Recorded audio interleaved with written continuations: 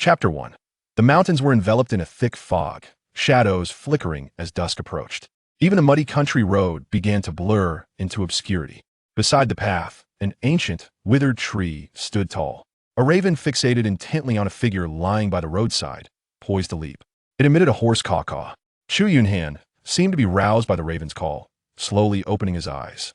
A heavy haze clouded his senses, a splitting headache throbbed, and his mind felt utterly blank, as if a mysterious force had erased his memories, rendering everything indistinct. Struggling against the cold ground, he gradually stood upright and scanned his surroundings. Through the pervasive mist, he could vaguely discern what appeared to be a blurred structure ahead. As he made his way along the muddy path, he discovered it was a moss-covered archway made of green stone. Inscribed above were the words, Zhang Family Chastity Arch. On either side of the architraves were carved the phrases pure as ice, clean as jade, and fragrant bamboo, scented orchid. It seemed to honor the steadfast virtues of the Zhang family, commemorating their lifelong adherence to chastity. He continued along the winding path, progressing forward. After a while, he could just make out a small town nestled in the distance.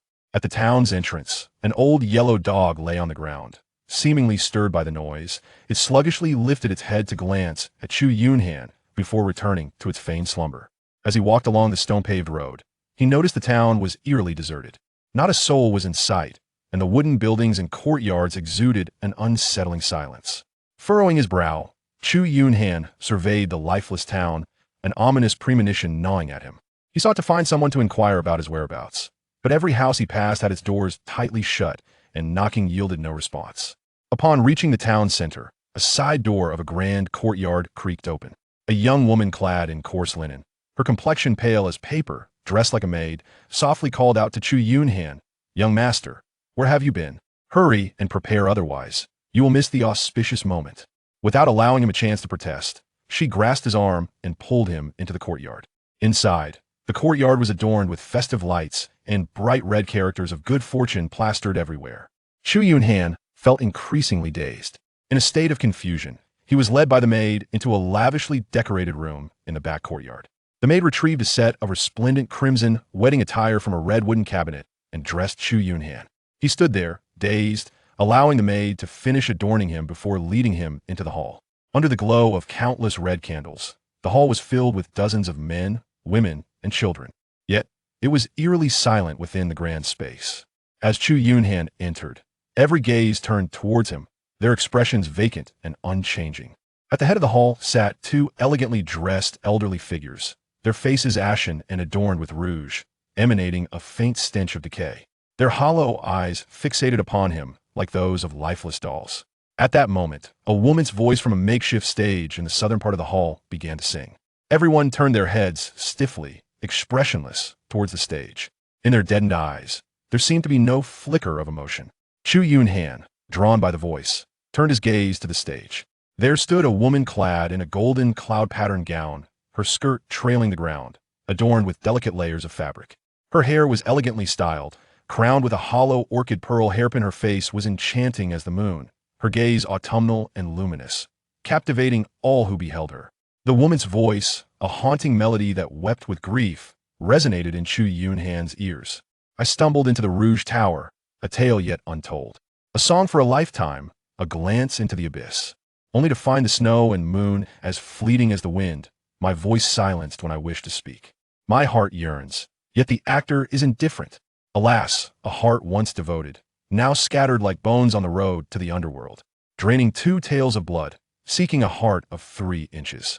As the final note faded, the woman stepped down from the stage and approached Chu Yunhan. She took a piece of red satin from the side and draped it over her head. In the southeast corner of the hall stood a man with a waxen complexion, devoid of emotion, who proclaimed at the top of his lungs, "The auspicious hour has arrived. Let the matchmaker's words unite us in matrimony. A union of 2 families, a bond forged.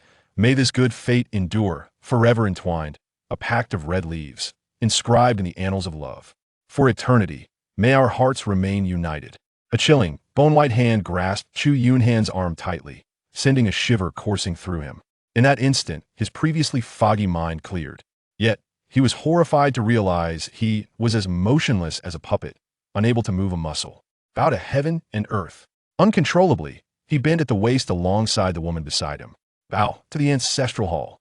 The two elderly figures at the head of the hall watched without a flicker of expression as the couple bowed in unison. The dozens of onlookers remained utterly silent, as if they were mere phantoms. Bow to each other as husband and wife. Chu Yunhan's fear peaked, yet his body involuntarily inclined towards the bride. Before him, he only beheld a pair of blood-red embroidered shoes. The ceremony is complete. With that proclamation, he felt a semblance of control return to his body. In a frenzied rush, he sprinted towards the exit. Yet, within the hall, no one attempted to stop him. When he reached the main door, he found it sealed tight, with no lock in sight, as if it were a solid wall. The side door he had entered was nowhere to be found. The courtyard's walls loomed high, and despite numerous attempts, he could not scale them. Eventually, he resigned himself to his fear and returned to the hall. To his dismay, only the red candles remained lit, casting flickering shadows. The multitude, including the bride, had vanished without a trace. An eerie silence pervaded the space. A sudden jolt of dread gripped Chu Yunhan's heart. He fought against his terror, scouring the hall for any signs of life. With no one in sight, he ventured towards the back courtyard. However, he found no one there either, only a seemingly empty room with a flickering candle that appeared to be a woman's chamber. As he approached, he noticed a delicate iron box atop the vanity. Upon opening it, he discovered a thick stack of rice paper, each inscribed with elegant characters. The performer from the troupe is truly enchanting, her singing delightful. Alas, I regret my master's decree. It was wrong to secretly pledge our hearts. Tea has lost its flavor, and meals taste bland. Where is Chu Gongzi now? When will Chu Gongzi come to propose to my Zhang family? Am I unwell? I felt unusually weak lately. My father has summoned a physician, yet why does he shake his head after examining me? One misstep leads to eternal regret. Father claims I bear a cursed child. Why does Chu Gongzi not come propose? I am so frightened. Father insists I descend into the underworld, fearing the Zhang family's virtue will be sullied. Chu Gongzi, I am so terrified. My mother wishes to drown me in a well, but what of the life within me? Just as Chu Yunhan was about to continue reading, the candlelight in the room began to flicker ominously. A cold wind swept in, causing the doors and windows to creak. In the distance, a woman's sorrowful call echoed, making the already eerie atmosphere more unsettling. Dear sir, Chu Yunhan's heart trembled at the sound, hastily placing the papers back into the box. Glancing around, he realized there was no suitable place to hide. The footsteps drew nearer, and with a clenched jaw, he scrambled beneath the bed without a second thought. Moments later, the door creaked open, and the footsteps approached slowly. A pair of blood-red embroidered shoes came into view. He pressed his mouth shut, stifling even his breath. Suddenly, the candlelight extinguished, plunging the room into darkness. The silence was palpable, as if even his heartbeat was disturbingly loud. After what felt like an eternity, the sound of dripping water reached his ears. He felt something wet land on his face. Just as he cautiously prepared to wipe it away, a paralyzing fear surged within him. A pair of icy, skeletal hands gripped his feet from beneath the bed. Hee, dear sir, I have finally found you. Before Chu Yunhan could react, a tremendous force yanked him from beneath the bed. He was then violently hurled onto the mattress in the next moment. A damp, swollen, and decaying body pressed down upon him in the enveloping darkness. A repugnant stench of rot invaded his nostrils.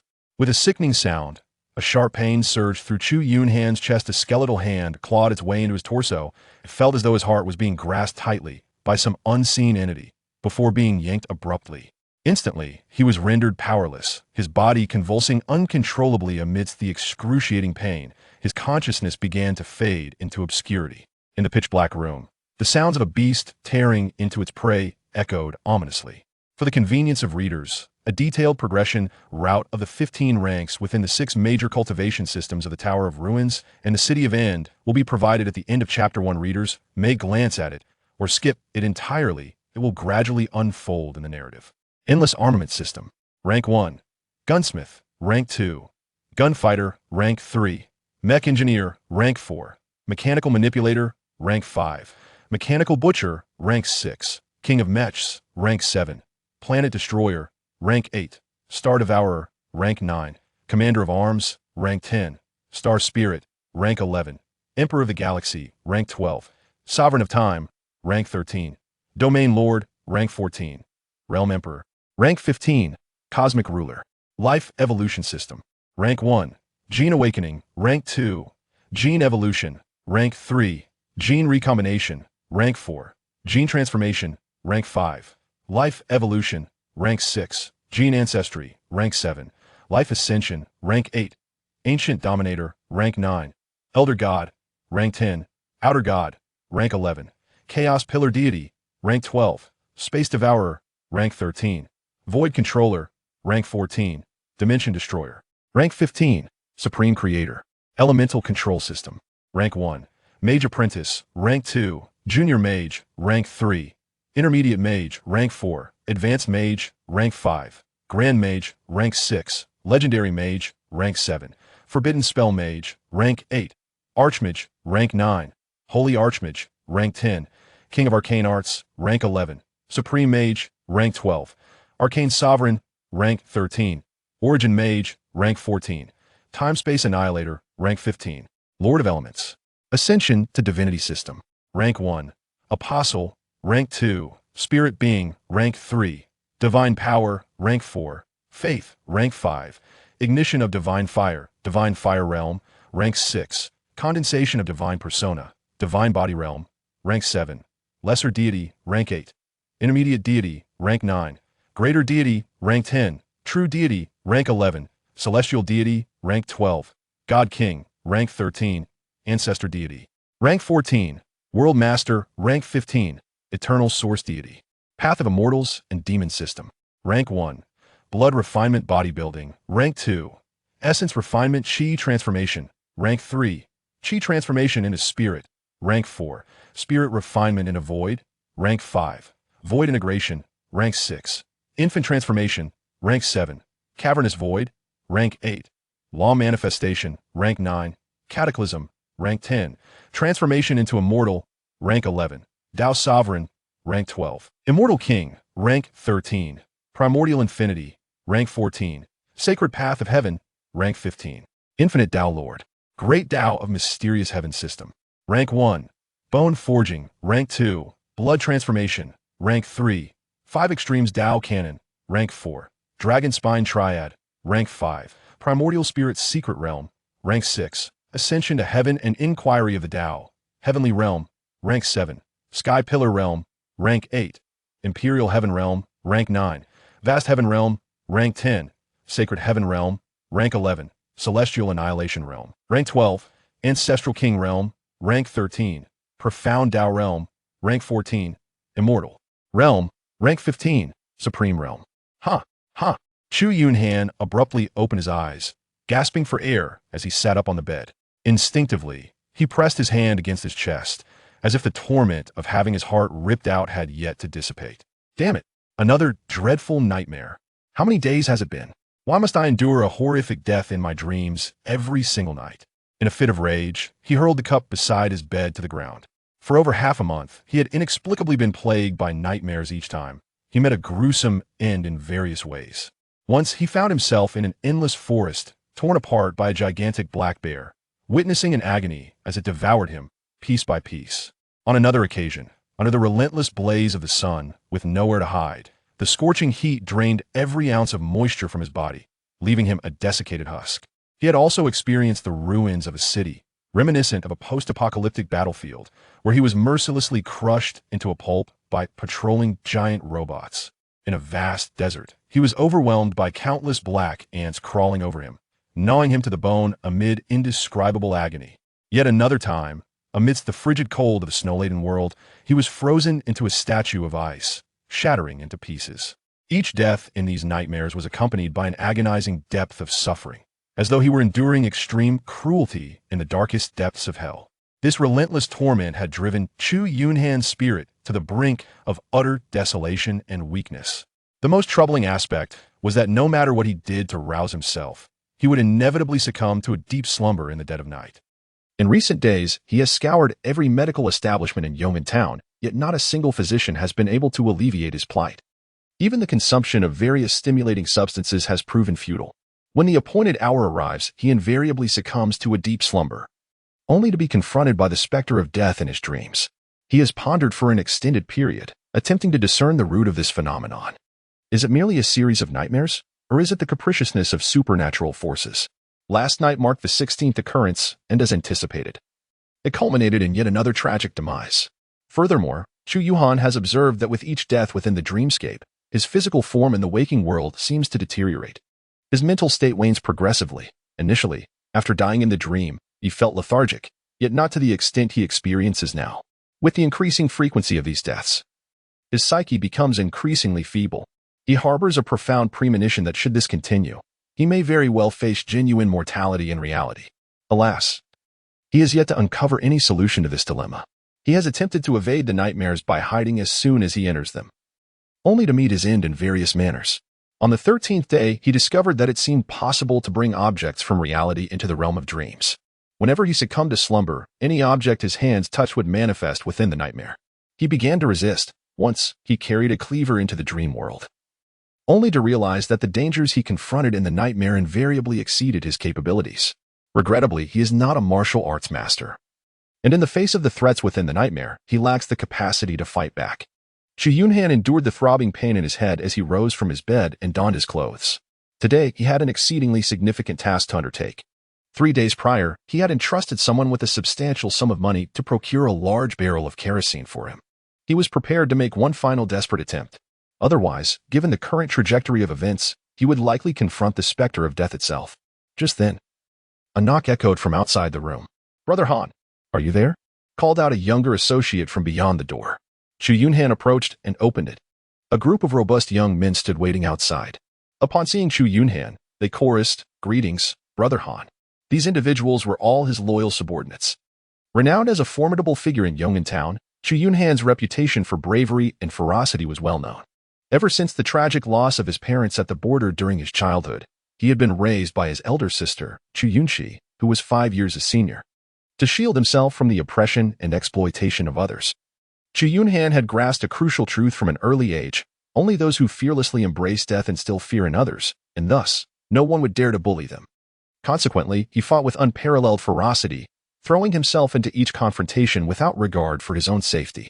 Gradually, his ruthless reputation spread throughout Yong'an Town, and from that moment onward, no one dared to humiliate the siblings. He amassed a group of young ruffians under his command, who made a living through the practice of usury. The only lamentable aspect was their lack of a solid background and substantial family wealth.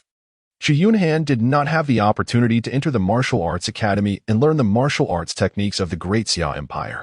Last spring, his sister, Chu Yunshi, married far away in the Chang'an prefecture of the Liang province, thousands of miles from his home in the Langyue prefecture of Jiangnan province.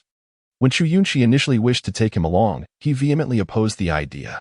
A newly married woman bringing her brother to her husband's home would only invite endless gossip and slander. He did not wish to become a burden to his sister, nor did he want her to lose face in her new family. Thus, he chose to remain in Yong'an Town, living a solitary life. Nodded slightly.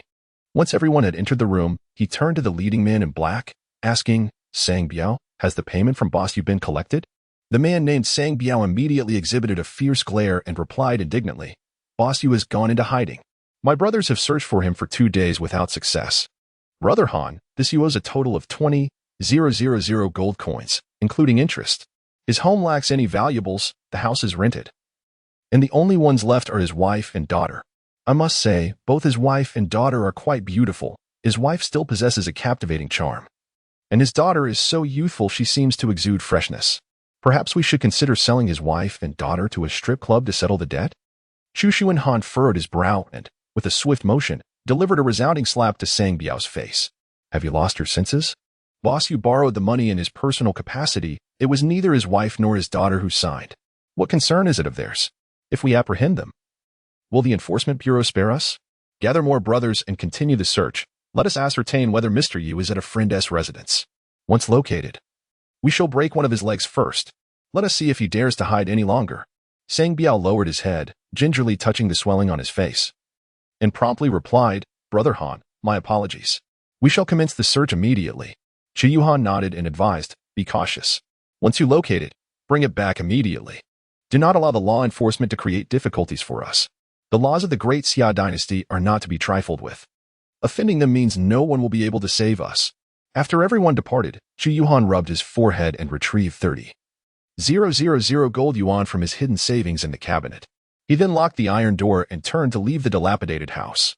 It was not until the afternoon that Chu Yunhan, panting and weary, dragged a large wooden barrel back to his residence. This 50-kilogram barrel of kerosene was procured with great effort from a black market merchant in Qinglian County, costing him a hefty sum of 30,000 gold yuan. His savings over the years amounted to just over 90,000 gold yuan. Kerosene, as a fuel for mechanical vehicles, was strictly regulated by the Great Xia dynasty. Typically, only the government had the privilege to purchase it from specialized royal stores. Common citizens were expressly forbidden from buying or storing such a substance due to its highly flammable nature, which could easily lead to fires and casualties. Moreover, ordinary people did not possess mechanical vehicles, rendering this item unnecessary for them. However, in the black market, it was exceedingly popular. Where there was profit to be made, anything could be found in the black market. Rumor had it that one could even acquire the standard-issue Thunderfire rifles of the Imperial Army in the black market of Langia Prefecture. These novel items had only emerged in recent years. He recalled a time when the military relied solely on swords, spears, and bows, traveling by horse-drawn carriages, with currency being gold and silver. He pondered where the empire had acquired such innovative knowledge, enabling the entire Great Xia to undergo a remarkable transformation in just a few short years. As the sun set and the moon rose, darkness enveloped the land. Clad in a black short attire, Chu Yunhan leaned against the edge of the bed, cradling a barrel of kerosene in his arms, with a glinting, cold blade strapped to his waist. To prepare for any eventuality, he had stowed away 3 boxes of matches in the pocket of his shirt. As he silently counted the passing moments, an overwhelming wave of drowsiness soon enveloped him, leading him swiftly into slumber. Upon reopening his eyes, Chu Yunhan found himself in the midst of a desolate estate. The abandoned manor, dominated by a decaying wooden main building, was surrounded by crumbling walls and remnants of a once thriving structure. The courtyard, overgrown with weeds, bore the marks of years of neglect, and a thick mist blanketed the surroundings, obscuring any distant vistas. Gazing at the kerosene barrel in his grasp and feeling the sharp blade at his side, Chu Yunhan's heart found a measure of calm. He then dragged the heavy barrel towards the dilapidated wooden main building. Upon pushing open the decayed door, a musty odor assaulted his senses.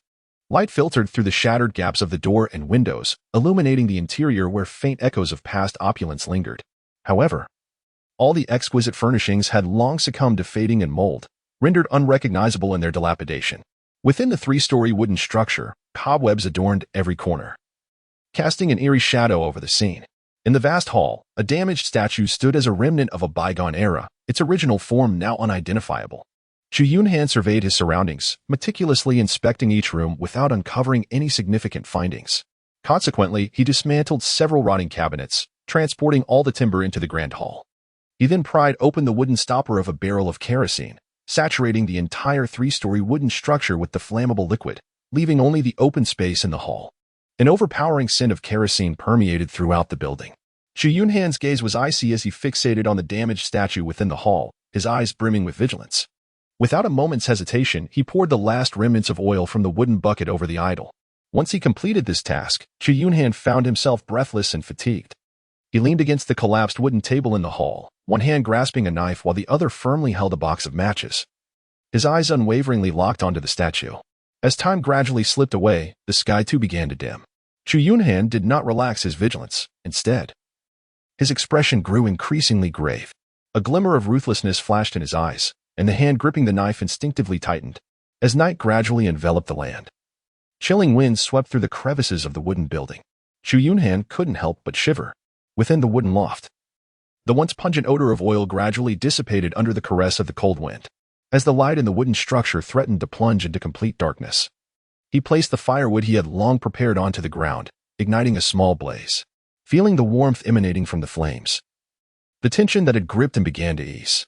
In the flickering light, the shadow of the dilapidated statue standing in the hall danced, contorting as if mocking the prey awaiting the arrival of death. In the night sky, the moon seemed to have hidden itself, its faint glow devoured by the encroaching darkness. The forsaken manor lay enveloped in a profound silence. Not even a single insect dared to chirp. Only the mournful whispers of the cold wind echoed, resembling the cries of lost souls, rendering the world even more eerie and foreboding. As the night deepened, Chu Yunhan, acutely aware of the surrounding stillness, felt his heart race. At this moment, he could no longer pay heed to the chill enveloping him, his gaze fixed intently on the statue, as if anticipating its sudden animation. Yet, after a prolonged wait, the battered statue remained utterly motionless. Unbeknownst to him, above his head, a shadow the size of a grinding stone silently descended towards him.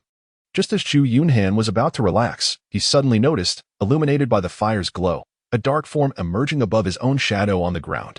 Chu Yunhan was suddenly drenched in cold sweat, his hair standing on end. With a sudden lift of his head, the sharp blade in his right hand was swung fiercely overhead.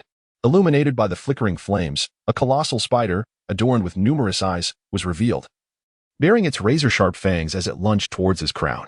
With a resounding thud, the blade struck the giant spider, cleaving a long gash into its rotund abdomen, which was the size of a grinding stone.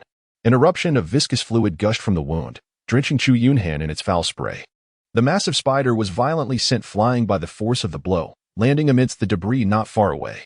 Chu Yunhan gasped for breath, his body collapsing weakly to the ground. At that moment, a searing pain coursed through his face and body. It seemed that the bodily fluids of the colossal spider contained a potent venom. Only then, illuminated by the flickering flames, did he notice a silken thread dangling above him, swaying in the cold wind. After resting for a brief moment, Chu Yunhan picked up a burning stick from the fire and made his way towards the place where the giant spider had fallen. Soon, he discovered the colossal spider amidst the rubble. It appeared that his earlier strike had not only inflicted a wound upon its body, but had also severed several of its grotesque legs, rendering the giant spider motionless. Sensing Chu Yunhan's approach, the enormous spider opened its gaping maw, revealing its razor-sharp fangs, and hissed menacingly at him. Without a moment's hesitation, Chu Yunhan raised his cleaver and struck down upon the colossal spider, splattering its foul, viscous fluids in all directions. After ensuring the giant arachnid lay motionless, the corrosive venom began to inflict excruciating pain upon its body. After what felt like an eternity, Chu Yunhan, battered and bruised, slowly made his way towards the flickering campfire. Just as he approached the warmth, intending to rest, he suddenly felt a sticky tendril wrap around his leg. In an instant, a tremendous force surged forth, dragging the unsuspecting Chu Yunhan into the depths of darkness. Chu Yunhan fell to the ground, and the machete in his hand clattered beside him. He could only manage to grasp a burning stick from the bonfire before being dragged away. In the dim light of the flames, a colossal spider, roughly the size of a calf, loomed before him. As he stared in horror, a pair of enormous fangs pierced his flesh. Almost immediately, a wave of excruciating pain coursed through him, as if the monstrous spider had injected something into his body. Then, the wooden building above and below erupted with rustling sounds. Countless bloodthirsty spiders, varying in size and cloaked in black fur, scuttled towards him. The overwhelming sight sent shivers down Chu Yunhan's spine, causing him to tremble uncontrollably. Before he could react, an intense pain began to churn violently in his abdomen. It felt as though sulfuric acid had been infused within him, and his body seemed to be dissolving. Ugh! Chu Yunhan writhed in agony, unable to utter a word.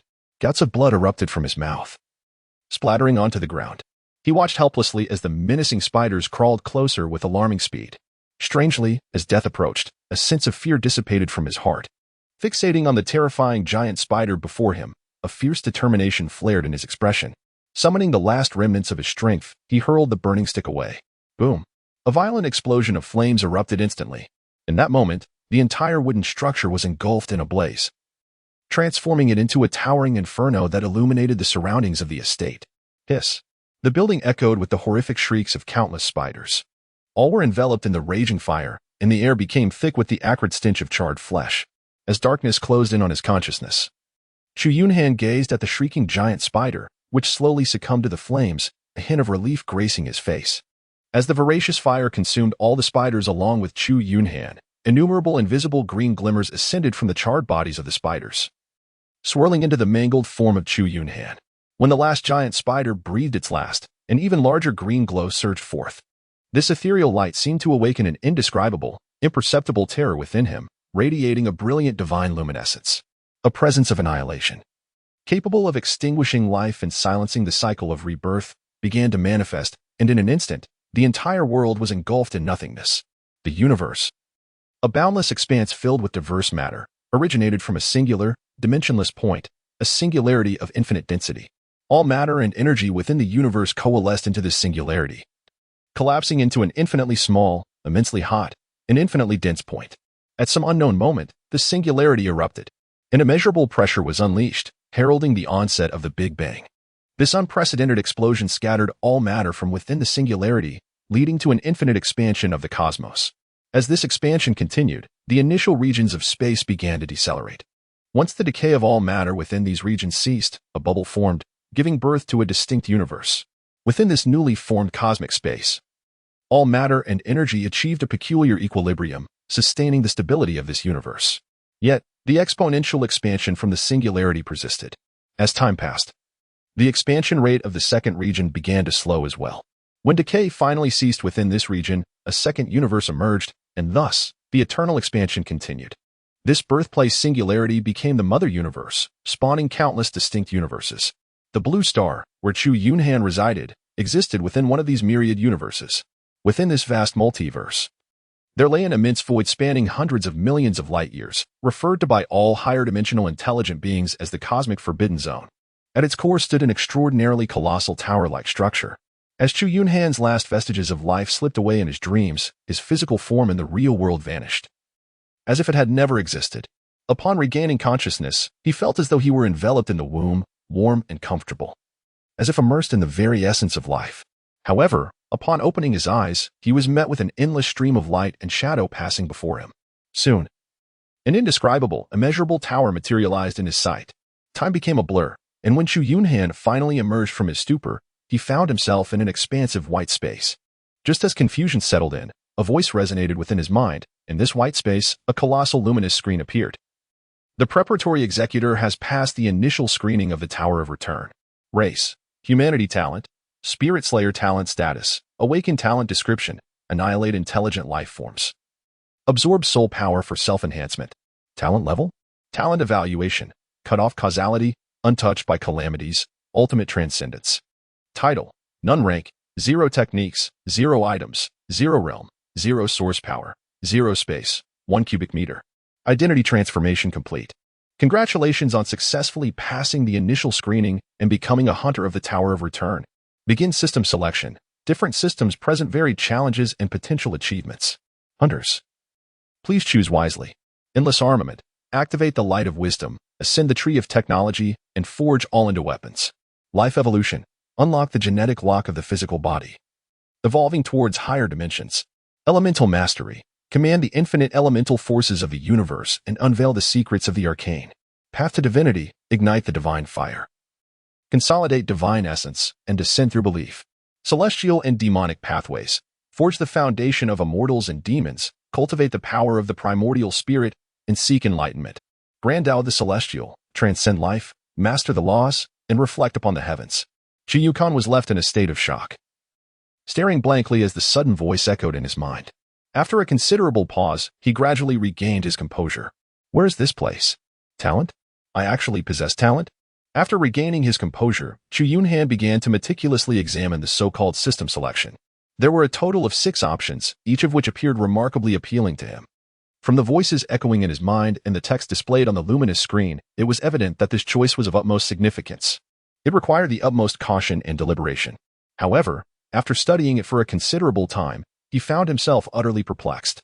Nevertheless, despite his lack of understanding, he devised his own approach to select the option that appeared the most formidable among them.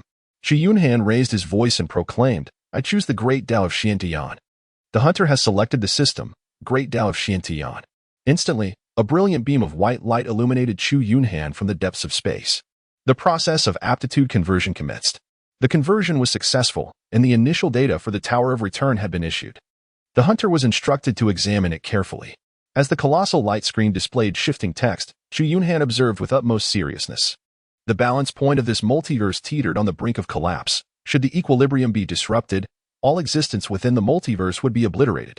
Within the infinite multiverses and the eternal flow of time, 2 magnificent beings transcending all intelligent life forms emerged. Amidst the boundless chaos, from a single thought, all things were born, and with another, they were annihilated. However, each of their interventions accelerated the disintegration of cosmic balance. To restore equilibrium, these 2 exalted entities created the Tower of Return and the city of Terminus, 2 primordial realms. They began to select qualified executors from the vastness of the infinite multiverse, tasked with thwarting the civilizations and powerful beings that threatened cosmic harmony.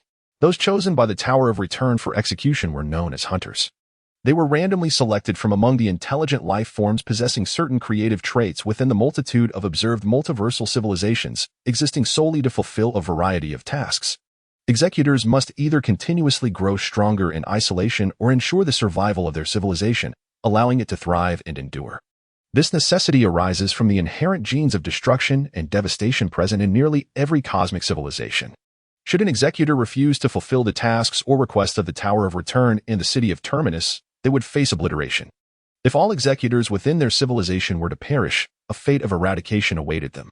Executors must tirelessly strive to grow more formidable, confronting the endless darkness and the unknown, until they either complete their mission or meet their demise.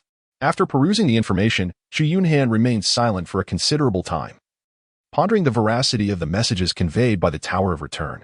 The truth may only be unveiled as he encounters more information. The Tower of Return would, at intervals, issue a variety of tasks to its hunters. They must employ every conceivable means to complete these tasks to return to the tower. The degree of task completion and the evaluation by the tower would determine the rewards bestowed upon the hunters.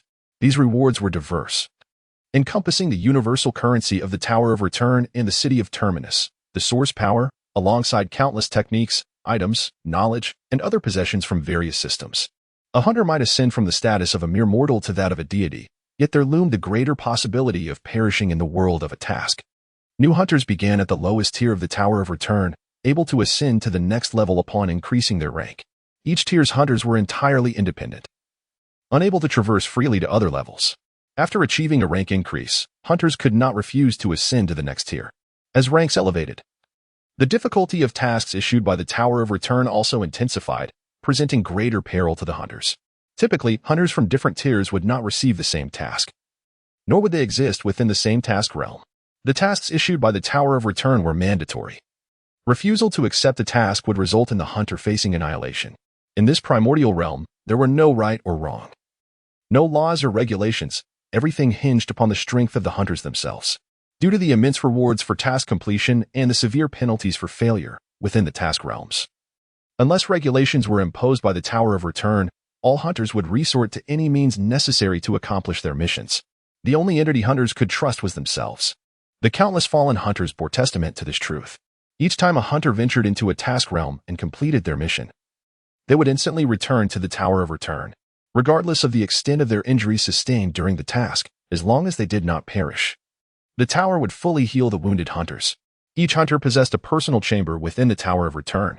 In the intervals between accepting tasks, they could choose to temporarily return to their own worlds for recuperation.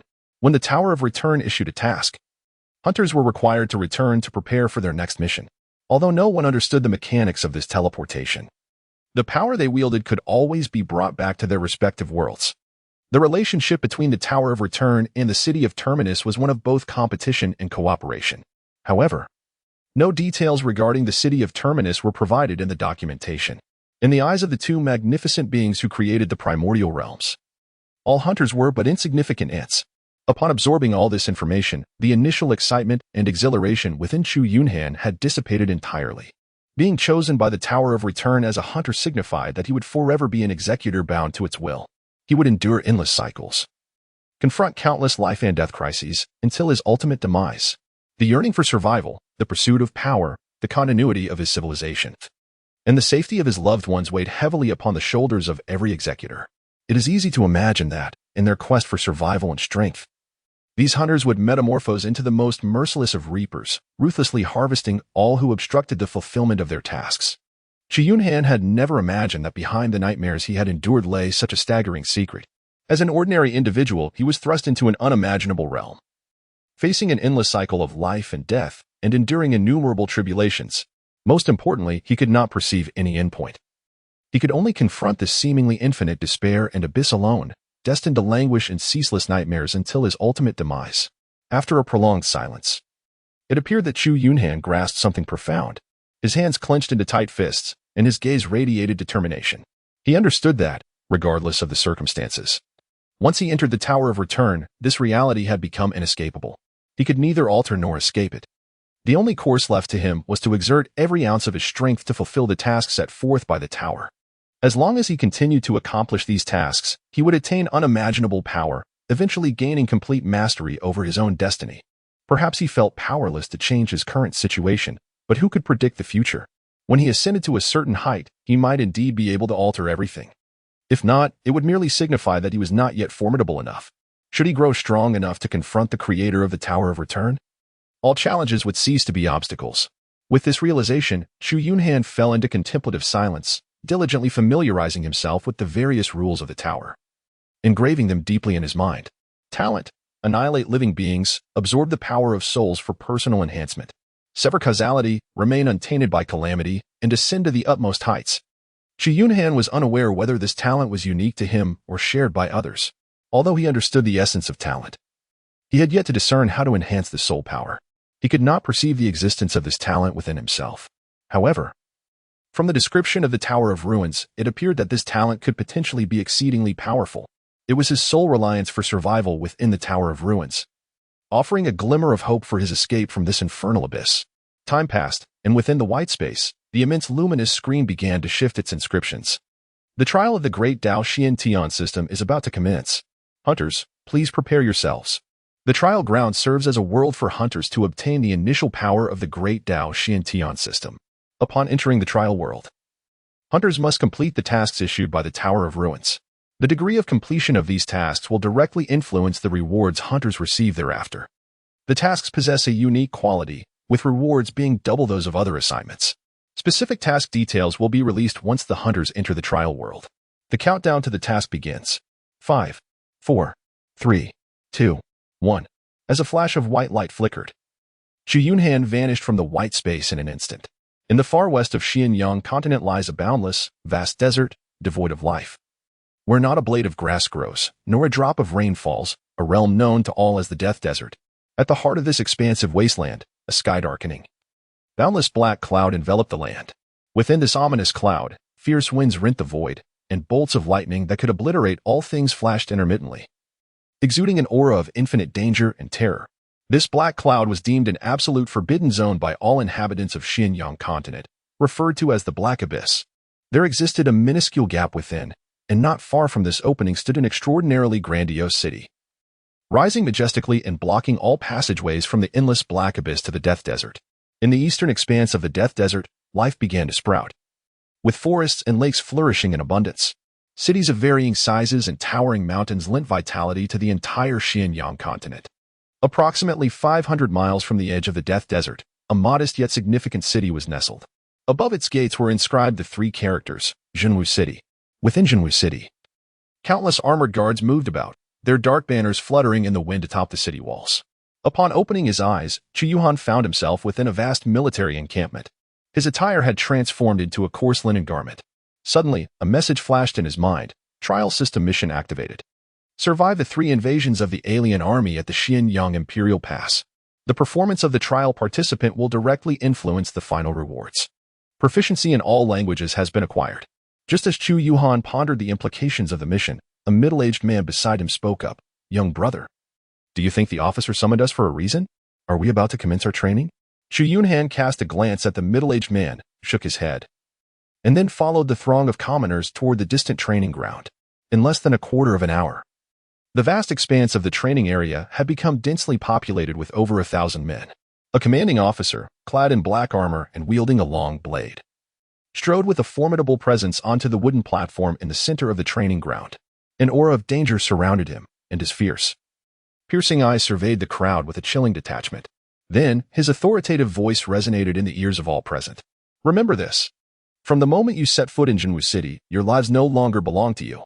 Regardless of your former status, the enemies you've crossed, or the heinous crimes you've committed, from this day forth, you are the vanguard of the Su Nji army, mere death warriors.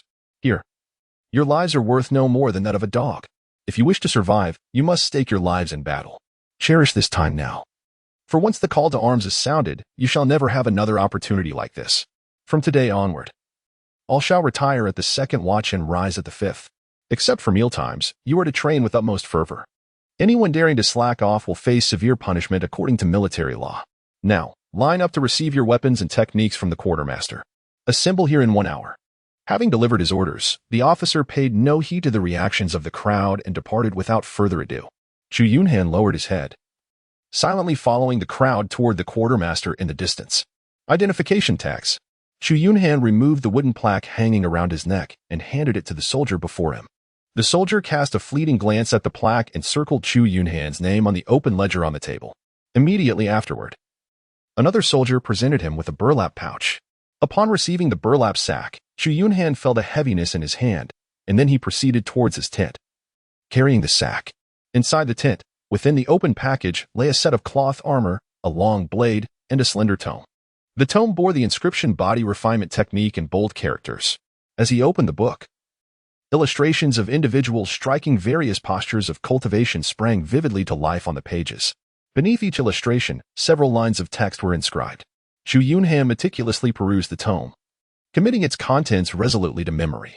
An hour later, donned in cloth armor and wielding a long sword, he stood in the training ground, still reflecting on the principles of the body refinement technique. The former captain, now seated on the platform, observed that all participants had assembled punctually. Nodding to himself, he began to speak.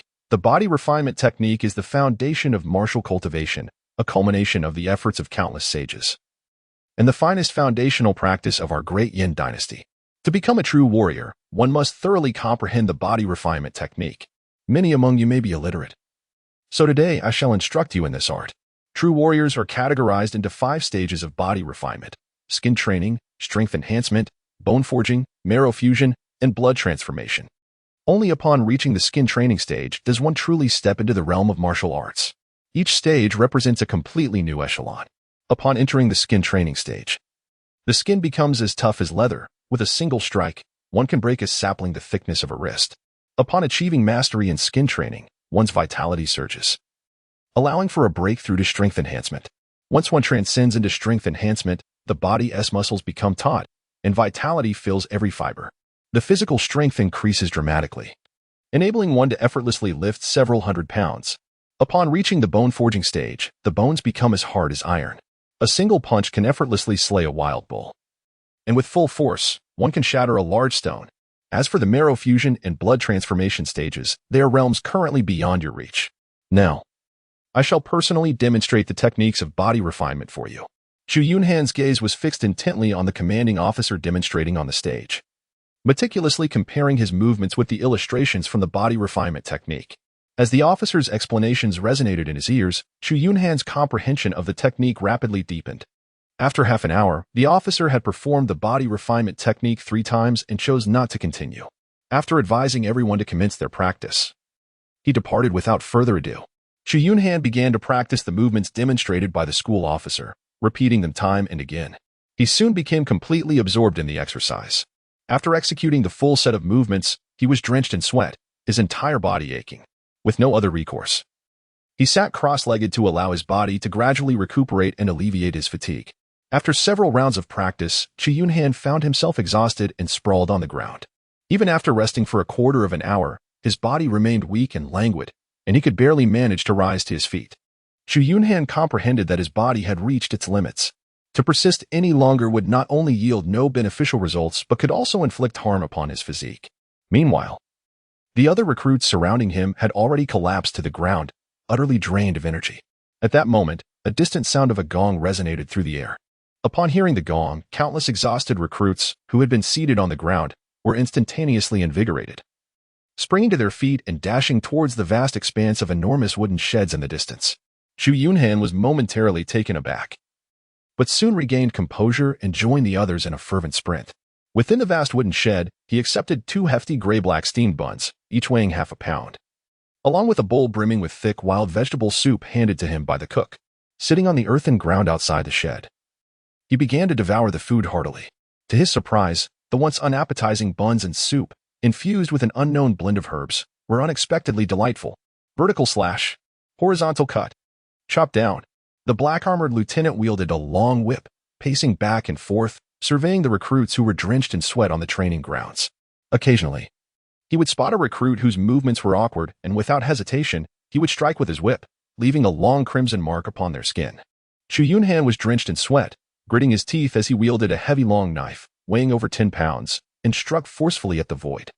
His weary hands trembled slightly, unable to bear the strain any longer. For more than a month, each day had unfolded in this manner. The intense training had left him feeling as though his entire body was on the verge of exhaustion. When night fell and it was time to rest, he would collapse into slumber almost immediately. During one such training session, overwhelmed by fatigue, he lost grip of the long knife, which clattered to the ground. The inspecting officer, upon noticing, struck him mercilessly, nearly causing him to lose consciousness on the spot.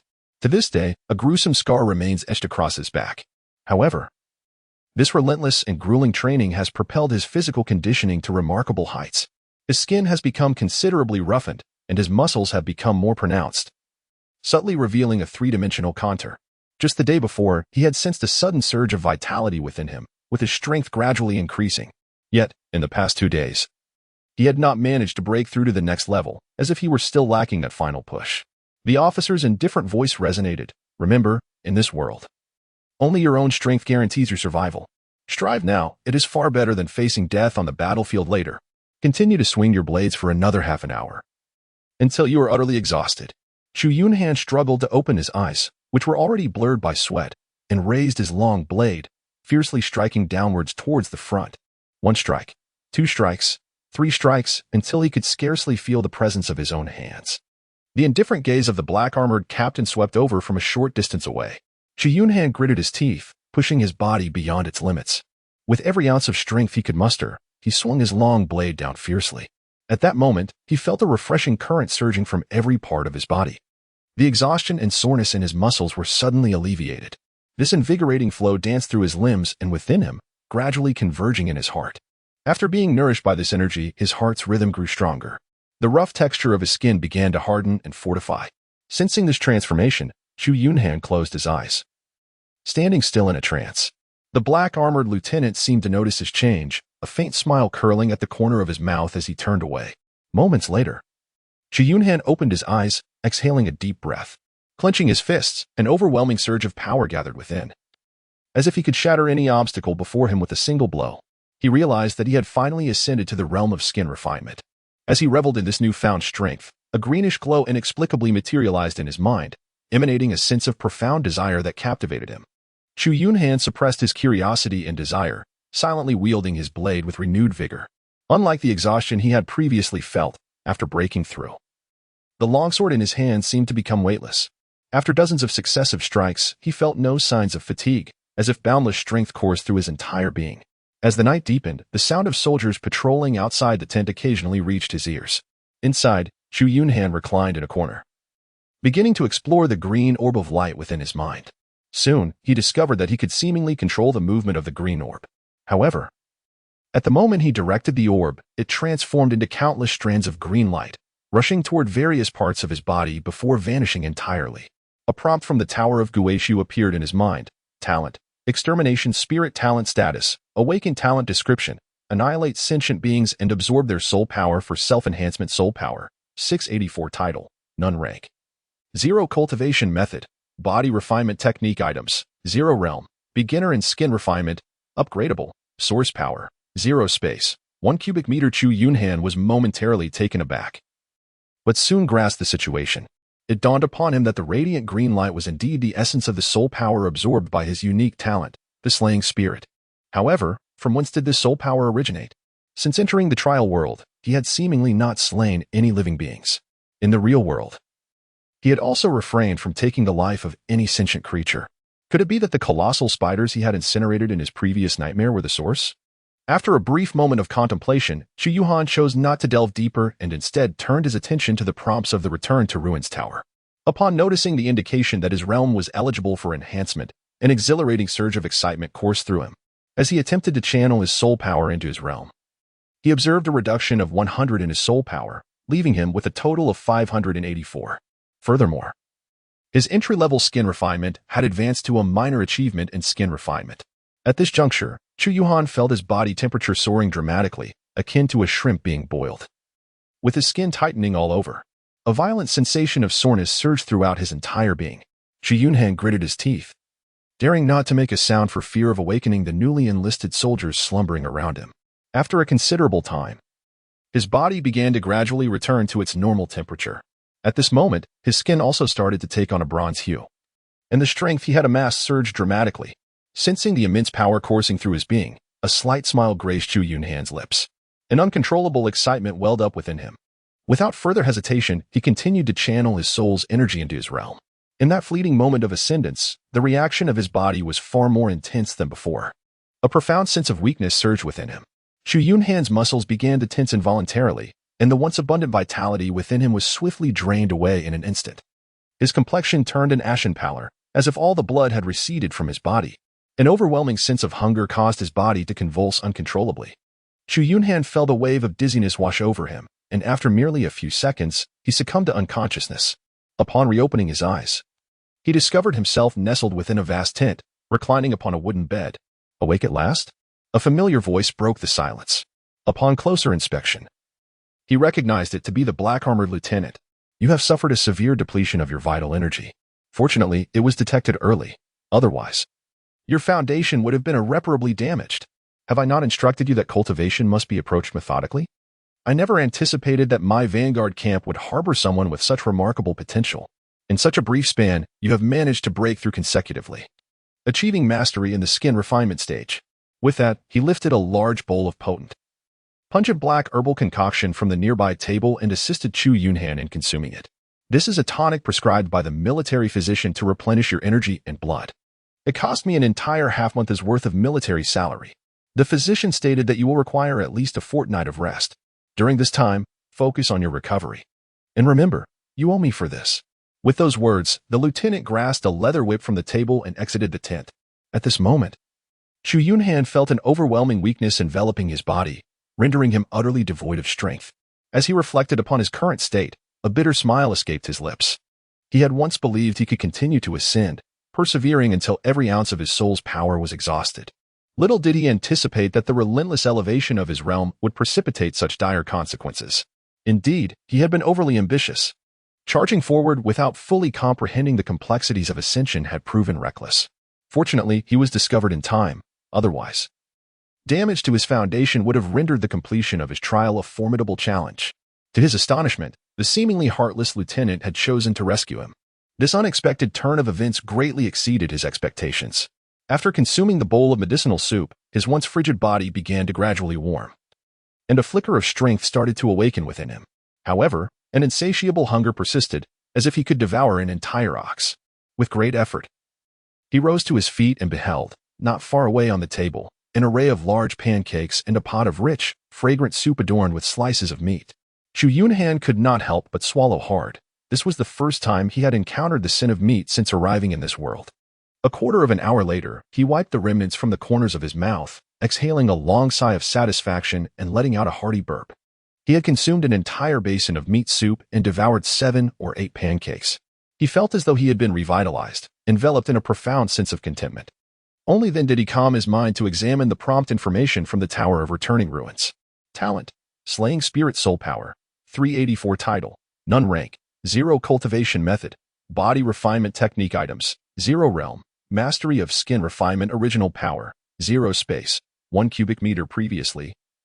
Upon breaking through from the initial stage of skin refinement to the minor accomplishment, his soul power diminished by 100 points. However, upon advancing from minor accomplishment to major accomplishment, his soul power decreased by 200 points. With only 384 points of soul power remaining, the options for further enhancement had vanished, indicating that this amount of soul power was insufficient to advance to the next realm. Chu Yunhan lightly touched the skin on his hand, feeling as though he were caressing a piece of coarse leather. He picked up the long knife resting beside his bed and gently grazed it across his palm, leaving only a faint white mark. With a slight increase in pressure, he managed to draw a slender cut. It seemed that his mastery of the skin training had significantly enhanced his physical resilience and toughness. In the following days, the captain did not permit Chu Yunhan to partake in the drills. The meal served twice daily transformed from blackened steamed buns to large flatbreads, and the broth often contained several pieces of glistening fatty meat. Once he felt that his body had fully recuperated, Chu Yunhan voluntarily rejoined the training ranks. Although the intensity of the daily regimen remained exceedingly high, he discovered a newfound vigor coursing through him, devoid of the previous post-training soreness and exhaustion. After his breakthrough in cultivation, even the commonly practiced sword techniques in the military appeared simplified. Thus, in the martial city of Zhanwu, he dedicated 3 full months to rigorous training. On the training grounds, Chu Yunhan wore a serious expression, his gaze fixed intently on the 3 robust men before him. His body was taut, and his senses heightened to a state of acute alertness. His indifferent stare was as sharp as a blade, piercing through the trio with unwavering determination and resolve. One of them stealthily maneuvered behind him, and concurrently, a chill crept up his spine. Chu Yunhan's entire body tensed in an instant, as if he could perceive the contraction and elasticity of every muscle. The other two exchanged a glance, their eyes glinting with ferocity. Like leopards, they lunged towards Chu Yunhan, their fists slicing through the air with a menacing force. Their speed was astonishing. Arriving before Chu Yunhan in the blink of an eye, their fists descending upon his face with tremendous impact. Chu Yunhan's eyes narrowed slightly. Instead of retreating, he boldly advanced to meet their onslaught. His body was akin to a taut string, evading their strikes in a graceful sidestep at the very moment they aimed for him. With a sudden burst of energy, he unleashed a powerful punch, akin to a bolt of lightning, aimed squarely at one man's face. Simultaneously, his other hand clamped down on the wrist of the second assailant like an iron vice.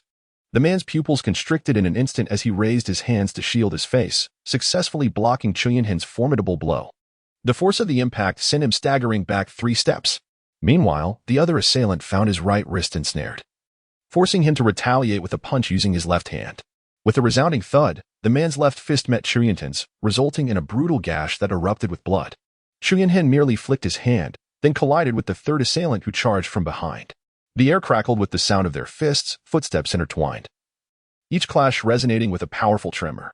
Chu Yunhan's assault was fierce and precise, gradually overwhelming the man who had attempted to ambush him. Observing the unfavorable turn of events, the other two individuals swiftly advanced to join the fray. The 3 of them launched a simultaneous attack, displaying agility and employing ruthless techniques, momentarily achieving a stalemate with Chu Yunhan. They continuously altered their positions and angles, seeking to exploit any vulnerabilities in his defense, yet each attempt was deftly evaded by him. The very air around them seemed to tremble under the resonance of their fierce combat, with dust swirling in the tumult.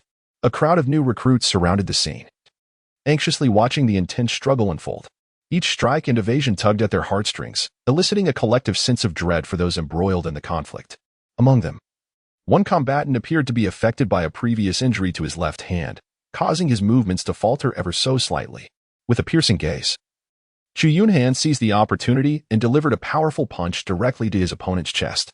The man, caught off guard, was instantly sent flying, crashing heavily to the ground. The sudden turn of events also disrupted the momentum of the other 2 individuals, causing their assault to falter momentarily. Chu Yunhan afforded them no opportunity to react.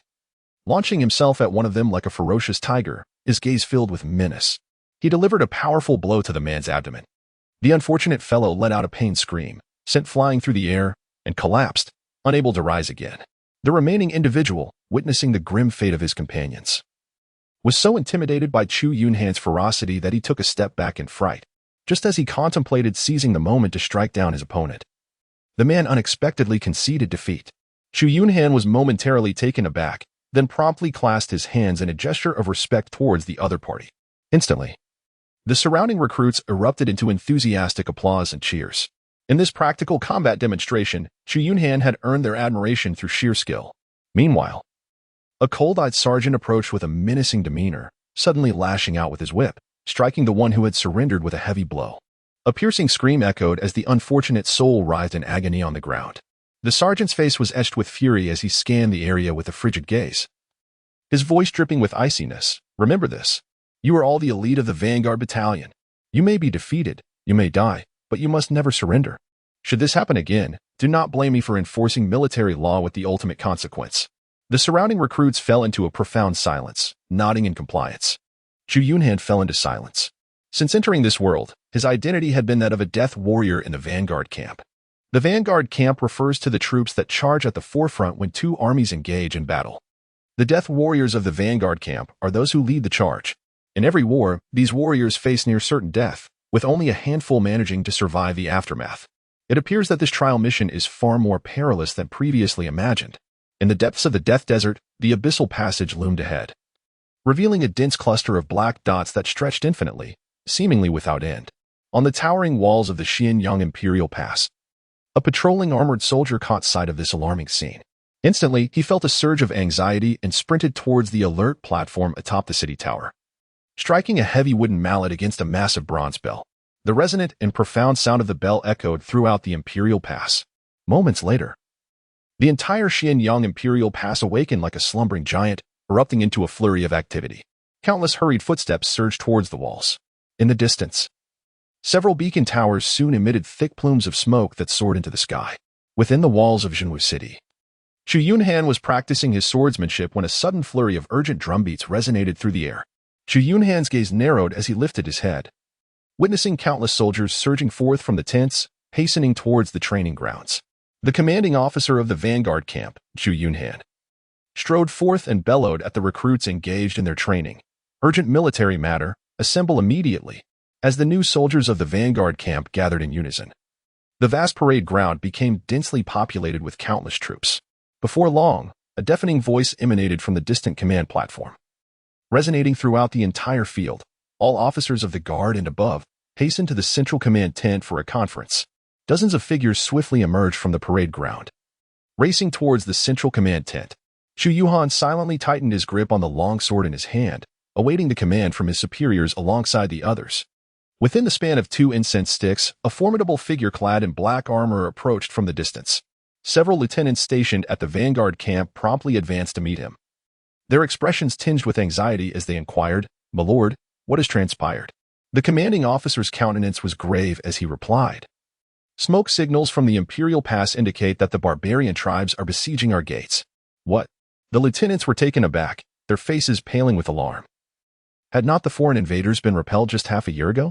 How could they return so swiftly? "The Grand General has issued orders for our Xuanjia army to urgently reinforce the Imperial Pass. You are to make immediate preparations and follow me to hasten our support to the pass." "Understood." The lieutenants swiftly dashed toward their respective camps to make the necessary arrangements. The vanguard camp, to which Chu Yunhan belonged, also began to stir. Thousands of valiant warriors hurried back to their respective tents, donned their protective armor, and equipped themselves with weapons. Subsequently, they marched alongside the Grand Army, advancing towards the depths of the Death Desert and the Imperial Pass. After several days, the army finally arrived before the Xianyang Imperial Pass. The Xianyang Imperial Pass spanned the abyssal chasm, resembling a colossal beast of the wild. It stood as if timeless, obstructing the passage and severing the entire Xianyang continent from the abyss. As Chu Yunhan raised his gaze, he was profoundly struck by his own insignificance in the presence of this magnificent and colossal city. The densely packed army stood before the imperial fortress like a swarm of ants. When the troops advanced to the Xianyang Imperial Fortress, the towering walls soared into the clouds, stretching beyond the horizon. All were left in speechless awe, some murmuring, "So this is the legendary Xianyang Imperial Fortress.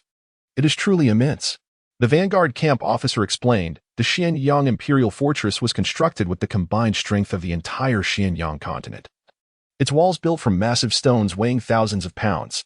The walls are inscribed with celestial runes, and countless formations are spread across their surface. This fortress is our greatest barrier against the Black Abyss, preventing the invasion of foreign races. Should the fortress fall to these invaders, the entire Xianyang continent would be plunged into despair, and humanity would face annihilation. Thus, prepare to fight with all your might. Our survival depends on our fate. After delivering his solemn words, the officer fell into silence, a flicker of sorrow evident in his eyes. The enormous gates, forged from black iron, slowly swung open, allowing the army to enter the city in an orderly fashion. As they passed through the towering gates, a vast and formidable aura enveloped them. Upon entering the fortress, they were greeted by a sprawling market and a multitude of stone dwellings. This was the abode of the city's defenders. The army did not linger here but continued their march toward the Black Abyss. After traversing for half an hour, they finally arrived at the opposite side of the fortress, where several enormous military camps were situated. The colossal wall facing the Black Abyss had taken on a dark hue, stained by the blood shed over countless years. Numerous old soldiers, their expressions cold and silent, observed the Xian armor troops as they rushed into one of the camps.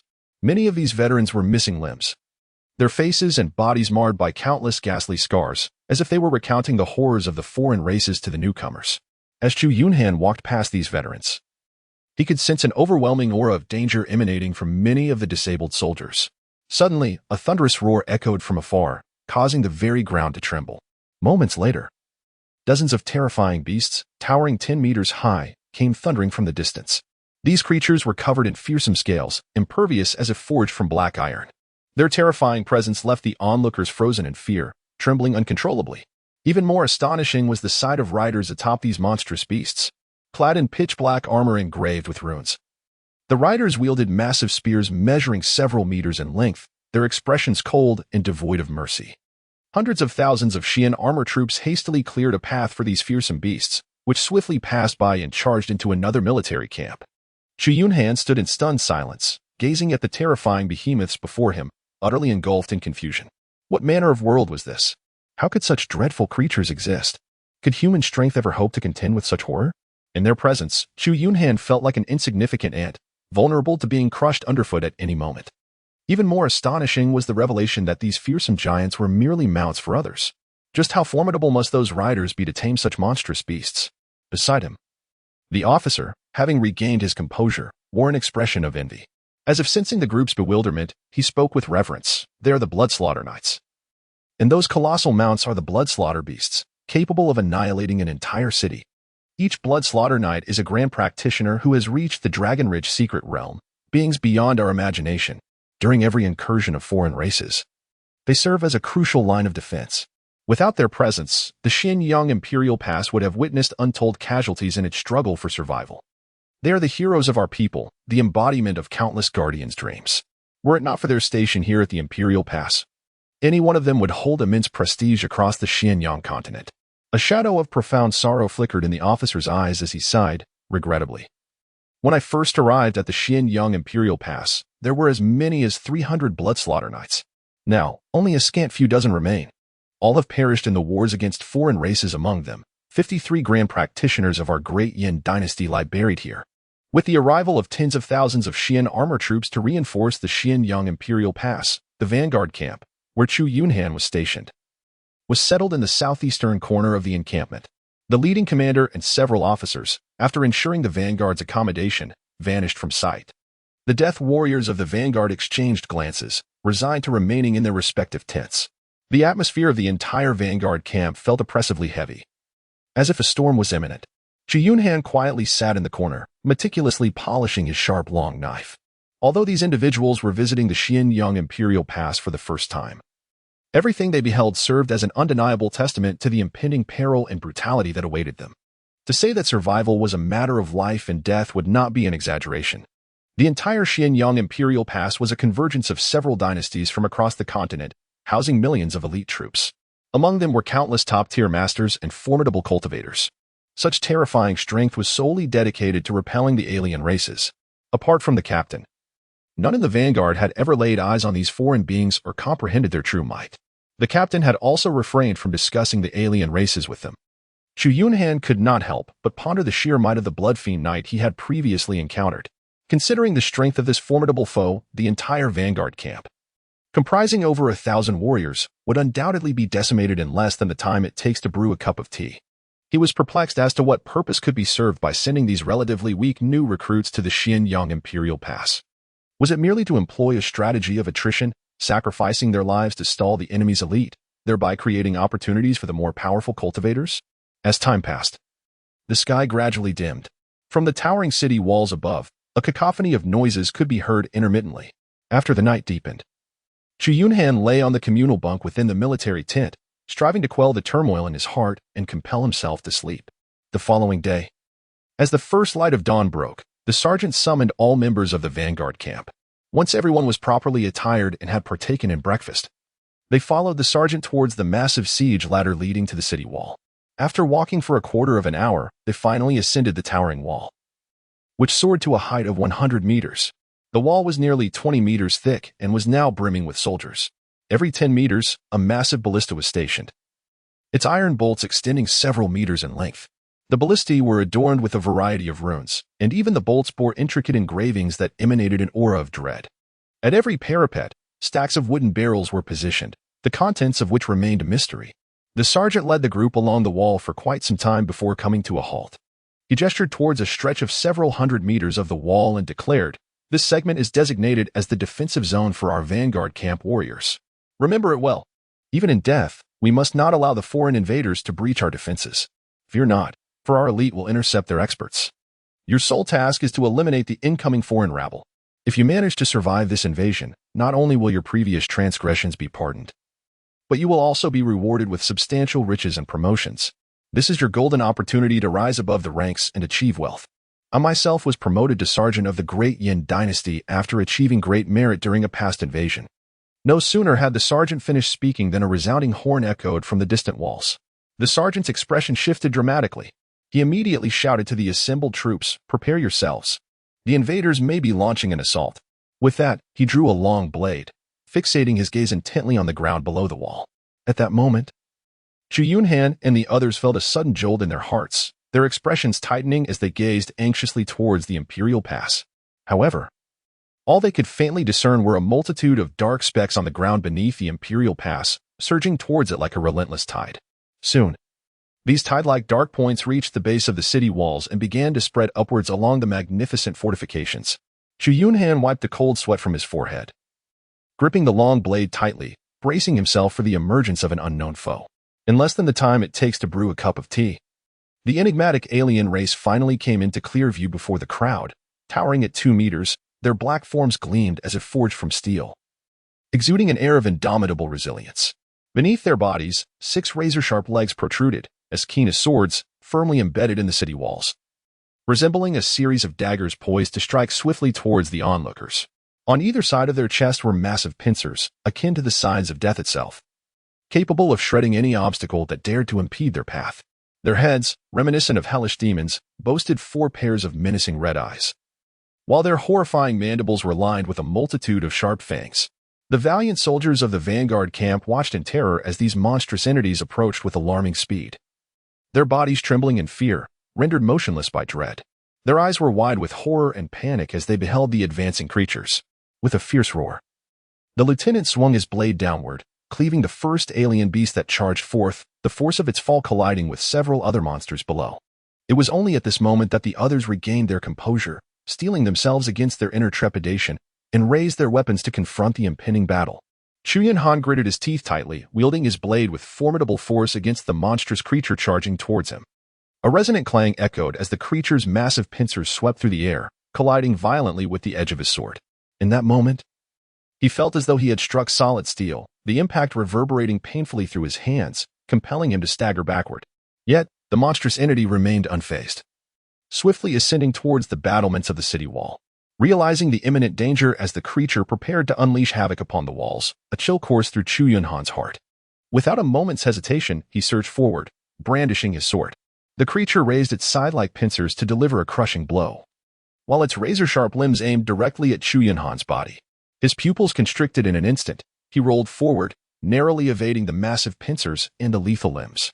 He tumbled beneath the monstrous figure, and with all his strength, he swung his longsword upward in a fierce arc. The blade sliced through the creature's abdomen, creating a deep gash from which a foul, green fluid erupted, splattering the ground below. The creature emitted a piercing, high-pitched shriek before crashing heavily to the earth. Motionless at last, Chu Yunhan's gaze was icy as he fixated intently on the fallen alien creature, exhibiting not the slightest hint of negligence. The downed monstrosity appeared lifeless, devoid of any movement. However, as he cautiously approached, 2 razor-sharp talons, concealed beneath its form, suddenly lunged forth with alarming swiftness. Chu Yunhan's gaze sharpened as he deftly evaded the impending danger. With a swift motion, he raised his long blade and plunged it mercilessly into the head of the alien creature, green blood splattering across his form. The massive body of the beast convulsed violently a few times before gradually falling still. It was then that he sensed a sudden surge of green soul energy within his mind, causing him to exhale a sigh of relief, albeit with lingering trepidation. Without pausing to assess the quantity of soul energy, he charged towards another alien monster engaged in battle with 3 others.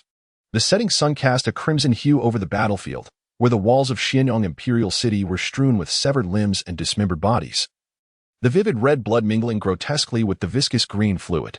The scene was harrowing, eliciting waves of nausea. The ground was littered with an abundance of cold corpses, belonging to both human soldiers and alien foes. The faces of these warriors were contorted, their eyes reflecting the terror and defiance that often accompany death.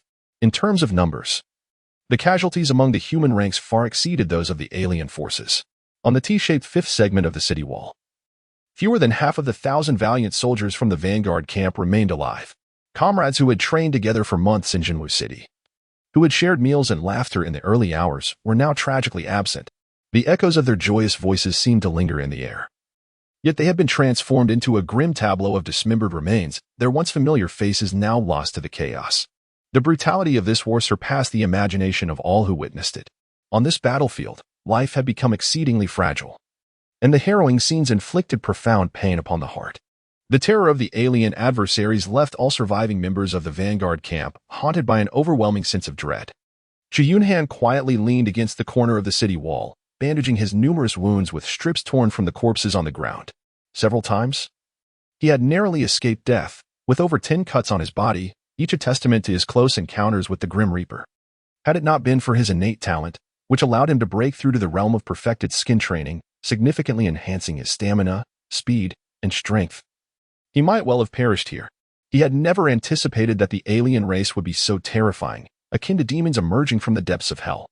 No wonder the captain warned that if the alien forces breached the Xinjiang Imperial Pass, the entire continent would descend into chaos, leading to the annihilation of humanity.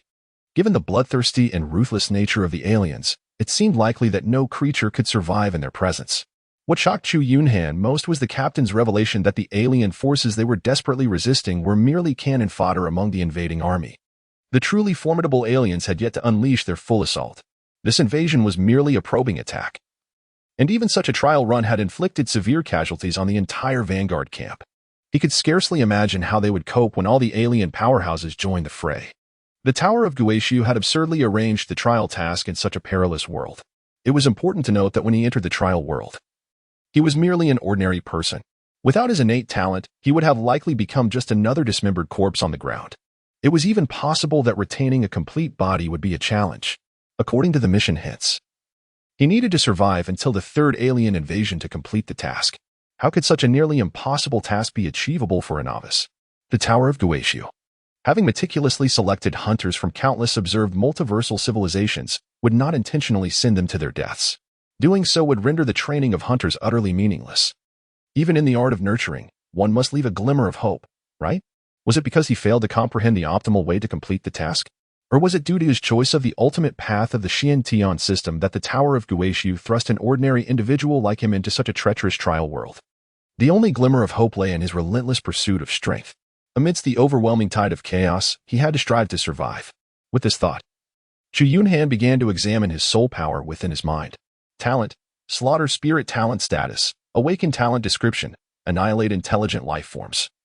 Absorb soul power for personal enhancement soul power, 1284 title, none rank, 0 cultivation method, body refinement technique items, 0 realm, perfected skin training can be enhanced, source power, 0 space. 1 cubic meter originally. He had only 384 points of soul power, but it had now increased to 1284 points. During this brutal battle, he personally killed 9 alien creatures. It appeared that with each alien monster slain, he absorbed 100 points of soul power. He needed to strengthen himself as swiftly as possible. With this resolve, Chu Yunhan hesitated no longer and directly elevated his realm.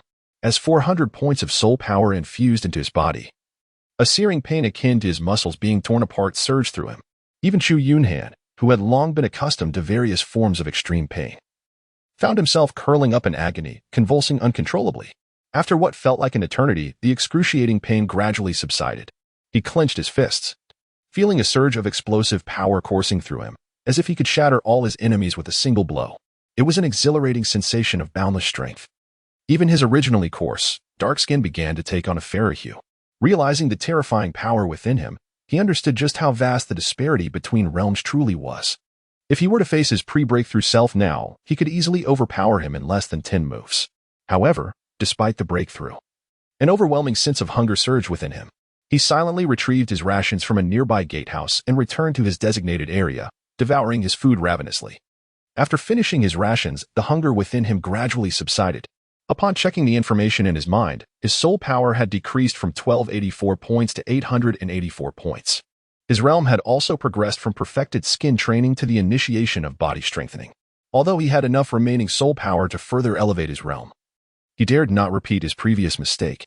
He needed to wait until his vitality was fully restored before attempting another breakthrough. At that moment, the captain approached from a distance. Upon seeing Chu Yunhan, a hint of a smile broke through his otherwise indifferent expression. He patted Chu Yunhan's shoulder and remarked, "You truly are fortunate. Not only have you survived, but you also managed to slay so many aliens. The inspection team has already recorded your achievements. You will receive every bit of your military merit. I hope you can continue to survive through this alien invasion. It would be a shame to lose such a promising talent from our vanguard camp." Chu Yunhan's expression remained serene as he slightly nodded in acknowledgement, then resumed his task of polishing his long blade. The captain shook his head, retrieving a piece of dried meat weighing half a pound from his bosom and tossing it to Chu Yunhan. You seem to be lacking in vitality lately. Find a secluded spot later and consume this dried meat. Be discreet about it. We wouldn't want others to see. He continued. This is a precious piece of earth dragon beast jerky that I painstakingly procured from the defense lord, renowned for its ability to replenish one's vitality. Observing the puzzled look on Chu Yunhan's face, the captain quickly added, do not misunderstand. This is merely a loan. Once you achieve success, do remember to return it along with interest. With that, he hurried off to assess the casualties among the other warriors. Chu Yunhan held the dark piece of jerky in his hand, remaining silent for a moment before quietly tucking it into his bosom. In the stillness of the night, the once bloody battlements, ravaged by fierce combat during the day, had now returned to tranquility. Only a procession of torch-bearing guards occasionally patrolled, their footsteps gentle as if they feared to rouse the soldiers who lay slumbering on the ground. Chu Yunhan opened his eyes, which had been closed in feigned slumber, and glanced around. Then, he retrieved a piece of jerky made from the flesh of the earth dragon beast from his bosom. The jerky had been smoked to a firm consistency. Chu Yunhan bit down with determination, chewing it thoroughly before swallowing. The flavor of the earth dragon jerky was reminiscent of dried mutton, imbued with a hint of gaminess. As soon as he swallowed a morsel, a sensation akin to flames ignited within him, causing his entire body to radiate warmth. It felt as though the blood coursing through his veins began to exult in jubilation. Chu Yunhan swiftly channeled his efforts into the body refinement technique, and the previously sluggish flow of his energy began to surge with remarkable speed. The effects of the earth dragon beast jerky surpassed all of Chu Yunhan's expectations. He had never anticipated such a profound enhancement to his physical constitution. The rarity of the earth dragon beast jerky is evident, and it seems he is once again indebted to the centurion for an immense favor. After a considerable duration, the tumultuous energy within him gradually settled. The weakness in his vital energy, caused by his recent breakthrough into the strong body realm, had fully restored itself. Chu Yunhan continued to bite into a piece of jerky, savoring it slowly. After half an hour, he had completely consumed the half-kilogram of earth dragon meat. His entire being felt as if it were boiling, with his vital energy surging violently. The blood within him flowed tumultuously through his veins like a torrent of mercury. It seemed that this state was indeed the full circulation of vital energy throughout his body. Seizing this opportunity, he resolved to cultivate diligently, believing it would yield extraordinary results. Regardless of others' resting, he would toil relentlessly. He understood that only through greater effort could he survive and grow stronger. Chu Yunhan silently pondered, then declared, elevate my realm. Talent, slaying spirit soul power, 84 title, none rank, 0 technique, body refinement method items, 0 realm, minor accomplishment in strengthening the body source power, 0 space. 1 cubic meter. His originally formidable soul power of 884 points had abruptly dwindled to a mere 84. An overwhelming surge of vitality coursed through his limbs and bones. The meridians within his body began to heat up, while his muscles contracted, causing beads of sweat to cascade down his skin, exuding a faintly unpleasant odor reminiscent of blood. With a furrowed brow, Chu Yunhan removed his cloth armor. He then quietly took a garment from a sleeping soldier nearby, using it to wipe away the sweat that covered his body. After breaking through to the minor completion of the strengthening realm, Chu Yunhan began to grasp the latent power within him, which was at least equivalent to 1,000 pounds of force. A single punch from him could likely result in the untimely demise of a practitioner at the skin refinement stage. With his current strength, he believed he could confront the monstrous beings of other races head-on. Having nearly exhausted his spiritual energy, he resolved to endure the rigors of his training before finally succumbing to slumber. Chu Yunhan donned his cloth armor and returned the sweat-stained garment to the sleeping soldier beside him. A faint, unpleasant odor permeated the air, causing him to furrow his brow. He distanced himself from the slumbering figure and sought a different spot to lie down, fully clothed. Since the recent probing attack by the alien forces, 3 days had passed without any further disturbances. The few hundred surviving warriors of the vanguard had gradually acclimatized to life within the confines of the Xianyang Empire. Just as everyone began to believe that the alien invaders had retreated in the face of adversity, unsettling sounds emanated from the Black Abyss Passage. Dozens of colossal, worm-like creatures, each exceeding 40 meters in length, slowly emerged from the depths of the passage. Their appearance cast an ominous shadow over the land, resembling a dark cloud looming ominously above. From the walls of the Xianyang fortress, one could clearly see these enormous worms, akin to grotesquely magnified versions of their smaller counterparts, emanating sporadic sparks of electricity. Their bodies hinted at the immense energy contained within, capable of obliterating everything in an instant upon release. Atop their elongated heads, a gaping maw, nearly taking up the entirety of their faces, revealed countless dagger-like fangs arranged menacingly. Accompanying these titanic worms were hundreds of towering monstrosities, each standing over 20 meters tall and boasting 4 muscular arms. Their presence intensified the already oppressive atmosphere. Not far behind these terrifying beings trailed thousands of silver-hued alien creatures, each exuding a palpable aura of ferocity that sent shivers down the spine. The centurion, positioned atop the walls, shuddered involuntarily at the sight, his countenance draining of color. With wide eyes fixed on the horrifying spectacle, he murmured in disbelief, "It's the thunderlight giant worms and the mad beasts. We are in grave trouble." His voice trembled, betraying a deep-seated fear and despair. After a moment of introspection, he rallied himself and bellowed to the remaining warriors of the vanguard. "When the alien forces attack, take cover behind the battlements. Do not expose yourselves. Wait until the creatures breach the walls before engaging in combat." His voice, laden with tension and resolve, echoed across the ramparts. A heavy silence enveloped the vanguard, despair etched into the faces of all present. From the centurion's tone, it was clear to everyone just how terrifying and formidable the impending assault would be. Even the typically unyielding centurion succumbed to profound hopelessness. With a pallid complexion, he mustered a faint smile, his voice tinged with bitterness as he addressed his comrades. "Brothers, it seems we may not survive this time. Though I have always strived to keep you alive, I have helplessly witnessed countless comrades of the vanguard perish before my eyes. Behind us lie our loved ones, the millions of citizens of the Xinjiang continent. We have no retreat, no escape. We are their hope for survival. We are the guardians of the Xinjiang fortress, as well as the protectors of the continent. This time, I shall perish before you all. I implore you, brothers, join me in this final stand. Remember my name. I am Wang Zhan, the King of Kings, the warrior of war."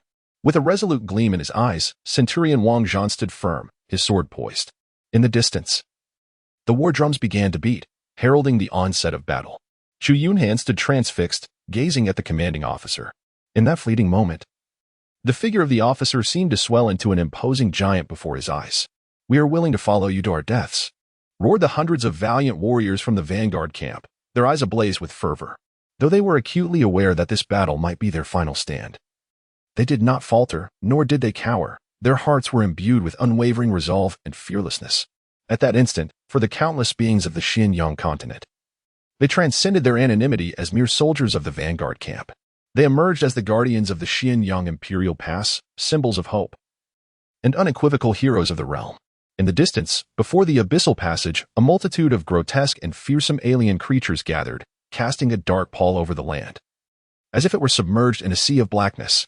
Under the glaring sunlight, a thunderous roar erupted, and dozens of colossal lightning-infused worms opened their gaping maws towards the Xinjiang imperial pass. Within those fearsome jaws, a brilliant orb of crackling electricity began to coalesce, dazzlingly radiant, reminiscent of a miniature star, sending shivers down the spines of those within the pass. Meanwhile, hundreds of monstrous beasts, each possessing 4 muscular arms, hoisted massive boulders weighing thousands of pounds above their heads, hurling them with all their might towards the walls of the imperial pass. In that very moment, the walls of the Xinjiang imperial pass flickered with a radiant glow. The towering walls, reaching heights of over 100 meters, were adorned with countless runic inscriptions that emitted a resplendent white light. Streams of white luminescence gradually converged in the air, forming a colossal runic barrier that obscured the heavens. Seconds later, several hundred boulders hurtled through the air, crashing violently against the great runic barrier. The barrier quivered slightly, yet all the boulders shattered upon impact, crashing down to the earth in a cacophony of debris. The orb of electricity from the mouths of the lightning worms seemed to have accumulated its energy, as dozens of blinding beams of light erupted forth, illuminating the entire sky in a blinding white radiance. Almost simultaneously, the electric beams struck the massive runic barrier, causing it to tremble violently. Countless defenders atop the Xinjiang imperial pass felt their hearts race with trepidation, gripped by fear that the protective runes would falter against such a terrifying onslaught. The beams of light emitted by the lightning worms lasted only a few fleeting seconds before dissipating, and gradually, the massive runic barrier stabilized. In an instant, the defenders erupted into a thunderous cheer, their voices rising like a tsunami in a joyous crescendo. Chu Yunhan gazed at the scene with a complex expression, refraining from the exuberant cheers that erupted from the others. He noticed that the runic barrier of the Xinjiang imperial pass had dimmed somewhat after being struck by dozens of beams of light. Should the colossal lightning-infused insects continue their relentless assault, it was merely a matter of time before the barrier would shatter. Indeed, The situation that Chu Yunhan had feared soon unfolded. Mere seconds later, the great insects began to gather another sphere of lightning energy within their maws, once charged with power. A multitude of dazzling beams crashed down upon the massive runic barrier. Following this assault, the guards stationed at the Xianyang Imperial Pass recognized the gravity of their predicament. The brilliance of the barrier had entirely faded. Silence enveloped the battlements as all present bore witness to the gathering of lightning spheres by the monstrous insects, their eyes betraying a sense of despair. As anticipated, after the third barrage of light, the colossal runic barrier emitted a sharp crack. With a resounding boom, the entire barrier shattered, dispersing into a myriad of luminous particles that vanished into the ether. In the aftermath of its collapse, a jubilant and triumphant roar erupted from the ranks of the alien forces. Almost immediately, hundreds of massive stones, each weighing over 1,000 pounds, plummeted from the sky, crashing violently onto the walls. "Take cover!" cried the lieutenant, Wang Zhan, his voice piercing through the chaos. The hundreds of elite soldiers in the vanguard swiftly shielded their heads beneath the battlements as several boulders descended upon their defensive zone. Chu Yunhan stared in disbelief as dozens of valiant warriors from the vanguard camp were instantaneously obliterated by the thundering boulders that came hurtling through the air. All that remained were the glaring crimson stains and scattered remnants of flesh upon the ground. Chu Yunhan's heart sank instantly, and his hands gripping the long blade began to tremble uncontrollably. Such an assault was beyond the capability of individuals in the body refinement realm to withstand. The only hope for survival lay in the mercy of the heavens. Those who remained unscathed were merely fortunate, spared by the whims of fate, as the colossal stone had not struck them. However, it soon became evident to Chu Yunhan that the recent bombardment of boulders was but an appetizer. A dazzling beam of light descended, crashing down mere dozens of meters from the forward camp's defensive perimeter. In an instant, that area was engulfed in resplendent lightning. More than 2 meters of the city wall was obliterated. The thousands of guards within the defensive zone vanished in an instant, disintegrating within the luminous pillar. When the light finally dissipated, no trace of any individual remained.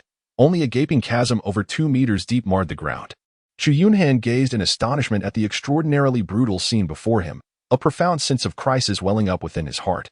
He could not help but deeply question whether the Xianyang Imperial Pass could indeed withstand the onslaught of the alien forces. Just as the defenders were rendered soul-stricken by the enemy's assault, a clear and melodious dragon's roar resonated through the air, and an incredibly brilliant blade of light surged from the Xianyang Imperial Pass, cutting through the skies towards the distant thunderous giant insects. In but a fleeting moment, dozens of these colossal creatures, which had been gathering their electric energy in the distance, were cleaved in two, their green blood and entrails spilling across the ground. From behind the alien ranks, an enraged roar erupted, and a towering golden humanoid entity, standing 3 meters tall and adorned with numerous pairs of enormous wings, soared into the sky, hurtling towards the Xianyang Imperial Pass with great speed. Meanwhile, atop the walls of the pass, a general clad in crimson runic armor stepped forth, wielding an ancient longsword, as he ascended to confront the golden being. In an instant, the two were locked in combat, vanishing into the clouds above. Simultaneously, a deep and ancient horn sounded from the alien formation, echoing across the battlefield. Countless monstrous beings surged forth like a relentless tide, overwhelming the Xianyang Imperial Pass. The heavy drums of war began to beat on the pass, signaling the readiness for battle.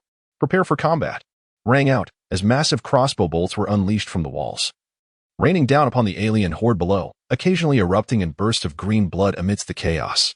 Chu Yunhan gripped his long knife tightly, his expression tense as he fixed his gaze on the tumult beneath the city walls. Soon, countless monstrous beings of foreign origin surged swiftly towards the ramparts.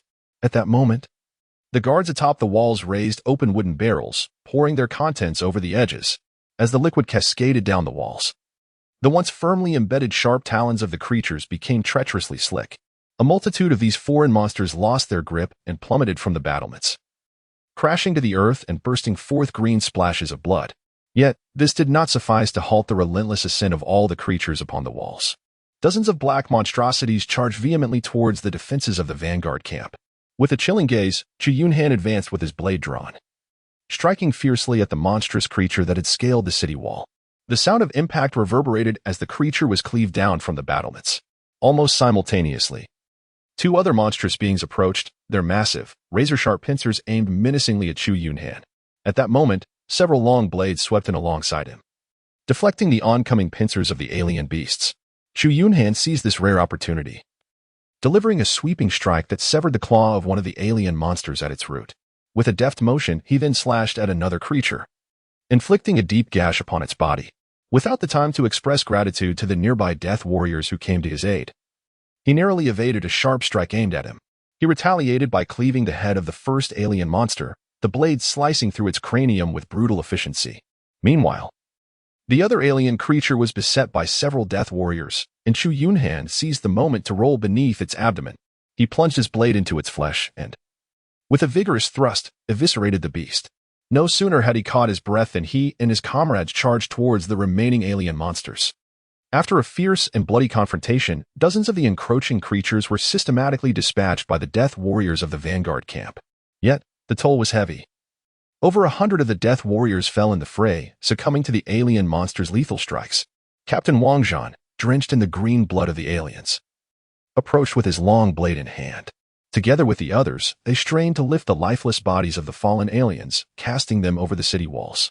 During this brutal skirmish, Chu Yunhan capitalized on the chaos, delivering the final, fatal strikes to many severely wounded alien monsters. However, before the weary warriors could rest, another wave of over 100 alien monsters surged forth from below the walls. The remaining death warriors of the vanguard camp, their bodies weary and battered, once again braced themselves for battle against the encroaching foes.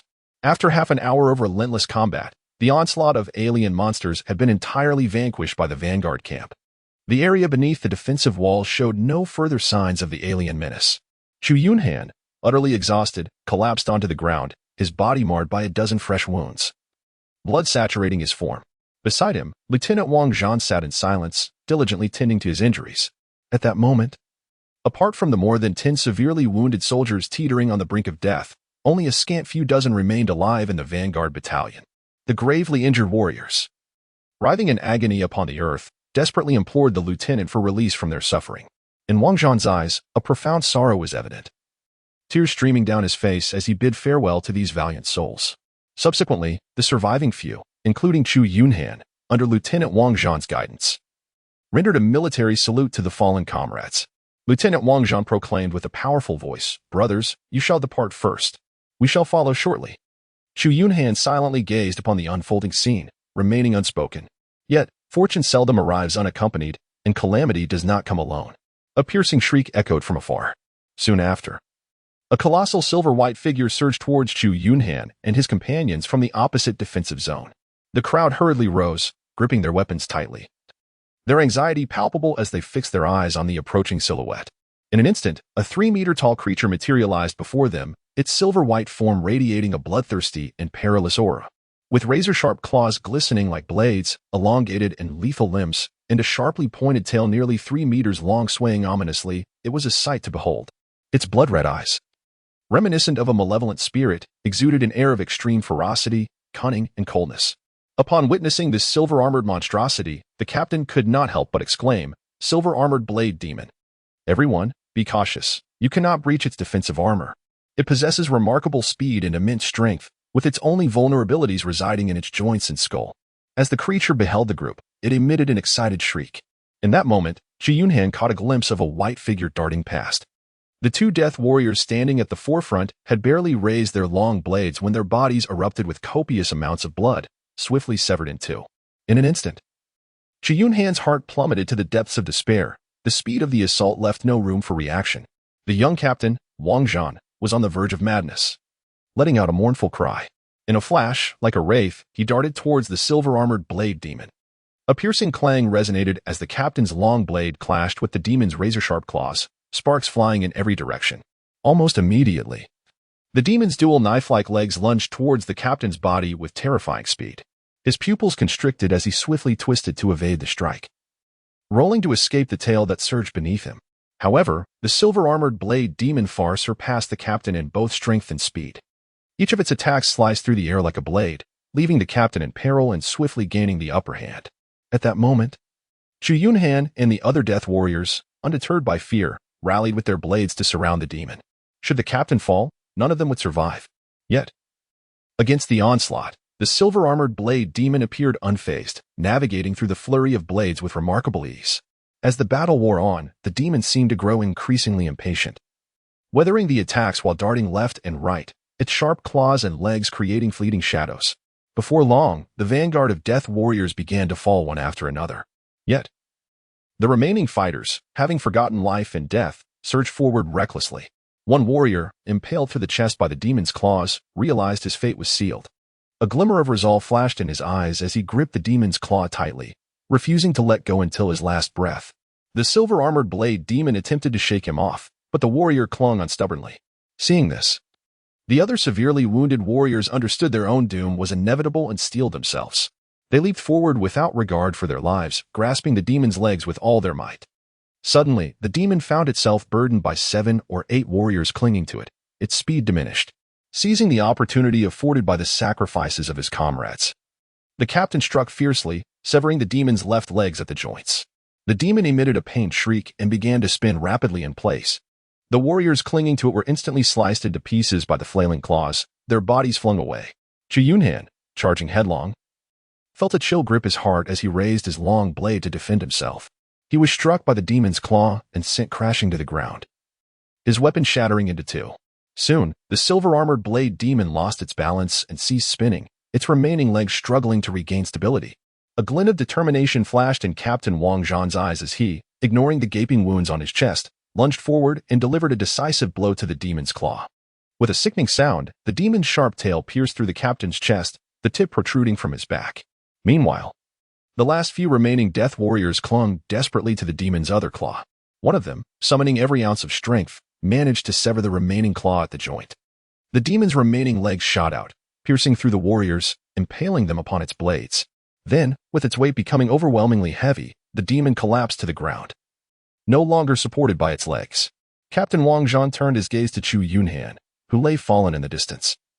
Clutching the tail embedded in his chest with all his might, and with his final breath, he shouted, "Chu Yunhan." Chu Yunhan forcefully swallowed the blood filling his mouth. Struggling to rise with his battered body, he retrieved a long blade from the ground and limped towards the immobile silver-armored sword demon. With trembling hands, he raised the blood-soaked weapon, his eyes reflecting an inexhaustible thirst for vengeance. Exerting every ounce of strength, he plunged the blade into the demon's crimson eyes. Thud!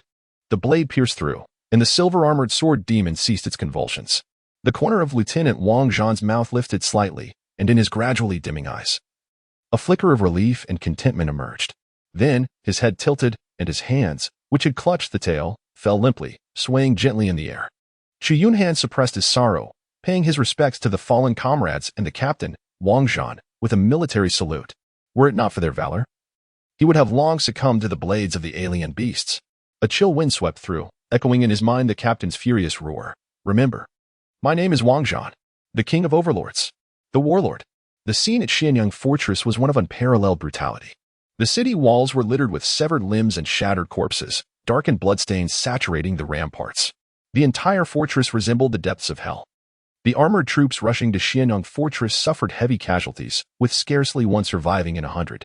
At the most desperate and intense moments of battle, dozens of bloodthirsty knights clad in obsidian armor charged forth, riding colossal blood beasts nearly 10 meters high, sweeping across the walls. Countless black alien beasts and silver-armored blade demons that had ascended the walls were obliterated like ants under the might of enormous war spears.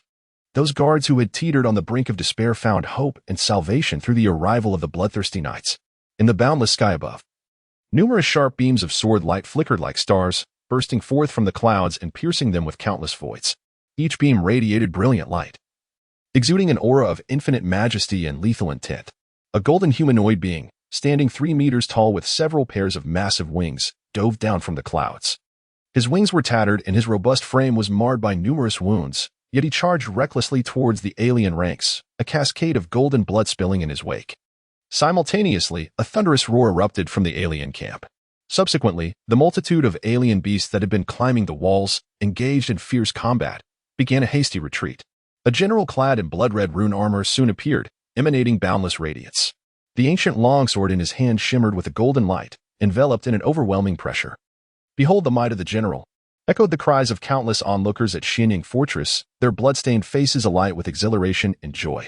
Chu Yunhan sat on the ground, gazing at the figure on the horizon, akin to a celestial monarch descending to the mortal realm, emanating an overwhelming aura of authority. A flicker of envy crossed his eyes. This individual was none other than the Grand General Mu Qingyun, the stalwart guardian of the Xianyang Imperial Pass, regarded as the pillar of strength for the realm. He was said to be an existence of the Ascendant Realm, a paramount figure within the entire Xinjiang continent. As a trial world of the Great Tao and Xintian system, this realm harbored a power system that might very well chart the course of his future endeavors. Chu Yunhan had once inquired with the military officer Wang Zhan about the realms of cultivation in this world. Wang Zhan imparted all the knowledge he possessed. The path of cultivation on the Xinjiang continent is divided into 5 levels of body refinement, the 5 extremes Tao collection, the Dragon Spine secret realm, the primordial spirit secret realm, and the 6 realms of ascension. Warriors are categorized into 5 levels of body refinement: skin training, strengthening the body, bone forging, marrow fusion, and blood transformation. In his lifetime, Wang Zhan had achieved great mastery in the strengthening the body stage. Following the 5 levels of body refinement is the 5 extremes Tao collection. Those who attain the 5 extremes Tao collection on the Xinjiang continent are deemed capable of serving as military guards. Cultivators must refine the 5 vital organs: heart, liver, spleen, lungs, and kidneys to perfection. The 5 organs conceal essence and energy, thus when full, they cannot overflow, serving as the repository of spirit, blood, and soul. The 5 organs are the epicenter of life activities, with mental consciousness linked to them. Once the 5 extremes Tao collection is fully cultivated, one can connect the entire body, forming a harmonious whole. Upon breaking through the 5 extremes Tao collection, one enters the Dragon Spine secret realm. Those who achieve the 5 extremes Tao collection are referred to as martial experts, while those who surpass into the Dragon Spine secret realm earn the esteemed title of cultivator. This is also a prerequisite for holding the position of military deputy. There exists a vast chasm between the warriors of body refinement and the practitioners of the Dragon Spine secret realm. The Dragon Spine secret realm focuses on the human spine, categorized into 3 transformations of the Dragon Spine. Each transformation brings the cultivator closer to bodily perfection. The Dragon Spine secret realm facilitates the metamorphosis of the spine within the cultivator, akin to giving birth to a great dragon within, rendering the body flawless. Once all 3 transformations of the Dragon Spine are completed, the human form becomes akin to a golden body, sealing all essence and blood, culminating in physical perfection. This represents the pinnacle attainable by mortals. When a cultivator reaches the pinnacle of the Dragon Spine, their physical form ascends, becoming immaculate, and divine power emerges spontaneously, extending their lifespan by a century, even in their twilight years. Those who have achieved the pinnacle of the Dragon Spine do not suffer from the decline of vitality or the dissipation of essence until their last breath. They can maintain a certain level of combat prowess. Cultivators who have mastered the 3rd transformation of the Dragon Spine are revered as great cultivators. The strength of a single great cultivator is sufficient to rival thousands of soldiers, moving with unparalleled ease, unless faced with an army of tens of thousands disregarding casualties. The formidable Blood Knight is a great cultivator of the Dragon Spine secret realm. The Grand Commander of the Xian Armor Army, commanding tens of thousands of troops, is a great cultivator who has reached the pinnacle of the Dragon Spine. Upon breaking through the 3 transformations of the Dragon Spine, one enters the primordial spirit secret realm, marking a true distinction between the mortal and the celestial. Cultivators in the primordial spirit secret realm possess lifespans of hundreds of years, impervious to the siege of tens of thousands. If the army does not engage in formation, it is merely a matter of time before they are decimated by the primordial spirit cultivators. The focus of cultivation in the primordial spirit secret realm shifts from the body to spiritual consciousness, known as essence, energy, and spirit. This spiritual consciousness resides deep within the brain, significantly influencing the primordial spirit. Practitioners of the primordial spirit secret realm can see through illusions, discerning the genuine from the false. They consolidate essence, energy, and spirit, giving rise to the 3 flowers atop the spiritual platform, with each flower representing a world. Only when essence, energy, and spirit are refined to perfection and spiritual consciousness elevated can one attempt the gathering of the 3 flowers. Countless truly gifted and extraordinary cultivators find themselves obstructed at this juncture. A failure in gathering the 3 flowers can result in severe damage to one's essence, energy, and spirit. Regaining complete essence, energy, and spirit thereafter is a challenge more formidable than ascending to the heavens, unless one possesses rare celestial materials for nourishment. The path of cultivation is nearly severed. Numerous prodigies on the Xinjiang continent have perished at this critical point, leaving the world in lamentation. Only those who succeed in gathering the 3 flowers can nourish their primordial spirit, continually enhancing its power. Cultivators lacking sufficient primordial spirit strength are unqualified to continue on the path of cultivation. This explains why countless exceptionally gifted individuals are willing to take risks to attempt the gathering of the 3 flowers. Those who manage to accomplish this feat are unparalleled, overshadowing even the most talented individuals of their time. The sons and daughters of the great cultivation sanctuaries, the heads and elders of millennia-old aristocratic families, and the disciples of renowned sects that dominate the realms are all cultivators who have successfully gathered the three flowers within the various dynasties of the Xinjiang continent. They hold significant positions of power and influence. The Grand Commander of the Xian Armor Army, leading hundreds of thousands of troops in the Great Yin Dynasty, is a cultivator who has achieved the gathering of the three flowers. As these cultivators refine their primordial spirit power to its utmost, the primordial spirit begins to undergo transformation. Only those whose primordial spirits have completed this metamorphosis can glimpse the path of ascension, seeking the divine. They catch a fleeting glimpse of the legendary 6 realms of ascension. Throughout the vast expanse of time on the Xinjiang continent, those who have sought the path of ascension are exceedingly rare. Throughout the lengthy historical timeline of the Xinjiang continent, they have left an indelible mark. Tales of the seekers of ascension are sung by all, representing the ultimate dream and pursuit of millions of cultivators. In the myths and legends that circulate in the world, the so-called immortals are none other than those who have ascended to the 6 realms. The quest for immortality and enlightenment is synonymous with the pursuit of the 6 realms of ascension. Cultivators who reach the 6 realms can be regarded as the founding ancestors of the Tao, establishing sanctuaries of cultivation.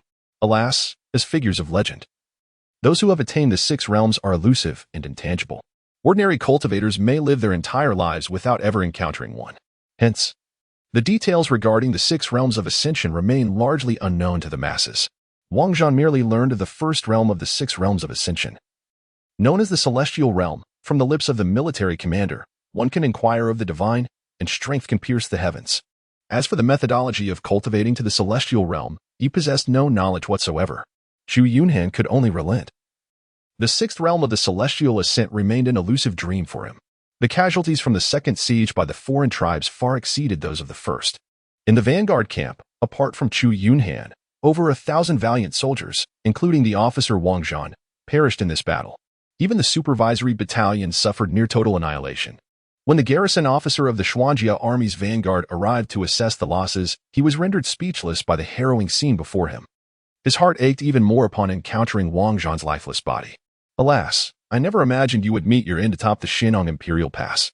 The garrison officer lamented, as he himself bore the grim reminder of the battle, having lost his left arm to the foreign invaders.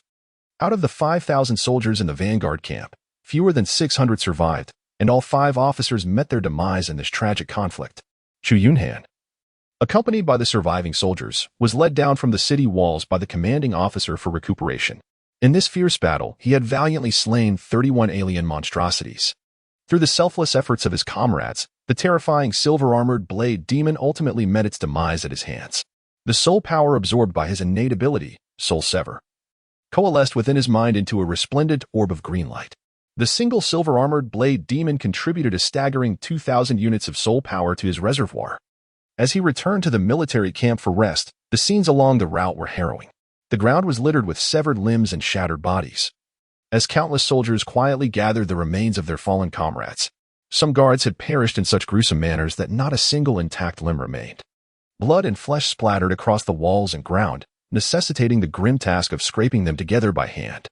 The hellish sight before the surviving soldiers stirred within them a deep sorrow, prompting them to weep softly.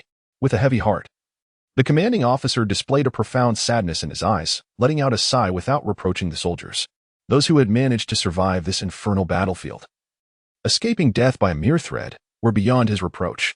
Within the vast military encampment of the Great Yin Dynasty, Chu Yunhan was reassigned to a company of 1,000 men.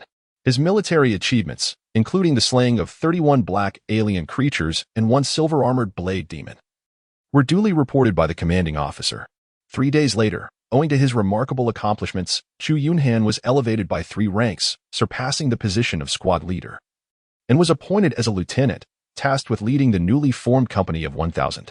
Chu Yunhan retrieved a finely forged steel blade from the military supply depot and, in the process, exchanged all his rewards for a vial of chi-restoring elixir.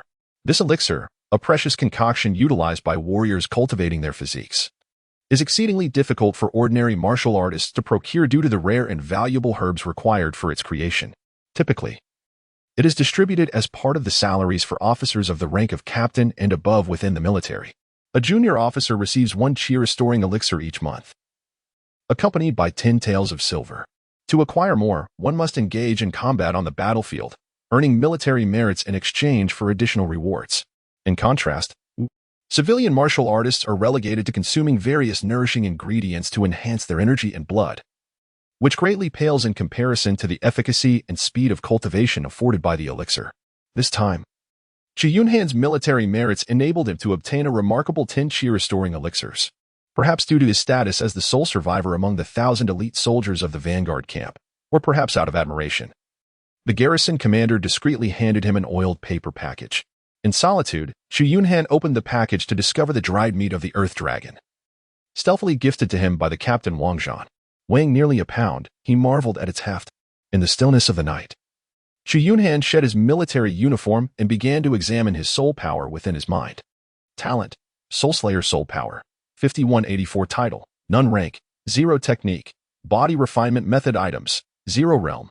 Minor Accomplishment in Strengthening Origin Power: 0 Space. 1 cubic meter through life and death battles. He had amassed a remarkable 5,100 points of soul power.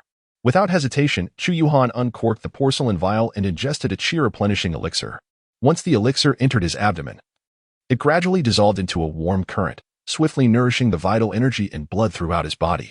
The nearly depleted essence within him rapidly rejuvenated to its peak state.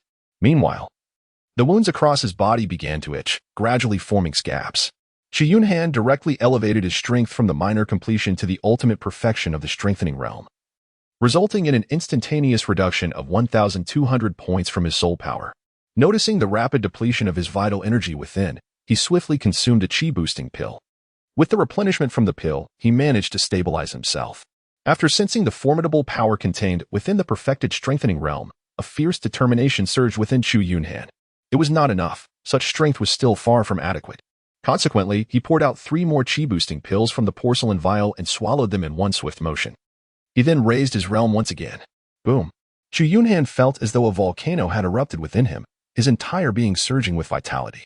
A cacophony of cracking resonated from his bones. In that instant, his soul power diminished by 1,600 points, and an excruciating pain surged through him, tearing at his very core. Chu Yunhan gritted his teeth, enduring the excruciating pain with unwavering determination, sweat cascading down his body like a torrential downpour. A whole incense stick's worth of time passed. With a sudden gasp, Chu Yunhan expelled a copious amount of foul blood, exuding a nauseating stench. Following this, a tremendous force erupted from within him. Observing that he still possessed 384 points of soul power, Chu Yunhan refrained from immediately pursuing further breakthroughs. Instead, he commenced the practice of the body refinement technique. Repeating the exercises time and again, he gradually acclimated to the newly acquired strength within his body. It was not until 2 hours had elapsed that he wiped away the beads of sweat covering him.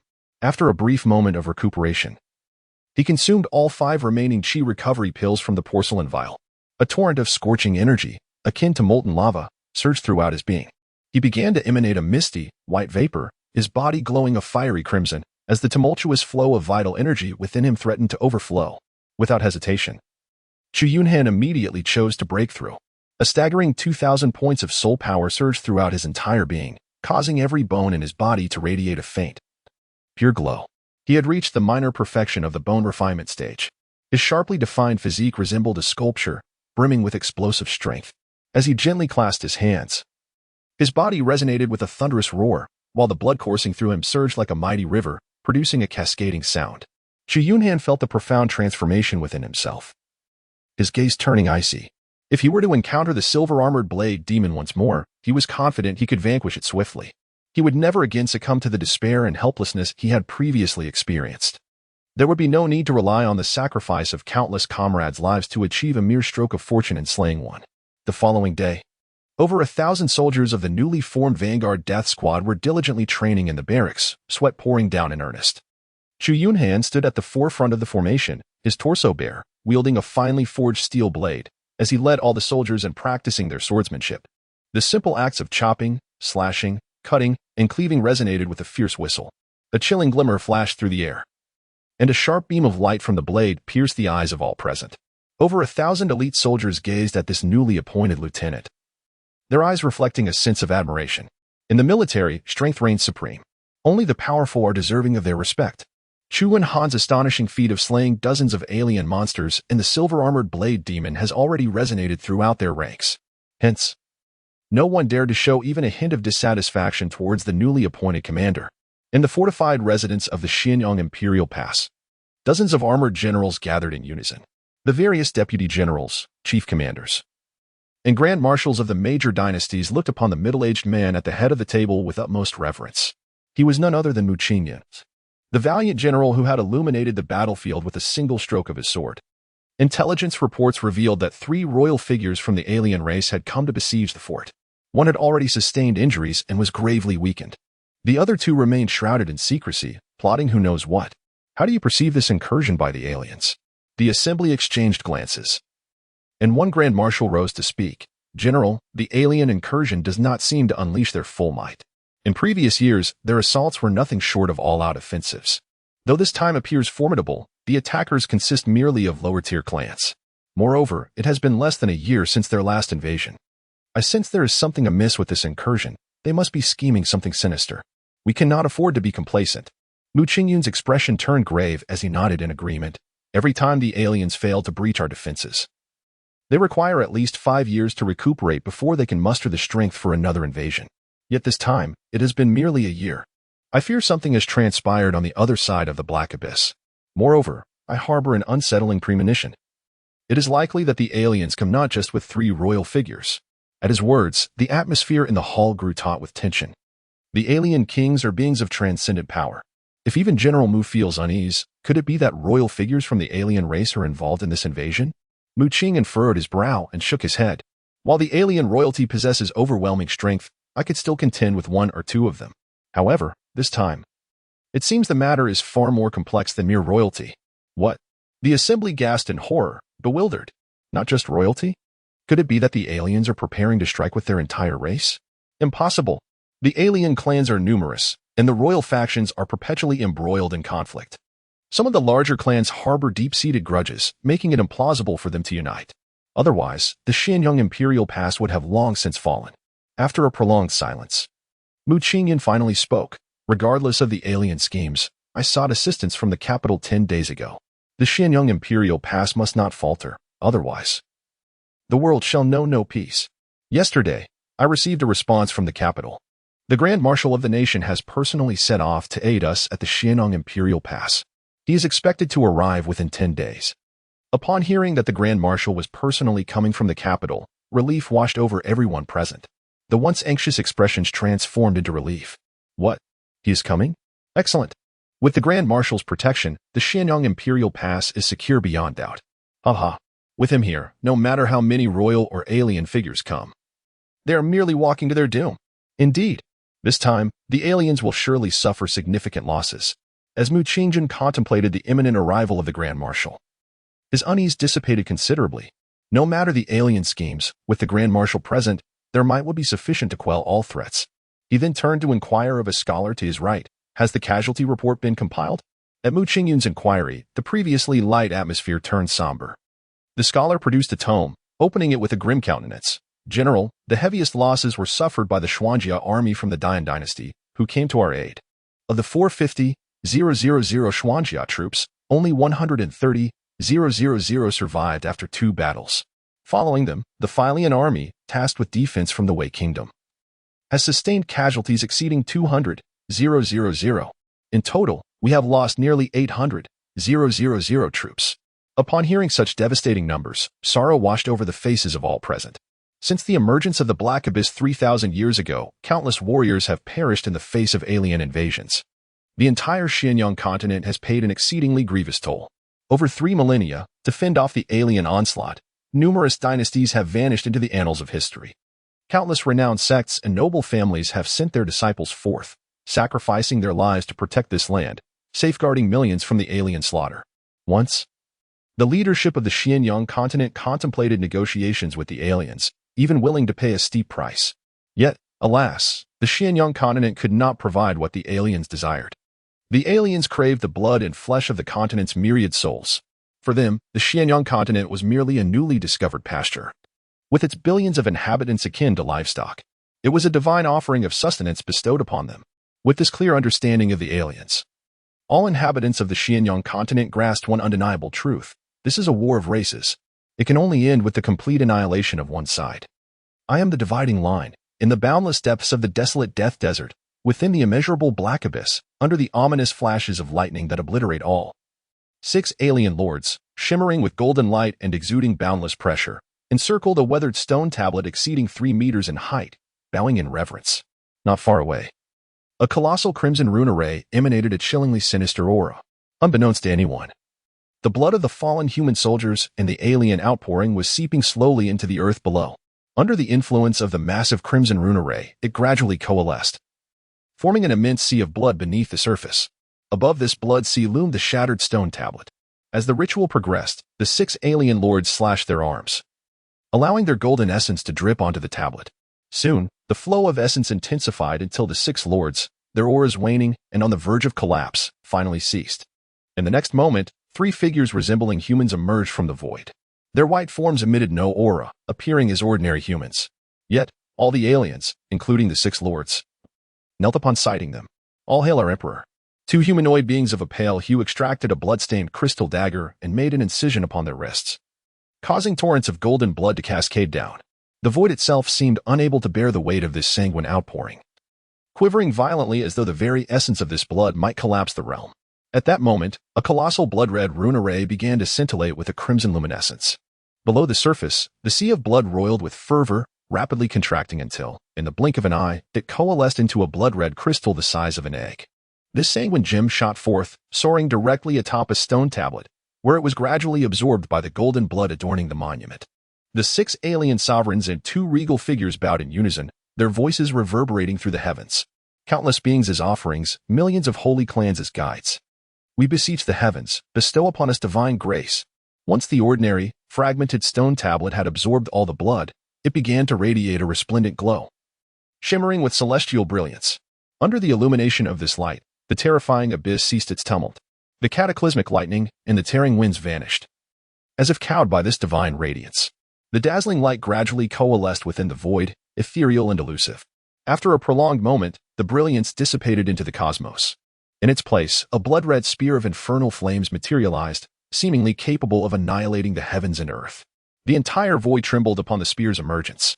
Yet, upon closer inspection, it appeared that this blood-red spear was merely a phantasm projected into this realm. Upon beholding this apparition, the 2 royal figures displayed profound exhilaration. The records left by their ancestral king were indeed accurate. This must be the fabled crimson divine spear, projected into this world after the sacrifice to the celestial monument. It had to be it. Alas, it was merely an illusion, possessing the might of a single strike. Yet, a single strike sufficed, for it could fell deities and demons alike. Even as a mere specter, none in this realm could withstand the assault of the crimson divine spear as projection. This time, the Xinjiang Emperor's stronghold would cease to exist, leaving no capacity for resistance within the Xinjiang realm. At the Xinjiang Emperor's stronghold, Chu Yunhan was in the training grounds, imparting insights on advancing from the skin refinement stage to the body strengthening stage to the elite vanguard soldiers.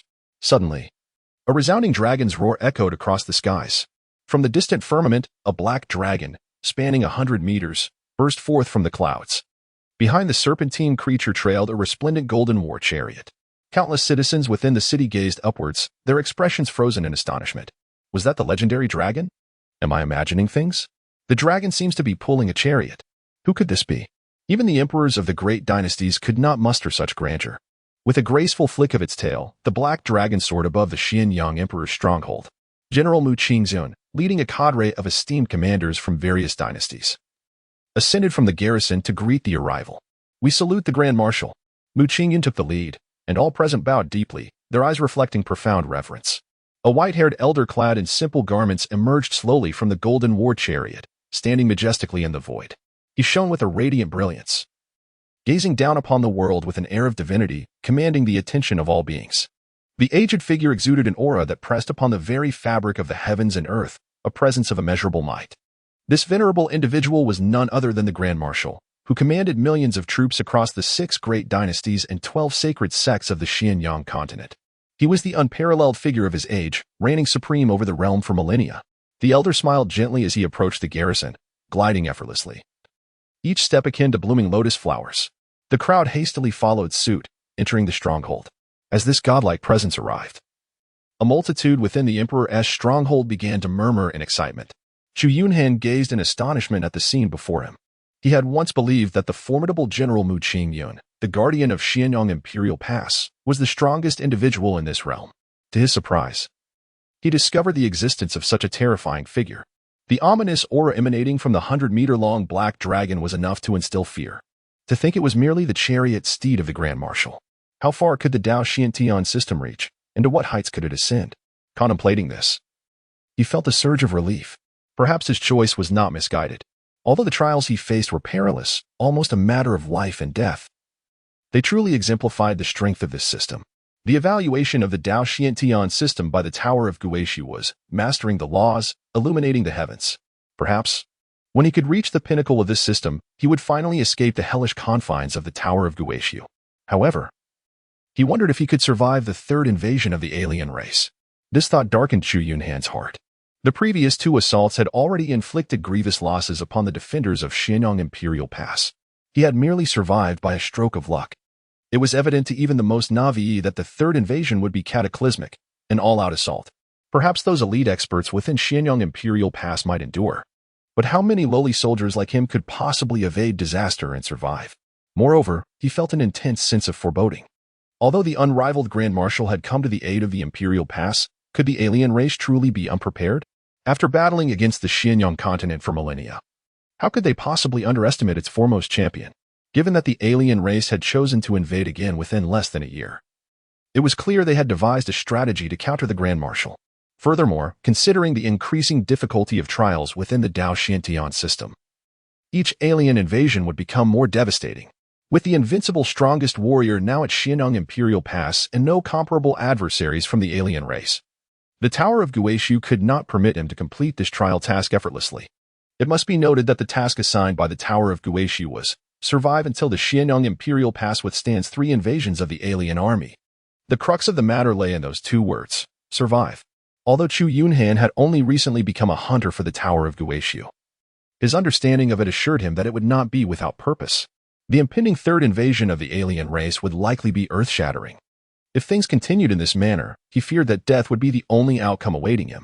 The unease within Chu Yunhan intensified profoundly, enveloping him in an oppressive sensation akin to an impending storm, as if great terror awaited him in the near future. Contemplating this, he could no longer remain still. He must devise a means to escape the eye of the tempest. If he could survive until the third invasion of the foreign army, his trial would be complete, and he would be instantaneously transported back to the Tower of the Abandoned Ruins. As for the rewards tied to the degree of completion, he could scarcely concern himself with such matters at this moment. What use were rewards if one's life was forfeit? Only by surviving could he hope for a future. The consequences of failure were not limited to mere death. If his suspicions were accurate, that he was the sole hunter in a world filled with foes, then his demise would also entail the annihilation of his reality. Regarding the war between the Xianyang continent and the foreign races, should the sky fall, there would surely be someone tall enough to hold it up. With his current strength, his impact on the grand scheme of the conflict was virtually negligible. A flicker of determination flashed in Chu Yunhan's eyes as he made his way towards the commander's tent. What? You wish to venture beyond the Imperial Pass to hunt down those elusive foes? You must understand that slaying the foreign tribes outside the Imperial Pass will not earn you any military merit. The commander looked at the newly appointed lieutenant before him with astonishment. Indeed, my lord, I feel I am but a step away from a breakthrough. Yet, I find myself unable to take that final stride. When engaging with others, I am always encumbered by hesitations, unable to truly grasp the fleeting moments of life and death. Thus, I wish to hunt the foreign tribes and take the crucial step. After a brief moment of contemplation, the commander nodded in agreement. He understood that his subordinate sought a breakthrough, and it would be unwise to impede his progress. Furthermore, venturing beyond the Imperial Pass to hunt foreign tribes did not contravene military regulations. Hence, he did not deny Chu Yunhan's request and turned to write him a pass. Upon obtaining the pass, Chu Yunhan did not linger for a moment. He returned directly to his abode, donned his equipment meticulously, gathered all his provisions, and set forth towards the Imperial Gate. Pass. Remember, you must return to the Imperial Gate within 3 days to renew your pass. Otherwise, you shall be treated as a deserter. After meticulously examining Chu Yunhan's pass and searching him thoroughly, the city guards permitted his passage. It was not until he had traversed several thousand meters away from the Xianyang Imperial Gate that he felt a sense of freedom. The unease and trepidation within Chu Yunhan gradually dissipated. At the exit of the Black Abyss passage, a resounding horn echoed across the heavens, shaking the very foundations of the earth. The alien army surged forth like a tsunami, overwhelming all in their path with an inexorable might. 6 golden alien lords stood in the air, exuding an aura of tremendous power, atop the enduring Xianyang Imperial Pass. The commanding general, Mu Qingyun, gazed solemnly at the advancing alien forces, flanked by dozens of anxious subcommanders and generals, all fixated on the encroaching threat. To their astonishment, 6 lords had appeared at once, indicating that the aliens were prepared to unleash their full force in an assault. As the crowd marveled at the scene, the 6 golden lords divided into 2 flanks. An alien royal materialized from the void, standing imposingly before the army. What is that? As anticipated, an alien royal had indeed arrived. Did they not fear for the life of their royal in this dire situation? The commanding general Mu Qingyun furrowed his brow slightly, yet remained undaunted, soaring into the air to confront the foe. 7 grand generals followed closely, their expressions tense as they fixed their eyes on the alien being. The 6 lords bellowed in unison, Mu Qingyun, why do you not kneel before our sovereign? Mu Qingyun smiled nonchalantly, curling his lips in disdain. Kneel? You are but an alien being. What right do you have to demand my submission? The lords erupted in fury, brandishing their weapons.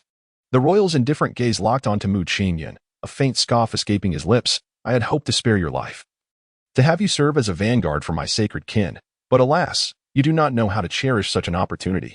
You are not worthy of my own hand. With a mere flick of his finger, 3 lords shot forth like lightning. Boom. As they attacked, the void roiled, and the heavens darkened, unleashing a terrifying aura capable of slaying all beings upon Mu Qingyun. In response to the onslaught of the 3 lords, Mu Qingyun retaliated with a punch, akin to a true dragon's roar, momentarily silencing the world and altering the skies. With a resounding crash, their forces collided, and a resplendent light engulfed the surroundings. The royal's brow furrowed slightly, as 3 figures were hurled back from the brilliance, golden blood raining down from the sky. Damn it, if it weren't for the essence. Mu Qingyun's gaze was filled with scorn as he scoffed. Is that all? Alien lords are hardly impressive. Upon hearing this, the 6 lords' expressions shifted dramatically, and they bellowed in unison, their bodies radiating golden light. United, they unleashed a devastating strike. A brilliant beam of light hurtling toward Mu Qingyun. With a grave expression, Mu Qingyun's ancient sword erupted with blinding brilliance. A cold light altered the very fabric of reality, surging forth to meet that dazzling beam. The void began to distort, a sharp chill permeating the air. The sword light, reminiscent of autumn, seemed poised to cleave the heavens. A deluge of golden blood fell from the void as 6 battered figures plummeted to the ground, heavily injured and unable to rise. A flicker of doubt crossed Mu Qingyun's mind. Why were the alien lords so easily vanquished? However, there was no time for contemplation. He turned to face the alien royal. The royal cast a cold glance at the fallen lords, fury igniting in his eyes. Mu Qingyun smiled calmly. When did the alien lords become so feeble? White-skinned demon, allow me to witness the so-called might of your royal lineage and discern your true capabilities. Impudence. A king cannot be insulted, nor can a royal be deceived. Even amidst the Black Abyss, I remain invincible. The royal's rage erupted as he pointed a finger, causing the very void to tremble. A chilling aura, capable of making all beings shudder, manifested ominously. A shadow of annihilation slowly materialized from the void, advancing toward Mu Qingyun. Mu Qingyun formed a seal with his hands, and the ancient sword burst forth with endless radiance. The sword began to disintegrate, conjuring thousands of sword lights that spun rapidly to form a colossal wheel of sword light before him. Boom! The shadow of annihilation struck fiercely against the sword light wheel. Mu Qingyun coughed up blood as the wheel exploded, scattering brilliance into the air. He was sent flying 100 meters, yet the shadow of destruction relentlessly pursued him. The 7 grand generals, aghast, shielded Mu Qingyun with their bodies, channeling all their strength. Determination etched on their faces as they prepared to withstand this cataclysmic strike. In the midst of their despair, a dragon's roar resonated throughout the universe. A radiant dragon-shaped silhouette tore through the void, emanating an overwhelming celestial might, as if the very world could not bear its grandeur. It ripped through the air, charging toward the alien royal. The royal, taken aback, withdrew his finger, causing the shadow of destruction to dissipate instantly. Just as the royal had begun to gather his strength, the dazzling dragon silhouette crashed into him with devastating force. Ugh! As the light faded, the royal lay shattered, golden blood staining the ground, his arm utterly vanished. In the void, the figure of the national marshal gradually materialized. his eyes radiating infinite authority as they coldly surveyed the dying royal below. Just as the national marshal prepared to deliver the final blow to eliminate the alien royal, the space above the battlefield suddenly shattered, revealing a blood-red silhouette wreathed in flames, an aura that elicited countless wails, capable of obliterating heaven and earth. Locked onto the national marshal, the entire world seemed ensnared by this blood-red figure, rendering all beings immobile, as horror filled the eyes of Mu Qingyun and his companions. The national marshal's pupils constricted, revealing a despair never before seen in a millennium. Yet, despite summoning all his power, he found himself utterly immobilized under the blood-red figure's grip, helplessly watching as the shadow of annihilation surged toward him. In an instant, the national marshal was consumed by the blood-red shadow. The shockwave reverberated across the heavens, crashing into the enduring Xianyang Imperial Pass behind him. The entire Xianyang Imperial Pass, spanning 100 miles, began to disintegrate under the onslaught of the blood-red shadow. From the towering iron gates to hundreds of miles beyond, everything was obliterated, leaving only remnants of walls that bore witness to the pass's former grandeur. Even the ground beneath was left with a gaping chasm, stretching for dozens of kilometers, seemingly endless. The millions of defenders stationed within the Xianyang Imperial Pass were nearly annihilated by this cataclysmic strike. The blood-red silhouette ascended skyward, vanishing into the upper realms. The previously unseen alien royal plummeted from the void, resembling a desiccated corpse, as if all essence and spirit had been extracted, devoid of any breath. No. Tears of blood streamed from Mu Qingyun's eyes as he gazed at the devastation before him. Anguish etched across his face. Despair and terror consumed him. The national marshal, who had reigned supreme and invincible, was dead. The once mighty Xianyang Imperial Pass, standing tall for a millennium, has fallen. The countless beings of the Xianyang continent are on the brink of a harrowing fate drenched in blood and despair. Not far away, a severely wounded royal being gazes in shock at the lifeless corpse on the ground. He could never have imagined that a single strike from the crimson blood divine spear could drain the life force of a royal. Despite having slain the continent's revered Grand Marshal, annihilating the stronghold that had withstood the Holy Clan for millennia, the Holy Clan's formidable prowess now rests solely upon his gravely injured self and the 6 other royal lords, all too weak to rise. Originally, he had devised a plan to lure humanity's pillar of strength into the open, sacrificing his own wounded state. Another royal would then emerge from the void, wielding the crimson blood divine spear to obliterate the invincible Grand Marshal. Along with this, the ancient Xianyang Imperial Pass, a burden upon the Holy Clan for thousands of years, would be utterly eradicated. Thus, the Xianyang continent would be left defenseless against the armies of foreign races under the leadership of a peak royal. However, he could never have anticipated that even the ancestral records of the royal clan contained no mention of such an enigmatic weapon. The crimson blood divine spear could drain not only blood but also the very soul of its wielder. Consequently, the Holy Clan's invasion could not achieve its intended goal in a single stroke. The royal being discreetly cast a glance at the anguished figures of Mu Qingyun and others not far away. In his current state, if he did not retreat, he would surely perish here. Thus, with a swift motion, he propelled his battered form towards the abyssal passage behind the foreign army.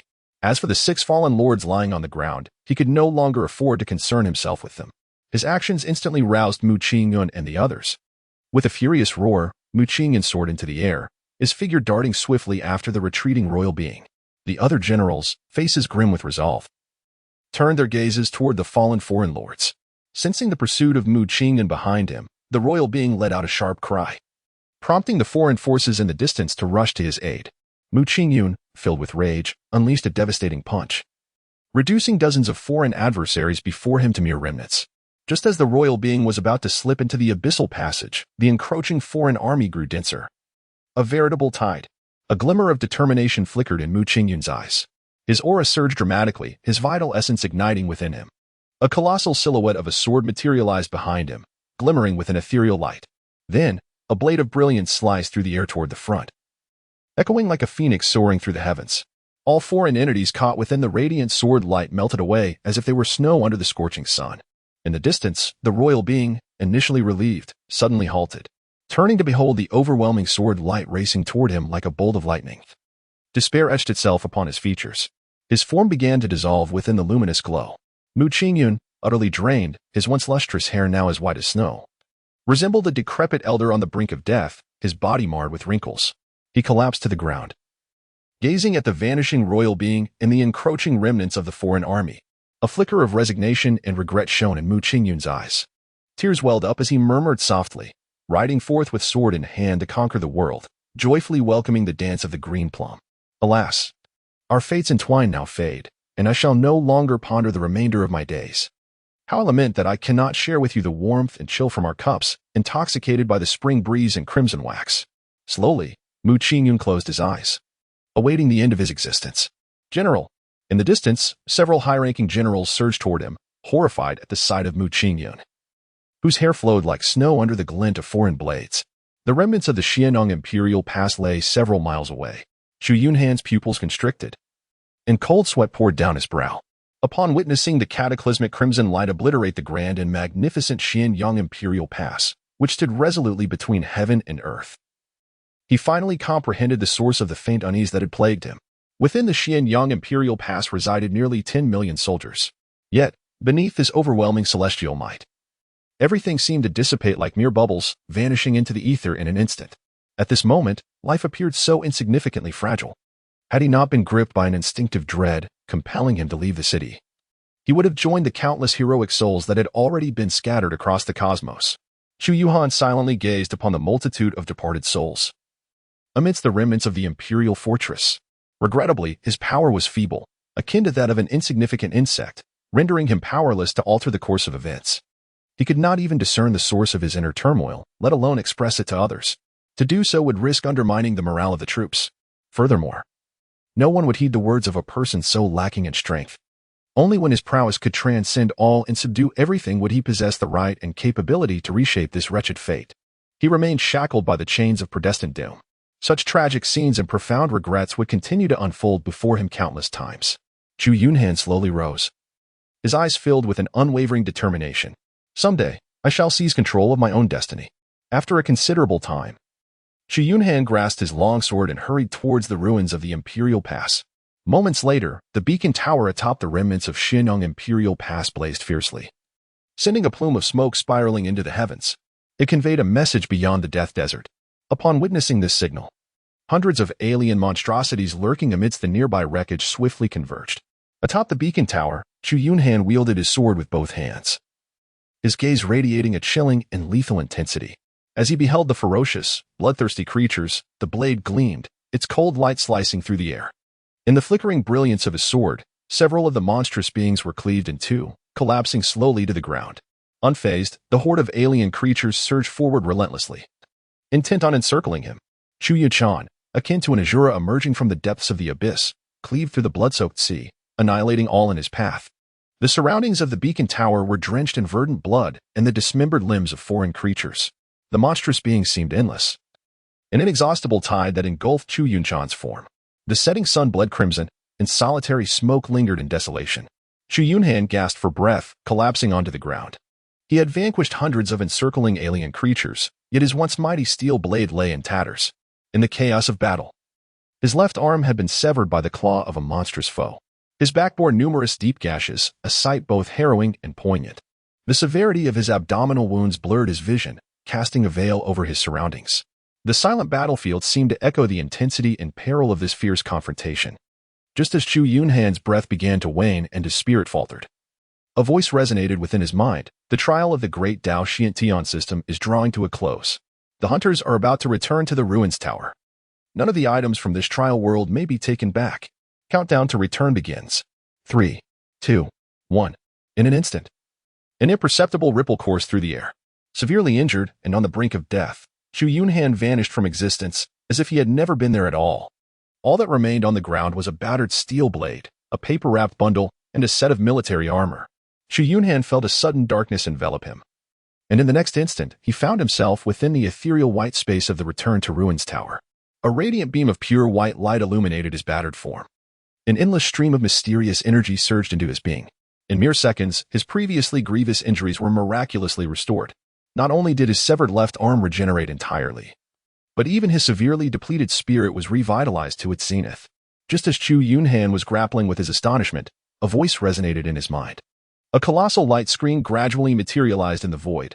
The trial task of the Grand Dao Xiantian system has been completed. Congratulations, Hunter, for successfully unlocking the Grand Dao Xiantian cultivation system. The Hunter has returned to the exclusive chamber of the Return to Ruins Tower. This chamber is a unique sanctuary for the hunter, entirely secure, impervious to any intruding entities. Trial World. Xianyang Realm Trial Difficulty. 5 stars task completion level. A. Note. Ratings range from E to SSS. Calculated based on the hunter's specific performance, the trial task is singular in nature. The rewards will be double those of other tasks. Reward statistics from the Return to Ruins Tower. The hunter has successfully completed the trial task, advancing 1 rank. Congratulations, Hunter, for acquiring the Return to Ruins Tower imprint. Storage space increased by 1 cubic meter. Reward, 3,000 units of primordial power. Reward, a grade Grand Dao Xiantian system cultivation technique, with double rewards accumulating from the trial. Storage space increased by an additional 2 cubic meters. Reward, 6,000 units of primordial power. Reward, S-grade Grand Dao Xiantian system cultivation technique. All rewards have been deposited into the storage space. The hunter may review them at their convenience. The hunter is requested to select a codename within the Return to Ruins Tower. Current hunter rank, level 1. Unlocking the shared space of the first layer of the Return to Ruins Tower. The hunter's next task is scheduled for 30 days hence. The hunter may opt to temporarily return to their own world. However, the hunter must return to the Return to Ruins Tower before the task deadline. Otherwise, the tower will eradicate the hunter without mercy. Suddenly, a black tower-shaped mark appeared on Chu Yunhan's chest. To his astonishment, the double rewards from the system trial task were exceedingly delightful. The originally awarded A-level Dao Xiantian system technique had directly transformed into an S-level. Additionally, he received 6,000 units of primordial power. Although he was yet to ascertain the precise value of this so-called primordial power, it was evident that in the trial world, where survival was fraught with peril, a meager 3,000 points had been rewarded. By any measure, the universal currency of the returning Ruins Tower could undoubtedly be deemed a substantial fortune. However, the most pressing matter at hand was to examine the S-level Dao Xiantian system technique awarded by the returning Ruins Tower. Chu Yunhan suppressed the excitement and exhilaration surging within him as he opened the seal to begin his exploration. Within the seal, a luminous sphere of white light materialized. As Chu Yunhan's consciousness made contact with the sphere, a multitude of luminous points emerged in his mind. Upon his consciousness brushing against one of these points, a brief yet profound message unfurled in his mind. The technique of movement, 8 steps to ascend to heaven. With a glimmer of brilliance in his eyes, Chu Yunhan refrained from making a hasty decision. This opportunity to obtain an S-grade martial art was a consequence of the unique system trial task offering double rewards. It was uncertain when he might encounter such a chance again. Thus, he had to proceed with utmost caution, as his thoughts shifted to the next luminous orb. Information materialized. Sword technique, true martial sword cannon. Moving on to the subsequent orb. Finger technique, divine extermination finger, upper. Chu Yunhan's pupils suddenly contracted. That name. He suppressed the intense urge within him and continued to examine the next light point. The techniques and manuals revealed were as follows. Palm technique, the 7 absolutes of heaven and earth. Heart technique, the North Dipper's demon suppression record. Body technique, the soaring dragon of the flying swallow. Seal technique, the 8 seals of the heavenly dragon. Body refinement technique, the tyrant body of the barbarian goddess. Chu Yunhan beheld the manual for the barbarian god's tyrant body. His heart raced wildly, gazing at the remaining dozens of light points. He ultimately refrained from acting on impulse and patiently perused each one until the last light point was reached. Body refinement technique, the eternal catastrophe destruction body, upper. Without a moment's hesitation, Chu Yunhan's thoughts stirred as he decisively selected the Eternal Cataclysmic Body, Volume 1. The recent trials within the Tower of the Abyss had imparted a profound truth upon him. In this relentless purgatory, traversing countless realms, the essence of survival transcends the ferocity of one's attack or the swiftness of one's movements. The paramount concern is to preserve one's life. Only by enduring can one attain the right to shape their own destiny. Thus, he unhesitatingly opted for this tome, which promised to enhance his defenses, the Eternal Cataclysmic Body. In an instant, a luminous point merged into his consciousness, revealing the intricate details of this body-tempering technique. Eternal Cataclysmic Body, Volume 1. Evaluation. Eternal and indestructible, impervious to calamities. Untouched by causality, unbound by the cycle of reincarnation. Remarks. This body-refining scripture is divided into 9 tiers. The further one progresses, the greater the requirements for aptitude become. Due to the extreme scarcity of resources needed for the latter 3 tiers, which are nearly impossible to find across the myriad realms, no individual has successfully cultivated them to perfection across countless epochs. Hence, it is rated S-. Techniques of the first volume: Golden Bell Shield, Diamond Resolve, Arhat Suppression. For readers who may question the eternal cataclysmic body, regard it as a skill that enhances physical strength, defense, and recovery abilities, rather than a cultivation method. It is noteworthy that the 9 tiers include Golden Bell Shield, Diamond Resolve, Arhat Suppression, Celestial Barrier, Reverse the Firmament, Heavenly Punishment Induction, Chaotic Heaven, Infinite Realms, and Cataclysmic Banishment. Then, the cultivation incantation for the eternal cataclysmic body manifested within his mind.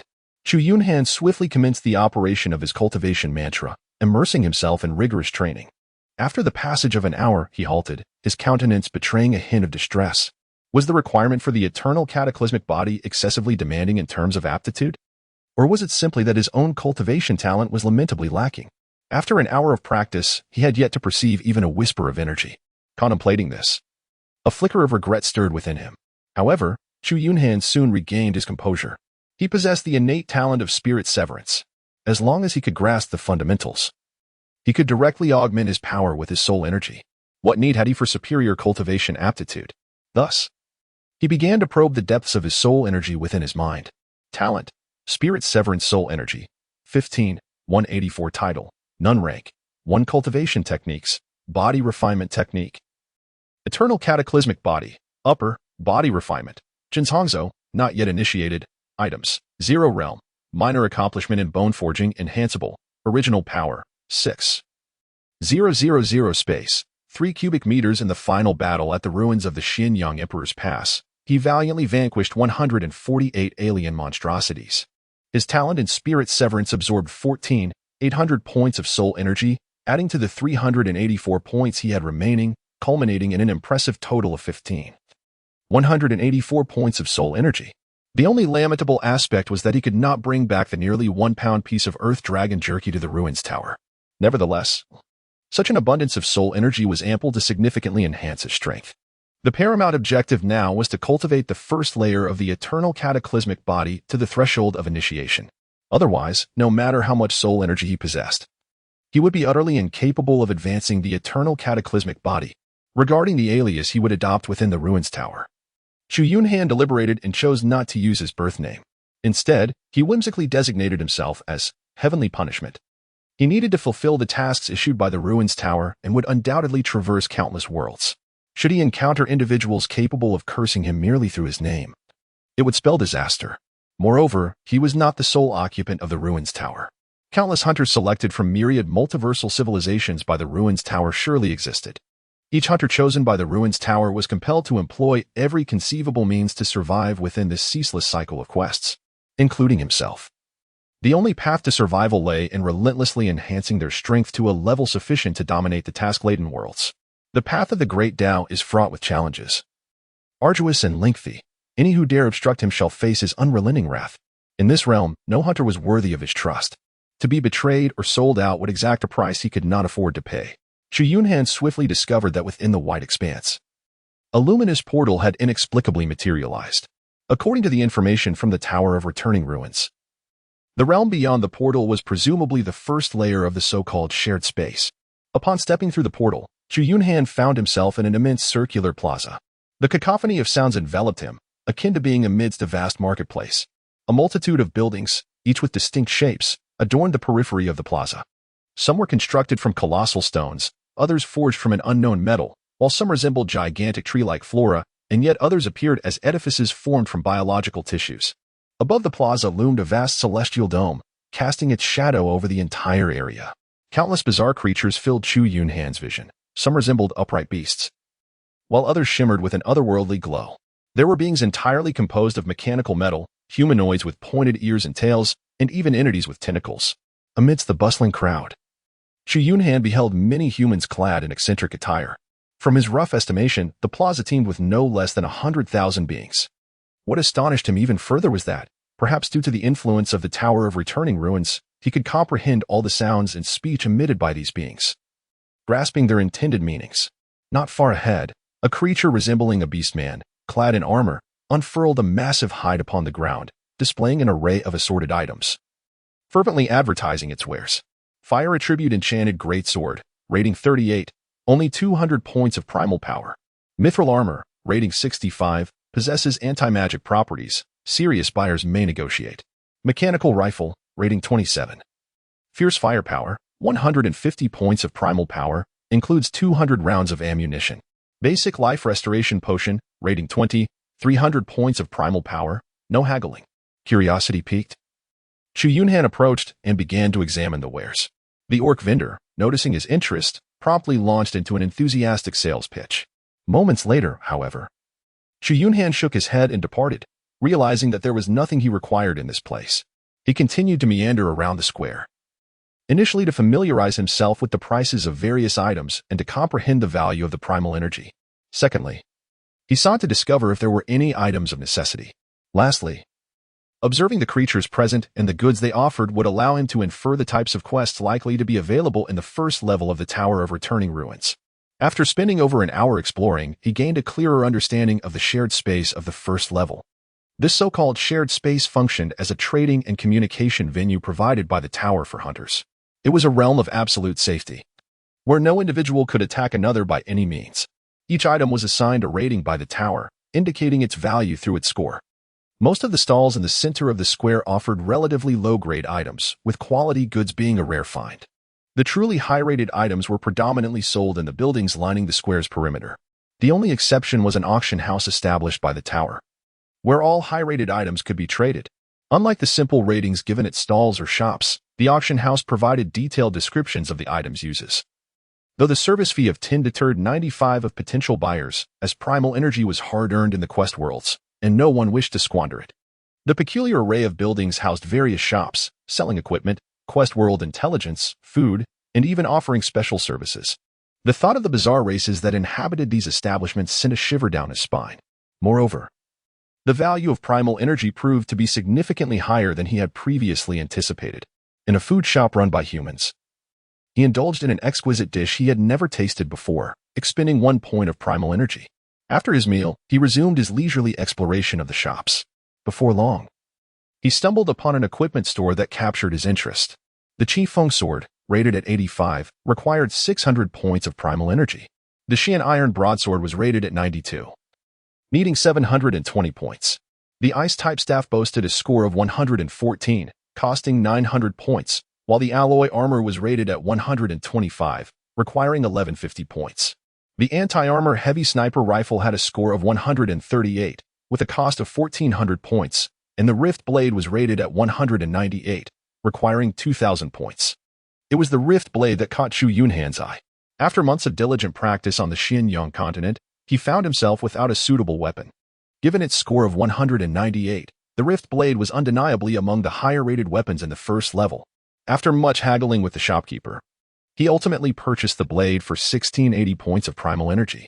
After a long day of browsing various shops in the square, he finally acquired everything he needed. Upon returning to his exclusive room, he began to inventory his items: the rift blade, a bottle of basic stamina recovery potion, a bottle of basic cellular repair potion, and 5 tiger bone leopard fetus pills. The 2 potions cost him 500 points of primal energy, while the 5 pills set him back a staggering 2,500 points. It was at this moment that Chu Yunhan realized the items within the cultivation system were the most expensive of all. He even spotted a manual for the Wind Thunder Sword technique in a shop, priced at a jaw-dropping 8,000 points of primal energy. After these expenditures, his initial 6,000 points dwindled to a mere 1,310, once he had accounted for all his possessions. Chu Yunhan commenced his training in the first layer of the Eternal Cataclysm body, the Golden Bell Shield. He was determined to master this body refinement technique swiftly. He had no desire to endure the despair and helplessness he had experienced on the Xinjiang continent once more. The next quest from the Tower of Returning Ruins was scheduled to be released in 30 days. He was uncertain of the terrifying world that awaited him or the dangers he would face. The only course of action left to him was to enhance his strength to its utmost before the next mission arrived. Perhaps this would increase his chances of survival in the quest world, rather than relying solely on luck. His fate lay firmly within his own hands. As for returning to his original world, he had no such intentions for the time being. It would be prudent to wait until his strength was sufficient before considering that option. After all, aside from his sister, who had long since married and settled far away, there was little else to which he felt tethered. After more than half a month, Chu Yunhan finally sensed a faint energy stirring within him. This energy began to circulate through his meridians, though the process was excruciatingly slow. It took over an hour for a complete cycle to occur, and even then, the energy seemed to strengthen imperceptibly. Yet, this was enough to fill Chu Yunhan with excitement. Any sign of progress was encouraging. Thus, apart from meals, he dedicated himself entirely to his training. Finally, on the 26th day, he successfully entered the foundational stage of the Golden Bell Shield. Chu Yunhan eagerly utilized his soul power to elevate the Golden Bell Shield from its preliminary stage to a modest mastery. The originally vast reservoir of 184 soul points diminished instantaneously by a staggering 10,000 points, causing his face to twitch involuntarily. The soul power, painstakingly acquired through fierce combat, was reduced to a mere 5,000 points. Truly, the S-grade body refinement technique embodied the first layer of the eternal cataclysmic body, with its consumption of soul power astonishingly immense. Upon reaching this new level of mastery, he sensed a warmth radiating through his meridians. The energy coursed throughout his body, and the top muscles became increasingly resilient. His once leathery skin grew even more firm and delicate, and his entire form seemed to emanate a resplendent golden glow. Drawing a steel sword across his palm left no mark whatsoever. It was only when he wielded the sky-splitting blade that he managed to inflict a cut. Mere minutes later, the wound began to heal gradually. Chu Yunhan nodded in satisfaction. It appeared that this body-refining technique not only significantly enhanced his physical defenses but also augmented his regenerative capabilities. Observing the remaining 184 points of soul power in his mind, he unhesitatingly chose to elevate his bone refinement realm from minor completion to major completion. Instantly, 3,000 points of soul power surged into his body, causing his vitality to churn and rapidly deplete. He swiftly retrieved the purchased tiger bone leopard fetus pill and swallowed one. A tremendous surge of vital energy emanated from the pill, swiftly replenishing the expended vitality. After a considerable time, Chu Yunhan felt his entire being infused with explosive power. His internal vitality surged robustly, as if he had transformed into a magnificent tiger, fierce and formidable. The information regarding the ruins tower in his mind had also been updated. Hunter, heavenly punishment talent, spirit severing soul power, 2. 184 title, none rank, 1 technique, body refinement technique, eternal calamity annihilation body, upper, body refinement, minor completion of the Golden Bell Shield items, rending sky blade. Basic stamina recovery potion, basic cell repair potion, tiger bone leopard fetus pill X4 realm, major completion of bone refinement source power, 1. 315 space, 3 cubic meters. His strength had reached its zenith. For the remainder of the time, Chu Yunhan opted to rest, allowing his previously taut nerves to relax. Next, he merely needed to quietly await the arrival of the next task from the ruins tower. Time passed swiftly, and days later, the task notification from the ruins tower arrived as anticipated. In the void of his exclusive chamber, a massive light screen materialized. The destruction and elimination task is about to commence. Hunter heavenly punishment. Please prepare. The world power level for this destruction and elimination task is E. Hunters may team up to venture into this task world. Hunters are strictly prohibited from mentioning the ruins tower in any form within the task world. Otherwise, extermination will be enforced. Specific task details will be announced upon entering the task world. The countdown to the task begins. 3, 2, 1. As a flash of white light enveloped him, Chu Yunhan's figure vanished from the room. When he opened his eyes, he found himself atop a skyscraper, overlooking the entire cityscape. A white energy shield encompassed nearly 100 square meters. In addition to Chu Yunhan, there were 3 others within the luminous barrier. One was an orc, towering at 2 meters. Muscular, wielding a colossal axe. Another was a human male, clad in camouflage military attire and armed with a firearm. The last was a peculiar female figure, adorned in animal pelts, her visage marked with totems, reminiscent of humanity. The moment they appeared in this world, all 3 displayed signs of tension, eyeing each other warily. The imposing orc drew his massive axe, vigilant of the others.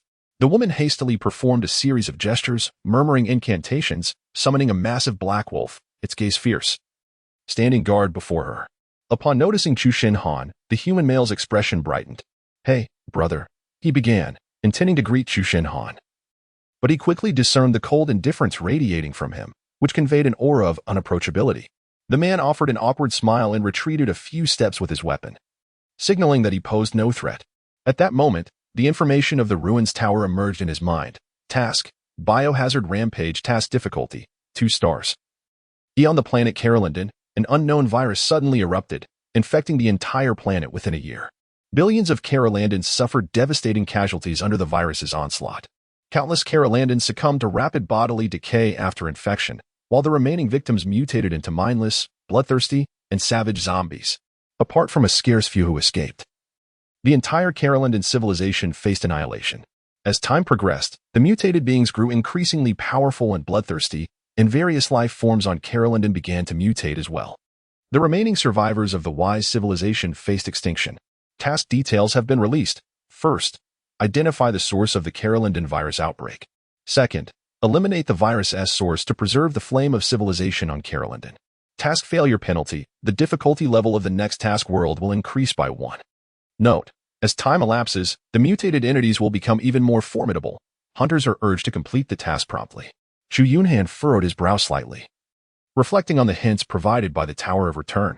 This time, he was not only to confront countless viral mutations but also to be wary of being infected by this unknown virus. Furthermore, time was of the essence, as the mutations would grow increasingly formidable. Upon reviewing the mission details, the expressions of the other three shifted dramatically. A human man erupted in anger, exclaiming, "Are we being sent to our doom? I've just barely survived in an F-class world, and now I'm thrust into an E-world?" The towering orc slammed his fist into the ground, releasing his pent-up fury and fear. The woman who summoned giant wolves turned deathly pale. Clearly, the difficulty of this E-level task exceeded their expectations. However, for Chu Yunhan, having witnessed the cataclysmic scenes of the Xinjiang world, such a mission, though perilous, no longer affected his composure. He could hardly believe that these so-called viral mutations could rival the strength of the higher echelons of alien races. If that were the case, the Tower of Return would never have raided this mission world merely as E. Moreover, he was eager to discover whether defeating these viral mutations would allow him to absorb soul power. If so, this world would become his hunting ground. Taking a deep breath, he approached the edge of the building to survey the landscape. Before him lay a vast, abandoned city, its skyline dominated by towering skyscrapers.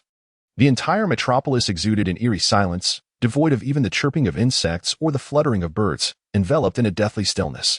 While Chu Yunhan assessed the situation, the other three clearly lacked confidence in completing the task alone. Thus, in a remarkably short span of time, they reached a consensus to collaborate. They all turned their gazes towards Chu Yunhan, yet none dared to voice their thoughts. Chu Yunhan cast a fleeting glance at the three individuals, his demeanor cold and indifferent, choosing to ignore them entirely. Soon, the luminous barrier enveloping the group dissipated. He descended the staircase of the edifice alone, enveloped in silence. The three exchanged glances, their expressions reflecting a shared understanding, and promptly followed him down.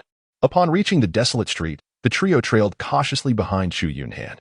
It was evident they had deduced the reason for the abrupt escalation from an F-level task world to an E-plus realm. The only plausible explanation was that this exceptionally ruthless man possessed power that far surpassed theirs. To maintain equilibrium, the Tower of the Abyss had deemed it necessary to assign this task within an E-plus world. As for the so-called dignity of the strong, to hell with dignity. Surviving within the task world was of paramount importance. The dilapidated thoroughfare bore faint traces of its former splendor, now shrouded in an eerie silence. Echoes of their footsteps reverberated through the emptiness. The three, visibly tense, surveyed their surroundings with utmost caution, fearful of a sudden emergence of a monster that might drag them into the abyss. Suddenly, Chu Yunhan's pace faltered. His keen senses detected an unusual sound. In an instant, his leg muscles tensed, propelling him forward as he lunged towards a shop, a shadow flitting through the air. With a powerful kick, he shattered the entrance of the establishment. The interior of the shop erupted with piercing screams. Two blue-haired women, resembling humans, clung together, their heads bowed as they cried out in terror. Chu Yunhan was momentarily taken aback, but quickly shouted, "Be silent." Upon hearing someone speak, the two women regained their senses and looked at Chu Yunhan with tear-filled eyes. The three individuals who had followed rushed over, carefully maneuvering around Chu Yunhan, comforting the two women while inquiring about the situation. It turned out that ever since the outbreak of the viral crisis in this world, the two sisters had locked their doors and windows, confining themselves within this house. Previously, this shop sold food, and they had managed to survive by relying on a substantial stockpile of provisions. Aware that the entire world had descended into despair, overrun by monstrous creatures that preyed upon humans, they had remained exceedingly cautious, refraining from making any noise. Today, however, they had ventured downstairs to retrieve food from the shop. Unfortunately, a faint sound had attracted the attention of Chu Yunhan, who had shattered the shop's entrance with a single kick. under the reassurance of the three individuals. The two women gradually calmed their frayed nerves and began to recount their tale. Originally, there was a survivor base established by the government in the city, which housed hundreds of survivors. However, the two women, being excessively timid, had not ventured out to seek refuge at the base. About half a month ago, while the base's personnel were out scavenging for supplies, they were inadvertently discovered by the mutated creatures. Subsequently, the survivor base was besieged by a horde of these monsters. And no further news had emerged since the following day, indicating a grim fate for those there. As for the origin of the virus that had plagued the world, the two women were unaware. Just as the group continued their discussion, Chu Yunhan outside the door narrowed his eyes, drawing his blade and advancing forward. The group was momentarily stunned but quickly reacted, rushing upstairs to hide. From the distant, desolate street, faint sounds of growling could be heard. Soon, several grotesque creatures, their skin rotting and exposing raw, crimson flesh, came into Chu Yunhan's line of sight. Their teeth had mutated into sharp, dagger-like fangs, and their hands had evolved into massive claws. Upon spotting Chu Yunhan, the creatures let out a cacophony of roars and charged towards him. He narrowed his eyes slightly, then drew his blade and surged forward. The flash of his sword was swift and fierce. In an instant, several mutated monsters were cleaved into pieces, their bodies writhing on the ground. Yet, he did not relax his vigilance, remaining alert. A moment later, a grayish-white figure, unusually agile, leapt down from the side of a nearby building, its gleaming claws aimed directly at the top of Chu Yunhan's head. He countered with a swift strike, severing the creature's claw with a resounding clang. The mutilated monster let out a pained howl and hastily retreated into the distance. A glint of cold light flashed in Chu Yunhan's eyes as he propelled himself forward, swiftly catching up to the injured beast. With a single, decisive stroke of his blade, he dispatched the creature in an instant. Shaking off the foul, bloodied residue from his weapon, he furrowed his brow. The soul energy provided by these viral mutants was exceedingly meager. Previously, he had absorbed merely 1 point of soul energy from each of the earlier monsters. Even after slaying this stronger variant, he had only garnered 5 points of soul energy. Such a yield thwarted his initial ambition to amass soul energy in this world. Unless he encountered a significant horde of viral mutants, he would find it challenging to achieve his goal. However, facing too many adversaries would substantially increase the risk of injury. If he were to sustain wounds, whether he could withstand the viral infection remained uncertain. He dared not take such a gamble. The onlookers, stealthily observing from above, were astounded by Chu Yunhan's prowess as he effortlessly eliminated the monster. The three hunters displayed expressions of delight. Indeed, their cold companion's strength far surpassed their own. Although they could have dealt with the earlier creature, they could never have done so with such nonchalance as Chu Yunhan. It appeared that to complete the tasks of the Tower of Return, they must cling tightly to his coattails. With a formidable ally leading the charge, their chances of survival would be greatly enhanced. However, as they waited for an extended period, concern began to take root when Chu Yunhan did not return. Rushing downstairs, they found the streets eerily deserted. Where could Chu Yunhan possibly be? In the distance, a lone figure sped past. It was the departing Chu Yunhan. He could glean no useful information from the two women he had rescued. Lingering any longer would only waste time. Furthermore, the other three hunters were far too weak to offer him any assistance. He had no interest in playing the caretaker for others. In the life and death cycle of the Tower of Return, there was no room for sympathy or compassion. Otherwise, he would inevitably face an abyss of despair. He needed to identify the source of the viral outbreak in the shortest time possible. Otherwise, as time slipped away, the situation could escalate to a point where even he might not escape unscathed. Soon, a massive building came into view. The entrance had been breached, and bloodstains marred the surroundings. Judging by the scene, the incident had not occurred long ago. It bore a striking resemblance to the survivor base mentioned by the two women earlier. Chu Yunhan cautiously stepped through the broken entrance. Inside the hall, remnants of limbs and severed arms lay scattered, occasionally interspersed with the remains of viral mutants. The entire building was devoid of any living soul, exuding an atmosphere of profound bloodshed and terror. He commenced his search from the various rooms on the first floor and continued until the third floor, where he discovered a notebook in an office. Upon opening it, he found it filled with disordered scribbles. April 12th, the major hospitals are overflowing. Infected patients have begun to exhibit persistent high fevers and skin ulcers. April 14th, the pathology center has yet to provide any explanation regarding the infectious disease. April 18th, the military has cordoned off the hospitals, allowing no one in or out. April 21st, the number of infected patients is escalating, and hospitals can no longer accommodate them. April 25th, the federal government has issued a red alert. Citizens are urged to stockpile supplies, secure their doors, and remain indoors. April 29th, chaos reigns. The streets are rife with looters and arsonists. May 2nd, even the National Defense Forces have begun to deploy within the city, mercilessly shooting down all criminals. May 6th, the National Virus Research Center has made an announcement. This is a novel disease transmitted through respiratory droplets and bodily fluids. May 11th, the first patient infected has succumbed to death. The condition was horrific, as the body decomposed entirely, including all internal organs. May 14th, good news. It is said that a vaccine will soon be developed. May 18th, oh heavens, the virus is mutating too rapidly. The newly developed vaccine is utterly ineffective. May 25th, my father has dispatched someone to urge me to seek refuge in a sparsely populated rural area. But how can I abandon so many people? I am the elected administrator of Nolan City. June 7th, I managed to contact my father. He informed me that calamity has struck. This is humanity's self-destruction. It is divine retribution for human greed. June, everyone has perished. All are dead. And I am not far behind. So this is it. Haha.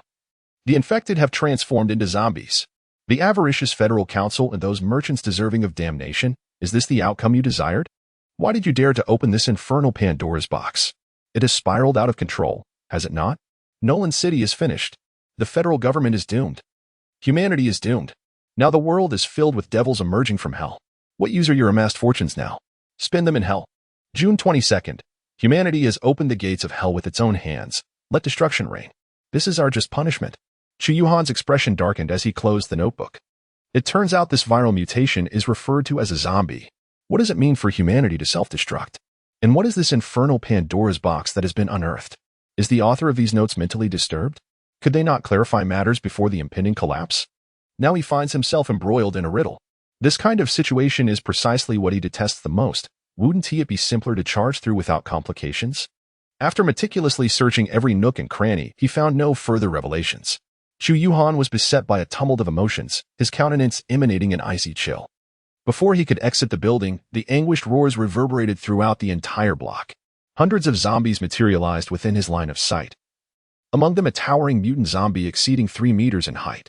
At the rear, a grotesque mass of repulsive flesh writhed slowly, its surface riddled with holes. Oozing an unknown liquid that dripped onto the ground, releasing wisps of acrid smoke while emitting a noxious stench that permeated the air. Chu Yunhan suppressed the discomfort within him and, with a swift stroke, cleaved several approaching zombies in two. He then retreated to the gaping hole of the entrance, adopting a strategy of waiting for the prey to come to him. This way, the area vulnerable to attacks was minimized, allowing him to effectively manage the situation with ease. He dared not gamble on whether these zombies could breach his skin. The nature of this virus, once contracted, rendered the possibility of surviving until his return to the ruins tower entirely uncertain. Before long, hundreds of zombies had encircled the entrance, leaving no escape. At the breach, the glint of his blade sparkled, radiating a chilling brilliance, as the ground became littered with the remnants of the undead. He silently rejoiced at having purchased the rift blade in the shared space plaza. Had it been an ordinary steel knife, it would have surely been rendered useless by now. The thought of using his fist to crush those zombies and their mutated counterparts filled him with profound disgust. The towering 3-meter-tall mutated zombie was trapped outside, roaring in frustration as it was obstructed by the horde. As the front line of zombies fell to Chu Yunhan's blade, his figure came into view of the colossal creature. Instantly, it became agitated, and with a sweeping motion of its massive arm, it sent the obstructing zombies flying. A gigantic hand lunged towards Chu Yunhan, aiming to seize him. Chu Yunhan's pupils constricted sharply as he swung with great force, severing the colossal hand. Yet, the gigantic mutated zombie seemed impervious to pain. As its severed limb crashed down upon him with tremendous weight, he felt as though an immense force, akin to a mechanical vehicle, had violently collided with him. The impact sent him hurtling backward, crashing heavily to the ground, wiping away the trickle of blood that seeped from the corner of his mouth. He felt a wave of suffocation in his chest. Fortunately, his physical resilience was sufficiently formidable, and his cultivation of the Golden Bell Shield had reached a minor success. Had it not been for this, such a brutal blow would undoubtedly have resulted in severe injury. As Chu Yunhan's expression grew increasingly grave, he realized that this particular zombie exhibited no sensation of pain. Its towering frame, exceeding 3 meters in height, harbored an immense reservoir of strength. The force of that previous strike was no less than several thousand pounds. Engaging it head-on was evidently an unwise course of action. With this thought in mind, Chu Yunhan swiftly retreated, inciting a surge of impatience within the colossal mutated zombie. Its massive form forced its way through the breach, stirring a cloud of dust. However, the aperture was too narrow, causing its entire body to become ensnared, unleashing a deafening roar. Seizing the moment, he deftly evaded a grasping giant hand and delivered a decisive blow to the mutated zombie's leg. With a sharp thud, the ankle of its left leg was severed, resulting in the creature losing its balance and crashing heavily to the ground. A glint of cold light flashed in Chu Yunhan's eyes as he leaped forward, plunging his blade directly into the eye socket of the colossal mutated zombie. A stream of black and white fluid erupted forth, and Chu Yunhan deftly evaded the spray. The enormous zombie, struck in the head, gradually ceased its movements. After vanquishing this giant foe, Chu Yunhan turned and plunged into the throng of zombies. After a considerable time, all the undead lay motionless upon the ground. It was only then that the distant massive grotesque figure began to sluggishly inch closer. Overcome by its terrifying visage and the overwhelming stench that wafted into his nostrils, Chu Yunhan's face contorted in revulsion as he swiftly turned to flee. Such a repugnant creature invoked no desire for slaughter within him. It seemed to be a conglomeration of viruses, and with a single strike, who could tell whether one might become infected? In the outskirts of Nolan City, the daylight waned. Within a secluded dwelling, Chu Yunhan retrieved a set of garments he had purchased from the Tower of the Return from his storage space and donned them. Today he had slain hundreds of zombies, garnering a total of 310 points of soul power. In contrast, the colossal mutated zombie had provided a mere 200 points of soul power. Such a yield paled significantly in comparison to his gains within the trial world of the system. The following day, the sun shone brightly. In a world devoid of human activity, an eerie stillness prevailed, yet there lingered an illusion of vibrant life. Chu Yunhan emerged from a bookstore, burdened with a substantial bundle of newspapers, and commenced his perusal of past news. According to the notes he had, the entire incident was supposed to have erupted before April 12th of the previous year. All he needed was to locate the newspapers from that period to glean a semblance of understanding regarding the happenings in this world. After an entire hour of searching, he finally stumbled upon an unassuming piece of news. Shocking. An archaeology professor from the Federal Academy, accompanied by students, had uncovered an unidentified relic near the capital.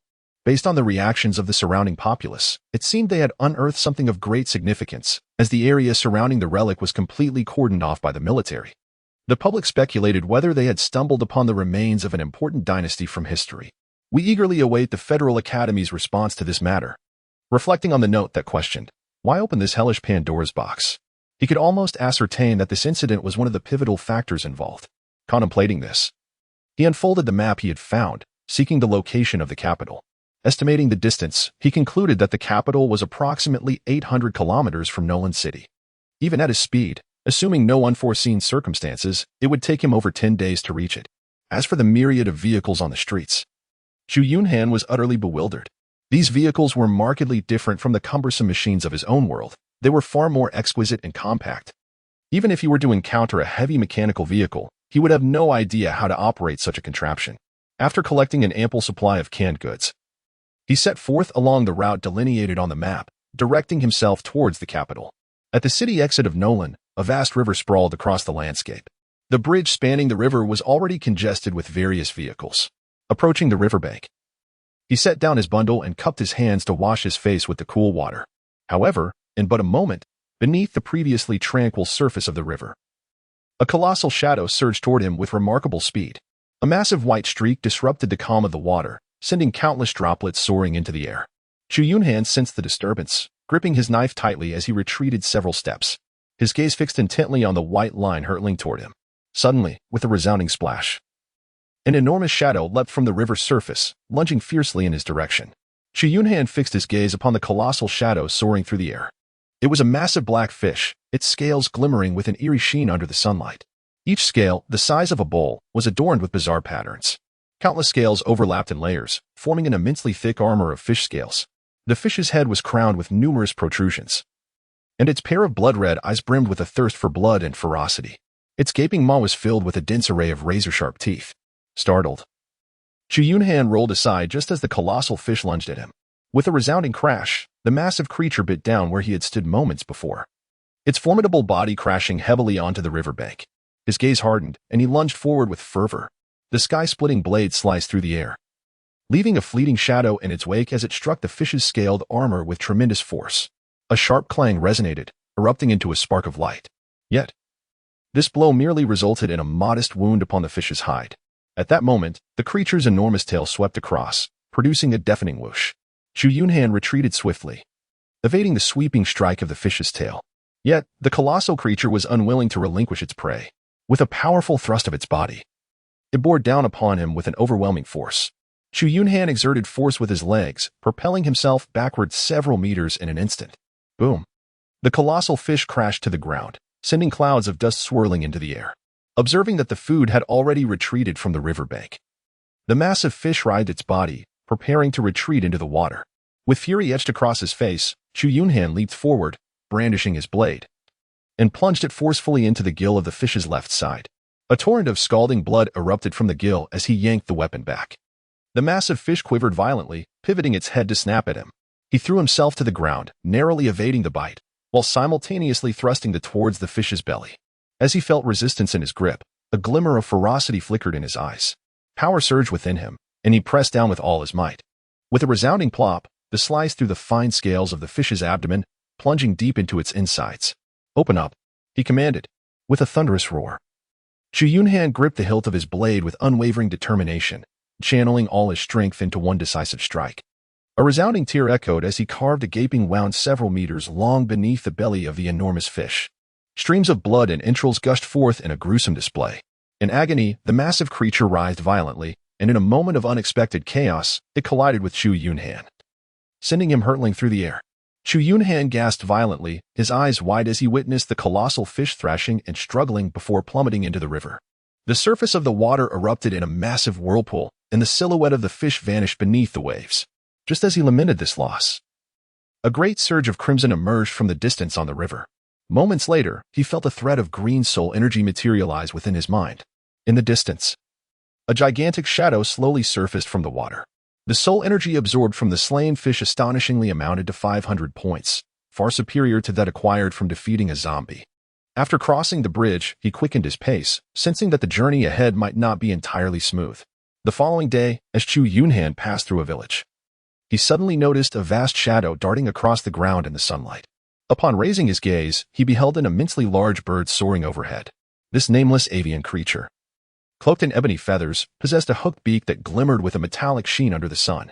Its outstretched wings spanned nearly 20 meters, resembling a dark cloud that blotted out the sky. Its scaly skin was fierce, and its gnarled claws, tipped with sharp hooks, clutched a gigantic zombie as it ascended toward the mountains beyond the village. With a grave expression, Chu Yunhan quietly lowered himself, lying flat on the ground, only rising slowly after the colossal bird vanished into the forest. He then cautiously circumvented the tranquil village, continuing his journey from the opposite side. On the third day, as he traversed the outskirts of a dilapidated city, Chu Yunhan was confronted with a scene that left him astounded. Initially intending to scavenge for supplies within the city, he stood atop a deserted skyscraper, surveying the desolate expanse below. The ruins of the city were densely populated with countless zombies, resembling an endless tide of black water that engulfed the land. A myriad of grotesque and bizarre zombies intermingled, their collective moans echoing across the horizon. Based on his observations, there were at least over 100,000 zombies within sight. Such a formidable horde was far beyond his current capabilities to confront. Even if all these zombies were to present themselves for him to strike down, he would be utterly exhausted in the process. Moreover, there were various terrifying mutations lurking amidst the sea of undead. He held his breath gently, gradually retreating from the ominous expanse. A safe distance away from the zombie-infested area, 3 other hunters from the Tower of Return, having learned that the source of this apocalyptic transformation might lie in the capital, set forth after ensuring the safety of the 2 surviving women, embarking on their own journey toward the heart of the chaos. As Chu Yunhan traversed the path, he meticulously eradicated every minor horde of zombies he encountered. It was not until he arrived at a seemingly intact farmhouse that he decided to pause and take a much-needed respite. However, just as he was about to enter the farmhouse, several sharp crossbow bolts were shot towards him from a window on the 2nd floor. With a swift motion, he deflected the bolts with his blade, his gaze turning icy as he advanced towards the farmhouse. The farmhouse door was encased in thick iron, securely locked from within. With determination, he charged forward and delivered a powerful kick to the door. With a resounding crash, the door burst open, the lock twisting and falling to the ground. Inside, 3 men armed with machetes and crossbows stood in stunned silence. their eyes wide as they beheld the formidable figure of Chu Yunhan stepping through the threshold. As they stared at the gaping hole in the iron door, their bodies trembled involuntarily. Noticing the chilling gaze of Chu Yunhan, the man in the center, clutching a crossbow, hastily exclaimed, "I am so sorry. We thought you were a zombie."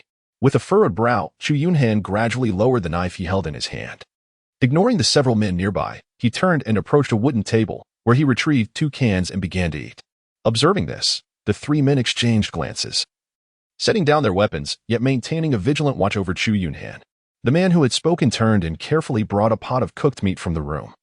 Presenting it before Chu Yunhan, "Elder brother, this is beef from our farm.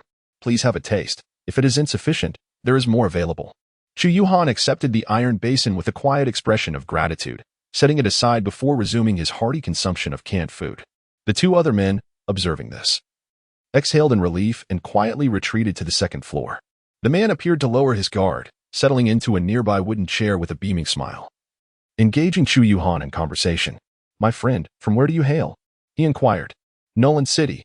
"Nolan City? Such a distance. Did you encounter those terrifying zombies along the way?" "Indeed, I did. I eradicated them all." The man was momentarily rendered speechless. "Oh, my friend, where are you headed?" "The capital." "The capital is still several hundred kilometers away. Would you not consider resting here for a while?" The man ventured cautiously. Chu Yunhan gently shook his head, realizing that the other party was concerned about him seizing this farm. He then spoke, "Let us rest for a while before we depart." The man forced a smile. Yet inwardly he felt a sense of relief. After finishing the canned food, Chu Yunhan did not touch the meat brought by the man. Noticing this, a flicker of disappointment crossed the man's eyes. He tidied up his belongings and stood up, preparing to leave, originally intending to rest here for the night. He decided it was unnecessary to disturb the occupants since the host was still present. It would suffice to find another house to stay in. As he reached the door, a faint sound emanated from upstairs, followed by a sudden thud, plunging the atmosphere into silence. The man's expression shifted slightly, and with an awkward smile, he remarked, "It must be my wife accidentally bumping into something." Chu Yunhan turned his gaze towards the upper floor, but no figure appeared in the window. He then strode away. The man, witnessing this, exhaled a sigh of relief and hastily closed the door he had kicked open, securing it with a wooden stick behind it. A flicker of malevolence flashed in his eyes as he ascended to the second floor. In one of the rooms on the second floor, several naked women were chained to the wall, their bodies marred by numerous bite marks, burns, and bloodstains. Their eyes, devoid of any sparkle, stared vacantly, resembling soulless husks. They were already battered and barely clinging to life. The floor was stained with blood, mingled with various filth, exuding a foul stench. Nearby, another woman lay on the ground, blood streaming from her head, utterly limp. Another man wielding a wooden stick struck the woman repeatedly with force. The man who had rushed upstairs burst into the room, seizing the hair of the woman sprawled on the floor and yanking her upright. He then delivered a brutal punch to her face, causing blood to splatter. With a vicious sneer, he spat, "Wretched harlot, do you wish to end up like your deceased husband, chopped up and served as food?" Seeing the woman slip into unconsciousness, he callously tossed her to the ground and strode into the kitchen. Moments later, he emerged holding a cleaver. "Bring her over. Today we shall indulge in fresh meat." The other 2 men revealed their ruthless intentions, dragging the unconscious woman before the knife-wielding man. The man with the knife glared menacingly and swung it toward the woman's hand. "Is this the wife you speak of?" Suddenly, a cold voice resonated from behind him. The man froze in shock, and before he could react, his vision uncontrollably soared to the ceiling, spinning several times before crashing to the ground, consciousness fading away. His headless body fell heavily to the floor. Chu Yunhan flicked the blood from his blade, his cold gaze fixating on the 2 men.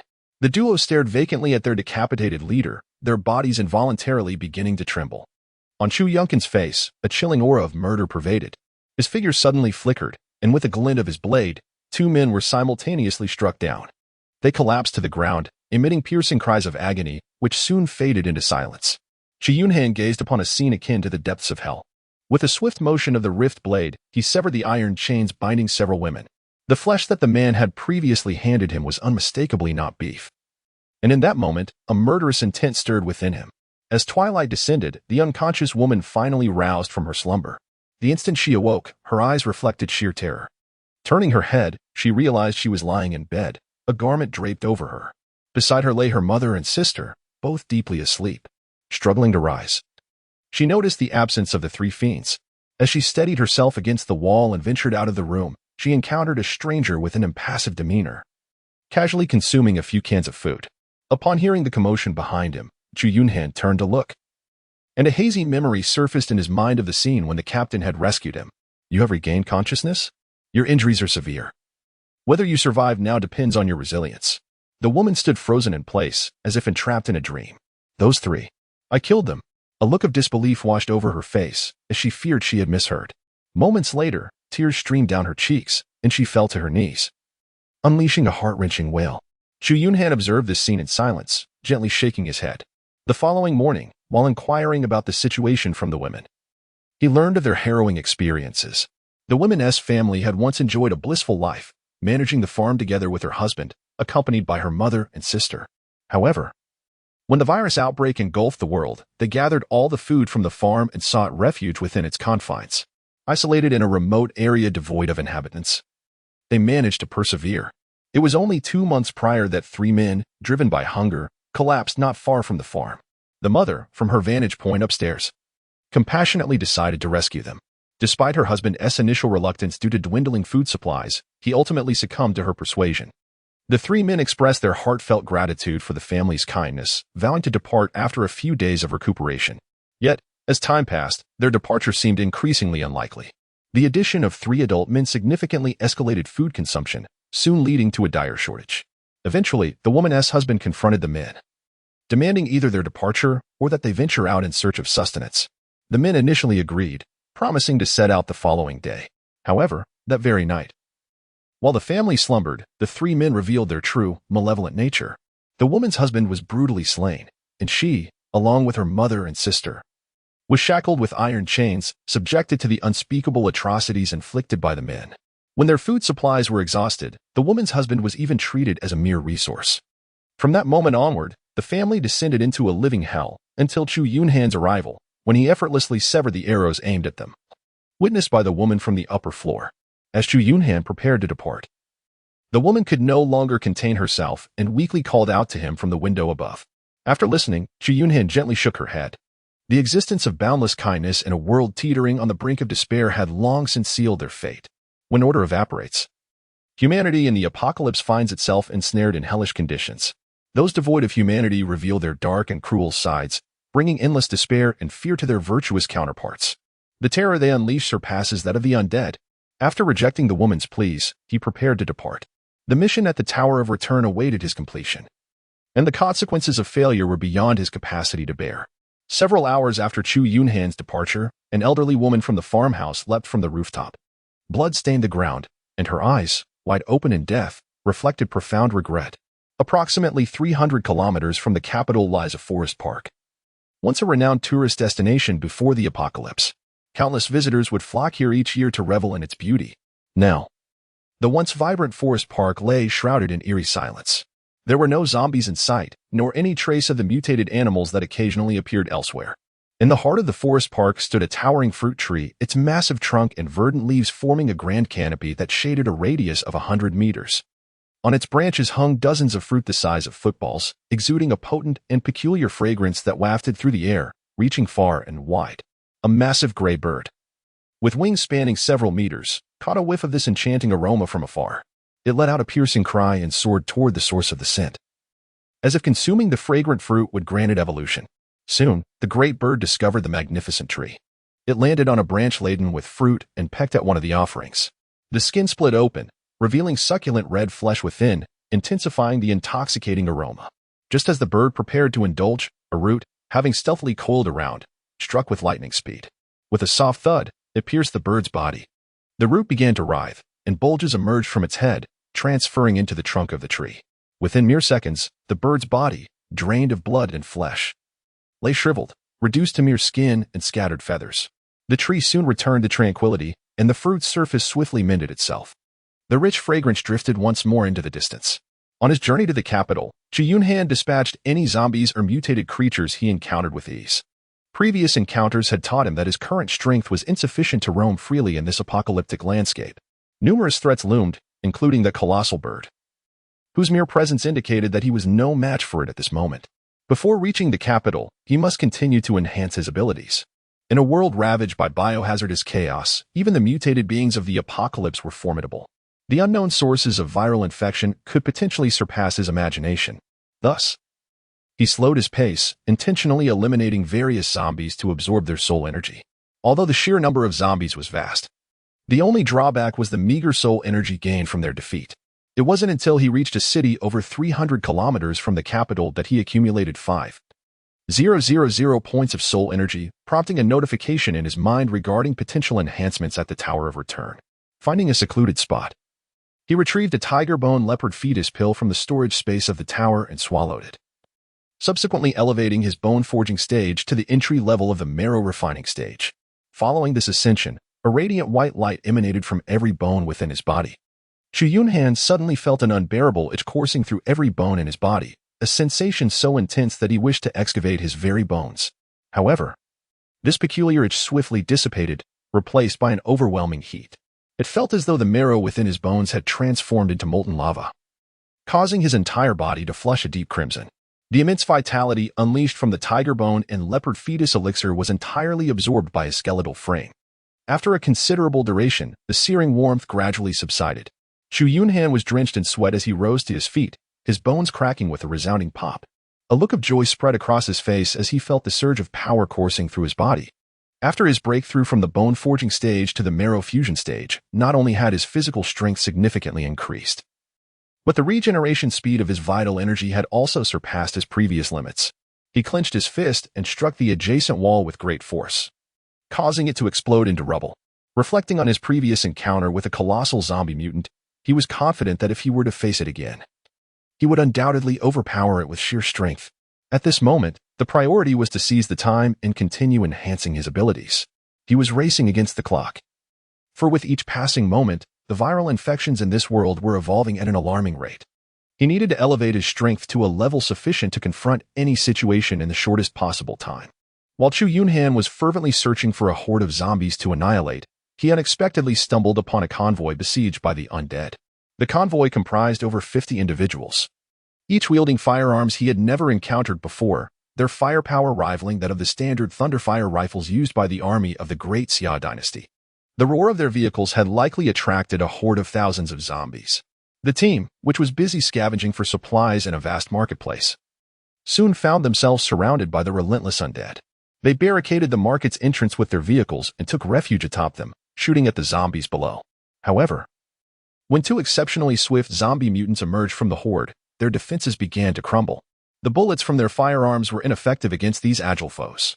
As the casualties inflicted by the mutants mounted, the remaining 30 individuals were left with no choice but to abandon their defensive position and retreat into the depths of the market. After observing from a distance for a while, Chu Yunhan no longer hesitated and plunged directly into the horde of zombies with his blade drawn. Through days of carnage, he discovered that ordinary zombies posed no threat to him whatsoever. His prowess at the marrow fusion stage, combined with the minor mastery of the Golden Bell Shield, endowed him with a formidable defense far surpassing his previous capabilities. The sharp teeth and claws of the common zombies could not penetrate his resilient skin. Thus, he began to act without restraint when confronting the ordinary zombies. The remarkably sharp sky-rending blade carved through the air, leaving behind a series of afterimages as the zombies before him fell one by one. This rampant slaughter quickly captured the attention of all surrounding zombies. Two mutated zombies abandoned their retreat into the market and charged towards Chu Yunhan with ferocity, one on his left and the other on his right, lunging at him in an instant. With an impassive expression, Chu Yunhan swiftly wielded his blade, cleaving one of the mutated zombies in two. Then, with a powerful left hook, he sent another zombie flying. Before it could regain its footing, he deftly sidestepped and severed its head with a single stroke. He then turned his attention to the horde of zombies, plunging into their midst. In less than half an hour, the entire swarm had been decisively cut through by Chu Yunhan, leaving the ground strewn with dismembered corpses. The group, hiding within the marketplace, had not heard any sounds from the zombies for quite some time, prompting them to cautiously emerge to assess the situation. What they beheld left them utterly astonished. Amidst the sea of carcasses, a lone man was meticulously wiping the blood from his blade with a tattered piece of clothing. An aura of lethal intent permeated the scene. One of the leaders from the group, stepping forward with trepidation, inquired, "Greetings. Might I ask if you are the one responsible for slaying these zombies?" Chu Yunhan cast a fleeting glance at the man, disregarding him completely, and turned to depart. The man, in a flurry, called out, "Master, would you care to rest at our gathering place? We have ample provisions and warm water available." Chu Yunhan suddenly halted, contemplating for a moment before nodding in agreement. In recent days, he had gathered scant provisions, and the relentless carnage had left him exuding a foul stench. He yearned for a refreshing hot bath. Upon witnessing Chu Yunhan's acquiescence, the man appeared quite exhilarated. He had never encountered a human capable of vanquishing nearly 1,000 zombies with merely a blade, including 2 remarkably swift mutated ones. If such a skilled individual could be brought back to the stronghold, the safety of their encampment would undoubtedly be elevated several notches. Furthermore, they had suffered a loss of 23 members during the recent zombie onslaught. With this expert accompanying them on their return journey, their safety would be significantly enhanced. He held no concerns that Chu Yunhan was of malevolent intent. With his prowess, it would be exceedingly effortless for him to seize their supplies. Although they possessed firearms, he did not believe that even a master capable of slaying mutated zombies would be unable to evade their bullets. The surviving members hastily loaded all the provisions collected from the market onto the vehicles. However, upon seeing their deceased companions, a solemn silence enveloped them. They quietly gathered the weapons of their fallen comrades before returning to the vehicles. The stronghold of this group was situated in a hotel several dozen miles away. The hotel stood 12 stories tall, surrounded by barbed wire, with the entrance reinforced by metal sheeting. The windows from the 2nd to the 5th floors were completely boarded up, presumably to prevent mutated zombies from infiltrating through those openings. As the team returned to the stronghold, those patrolling the rooftop spotted them from a distance. The heavy door swung open, and 6 trucks laden with supplies slowly entered the hotel lobby. When Chu Yunhan disembarked, 70 to 80 women and children rushed to encircle the convoy, eagerly unloading the goods. Upon seeing the leading man, several children joyously dashed forward, embracing him. After escorting Chu Yunhan to a suite on the 4th floor for rest, the man turned to leave. In the suite's bathroom, Chu Yunhan luxuriated in a refreshing shower. Shortly thereafter, the man returned with a steaming bowl of hearty food. Once Chu Yunhan had finished eating, the man began to elucidate the situation at the stronghold. His name was Yas, and prior to the apocalypse, he had served as the town sheriff, earning the residents' deep affection. Following the outbreak, he had led the peacekeeping officers to convert the hotel into his sanctuary while striving to rescue the remaining survivors. In this grim new world, they had managed to endure until now. Presently, the stronghold housed nearly 150 individuals, with over 80 being the elderly and children. The remaining few dozen men served as the guardians of the stronghold. Following the recent loss of 23 companions, fewer than 50 guardians remained. Fortunately, they had successfully gathered 6 full trucks of supplies, sufficient to sustain them for a considerable time. The only lingering concern was that their ammunition reserves were nearing depletion. Upon feeling a stir of curiosity, Chu Yunhan inquired about the origins of the viral outbreak. With a wry smile, Nasi shook his head, admitting his ignorance of the specifics. He only knew that the initial carriers of the infection appeared in the capital. Subsequently, the virus spread with alarming rapidity, engulfing the entire Federation in a matter of days, and then extending its reach across the globe. Within a mere 2 months, the federal government began to crumble, severing communication with other nations. After realizing that he could extract no useful intelligence from Yasi, Chu Yunhan shifted his focus to investigating the distribution of zombies in the vicinity. He intended to remain at this gathering point for a while, using it as a stronghold to gradually eradicate all nearby zombies. As the local sheriff, Yasi possessed an intimate knowledge of the conditions within a 100-mile radius. Over the past year, he had frequently led teams to gather resources and food, thus gaining a precise understanding of the zombies' distribution. Yasi produced a blank sheet of paper and sketched a rudimentary map, meticulously marking the locations where zombie hordes were likely to exist, as well as areas where mutated zombies and aberrant creatures might be found. Chu Yunhan meticulously examined the map, committing all the information to memory. With the aid of this map, he no longer needed to expend vast amounts of time in a slow search for small clusters of zombies. He could simply follow the mapped routes and carve his way through. Over the course of 3 days, Chu Yunhan eradicated all small zombie hordes in the vicinity of the gathering point, slaying no fewer than 5,000 undead. The only remaining area was the city of Binus, situated just ahead of the gathering point. Binus City is an extension of the capital, Newman City, where the lower-class citizens, laborers, and merchants from the capital were relocated by the federal government. The population within this city exceeded 1 million. Following the outbreak of the virus, the apocalypse ensued, prompting a mass exodus among the residents of Binus City. Despite this, the city still harbored at least 200 000 zombies, with countless mutated variants among them. The inhabitants of the gathering point, known as Yasi, never dared to approach Binu's city, confining their activities to the vicinity of their small town. While Chu Yunhan was clearing the surrounding zombie hordes, all members of the gathering point mobilized to follow him, scouring the battlefield for supplies. Chu Yunhan gazed at the distant city of Binus, the sole thoroughfare leading to the capital. Surrounded by towering mountains, any attempt to circumvent Binus would necessitate an arduous trek over rugged terrain. However, Chu Yunhan harbored no intentions of deterring.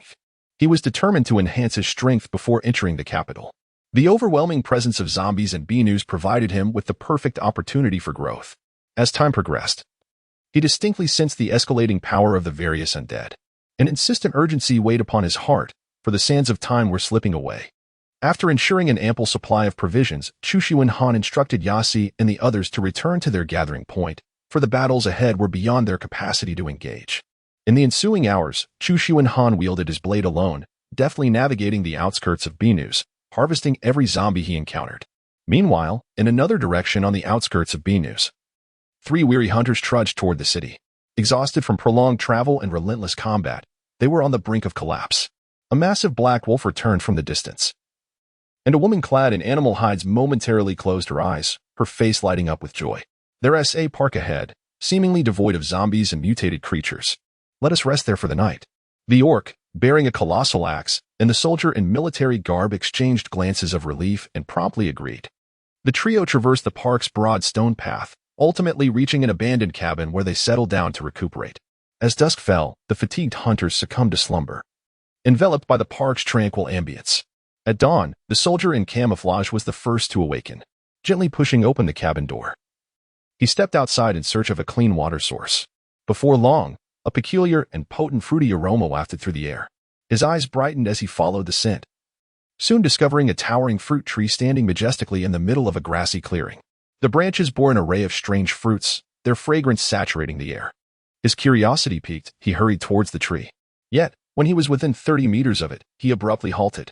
It was then that he noticed the ground around the tree trunk was littered with countless pelts and skeletal remains, creating a grotesque and chilling tableau.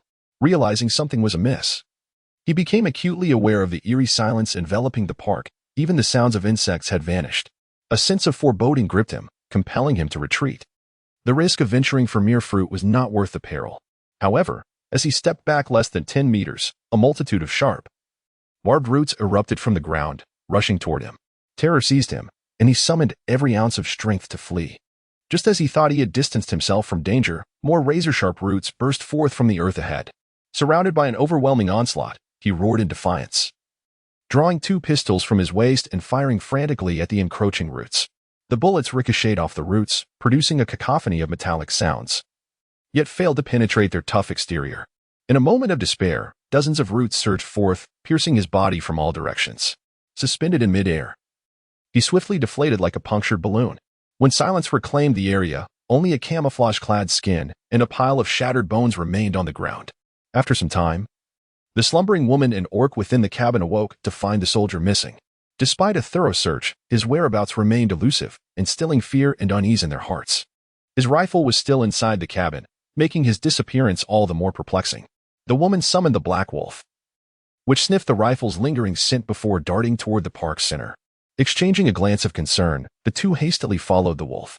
Before long, they arrived at the grassy clearing, where they stood in shock before the enormous tree. The black wolf, meanwhile, circled a pile of items on the ground, growling softly. Rushing over to investigate, the duo gasped in horror. The camouflage skin on the ground belonged to the missing soldier. This terrifying sight sent chills down their spines. They soon noticed the unsettling state of the tree, surrounded by scattered pelts and bones, creating a hellish scene that triggered their instincts to flee. As they sprinted back in the direction they had come, roots began to burst forth from the ground all around them, converging like a swarm.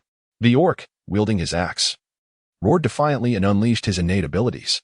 A crimson glow enveloped him, his muscles bulging with newfound strength.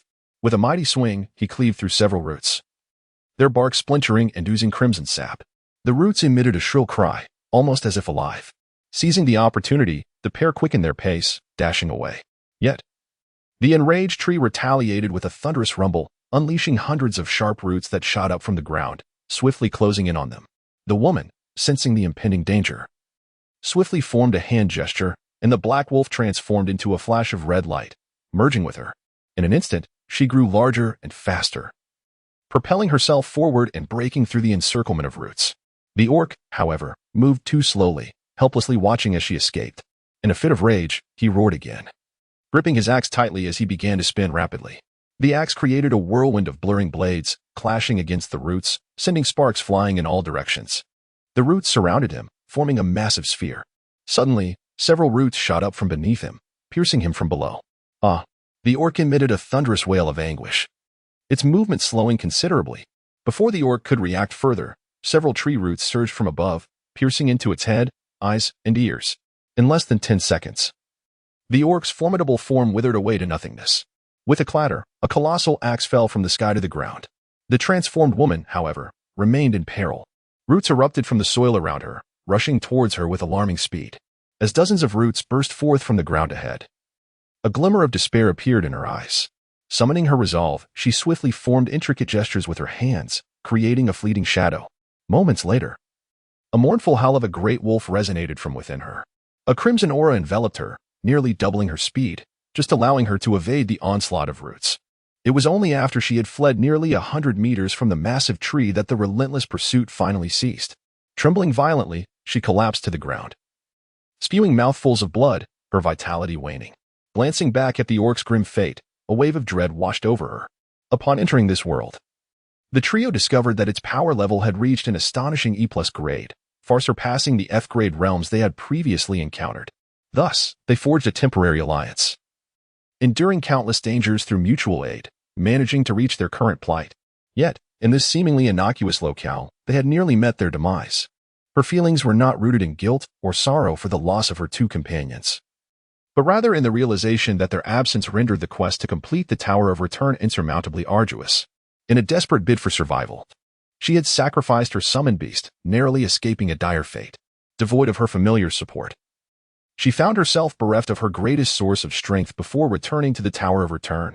In a world with such elevated power levels, her only hope of completing the mission to eradicate the viral source lay in locating the enigmatic figure who had departed alone. After the departure of that individual, the trio had followed the trail left behind. Under the protection of that formidable presence, she harbored a glimmer of hope of returning alive to the Tower of Return. Bracing herself, she rose and began to move away, knowing she must escape this harrowing place and seek refuge with that powerful figure. Meanwhile, Chu Yunhan, with a furrowed brow, was intently focused on a nightmarish mutant creature approaching from the distance. His frenzied slaughter of zombies and mutants at the outskirts of Binu's city had finally drawn the attention of a formidable entity within the city. The mutant, stretching several dozen meters in length and 5 meters in width, was grotesquely adorned with countless ghastly faces, emitting mournful howls that instilled sheer terror in all who beheld it. Its massive head was encircled by layers of sharp, serrated teeth, resembling an enormous centipede. Faced with this terrifying mutant, Chu Yunhan was compelled to exercise utmost caution. Upon detecting his presence, the creature charged towards him with alarming swiftness. With his right hand firmly gripping the blade, Chu Yunhan advanced rather than retreating, channeling power through his legs as he charged towards the aberrant creature. As the grotesque maw of the creature gaped wide to devour him, he swiftly twisted his body, evading its lethal bite. With a deft motion, he plunged his knife into the creature's neck, propelling himself forward for several dozen meters. The creature's entire form was cleaved open by the blade, and a torrent of putrid, corpse-like liquid gushed forth from the gaping wound. The left side of the creature's body was nearly severed, and countless faces on its back emitted chilling wails of anguish. Chu Yunhan flicked off the blood from his blade and took a swift step forward. With a few flashes of his sword, the massive form of the mutant creature was cleaved into several segments. The creature writhed violently on the ground, only to curl up into a motionless ball in a matter of moments. The 300 points of soul power absorbed into his mind left Chu Yunhan somewhat astonished. The outward appearance of this colossal mutant was grotesquely terrifying, and he had not anticipated it would be so easily dispatched. This was rather unexpected. He had initially believed that a monumental battle would ensue, yet it was resolved with just a few strikes. After vanquishing the mutant, Chu Yunhan ascended to the rooftop of a remarkably sturdy building. This 5-story edifice had been his pre-selected battleground. Upon reaching the summit, he produced 2 hollow steel pipes and began to strike them together. The resounding and piercing noise reverberated in all directions. Soon, the air was filled with the distant howls of countless zombies. A dark horde of zombies emerged from various corners, racing towards the source of the sound. Within the span of a mere incense stick-ass burning time, at least thousands of zombies encircled the building. Upon witnessing the scene, Chu Yunhan discarded the steel pipe in his hand and brandished his knife, positioning himself at the staircase to await the oncoming horde of zombies. Before long, a cacophony of growls erupted as a throng of zombies surged upwards from below, filling the stairwell to capacity. Observing the advancing mass of undead, Chu Yunhan's gaze remained icy as he swung his blade with determination. In no time, the staircase was obstructed by the lifeless bodies of the slain zombies. Yet the relentless tide of the undead continued to press forward. Chu Yunhan stepped back a few paces, biding his time until the encroaching horde of zombies surged forward, before he commenced his assault. As moments passed, the throng of the undead gradually diminished, until at last, the final zombie succumbed, collapsing to the ground. Breathless and drenched in sweat, Chu Yunhan sank onto the ground in exhaustion. Although the multitude of zombies posed no real threat to him, the toll on his stamina was considerable. It was only due to his mastery of the essence refinement realm that he was able to endure. Had it been in the past, he would have long since collapsed. After resting for a considerable time, Chu Yunhan commenced his search for a suitable location to continue his previous endeavors. The fierce battle raged on until dusk fell, with the night proving to be far more perilous than the day. This left him feeling utterly fatigued, both physically and mentally. His immediate goal was to find a place to rest adequately for the night and resume his efforts the following day. As the sun slowly descended, darkness enveloped the land. The patrolmen at the gathering place noticed a figure approaching from afar. When they raised their weapons in caution, they discovered it was a living woman clad in animal hides. Not a zombie or a mutated being, which brought them a sense of relief. Upon entering the gathering area, the woman collapsed and fell into a deep slumber. Meanwhile, Chu Yunhan was concealed in a basement, heartily consuming food. After finishing his meal, he shed his blood-stained garments and donned a fresh set of clothes. He then leaned against the corner of the basement, beginning to assess his spoils. His soul power had reached an impressive 14,000 points. He had hoped to elevate the golden bell shield to a perfected state, yet found no indication of improvement. It appeared that his soul power was still insufficient for a breakthrough. Chu Yunhan had no choice but to consume a tiger bone leopard fetus pill, expending 8,000 points of soul power to elevate his entry into the refinement realm to a minor completion stage. Following this breakthrough, his strength surged by approximately 30%. The remaining 6,000 points of soul power proved insufficient for further enhancement. After acclimating to his newfound power, he quickly donned his robes and fell into a deep slumber. The next day, in the southeast of Binuo City, thousands of zombies, accompanied by several mutated variants, surged towards an 8-story building like a torrential tide. Atop the building, flashes of blades glimmered, and dismembered limbs flew through the air. After a considerable duration, tranquility gradually returned.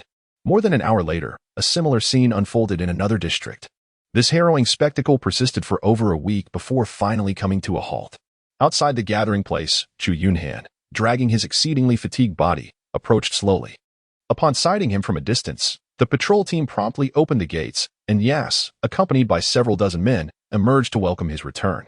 At this moment, Chu Yunhan emanated an overwhelming aura of malevolence, resembling a reaper who had just emerged from the depths of hell.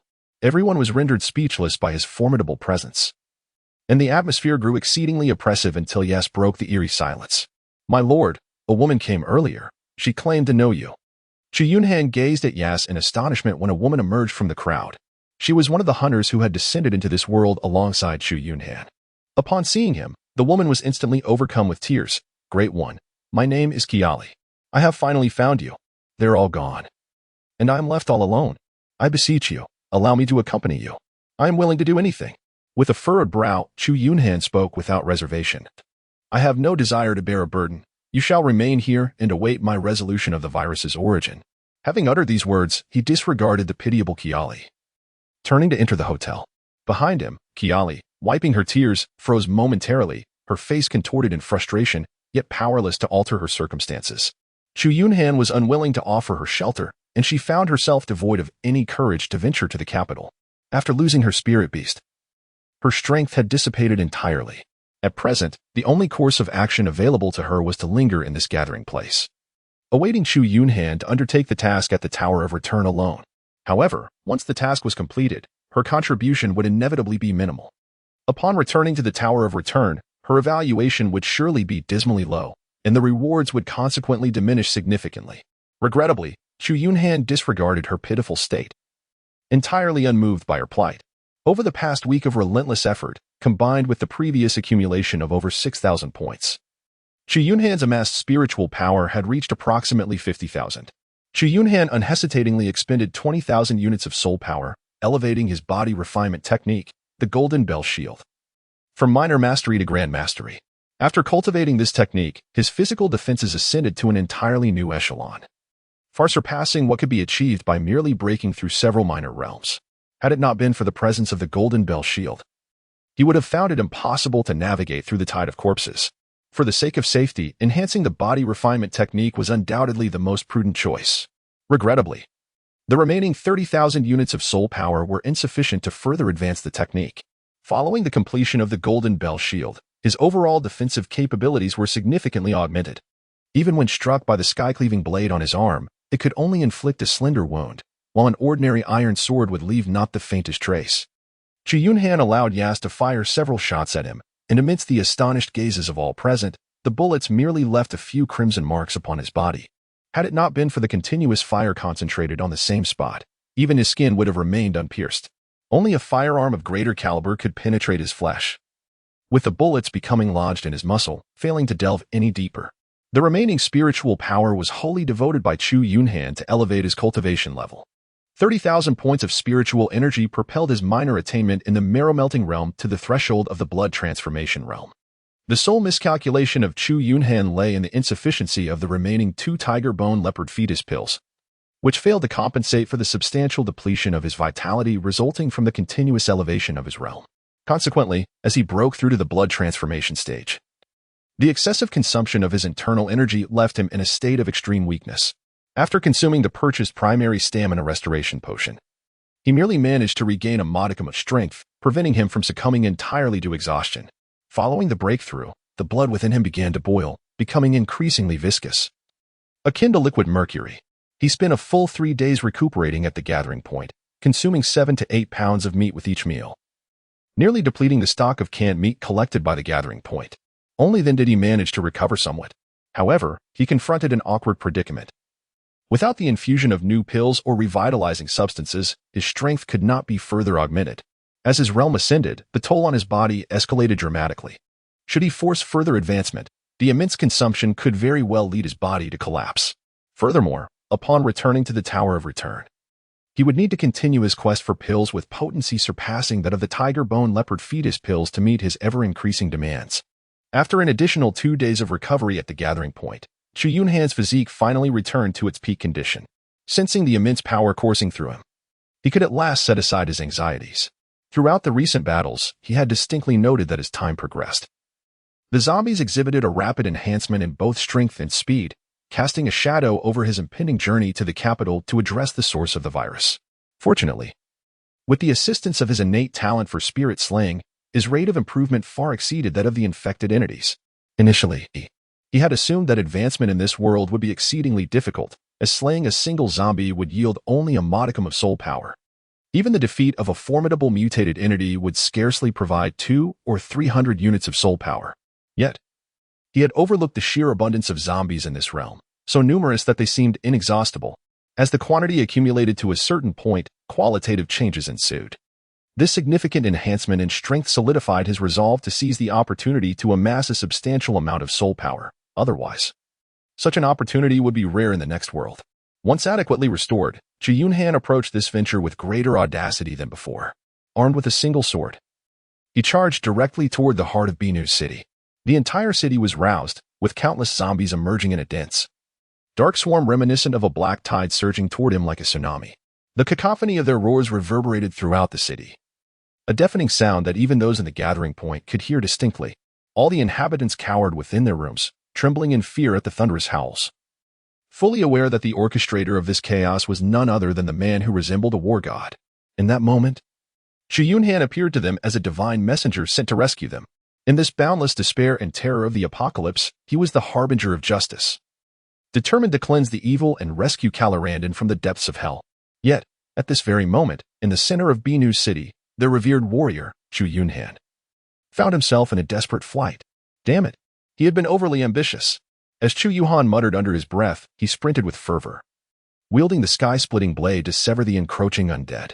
His rapid enhancement in strength and significant increase in physical defense instilled within him a sense of invincibility, leading him to believe he could effortlessly sweep through the horde of corpses engulfing the city.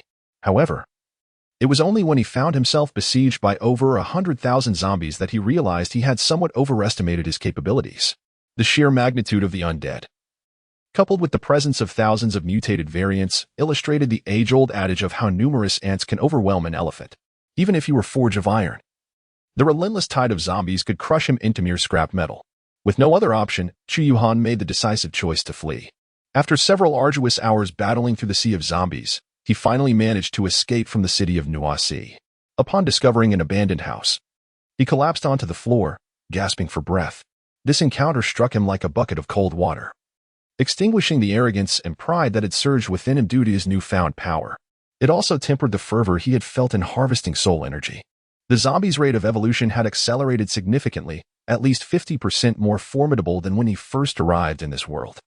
He had once fantasized about locating the source of the viral infection in the capital and taking his time to eradicate the zombies, envisioning a grand endeavor that could yield him immense rewards over a decade or more.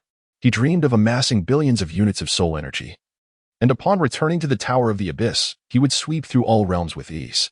With such a vast reservoir of soul energy, even the once insignificant Chu Yunhan would find himself capable of dispatching alien monarchs with a mere flick of his wrist.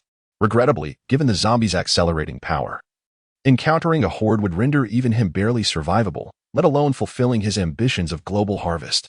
At this juncture, he could no longer afford to linger. The time wasted had already been excessive. He remained entirely ignorant of the true nature of the viral infection's source. Continuing to squander time on the gradual extermination of zombies could very well result in the infection reaching an insurmountable level. Resolute in his decision, Chu Yunhan took a moment to recuperate before setting off toward the capital. Within the span of an hour, he arrived at an unusually tranquil park, where a peculiar fragrance of fruit wafted through the air, tantalizingly distinct. Curious, Chu Yunhan sought to explore the past, eager to uncover any celestial treasures that might lie in this place. It was not until he reached the heart of the park that he beheld a towering tree, soaring dozens of meters into the sky. Between its branches hung numerous colossal fruits, exuding an intoxicating fragrance. However, the ground surrounding the tree was strewn with remnants of various creatures, the pelts and shattered bones of both humans and zombies. This scene revealed to him that the so-called fruits were, in fact, traps devised by the tree to ensnare its prey. Yet, he could not fathom the peculiar tree's method of attack. Thus, Chu Yunhan gathered several large stones nearby and hurled them forcefully at the enigmatic tree. Bang! The stone struck the trunk with tremendous force, and what transpired next left Chu Yunhan astounded. Dozens of barbed roots erupted from the earth, lunging towards the tumbling stones. Boulders the size of a fist were shattered into fragments by the assault of the roots. Chu Yunhan observed the scene with great interest and quickly devised a plan. Soon, the quaint wooden cabins scattered throughout the park were dismantled, their timber transformed into raw material. He hurled bundles of lumber with considerable force around the towering tree. Hundreds of tree roots erupted from the ground, shattering the timber that fell upon the trunk into splinters. Moments later, the fragmented wood formed a substantial circle, encircling the majestic tree entirely. Chu Yunhan extracted the matches gifted to him by Yas and ignited a bundle of garments intertwined with timber, forcefully tossing it onto the pile of wood. In no time, a roaring blaze erupted, casting its luminous glow across the vast expanse of the sky. The fierce flames crackled as they consumed the peculiar tree, and soon, countless roots broke through the earth, reaching towards the inferno. However, these once invincible roots encountered their nemesis this time. Instead of extinguishing the flames, they too succumbed to the fire's wrath. Within moments, hundreds of roots fractured and fell to the ground, charred by the searing heat. The dense branches and leaves of the towering tree ignited, while dozens of large fruits plummeted to the earth, their scorched skins oozing bright red liquid that exuded a pungent stench. The conflagration persisted for an extended period until the majestic tree collapsed with a thunderous crash, its robust trunk reduced to charred remnants, emitting wisps of black smoke. Yet, to Chu Yunhan's astonishment, he found himself devoid of any spiritual energy. Thus, he approached the towering mound of charred wood, wielding his blade. Upon locating the trunk of the peculiar tree, he struck with fervor, sending charcoal flying in all directions. It was only as he neared the complete severance of the trunk that a spherical, bizarre creature encased in a translucent gelatinous substance emerged from its center. This orb-like entity, roughly the size of a human head, was adorned with countless red filaments extending from its surface, intertwining with the branches of the tree. A glimmer of cold ruthlessness flickered in Chu Yunhan's eyes as he raised his hand and cleaved the bizarre spherical creature in twain with a single stroke. An intensely foul stench immediately wafted through the air. From the bisected mass, a crimson liquid oozed forth, revealing numerous unfamiliar organs quivering within. Chu Yunhan picked up several burning logs from the side and tossed them onto the two charred meatballs. Before long, a foul stench permeated the air. Additionally, a thread of soul energy emerged in his mind, amounting to an astonishing 2,000 points. Chu Yunhan had not anticipated that slaying this creature could absorb such a vast amount of spiritual energy. He flicked the crimson liquid from his blade and continued his journey towards the capital. Chu Yunhan stood at the entrance of the main thoroughfare into the capital city of Newman, his face etched with vigilance as he gazed at the vast, silent metropolis before him. Unlike other cities, which were typically teeming with zombies, the capital, now eerily quiet, seemed devoid of life. As if all the undead and mutated beings had vanished without a trace. This unsettling sight heightened his alertness even further. Cautiously stepping into the city, he found all the towering skyscrapers enveloped in an oppressive silence. He scoured several buildings in search of any signs of life but found nothing. Reluctantly, he continued his journey toward the city center, covering an expanse of over 5,000 square kilometers. It took him a considerable time to finally enter the heart of the city. The urban landscape was littered with crumbling ruins and a multitude of vehicles, all haphazardly collided, effectively blocking every major thoroughfare. The bloodstains scattered across the ground seemed to whisper tales of despair and death experienced by the humans who once inhabited this place. Strangely, there were no corpses or remains to be found. Even the zombies had disappeared. It was not until Chu Yunhan arrived at a grand theater that he sensed something truly amiss. The plaza in front of the theater was riddled with deep craters, and scattered throughout were enormous mechanical vehicles unlike anything he had ever seen before. The imposing barrels and heavy steel armor of these weapons testified to their formidable power and peril. Yet, they now lay in ruins, reduced to mere scraps of metal. As he cautiously entered the vast theater, he discovered that the roof had entirely collapsed. The expansive hall was now filled with an array of trees, forming a colossal circular structure reminiscent of an oversized nest. Within this immense nest, 3 gigantic black eggs, each several meters tall, lay in stark contrast to the surrounding chaos. Chu Yunhan ascended into the nest, scrutinizing the 3 colossal eggs with great care. He discovered that they were unlike any bird eggs he had encountered before. The shells of the eggs appeared to be forged from black metal, glimmering with a metallic sheen. He brandished his rending sky blade and struck with great force, yet only managed to leave a faint crack upon the surface. In an instant, a fierce glint ignited in Chu Yunhan's eyes as he summoned all his strength. A flash of cold light surged forth, and struck heavily against the eggshell. With a resounding crack, the formidable shell was cleaved open, revealing a massive fissure. Countless viscous streams of red and yellow liquid erupted forth, splattering across the ground. Moments later, a look of delight crossed his face as he discovered that this colossal egg had bestowed upon him a remarkable 1,000 points of soul power. Without hesitation, he proceeded to shatter the other 2 giant eggs as well. After absorbing a total of 3,000 points of soul power, Chu Yunhan chose not to linger any longer and turned away from the vast nest. After traversing several miles towards the city, the sky gradually dimmed. He found a 2-story house by the roadside, intending to rest until the morrow before continuing his journey. Just as he finished a few cans of food, a piercing shriek echoed across the heavens from afar. Chu Yunhan was taken aback and hurried to the window to investigate. Soon, a colossal shadow darted across the ground. Looking up, he beheld a mass of dark clouds racing towards the city center. In the dim twilight, he could faintly discern an enormous bird, spanning several dozen meters, soaring through the sky. The gigantic avian creature emitted a series of piercing, shrill cries that left his ears ringing. As Chu Yunhan's countenance shifted, he surmised that it was likely due to the 3 colossal eggs he had shattered. A wave of relief washed over him, grateful for his swift escape. Otherwise, encountering this fearsome giant bird would have made it exceedingly difficult to retreat unscathed. That evening, the once tranquil urban district erupted into chaos. From the city center arose a cacophony of thunderous roars and piercing cries. Clearly, this super-colossal bird had misconstrued something, leading it to clash with another terrifying creature in the heart of the city. The clamor persisted until the deep hours of the night before gradually subsiding. After a considerable time, the giant bird finally returned to its nest from afar, albeit appearing significantly wounded. On the following dawn, Chu Yunhan stepped out of his abode, invigorated, and continued his journey toward the city center. Passing by a bookstore, he discovered a detailed map of the capital, Newman City. After reviewing the routes, He redirected his course toward the Federal Academy. According to prior intelligence, it seemed that a professor from the Federal Academy had unearthed some relic, which subsequently triggered the apocalyptic virus that swept across the globe. If he could reach the Federal Academy, he might uncover some vital clues. The Academy was not far from his current location, prompting him to quicken his pace. After more than an hour, a vast complex of buildings came into view before him. This was once the Federal Academy. Yet, the institution exuded an eerie silence. The intact structure suggested that they had not suffered any significant damage. However, as Chu Yunhan conducted his search, he seemed to hear a faint sound. In a flash, he darted into a nearby building. Upon forcefully kicking open a room's door, he beheld an elderly man seated at a dining table, a plate of glutinous food in hand, consuming it heartily. The sudden intrusion startled the old man profoundly, causing the plate to clatter to the floor. Chu Yunhan was momentarily taken aback, astonished to encounter another living soul in this desolate city. The elderly man, upon realizing that a human had entered, was equally stunned. He had not anticipated the presence of another living being in such a terrifying locale.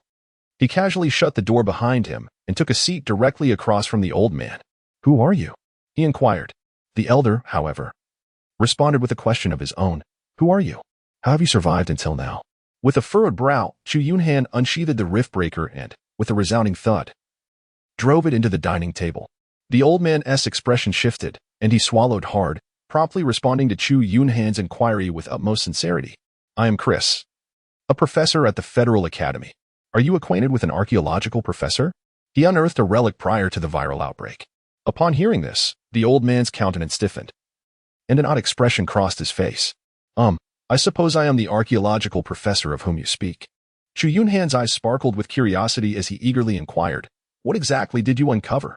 And from where did the virus originate?" The elder cast a glance at the knife resting on the table, and with a resigned demeanor, began recounting the events that led to this moment. 1 year prior, he had received word that a circular stone structure had been unearthed while foundations were being dug in the outskirts of the capital, Newman City. Prompted by this intriguing discovery, the elder and his students ventured to the site. After several days of excavation, a colossal stone edifice resembling a monastery emerged from the earth. This peculiar structure bore no entrance and was completely sealed by massive stones. Upon its stone walls were inscribed ancient characters, which, after translation by numerous professors specializing in ancient languages, revealed a stern warning. The demon of eternal life is sealed herein. Any being that opens the seal shall incur the wrath of the divine. Hell shall once again walk the earth. The tragedy of Aliyah's destruction shall be replayed. Upon translating this ominous proclamation, the group promptly abandoned any thoughts of breaching the structure. Elder Chris resolved to re-enter this monumental building. Throughout the long history of Carrie Star, Aliyah had once flourished as an ancient civilization of unparalleled glory.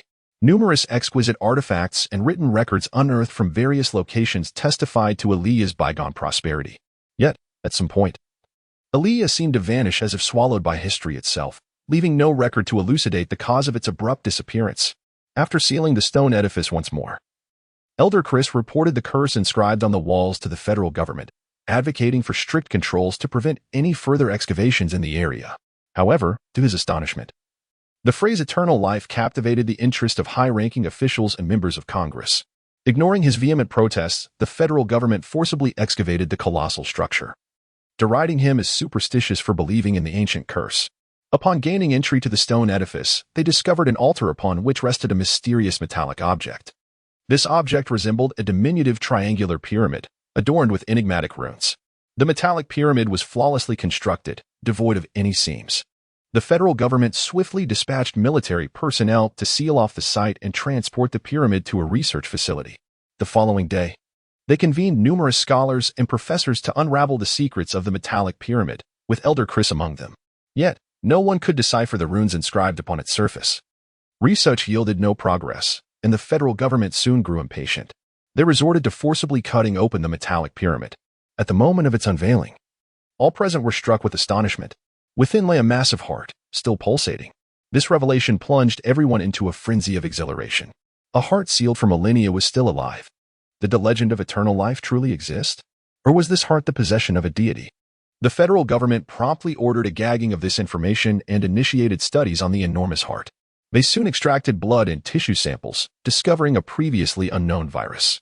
This virus exhibited remarkable vitality, entering a dormant state in the absence of nutrients, yet rapidly proliferating when reintroduced to sustenance. Experiments on mice revealed that even post-mortem, their bodies retained extraordinary vitality as long as the virus was present. However, researchers were unable to ascertain whether these revived mice retained consciousness. To investigate further, they began testing on death row inmates. After executing the convicts, they injected the virus into their corpses and observed the subsequent changes. The results were staggering. Every executed inmate returned to life. Yet, contrary to the researchers' expectations, these resurrected individuals had lost all cognitive abilities and responsiveness to their surroundings. The virus merely sustained their physical forms. Consequently, they commenced experiments on living subjects. All inmates injected with the virus gradually lost their rationality, exhibiting extreme aggression. This outcome left the federal government profoundly disillusioned. Researchers shifted their focus, attempting various methods to induce mutations and evolution in the virus. Their collective hope was to cultivate a virus that could maintain vitality in aging or damaged bodies without impairing mental faculties. Should they succeed in developing such a perfect virus, humanity would achieve true immortality. Humanity would ascend to a godlike state, eternal, impervious to injury. This ideal virus represented a tantalizing temptation for the federal government's elite and legislators, especially among the elderly, whose dwindling lifespans fueled an almost frenzied desire for its creation. Major corporations within the Federation similarly yearned for the emergence of this perfect virus, envisioning boundless wealth and perpetual control over power and status. Thus, experts in biology, medicine, and virology were summoned to the capital for an extensive study of the virus. Throughout the research process, the virus mutated multiple times, though none of the variants met their expectations. The pursuit continued until one fateful day when the virus spiraled out of control. Previously, the virus could only be transmitted through bodily fluids, but this latest mutation enabled airborne transmission. Initially, researchers failed to recognize this shift. It was only when numerous personnel began exhibiting symptoms of infection that the federal government realized the gravity of the situation. However, by then, it was too late to contain the outbreak. The virus had already spread to the families and neighbors of the researchers. Soon, the entire capital witnessed a surge in infected individuals. The vaccines developed against the original virus proved ineffective against the mutated strain, which was far more horrifying than its predecessor. Infected individuals exhibited skin necrosis, their bodies twisted and deformed under the virus's influence. Meanwhile, the original viral core, the massive heart, evolved in ways beyond comprehension. It seemed to exert control over all the viruses that had proliferated. Under the influence of the viral core, all infected researchers were consumed, serving as sustenance for the viral entity. The research facility transformed into a nightmarish hellscape. Fortunately, the mutated virus lost its airborne transmission capability within a short period, reverting to transmission solely through bodily fluids. The population of Newman City stood at over 2 million, with more than 70 individuals succumbing to the virus. The remainder either perished in the chaos or fled at the first opportunity. The number of survivors in the vast city has dwindled to an alarming few. Most terrifying of all, the viral progenitor appears to be in a state of constant evolution. Every few months, a multitude of zombies and mutated undead spontaneously congregates around the viral core, only to be consumed, becoming mere sustenance for the progenitor. This phenomenon persisted until a fortnight ago, when the last batch of zombies was devoured, which explains the absence of any undead in the capital. The only entities untouched by this calamity are the mutated creatures infected by the virus, who seem to retain their original cognition and reason. Humanity's pursuit of a flawless virus has manifested unexpectedly in previously inconspicuous animals. For all humankind, this is akin to a cruel jest from the heavens. It is undeniably a profound irony. Although the elder Chris did not partake in subsequent research endeavors, he steadfastly believed that the warning inscribed on the stone wall was no mere jest. Thus, upon sensing the impending danger, he sought refuge in the underground storage of the Federal Academy, where provisions were kept. Regrettably, his family remained in their hometown, far from the capital, and he dared not venture back into the zombie-infested world to seek them. Therefore, relying on the vast reserves of supplies in the underground facility, he has managed to survive until now. Upon hearing Chris's account, Chu Yunhan immediately discerned that the source of the virus in the Tower of Return must be that viral progenitor. However, he found himself in a rather precarious position. This progenitor, after such an extended period of evolution, especially after consuming over 1 million zombies from the capital, must have surpassed any of Chu Yunhan's expectations and strength. Yet, this also left him perplexed. The Tower of Return rated this world as E-level. Logically, if the pinnacle of power in this world was the previously encountered colossal superbird, he could reconcile that. After all, with his own capabilities, he was not entirely incapable of contending with it. But what magnitude of power could a viral progenitor, having evolved for over a year and consumed 1,000,000 zombies, possess? It was clear even to the most naive mind that this progenitor's strength could not possibly align with the E classification. Why then did the Tower of Return assign such a modest rating to this realm? Given the Tower's terrifying ability to eradicate the multiverse, such an oversight seemed implausible. The only possibility is that this so-called viral progenitor must have undergone transformations that Chu Yunhan could not fathom. Now, he must ascertain the specific circumstances surrounding the viral progenitor if he is to devise a means to eradicate this source of infection. After Chris marked the location of the research institute on the map, Chu Yunhan set off immediately. The institute lay on the opposite side of the city, a considerable distance from the Federal Academy. He dared not squander any time, for if the viral progenitor were to evolve once more, he might find his mission insurmountable. The consequences of failure, given the Tower of Return's merciless nature, were a risk he was unwilling to entertain. After a full day of relentless travel, he drew ever closer to the research institute. At that moment, a cacophony of battle erupted from a distant region. Ascending a tall building, he discerned that the superbird was locked in fierce combat with a colossal beast. This creature, towering over 10 meters, was cloaked in golden fur, with two formidable horns adorning its head, resembling a giant lion with horns. The two titanic beings appeared to have endured a brutal clash. The superbird's wings bore several massive wounds inflicted by the beast's bites, with blood gushing freely, while its abdomen displayed several grievous lacerations. Conversely, the beast's back was marked by deep gashes from the bird's razor-sharp talons, blood soaking its entire form. The beast's massive head also bore several grievous punctures from the bird's beak. Nearby structures crumbled under the ferocity of their struggle. In the depths of Chu Yunhan's eyes, a glimmer of brilliance flickered as he observed from a distance the fierce clash between the two colossal beasts. Should they sustain grievous injuries, he would undoubtedly seize the opportunity without hesitation to slay the formidable creatures. However, after a prolonged bout of combat, the two titans did not engage with the fervor that Chu Yunhan had envisioned. Instead, they lowered their banners and, nursing their wounds, withdrew to a safe distance. After a moment of hesitation, Chu Yunhan ultimately decided to refrain from provoking them for the time being. Considering the immense strength of the two colossal beasts, the cost of attempting to vanquish them would undoubtedly be substantial. Unless they sustained significant injuries and weakened, he was reluctant to take such a perilous risk. After all, an unknown viral entity awaited his attention. After a night of rest, Chu Yunhan finally arrived at the location of the Research Institute on the afternoon of the following day. The once towering 20-story building had now completely vanished. In its place stood a colossal, over 40-meter-tall, circular black object, dominating the vast expanse of ground. The surface of this enormous black entity was intricately adorned with vast, vein-like structures that occasionally writhed and contracted, resembling a magnificent living organism. Chu Yunhan stared in astonishment at the colossal and peculiar creature before him. The reality of the virus mother was entirely different from his expectations. He had anticipated a terrifying monster, yet what he encountered resembled a biological structure of sorts. Standing before this enigmatic entity, he felt as diminutive as an ant.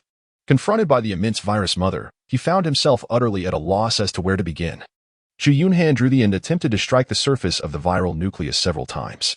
Instantly, the dark exterior was marred by enormous gashes, revealing a dense array of biological tissue within, from which some viscous fluid and organic matter oozed forth. However, these strikes seemed no more significant than an ant biting an elephant, as the viral nucleus exhibited no discernible reaction whatsoever. Chu Yunhan furrowed his brow slightly, then began to strike with great force.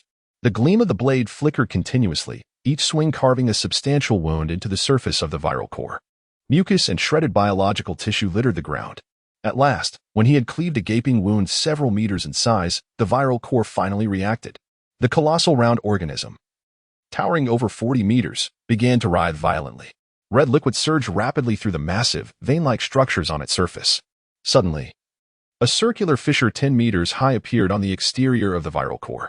Peering into the gaping opening revealed an interior filled with bizarre tissues. In no time, an eerie creature, nearly 3 meters tall and covered in mucus, burst forth from the opening. This grotesque humanoid figure exuded an aura of terror, its enormous mouth brimming with sharp, jagged teeth. Each of its arms bore a pair of massive, razor-sharp claws. Its surface was densely populated with blood-red eyes, while several rows of bony spines protruded from its back. Trailing behind it was a nearly 2-meter-long, spiny, bony tail. Chu Yunhan gazed intently at the monstrous creature before him. his expression heavy with foreboding. Upon noticing Chu Yunhan, the beast surged forward with the ferocity of an arrow released from its bow, accompanied by a pungent stench. A pair of razor-sharp claws lunged menacingly towards Chu Yunhan. With a chilling gaze, Chu Yunhan swiftly wielded the sky-splitting blade against the incoming giant claw. The creature's claw was severed in a single stroke, and with a deft twist of his body, he traced a semicircular arc of frigid light in the air, delivering a powerful strike to the creature's torso. The beast was sent hurtling several meters away, crashing heavily to the ground, a massive gash carved into its body. Countless blood-red orbs on its surface oozed forth torrents of crimson liquid. Just as Chu Yunhan prepared to advance and deliver the final blow, his expression suddenly changed, and he instinctively leaped back. Several razor-sharp bone spines whizzed through the air, embedding themselves deeply in the spot where he had just stood. After narrowly evading a barrage of bone projectiles, Chu Yunhan summoned his strength, propelling himself forward to confront the creature. In a flash of cold light, the sky-splitting blade descended upon the beast. With a resounding clang, a bony tail interposed itself before the creature, absorbing the impact of the blade and scattering sparks in all directions. Remarkably, the strike failed to cleave through the creature's tail. With a sudden, powerful kick, Chu Yunhan struck the creature's body, causing a spray of crimson mist as it was sent flying several meters away. The creature, now lying on the ground, appeared gravely injured. Convulsing uncontrollably, he strode forward, decisively severing the creature's head with a single stroke. Upon vanquishing the beast, he found that the absorbed soul power amounted to a mere 100 points. The creature's strength left him perplexed, despite its fearsome appearance. It seemed significantly weaker than he had anticipated. However, Chu Yunhan quickly grasped the situation. From the massive, gaping flesh portal of the viral mother, one creature after another surged forth. He cursed under his breath, realizing that this viral entity resembled a biological factory, capable of producing monsters incessantly. It was then that he comprehended why the Tower of Return classified this world as E-grade. The evolution of the viral mother was not as he had presumed, focused on individual strength, but rather akin to a biochemical nest, ceaselessly generating grotesque beings. The countless zombies he had previously consumed had now become the raw materials for this monstrous production. In mere seconds, dozens of biochemical creatures erupted from the blood-soaked passage. Upon spotting Chu Yunhan, their bony spikes rose menacingly, unleashing a barrage towards him. His expression shifted as he swiftly wielded the void splitter in front of him, forming a semicircular wall of blades. The sound of clashing metal echoed as numerous spikes were severed and fell to the ground, darkening Chu Yunhan's countenance to an extreme. Once the horde of biochemical creatures had exhausted their spike assault, he darted into their midst like an arrow. The air was filled with flashing blades and splattering viscera. As Chu Yunhan unleashed his fury upon the biochemical monstrosities, resembling a vengeful Azura emerging from the depths of hell. After a prolonged struggle, he had dispatched all the creatures birthed by the biochemical nest. Yet, he remained vigilant, his gaze fixed on the circular passage. As anticipated, within mere minutes, a new throng of biochemical creatures surged forth from the portal. With a thunderous roar, Chu Yunhan charged once more at the newly emerged biomonsters. As the daylight gradually faded, the ground before the bionest was littered with the carcasses of these creatures. After enduring an intense battle for most of the day, he was utterly exhausted, panting heavily, his body marred by wounds inflicted by bone spikes, despite his formidable strength allowing him to overpower the biomonsters. He pondered the uncertainty of how long this relentless slaughter would persist. His stamina was nearly depleted, yet the bionest continued to churn out monsters without any sign of waning. No matter how fiercely he struck at the nest itself, it seemed impervious to harm. Realizing that he must depart or risk being worn down by the relentless production, Chu Yunhan seized the opportunity to retreat before the next wave of biomonsters emerged. That night, hidden within an abandoned building, he gazed at the massive shadow in the distance, a sense of dread washing over him. The bionest's colossal form posed no real threat to him at his current strength, while it could endlessly produce terrifying bio-creatures. Without a particularly effective strategy, dismantling the nest seemed an insurmountable challenge. The following day, Chu Yunhan chose not to engage further with the bionest, opting instead to return to the Federal Academy to consult Chris. Upon hearing Chu Yunhan's account, Chris was left in stunned disbelief. He had not anticipated that the viral host had evolved into a colossal bioarms factory. If the bionest continued to evolve unchecked, who could foresee the horrors it might produce? To confront such a massive entity, they would require significantly greater firepower. Determined, Chu Yunhan resolved to return to the gathering place and seek assistance from Yas and the others in harnessing the forces of this world to combat the bionest. Chris located an intact vehicle on the street, and together they set off toward the gathering place. By the time they arrived, it was already the following day. Upon learning of Chu Yunhan's intentions, Yas contemplated for a moment before proposing a solution. Our current arsenal consists solely of rifles, and our ammunition is scarce. If that monster is indeed as large as you describe, our present firepower would likely be ineffective against it. We must seek out heavier weaponry. Prior to the apocalypse, a military force was stationed in Newman City. If we could discover their military base, we might find what we need. Chris's eyes lit up at this revelation, and he eagerly nodded in agreement. Indeed, there was a military presence in Newman City. However, they suffered devastating losses once the viral outbreak occurred. I know their base is located on the outskirts of the city, where you might find the necessary equipment. With a renewed sense of determination, Chu Yunhan urged the group to set forth. The biological mother nest continued its evolution, leaving them with little time. After Yas attended to the matters of the gathering place, he departed with over 60 guards in tow, while the settlement was left in the care of the elderly, children, and a mere handful of guards. The following day, as they arrived at the outskirts of the military base, they found it utterly deserted, the ground littered with remnants of past battles. Chris, brimming with excitement, exclaimed, "This is the place. Let us venture inside. We may uncover some heavy weaponry." Upon entering the military base, the group observed numerous bullet holes scattered across the structure, evidence of intense combat that had once raged here. A cursory search revealed that the base was devoid of life, with even the zombies that typically roamed the vicinity having vanished. Dozens of individuals promptly dispersed to scour the area, and after half an hour, one of them stumbled upon a massive iron door leading underground. The door was completely sealed, and at its entrance was an electronic keypad, though no one possessed the code to unlock it. Chu Yunhan scrutinized the massive iron gate, realizing that due to its formidable thickness, it would be nearly impossible to breach it by force. He then approached the adjacent wall and struck it with a powerful punch. His immense strength left a circular indentation in the wall, yet it remained unbroken. The wall was far sturdier than he had anticipated. In exasperation, he resorted to using the rift blade to methodically cleave the bricks in the indented area, laboring for half an hour before finally creating a passageway. Upon entering, the group discovered an exceedingly long corridor that delved deep underground. At the corridor's end, an expansive space unfolded before them. This vast chamber was cluttered with numerous items, resembling small mountains, all concealed beneath tarpaulins. Upon unveiling the coverings, they found an assortment of fuel, military uniforms, canned goods, firearms, military trucks, ammunition, and shells. However, conspicuously absent were the heavy artillery pieces capable of firing shells, along with other substantial weaponry, despite their thorough search of the entire military base. The gathered individuals promptly replenished their firearms and ammunition from the underground depot. After some contemplation, he instructed Yas to load various fuels and shells into more than a dozen trucks. They activated the iron gate with the internal switch and maneuvered the trucks outside the base. The remaining supplies were left in situ, intended for use once Yas and the others relocated their gathering to this new location. After a period of rest, the group set forth in a grand procession of trucks towards the nest location. However, midway through their journey, the convoy encountered an obstruction. Before them loomed the colossal beast, over 10 meters tall, that Chu Yunhan had previously battled alongside the supergiant bird. It seemed to have heard the commotion of the convoy and rushed over, evidently perceiving the group as potential prey. Chu Yunhan's face revealed an icy demeanor, commanding those around him to step aside as he alone charged towards the colossal beast, blade in hand. The creature, dismissive of the diminutive human before it, swiped at him with a massive claw. It was not until Chu Yunhan propelled himself into the air, severing a significant portion of the beast's forepaw with a single, deft strike, that the creature registered the threat posed by this human. A flicker of fear crossed its eyes, and, seemingly enraged by the injury, it bared its fearsome fangs and let out a thunderous roar, preparing to pounce. However, as Chu Yunhan landed and braced himself for the beast's onslaught, an unexpected turn of events unfolded.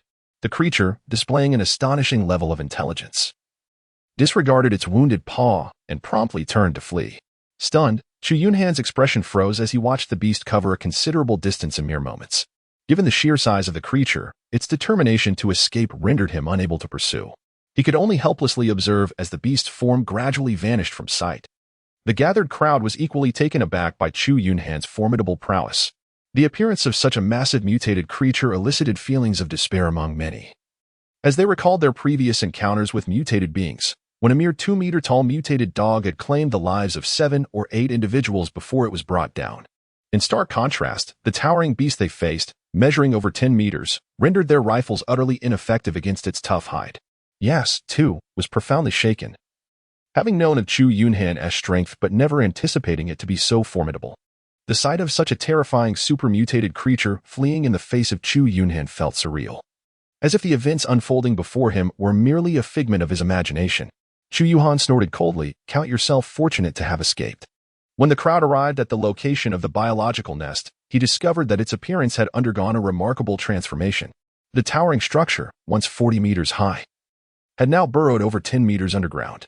The originally black, mucus exterior was now adorned with layers of scaly keratin. The several meter-long wounds he had inflicted had all completely healed. The dismembered remains of the hundreds of biological monsters he had slain had vanished without a trace. The 10-meter-high fleshy passage had constricted to a mere 5 meters in size. It dawned on him that such a significant change in the biological nest indicated that it was on the brink of evolution. He promptly instructed his companions to stack all the shells and fuel from the trucks around the biological nest. As they cautiously transported the supplies halfway, the nest seemed to sense impending danger. The immense body, exposed above ground, convulsed violently. Chu Yunhan's expression shifted as he immediately positioned himself at the entrance of the 5-meter-wide fleshy passage. The others, recognizing the urgency of the situation, quickly brought the military trucks, parking them around the biological nest without uttering a sound. Yas, along with several others, opened barrels of fuel and began to douse the prepared ammunition, creating a trail that led into the distance. Soon, a large horde of biological monsters surged forth from the passage. Unlike before, the newly emerged creatures had shrunk from over 3 meters to approximately 2 meters in height. Their once sharp claws had transformed into glinting bone knives, and the blood-red eyes that once covered their bodies had turned into patches of bony exoskeleton. As the biological monsters charged out from the nest and spotted Chu Yunhan blocking the passage, they immediately brandished their bone knives, lunging towards him with ferocity. Chu Yunhan wielded his blades with both hands and executed a powerful downward strike, cleaving the air as his sword met the oncoming bone blade with a resounding clang. The sharp edge of the bone blade was immediately marred by a significant gash, yet it remained unbroken beneath the force of the strike. His right leg transformed into a fleeting shadow, delivering a fierce kick to the biomonster. After being knocked to the ground, the creature shook its head and quickly rose to its feet once more. Chu Yunhan's expression turned grave. The new biochemical monsters were significantly stronger than their predecessors. It seemed that effortlessly slaying them would no longer be feasible. Observing the relentless surge of biochemical creatures emerging from the nest, he decided to retreat into the flesh corridor, effectively blocking all the monsters that poured forth. Given that the corridor was only 5 meters wide, he could manage to confront 3 biochemical monsters at a time, making the encounter considerably more manageable. After Chu Yunhan had been engaged in combat within the flesh corridor for over 10 minutes, he heard Yassi's distant shout. They were fully prepared and were now simply awaiting his withdrawal from the vicinity of the nest. Upon hearing the call, he did not hesitate to turn and flee, while the biochemical monsters in the corridor relentlessly pursued him, continuing to spill forth in waves. Once Chu Yunhan had lured several hundred biochemical creatures to a distance of several hundred meters from the nest, Yassi and his companions ignited several trails of fuel that had been spilled on the ground. Instantly, flames erupted along the trails, racing towards the biochemical nest. Witnessing this, Yassi and the others swiftly turned their vehicles, flooring the accelerator as they sped away. The explosive power of 10 military trucks laden with fuel and ammunition was sufficient to level everything within a radius of several hundred meters. Even at a distance of over 1,000 meters, the shockwaves from the ensuing explosions could prove fatal. Fortunately, even if the fuel ignited completely, it would still require some time to detonate the ammunition, granting them enough time to cover several thousand meters. The flames spread rapidly, reaching the stockpile of fuel and ammunition near the biochemical nest within mere seconds. Boom!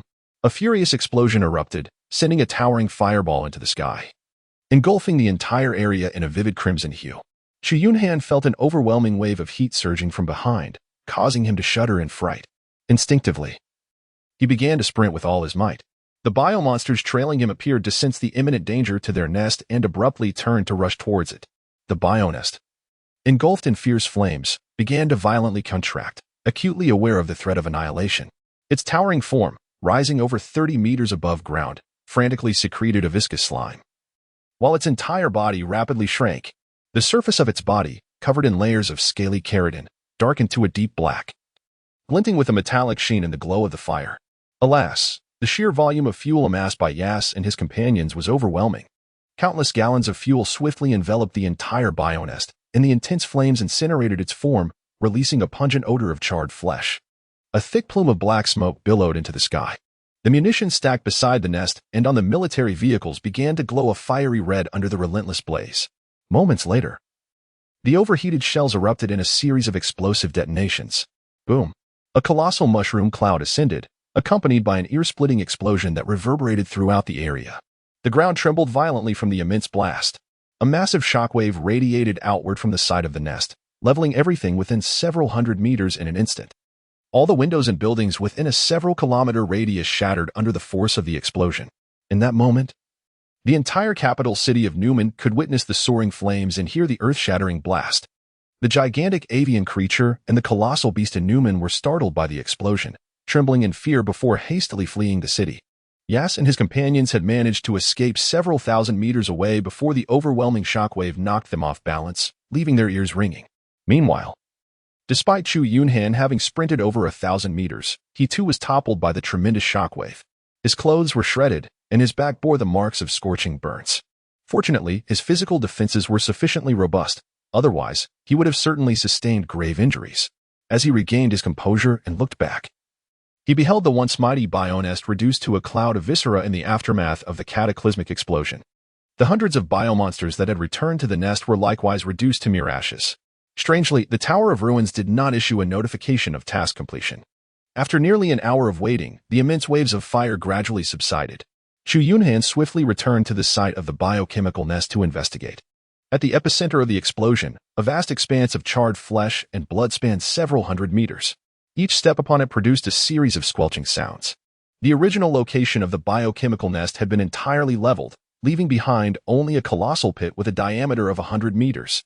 Chu Yunhan commenced a meticulous search. The Tower of Return offered no indication of a completed task. Could it be that the biological mother nest had survived that terrifying explosion?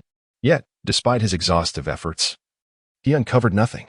He scoured the vicinity for hundreds of meters, and apart from charred remains, there was not a single intact organism to be found. After waiting for an hour in place, Chu Yunhan was compelled to abandon his quest and take his leave. Half an hour later, he emerged from a distant pit. Upon reaching the epicenter of the explosion and surveying the area, his expression darkened instantly. Damn it, truly nothing. As night fell, a chilling wind swept through, scattering the charred remnants around the center of the blast. In the very spot where the biological mother nest had once resided, a massive red orb, 2 meters in diameter, writhed rapidly beneath 10 meters of earth. After a considerable time, the enormous red orb began to grow translucent, as though being absorbed by some unseen force. With a sudden rupture, a pair of pale hands tore through the now transparent sphere. A woman, identical in form to a human, emerged naked from the orb. Dozens of crimson veins detached from her navel. Slowly, she opened her eyes, which were entirely black, devoid of any emotion, resembling that of a synthetic being. Without hesitation, the woman seized the orb and tore it into countless fragments, consuming them all as if her slender form concealed an insatiable abyss. Once she had devoured every morsel, she waved her hands, excavating the soil above her head, clawing her way towards the surface. Eventually, the charred ground was disrupted, and the woman emerged from below. Sensing the presence of air, she took a deep breath and began to walk away into the distance. At last, you have emerged. Damn it. I've been here all day, enduring the stench and the biting wind. Aren't you adept at hiding? Why did you not conceal yourself this time? The figure of Chu Yunhan appeared before the woman, blocking her path. She fixed her gaze upon him for quite some time, as if sensing something profound. In her previously emotionless eyes, a flicker of fear emerged.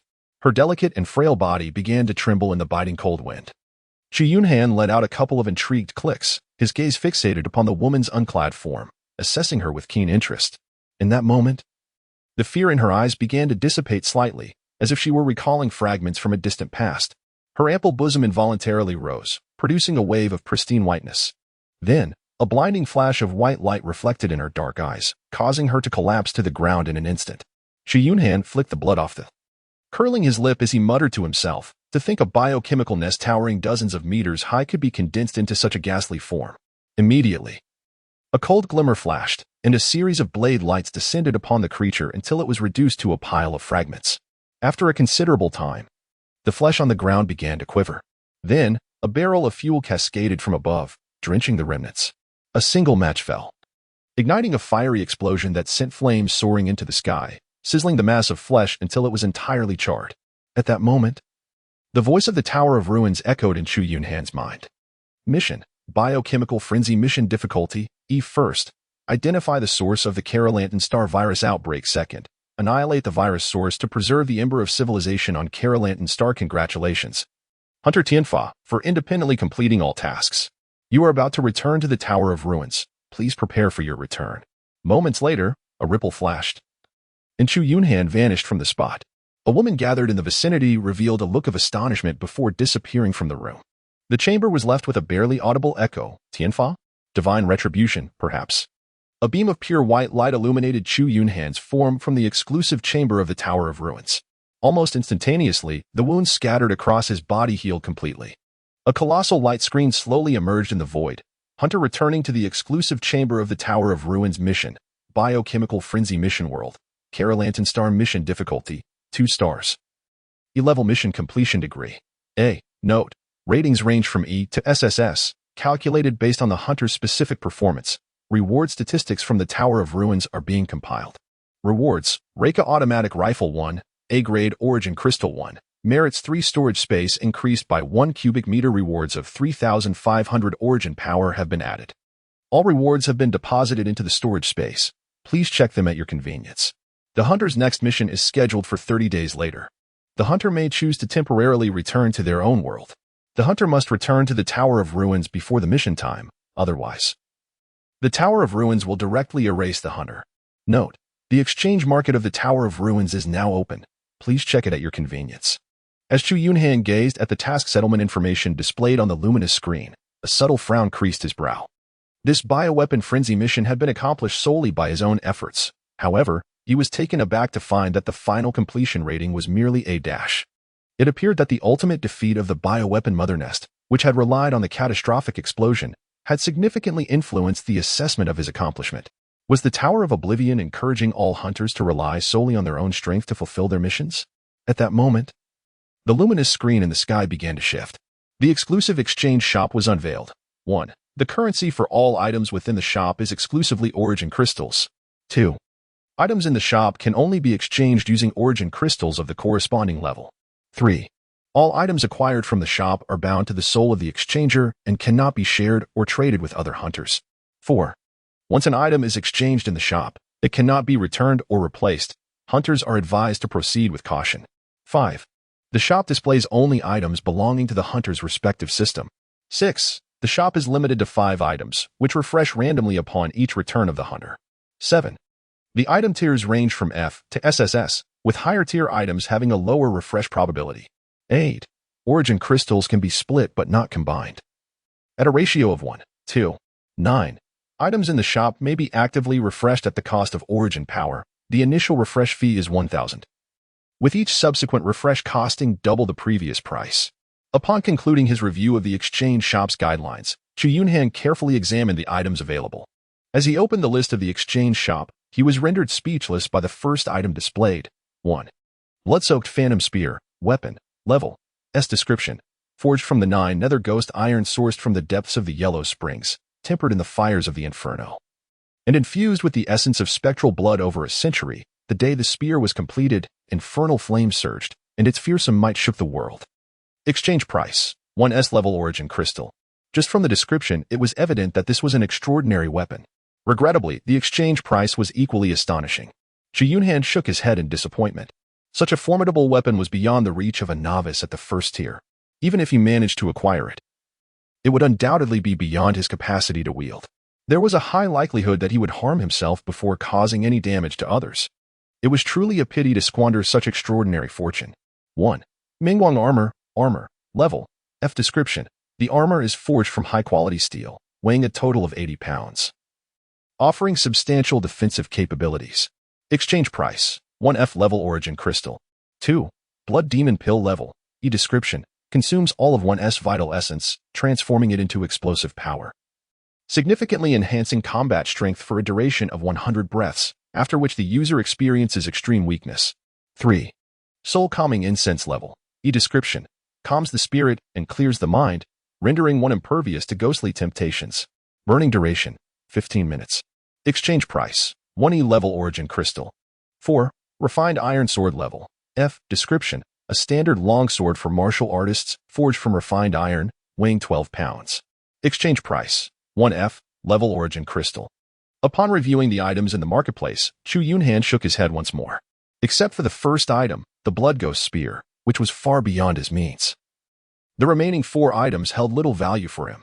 The Mingguang armor, although entirely steel-forged, did not provide significantly better defense than his existing golden bell shield, rendering it rather superfluous.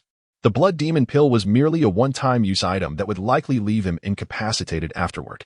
As for the soul-calming incense, despite its brief duration, it might prove somewhat useful in the realm of spirits. However, to dismantle an A-level origin crystal for such a trivial item would be a clear indication of folly. Ultimately, he would even decline a refined iron sword if it were offered to him, deeming it a mere encumbrance. It appeared he would have to wait for the next marketplace refresh to see if any worthwhile items would become available. After closing the exchange mall, Chu Yunhan began to tally the gains from the recent biochemical frenzy mission. Having expended all his soul power to elevate the golden bell shield to perfection and reach the initial stage of blood transformation, he subsequently acquired 2,000 points by vanquishing the peculiar tree and an additional 3,000 points by shattering 3 colossal eggs. Furthermore, he had slain over 340 biochemical monsters in the biochemical nest. Currently, he had more than 40,000 points of absorbed soul power remaining. Without hesitation, he advanced the body refinement technique to its utmost completion. Unlike other martial arts, the body refinement technique features an additional perfected stage at each tier. The Tower of the Abyss rewarded him with 3,500 points of origin power, bringing his total to 4,810 points. Additionally, he received a Leica automatic rifle, an A-grade origin crystal, and 3 merit points as rewards. The Leica automatic rifle could be sold outright, and he could exchange the origin crystal for suitable items from the mall when they became available. As for the 3 merit points, they were intended for elevating his hunter rank. To advance from a first-tier hunter to a second-tier, 10 merit points were required, a target he had yet to reach. After reflecting on all the gains from this mission, Chu Yunhan turned and exited his private chamber, making his way to the shared plaza. The plaza was bustling with activity, filled with countless hunters engaged in trading goods. Chu Yunhan did not wish to squander too much time peddling his wares, although such an endeavor might yield a few extra units of primordial energy if he encountered a potential buyer in need. He opted instead to approach a shop at the edge of the square. There, he sold a Leica automatic rifle, rated at 69 points, for 400 units of primordial energy. Subsequently, he dined at a restaurant owned by humans, where he spent 1 unit of primordial energy on a sumptuous meal. He then made his way to the establishment where he had previously procured the tiger bone and leopard fetus elixir. This shop, known as Udon Workshop, was one of the few in the entire square that offered elixirs from the Grand Dao Xiantian system. The counters within the shop displayed an array of various elixirs. After a moment of hesitation, Chu Yunhan decided against purchasing the tiger bone leopard fetus pill. Although this elixir required merely 500 points of primordial energy, it no longer sufficed to replenish the vitality needed for his breakthrough. He turned to the shopkeeper and inquired about superior vitality elixirs. The shopkeeper's eyes lit up as he promptly retrieved a crimson pill from the counter, placing it before Chu Yunhan. This was the Xian blood pill, crafted from the blood of a century-old extraordinary beast, combined with aged ginseng, angelica, and white peony. For practitioners within the Grand Dao Xiantian system, this elixir undoubtedly represented the pinnacle of vitality replenishment. Chu Yunhan nodded and directly inquired, "How much do you sell them for?" The shopkeeper's expression brightened with delight as he promptly replied, "The crafting of such elixirs not only demands costly ingredients, but the probability of failure is exceedingly high.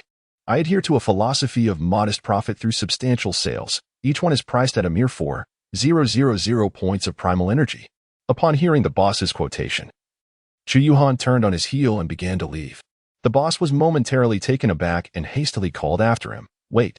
Although this elixir is somewhat pricey, it is indeed worth its value. Why not suggest a price?" Chu Yunhan halted his steps, turning to face the proprietor, a glimmer of mockery in his gaze. "Do you take me for a fool? How much primordial power can one truly acquire from a single task world? Furthermore, I have yet to encounter a second hunter within the Great Dao Xiantian system. At most, it yields 1,500 points per unit. If you are unwilling, let it gather dust." The proprietor chuckled awkwardly, for Chu Yunhan's words struck a nerve. In the past, he had barely survived the trials of the immortal demon path system, emerging with a B-grade reward. From the myriad of B-grade techniques available, he chose alchemy, hoping to amass substantial primordial power to enhance his strength. However, he soon confronted an exceedingly awkward truth. His talents were insufficient, limiting him to crafting only low-level elixirs. Yet, these low-tier potions merely replenished vitality without enhancing spiritual power, of little use to the hunters of the immortal demon path system. Such elixirs were only sought after by novices, who, once they ascended to the chi refinement stage, would no longer require vitality restoration. The Xuanxue pill, a premier elixir for vitality replenishment, bore a price far beyond the means of a newcomer. It was undoubtedly best suited for practitioners of the great Dao Xiantian system. The dilemma, however, lay in the fact that the trials of the Guishu Tower's great Dao Xiantian system were among the most perilous of all. Few hunters succeeded in passing these trials, and those who did had already ascended to the second tier. The batch of Xuanxue pills he had crafted had become utterly unmarketable. Having finally encountered a novice practitioner of the great Dao Xiantian system in Chu Yunhan, the proprietor was eager to make a profit. Yet, he found that this newcomer was not easily swayed. Should he fail to sell this time, he would be left with a burden. His own strength would inevitably suffer, making the next task world increasingly arduous. With resignation, the proprietor murmured, "I shall not deceive you. The cost of crafting a Xuanxue pill is 1,700 points of primordial power. At 1,800 points each, if that does not suffice, I would rather feed it to my spirit beast." After a moment of contemplation, Chu Yunhan chose not to press the matter further, recognizing that this price was likely the limit. 3 Xuanxue pills for 5,200 points of origin power, this constituted his entire wealth. If he agreed, the deal would be sealed. If not, there was nothing more to be done. The proprietor, gritting his teeth, nodded in acquiescence. After purchasing the Xuanxue pills, all of Chu Yunhan's origin power was expended. He saw no reason to linger at the communal plaza any longer. Upon returning to his exclusive chamber, he first assessed his current status: Hunter, Heavenly Punishment Talent, Spirit-Severing Soul Power, 119 Title, None Rank, 1, Merit 310, Cultivation Technique, Body Refinement Art. Eternal Calamity Destruction Body, Upper, Body Refinement, Perfect Golden Bell Shield Items, Rift Cutting Knife, Basic Cell Repair Potion, A-Class Origin Crystal. Xuanxue Pills 3 Realm, Minor Completion of Blood Transformation Origin Power, 0 Space, for cubic meters. Having organized his situation, Chu Yunhan summoned the Return to Emptiness Tower to transport him back to his world. Water Blue Star, Great Xia Dynasty, Jiang'an Province. An old house on the second floor in Yong'an Town. Chu Yunhan suddenly materialized within the confines of his bedroom, as if everything he had endured within the Tower of Return had merely been a fleeting dream. Yet, the profound force coursing through his being made it abundantly clear his future would navigate entirely uncharted territories. After changing into a fresh ensemble, he ventured onto the bustling streets. The familiar sights enveloped him, serving as a poignant reminder that his roots were eternally embedded in the vast expanse of the Water Blue Star's Great Xia Dynasty. Before long, his former comrades sought him out. Leading the group was a man named Sang Biao, who, upon catching sight of Chu Yunhan from a distance, exclaimed, "Brother Han, where have you been all this time? We searched high and low for you. Boss, you suddenly appeared a few days ago, and he has settled the debts he owed, totaling 20,000 gold coins. Please, take a look." With that, he handed over a substantial bundle of banknotes. Chu Yunhan did not respond, gazing at the brothers who had accompanied him for many years, shaking his head. From now on, they would no longer inhabit the same world. Sang Biao, "I have significant matters to attend to. I shall have little time to concern myself with you all in the future. You have been with me for many years. Take this money and share it with the brothers. Henceforth, this group of brothers will be entrusted to you." Upon hearing this, Sang Biao was momentarily stunned, his expression one of disbelief. Chu Yunhan patted his shoulder and turned to leave. Behind him, the sorrowful Biao gazed at the retreating figure, opening his mouth as if to speak, yet uttering not a single word.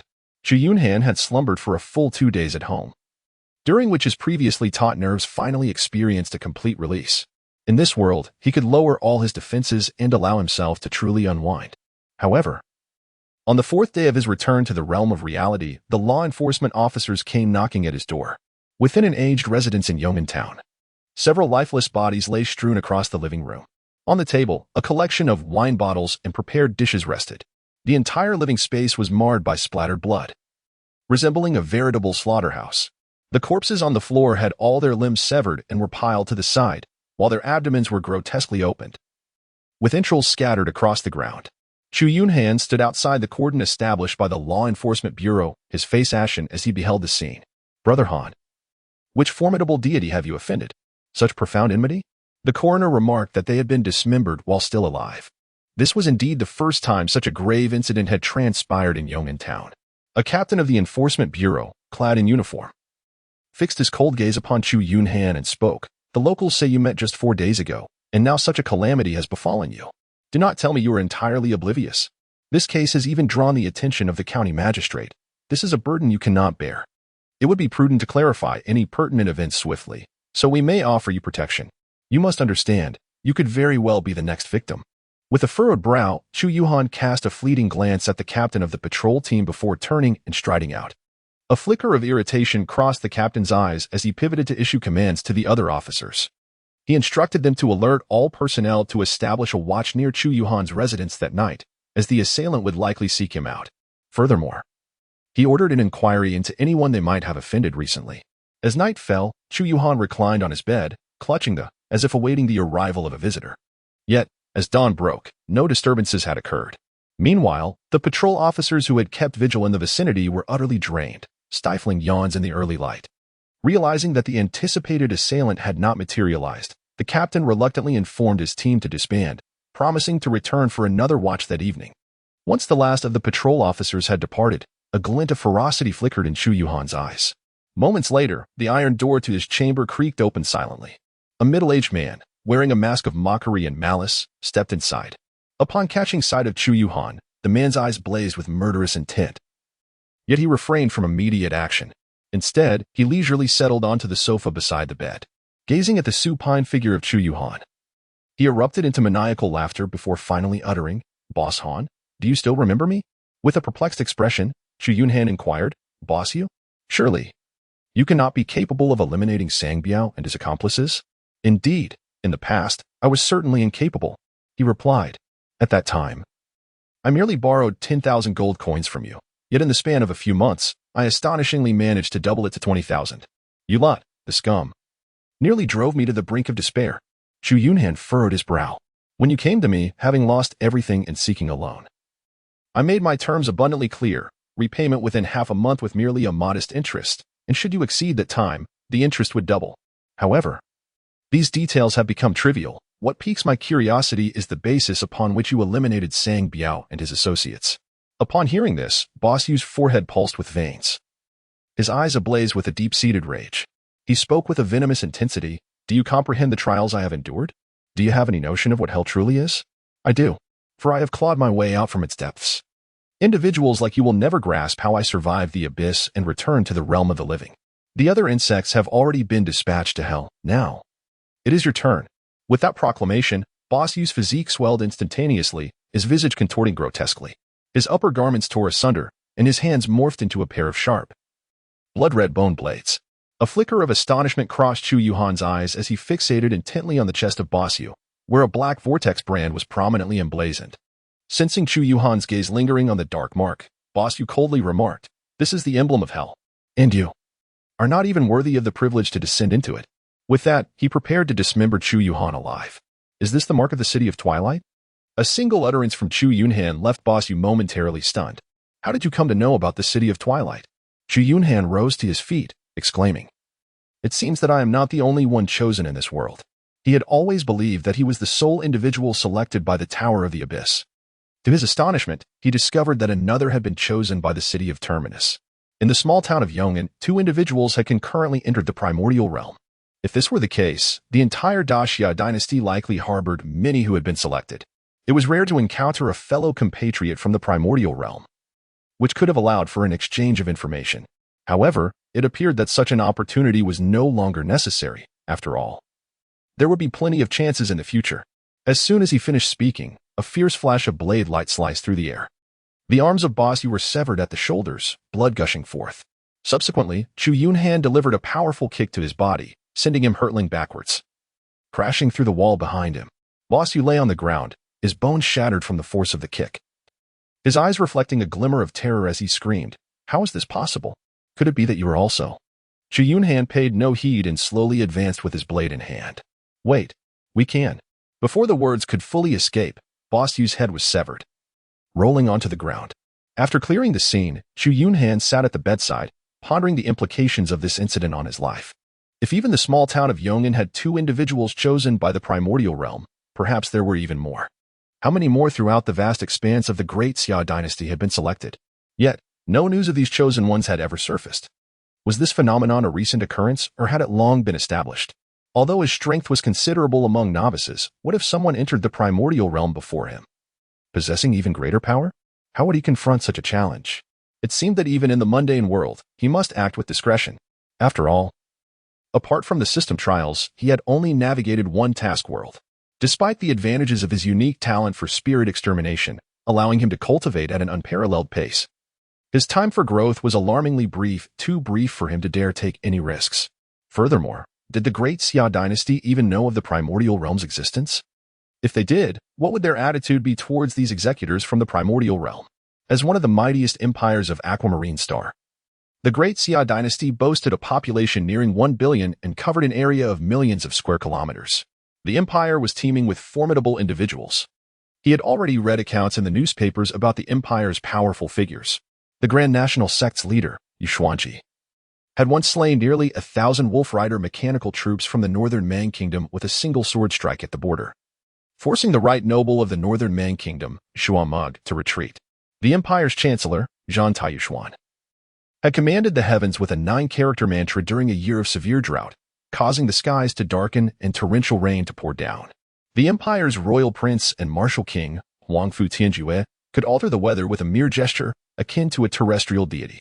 The Great Xia dynasty's military strength exceeded several million, equipped with weapons of astonishing power.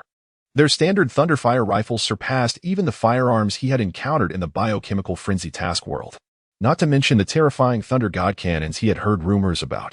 Each time these executors from the primordial realm traversed a task world, their strength increased, enduring the cycle of life and death and striving for survival within those worlds. How many could resist the myriad temptations upon returning to reality? Just like Boss Yu, who, upon gaining power, eagerly and mercilessly slaughtered those who had offended him. Such individuals would not be the first nor the last among the executors. As the saying goes, heroes offend the law with their martial prowess. If more executors began committing heinous acts, the Great Xia dynasty would undoubtedly take action. With the empire's might, if they sought to apprehend these executors, his days would become exceedingly arduous before he fully matured. Thus, until he amassed sufficient strength, maintaining a low profile was the only path to survival. On that day, the patrol team from the Enforcement Bureau continued to monitor the vicinity of Chu Yunhan's residence. However, after a week of vigilance, they encountered no anomalies, leaving the captain of the patrol team perplexed. Logically, after the brutal murder of Sang Biao and the others, the next target should have undoubtedly been Chu Yunhan, their leader. Yet, with such a protracted silence, could it be that this incident had no connection to him at all? After several more days of surveillance, the patrol team reluctantly abandoned their efforts and sought new leads in the case. Qinglian County, which governed 5 towns and had a population of over 300,000, included Yong'an Town among them. Historically, Yong'an Town had never witnessed such a savage murder, and the incident had become the talk of the entire county. The Enforcement Bureau's inability to solve the case left the populace in a state of anxiety, fearing that one day, the deranged killer might invade their homes. The county magistrate was overwhelmed by the pressure stemming from this case. Finally, under immense duress, he reported the entire matter to the Jing'an Division of the Langye Prefecture. The Jing'an Division was a law enforcement body established by the Great Xia dynasty in every province and prefectural city, directly overseen by the imperial court. Even the governors of the provinces lacked the authority to command it. The Jing'an Division was responsible for handling major criminal cases across the Great Xia dynasty, overseeing the nation, while also acting as inspectors to quell civil unrest, espionage, and all cases that local law enforcement could not manage. Within the Great Xia dynasty, the Jing'an Division was a presence that many dared not mention. Typically, even in severe murder cases, local enforcement agencies would hesitate to report to the Jing'an Division, as once they intervened, the situation would slip from the control of local governments and law enforcement. Thus, the magistrate was reluctant to escalate the matter to the Jing'an Division unless absolutely necessary. However, with rumors rampant in the county and towns, the populace in a state of fear, and the Enforcement Bureau still unable to crack the case, he realized that his position as magistrate might be at stake. Reluctantly, he decided to report to the Jing'an Division, entrusting them with the case in hopes of a swift resolution to restore public confidence. When the magistrate's telegram reached the Jing'an division in Langyu Prefecture on that very day, a man clad in a brocade robe emerged from the division and boarded a mechanical train bound for Qinglian County. Meanwhile, Chu Yunhan remained unaware that the Jing'an division had taken over the case. At that moment, he was on the rooftop of his home, diligently honing his swordsmanship. Though he had now reached the minor completion stage of the blood transformation realm, with his golden bell shield fully perfected, his sword techniques still relied on what he had learned back in the martial town of Xianyang continent. Should he encounter an opponent of similar strength, his swordsmanship would become a notable weakness. Regrettably, he lacked the resources to procure a high-level sword technique, so he could only continue refining his foundational skills. The following morning, at the entrance of the Yong'an Town Enforcement Bureau, the brocade-clad man presented his identity token and walked into the bureau's investigative area amidst the awed gazes of the patrol team members. "We welcome the esteemed Grand Flag Officer to Yong'an Town." The patrol captain wore a respectful expression and hurriedly approached to greet the brocade-clad man. Grand Flag Officer Su Jihong smiled faintly, nodded, and inquired, "Please provide me with a detailed account of the case and share your insights." The patrol captain promptly retrieved the case file and began his detailed report. Upon hearing that the victims had been gruesomely dismembered while still alive, Su Jinhong's expression darkened. The killer's method was brutally savage, a rarity among the murder cases he had encountered.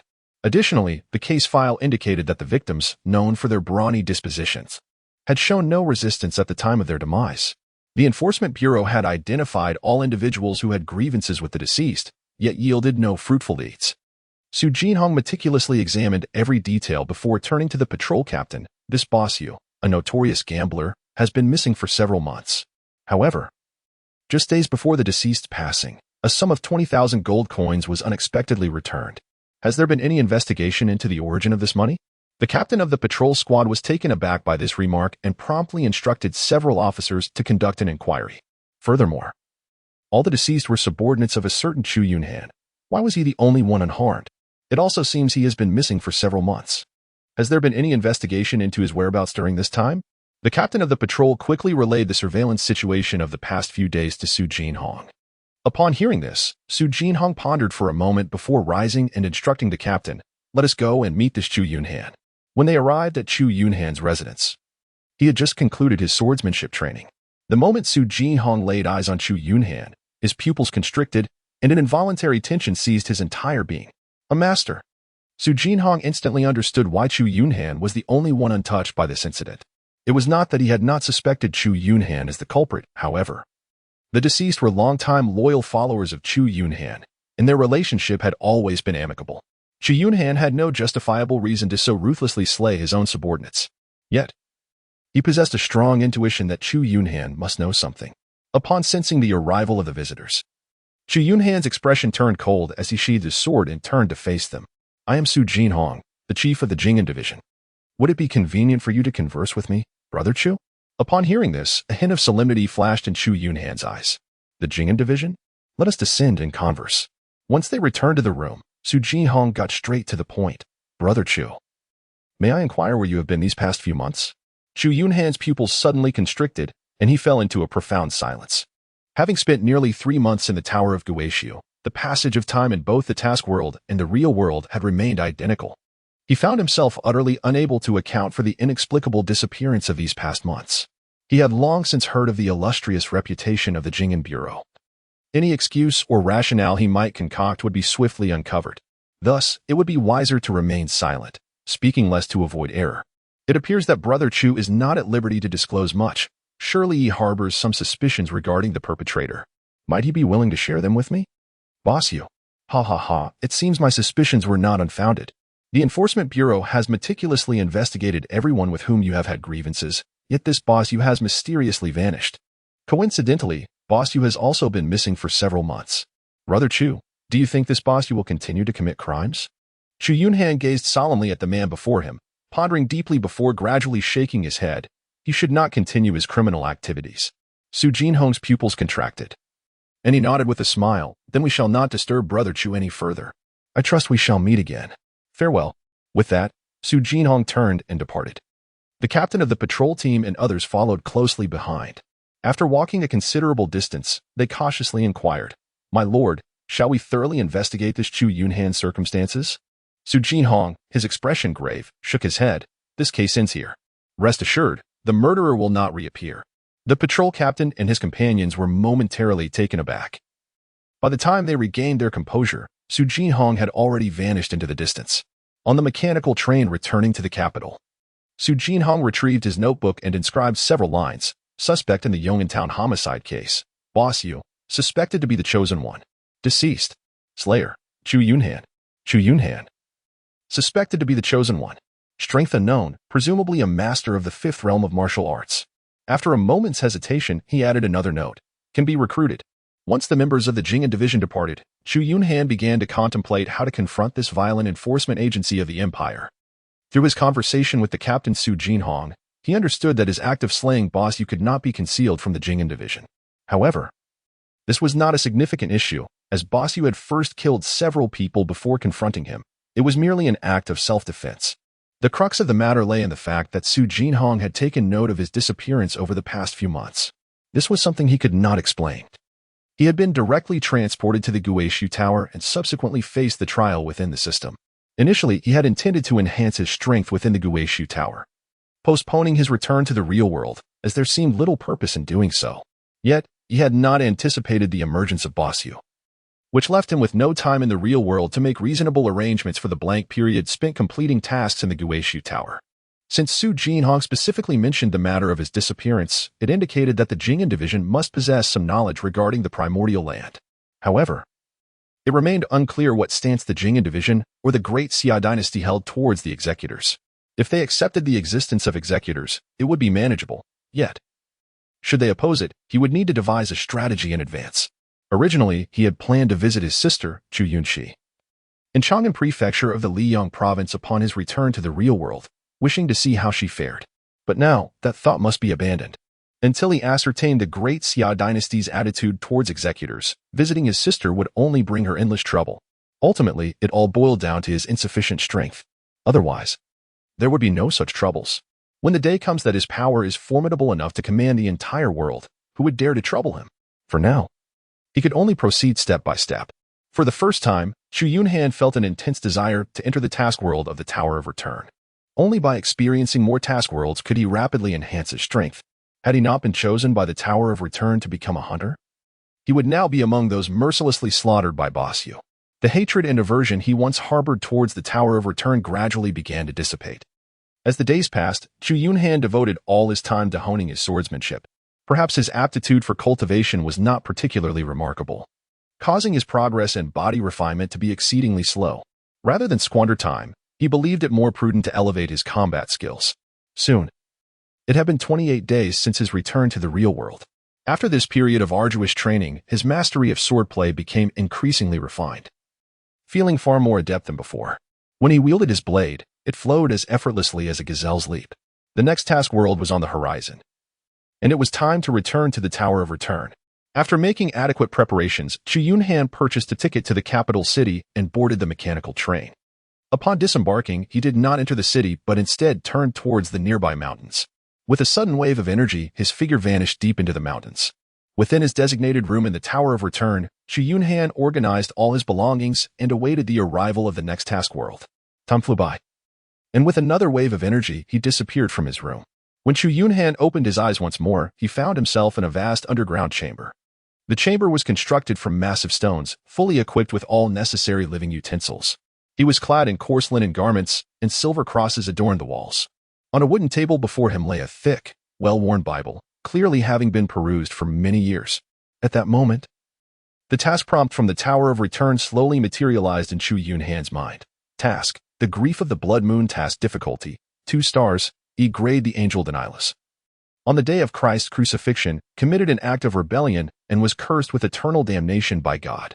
Unable to bear the weight of everlasting darkness and solitude, Denialus chose to end his own life, bequeathing his fallen blood to his earthly servant.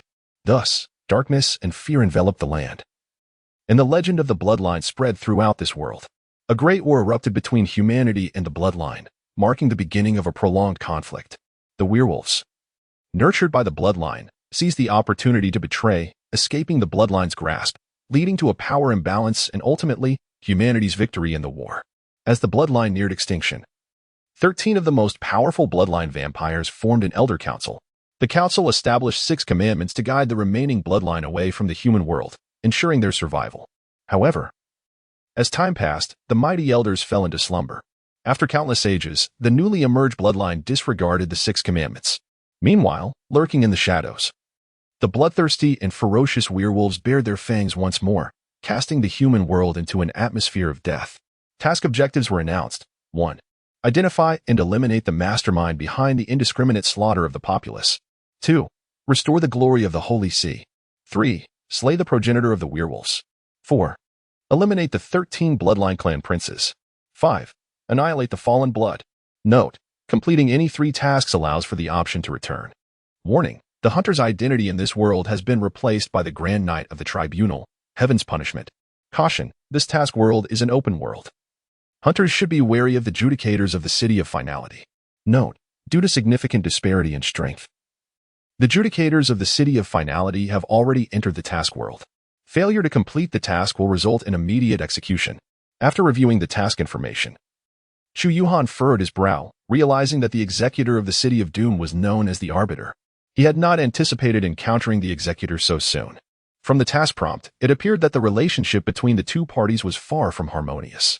Furthermore, in order to facilitate his completion of the task, the Tower of Oblivion had assigned him the role of the Grand Knight of the Tribunal. The penalty for failing this task was shockingly severe: immediate execution. This revelation instilled in him an overwhelming sense of pressure. In previous worlds, failure had merely resulted in an increased difficulty for the subsequent task. However, with the presence of the Arbiter from the City of Doom, the Tower of Oblivion had opted for a maximum penalty upon failure. It seemed that the competitive dynamics between the 2 primordial realms were more intense than he had initially envisioned.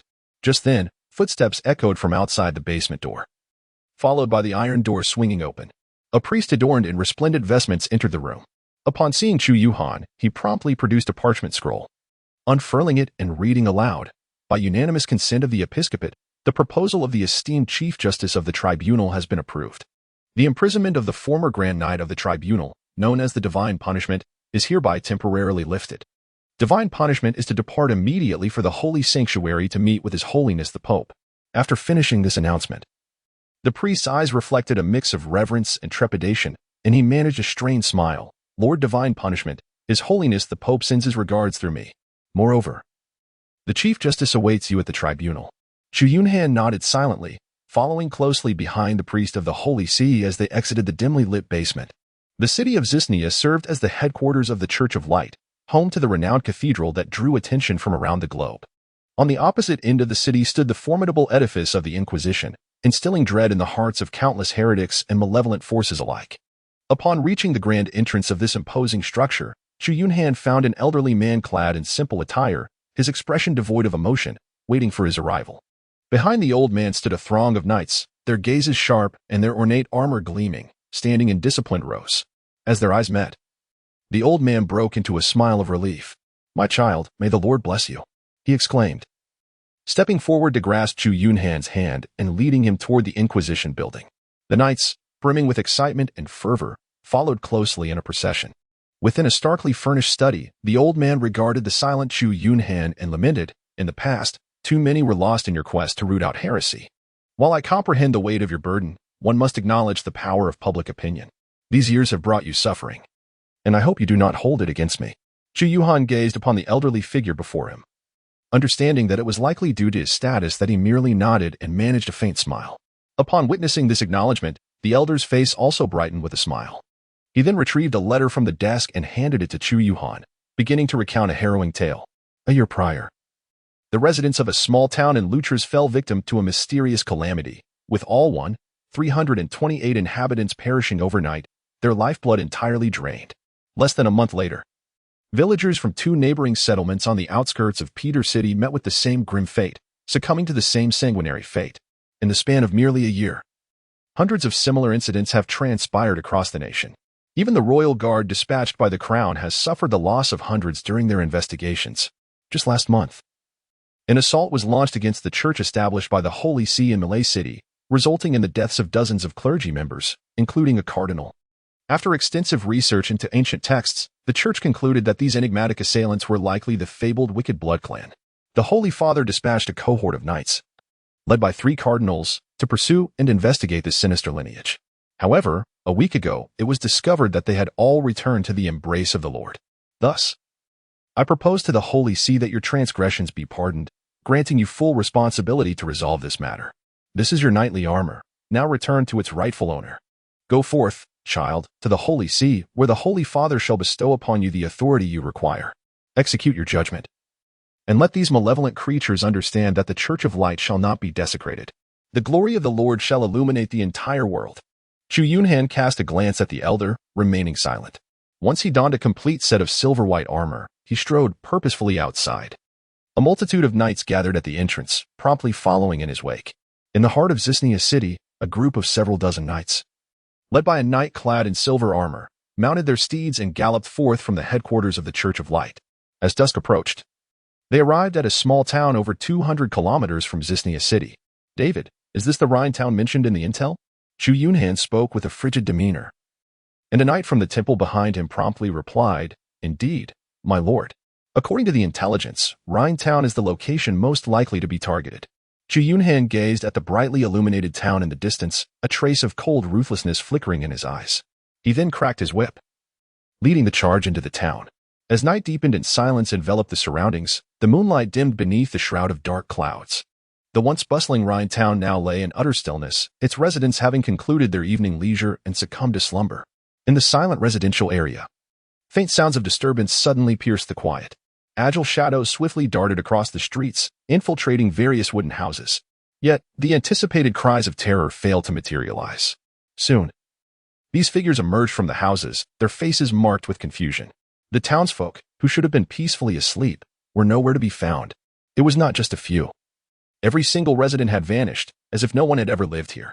The leader of the group, a man with blood-red eyes and a pallid complexion, felt an inexplicable unease creeping into his heart. With a wave of his hand, dozens of figures followed him as they hurried towards the outskirts of the town. Just as they were about to burst forth from the town, every shadow came to a sudden halt.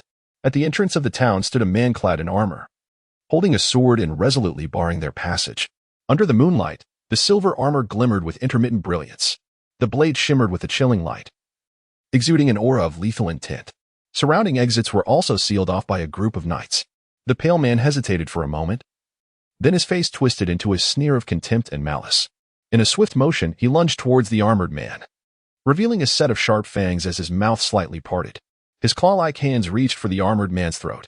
In an instant, a gleam of cold light flashed as a dagger pierced through the man's abdomen.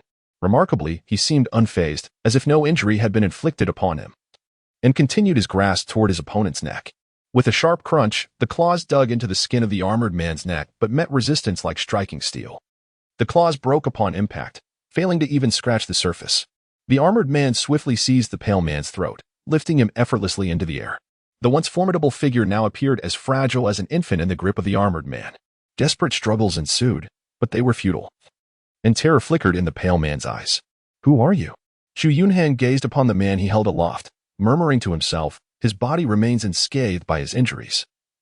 It appears his recuperative abilities are remarkably potent. His speed is astonishing, and his strength is formidable, nearly threefold that of an ordinary person. So, this is what is referred to as a vampire of the bloodline. Yet, I am left to ponder where his fatal weakness lies. In a swift motion, he plunged a blade into the pale man's heart, causing a copious stream of blood to flow from his lips, and moments later, the man breathed his last. Ah! It seems the heart is indeed the Achilles heel. He unceremoniously discarded the lifeless body onto the ground and, with a sudden burst of agility, leapt into the remaining throng like a fierce tiger. The glint of his blade was sharp, and a chilling aura radiated from him. Within mere minutes, over 30 vampires met their demise at his hands, each slaying granting him 10 points of soul power. It appeared these vampires were merely low-tier members of the bloodline, for their strength could not possibly be so lacking. Initially, he had hoped to ensnare a significant prey, but instead, he encountered a mere swarm of insignificant pests. He then turned to command the knights encircling the vampires, "Clean up the area. We shall proceed to the next location." In the royal palace of the Winnegad Kingdom, King Richardson wore a grave expression as he regarded the 3 individuals before him. "You claim to possess knowledge of the perpetrators behind these massacres?" The foremost among them, A strikingly beautiful woman bowed respectfully to the king, her clear voice resonating through the hall. Indeed, Your Majesty, my companions and I have conducted an inquiry into this matter for a month and have successfully captured several of the culprits, based on their methods and characteristics. I can confidently assert that they are the fabled vampires. Upon hearing this, King Richardson's countenance shifted, and he turned to his chief guard. Is this truly the reason you insisted I meet with them? To mock me with such an absurd claim? The chief guard turned pale, beads of sweat forming on his brow. Half a month prior, these individuals had approached him through his wife, beseeching an audience with King Richardson, promising a handsome reward of 500 gold coins should he oblige.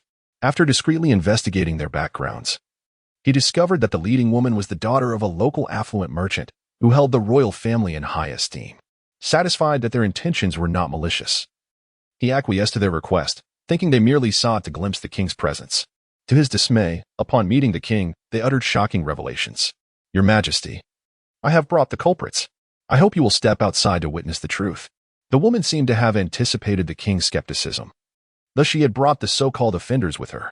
Oh, I am most eager to see who these culprits truly are. King Richardson's interest was piqued as he followed the trio outside. At the entrance, one remarkably tall man opened a large black sack, revealing a young man who lay unconscious, his complexion ghostly pale. The man then dragged the young figure into the sunlight before King Richardson. As the sun shone down in its midday brilliance, the young man emitted a piercing scream, billowing black smoke enveloping his body.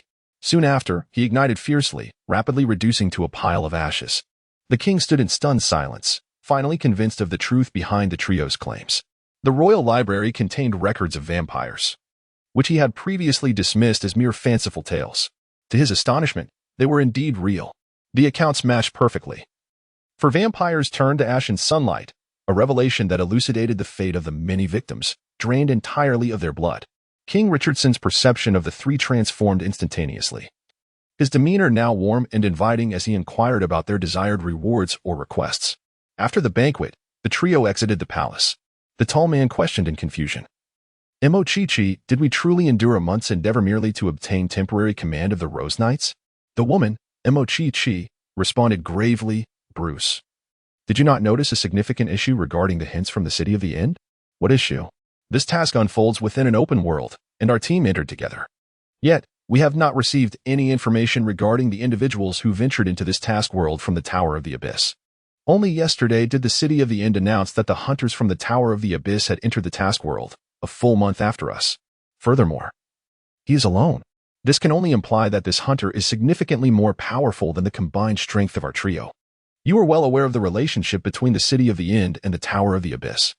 Should we find ourselves at odds in this task or over interests, it will surely lead to a battle to the death. The City of the End allowed us to enter the task world a month early to prepare our strategy. Only with the assistance of local forces within this world do we stand a chance against this unknown adversary. Bruce and another man's expressions darkened upon hearing this.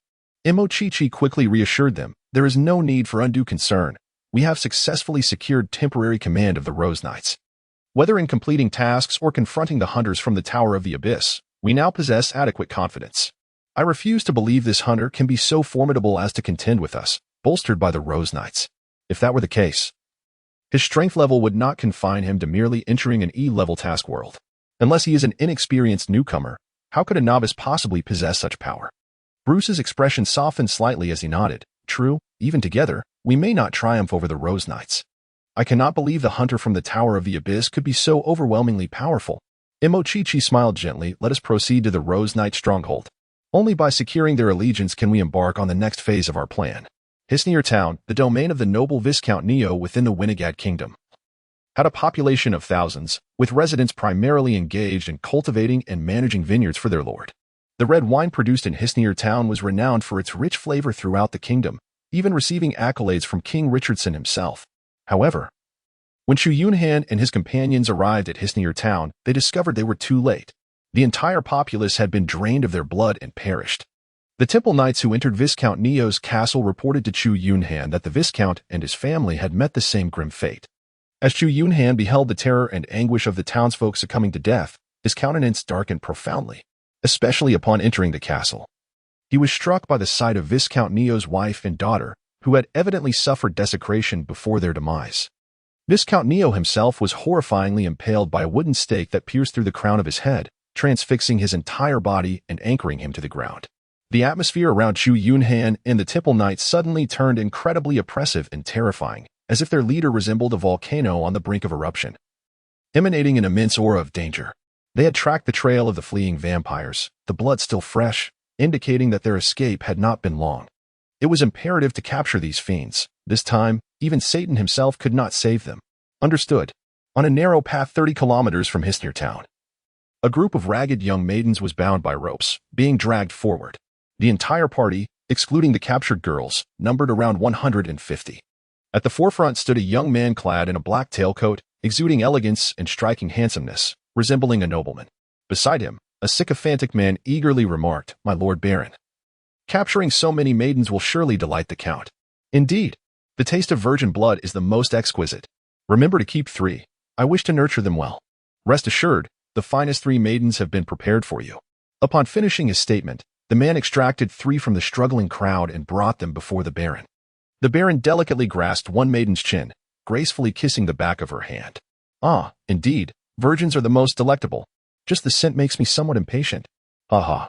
At that moment, the sound of galloping hooves resonated from the path behind them. The Baron furrowed his brow and turned to look. A contingent of knights, numbering in the dozens, was charging forward. As soon as he recognized the iris flower emblem on their breastplates, the smile on the Baron's face gradually faded. This emblem belonged to the Temple Knights of the Holy See. The sight of the leading silver-armored knight, adorned with a golden iris emblem, left the Baron aghast.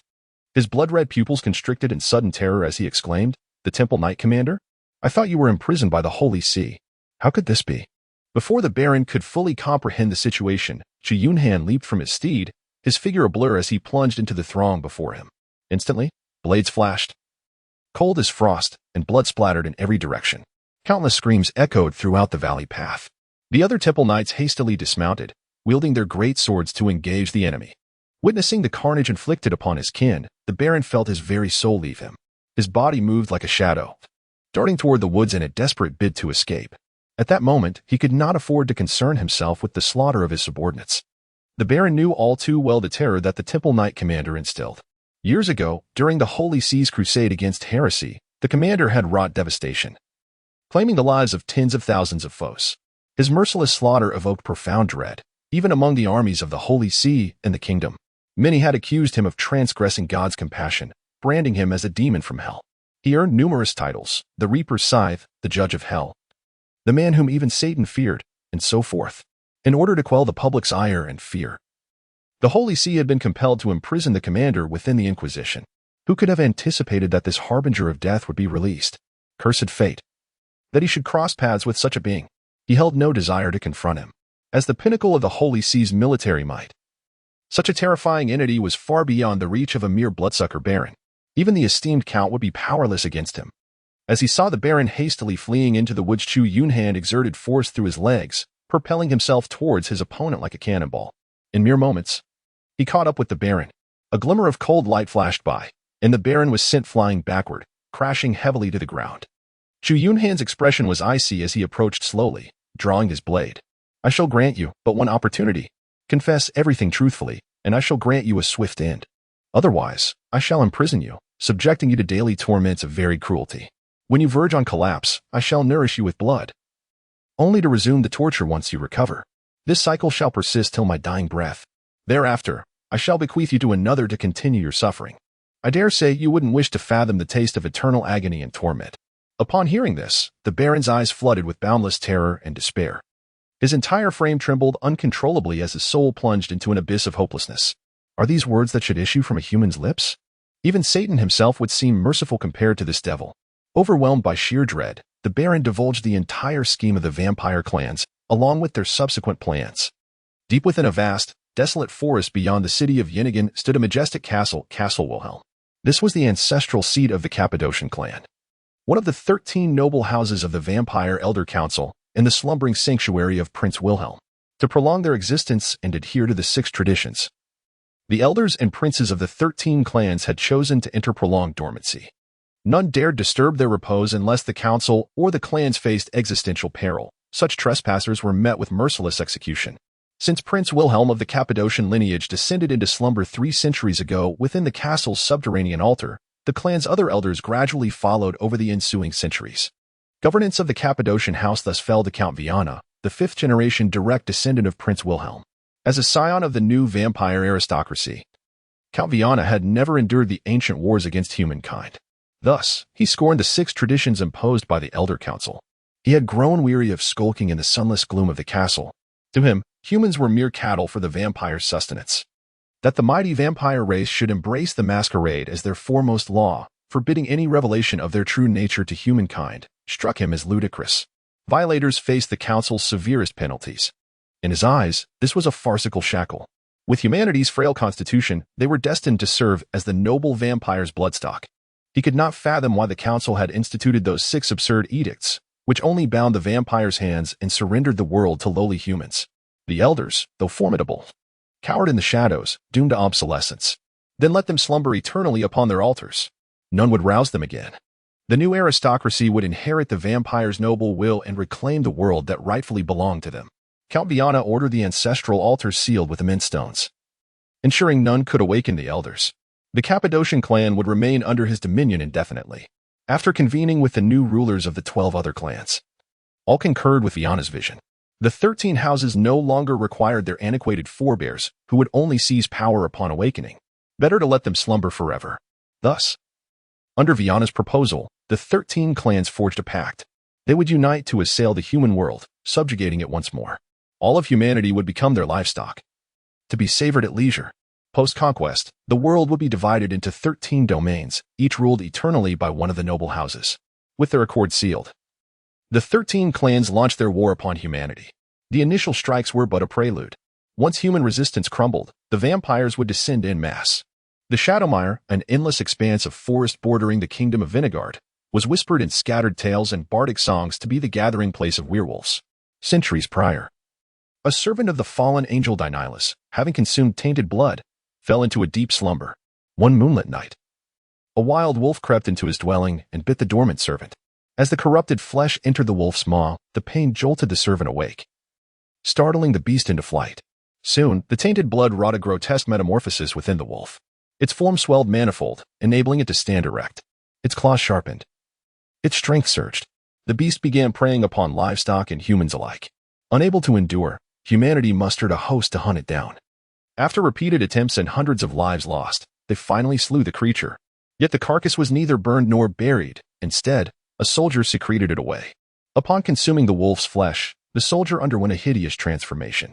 Under the next full moon, his body grotesquely expanded into a 3-meter-tall, bipedal monstrosity. Whenever the curse took hold, all reason fled him, and he slaughtered indiscriminately.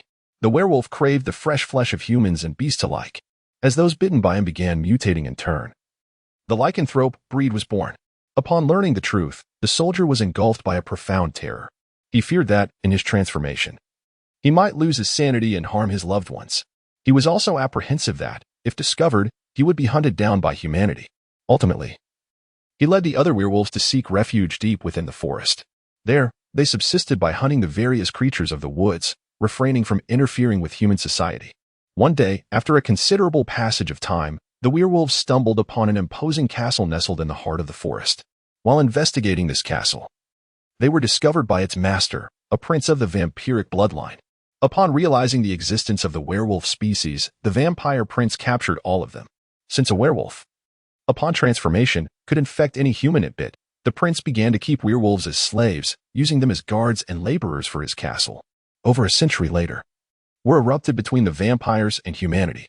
As the conflict escalated, the battles between humans and vampires grew increasingly fierce, and the werewolves, forced into battle as slaves of the vampires, found themselves in a dire situation. The vampires had treated the werewolves with great cruelty over the years, while the untransformed werewolves retained their human rationality. At the most critical juncture of the war, the werewolves, under the soldiers' leadership, rebelled. Once transformed, they possessed immense strength, incredible speed, and acute senses, while the vampires, after being bitten, lost their regenerative abilities. As humanity endured the protracted conflict, they gradually discovered the vampires' vulnerabilities. Sunlight and silver weapons could harm their undead forms, and wooden stakes could pierce their hearts, leading to their demise. With this knowledge, Human forces began to hunt the vampires with renewed vigor, gaining the upper hand in the war. As the vampires neared extinction, they were compelled to form a council of elders, establishing 6 decrees to discreetly distance themselves from the world of humans. Thus, the remnants of the vampire race managed to survive. In the aftermath of the war, the werewolves, having lost their reason upon transformation, frequently slaughtered humans, leading to their own persecution. Ultimately, a small faction of surviving werewolves, guided by the soldier, sought refuge in the dark forest. After centuries of propagation, the werewolf population evolved into a formidable force, concealed in the deepest recesses of the dark forest, biding their time for revenge against humanity and the vampires. Following a large-scale assault by the 13 vampire clans on humanity, several men, who frequently visited the border town to sell animal pelts, hurried into the depths of the dark forest, arriving at a vast cavern. After traversing the dim and humid cave for an unknown distance, they finally reached a colossal pit filled with an array of stone dwellings where countless werewolves resided. These men approached a stone hall at the cave's core, recounting the events transpiring in the human world to the dozen or so guards stationed there. After lengthy deliberation, they reached a consensus and proceeded to a grand stone sarcophagus, pouring copious amounts of blood into the intricate patterns etched upon it. As the blood flowed, the sarcophagus began to stir, culminating in a resounding crash as its lid was hurled aside. A colossal werewolf arose from within, exuding a terrifying and ferocious aura. Upon witnessing this titanic creature, the men immediately knelt, simultaneously exclaiming, "Ancient One." The giant werewolf, with glowing red eyes, fixed its gaze on the prostrate men before gradually shrinking into a human form, revealing none other than the soldier who had once secretly consumed wolf flesh. "How long have I slumbered?" he inquired. "Ancient One, you have rested for 385 years. 385 years? Gru and the others must have perished by now. Gru passed away 3 centuries ago. Only you, Ancient One, possess eternal life among our kin. Why have you awakened me?" "Ancient One, the vampires no longer adhere to the 6 decrees. The 13 clans have launched a massive assault on humanity." The werewolf progenitor laughed heartily. "Ha! It seems I have finally awaited my chance for vengeance. I have long yearned for this day for over 400 years. Both vampires and humans must pay for their past transgressions. How many kin do we have now?" The kneeling men displayed expressions of pride. "Ancient One, our kin number over 8,000. The progenitor murmured, "That is sufficient, more than enough. William, await my arrival. This time, I shall reduce your bloodline to mere dust of history. It is time for our werewolf clan to reign supreme in this world. The Cappadocia family, the Gangrel family, the Bruja family, the Nosferatu family, the Setna family, and the Morsis family, over 5,000 vampires from the 6 clans, under the leadership of Count Viana and 5 other clan counts, stealthily advanced towards Valent City under the cover of twilight." Valent City, as the second largest city in the Kingdom of Vinegard, held immense commercial significance, nestled at the foot of the Carpathian Mountains. The Swan Lake of Valent City was renowned as one of the kingdom's most celebrated attractions. The city was home to nearly 200,000 residents, including countless wealthy elites. The Lord of Valent, Duke Reinfield of the Vinegard Kingdom, was a figure of extraordinary power within the realm. At that moment, Duke Reinfield hosted a grand banquet for the Holy Knights of the Inquisition from the Holy See. The Lord's residence was adorned with lavish feasts, with servers continuously bringing forth an array of delectable dishes. 500 holy knights sat in stoic silence at numerous tables, consuming the sumptuous fare without uttering a word. In the meat hall, Duke Reinfield attended to his daughter, Tina, filling the wine goblet of the commander of the holy knights, Chu Yunhan. Miss Tina, being the Duke's only daughter, was cherished and spoiled. Yet, at that moment, she was drenched in perspiration, cautiously pouring red wine into the goblet of the commander. Duke Reinfield raised his glass and gestured to Chu Yunhan before downing it in one gulp. With a flush of excitement, he remarked, "Commander of Divine Punishment, I have read the personal letter from His Holiness the Pope. I am immensely grateful for His Holiness's warning and the support of the Holy Knights. Otherwise, I would have been at a loss in facing the 20,000 citizens of Valent City. With the assistance of the Holy Knights, I am confident that the vampires will face the most severe judgment under the radiance of the Holy See. The 6,000 city guards of Valent are entirely at your command. Commander of Divine Punishment, the safety of Valent City is entrusted to you." With an impassive expression, Chu Yunhan nodded slightly, directing all his attention towards the delectable feast before him. Duke Reinfield, however, paid no heed to Chu Yunhan's aloof demeanor, having long understood the character of this commander of the Temple Knights. Upon receiving the Pope's letter, he had been drenched in a cold sweat, astonished that the legendary vampires had indeed manifested. The countless assaults that the kingdom of Winigad had endured over the past year were perpetrated by these very vampires. Curse be them, for they had set their sights on Valiant City, which boasted a population of 200,000. Although Valiant City was defended by 6,000 city guards. This did little to assuage his anxiety. It bore noting that the 3 cardinals leading the church's Knights Templar had all perished at the hands of these vampires. Only with the arrival of Chu Yunhan and his temple knights had his long-held fears begun to dissipate. It was not merely due to the 500 valiant temple knights, but rather because of the commander himself, known as the Scythe of Death and the Hell's Judge. Reinfield had already witnessed the terror this commander instilled. The Inquisition was regarded by the kingdom's populace as a hellish purgatory, a place of no return, largely due to the presence of this temple knight commander. The war against the heretics had sent shivers down even his military spine, filling him with dread. In that battle, this commander single-handedly breached the ranks of the heretics. In the aftermath, he commanded the execution of thousands of them. As a knight of the Holy See, even if those heretics had sacrificed infants to dark deities, such slaughter was unconscionable. He had never fathomed that a single human could possess such formidable power, especially one so chillingly ruthless and merciless. Yet, thankfully, this time, the Scythe of Death, the Hell's Judge, was here to aid him, with this temple knight commander at his side. He was eager to witness the fate that awaited the vampires. In the dead of night, illuminated by the moonlight, Valiant City appeared to be enveloped in slumber, shrouded in profound silence. Only the tightly sealed city gates and the occasional patrolling guards disturbed the stillness. The vampire army, led by Count Viana, had by now arrived at a grove just outside the city. Gazing at Valiant City in the distance, under the moon's glow, a cunning, fierce, and bloodthirsty gleam flickered in Count Viana's crimson eyes. With a sweeping motion of his hand, over 5,000 vampires surged forth silently towards Valiant City like a pack of wolves. Before the patrolling guards could utter a single cry, they were met with the fatal grip of high-ranking vampires who snapped their necks. Once the city gates were flung open, the horde of vampires poured in. After ensuring the entry of all, Count Viana commanded the gates to be shut tight, sealing off any chance of escape for the humans of Valiant City. In the quiet of the night, the Lord's mansion in Valiant City was soon encircled by the 5,000 vampires. As they infiltrated the grand estate, they were astonished to find no guards on duty. Count Viana let out a derisive laugh. Valiant had known peace for too long, to the point of having lost all vigilance. This time, let them become the vampires' lavish feast. When Count Viana pushed open the grand doors and entered the hall, he was taken aback to find a knight clad in silver armor standing resolutely, sword in hand. The knight's icy gaze pierced through the air like a razor-sharp blade, fixating intently on him. Behind the knight, the hall was filled with armored companions, an aura of lethal intent saturating the atmosphere. Count Viana's heart raced. He quickly retreated from the hall. As he gazed back at the knight advancing from within, his face turned ashen, and in a fit of rage, he bellowed, "Slay them all!" Instantly, countless vampires behind him shrieked and charged towards the hundreds of knights. However, in a flash of cold light, the leading vampires were cleaved in two by a swift stroke of the blade. With a powerful push of his legs, Chu Yunhan lunged into the throng of vampires like a ferocious tiger. Hundreds of knights from the Holy Temple brandished their great swords, forming a formidable formation as they charged into the dense mass of the vampire horde. The dazzling light of their blades flickered among the vampires, glinting with a chilling brilliance. The vampires encircling Chu Yunhan emitted piercing screams as they fell victim to the relentless slaughter. The sight of this knight savagely dispatching vampires with the ease of a tiger among sheep was both awe-inspiring and terrifying. Count Viana's blood-red eyes seemed to ignite with fury.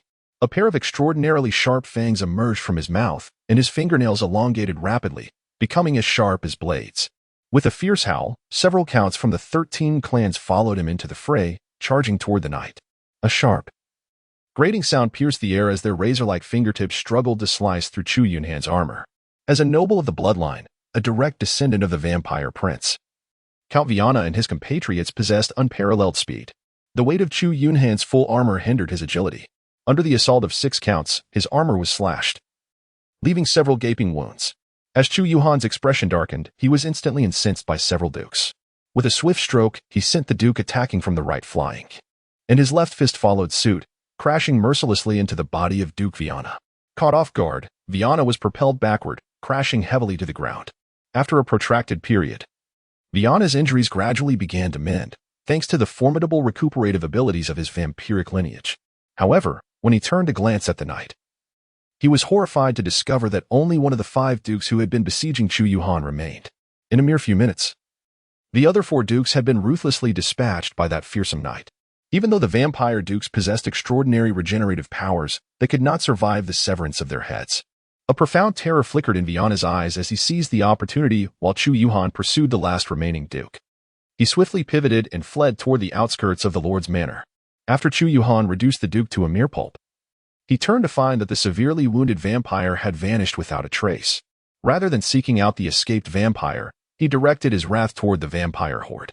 To him, these vampires represented countless manifestations of soul energy. The 5 vampires he had just slain had bestowed upon him a staggering 2,500 points of soul energy, igniting a fervent exhilaration within him. Even the grotesque and terrifying vampires now appeared charming in his eyes. As Chu Yunhan plunged into the throng of vampires, the pressure on the Holy Knight Order significantly diminished. Time passed slowly, the bloody massacre continuing unabated. Not a single vampire could withstand the might of Chu Yunhan's blade.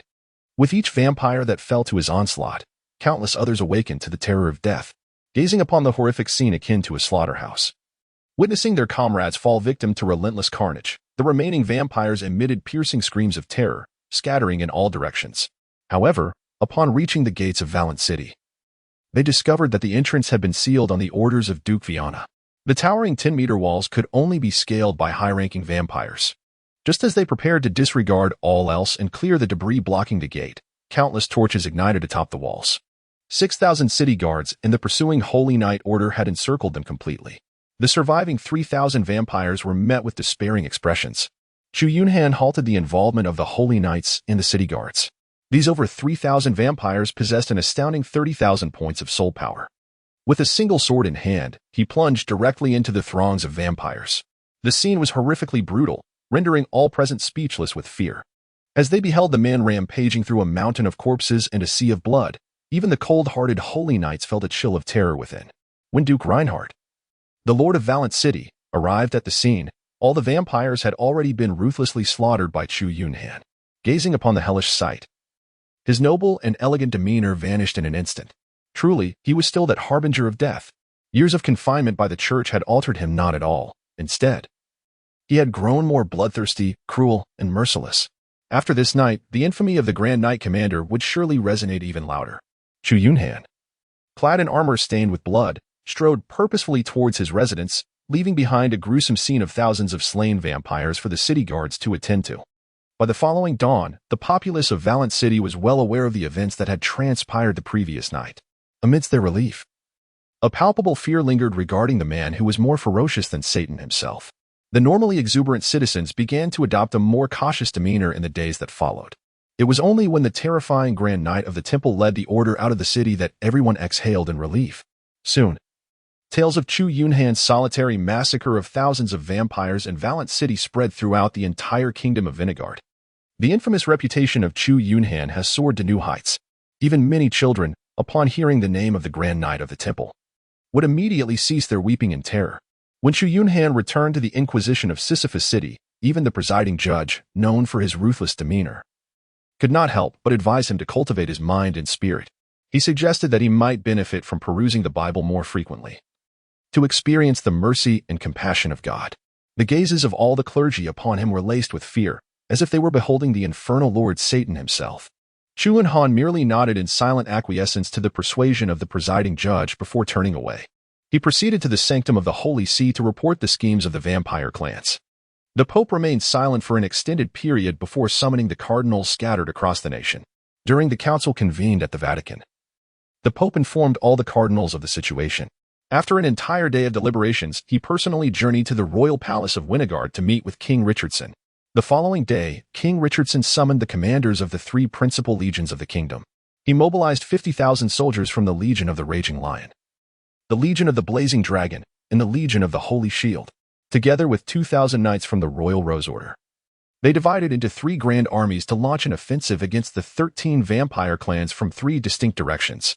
Concurrently, the Pope issued a decree from the Holy See, announcing the dispatch of 8 cardinals and 3,000 knights from the sanctum to assist the legions in eradicating these cursed heretics. As for Chu Yunhan and the Knights of the Inquisition, they remained in Cisnea, as the commanders of the 3 legions unanimously opposed allowing the notoriously ruthless knight commander to engage in battle.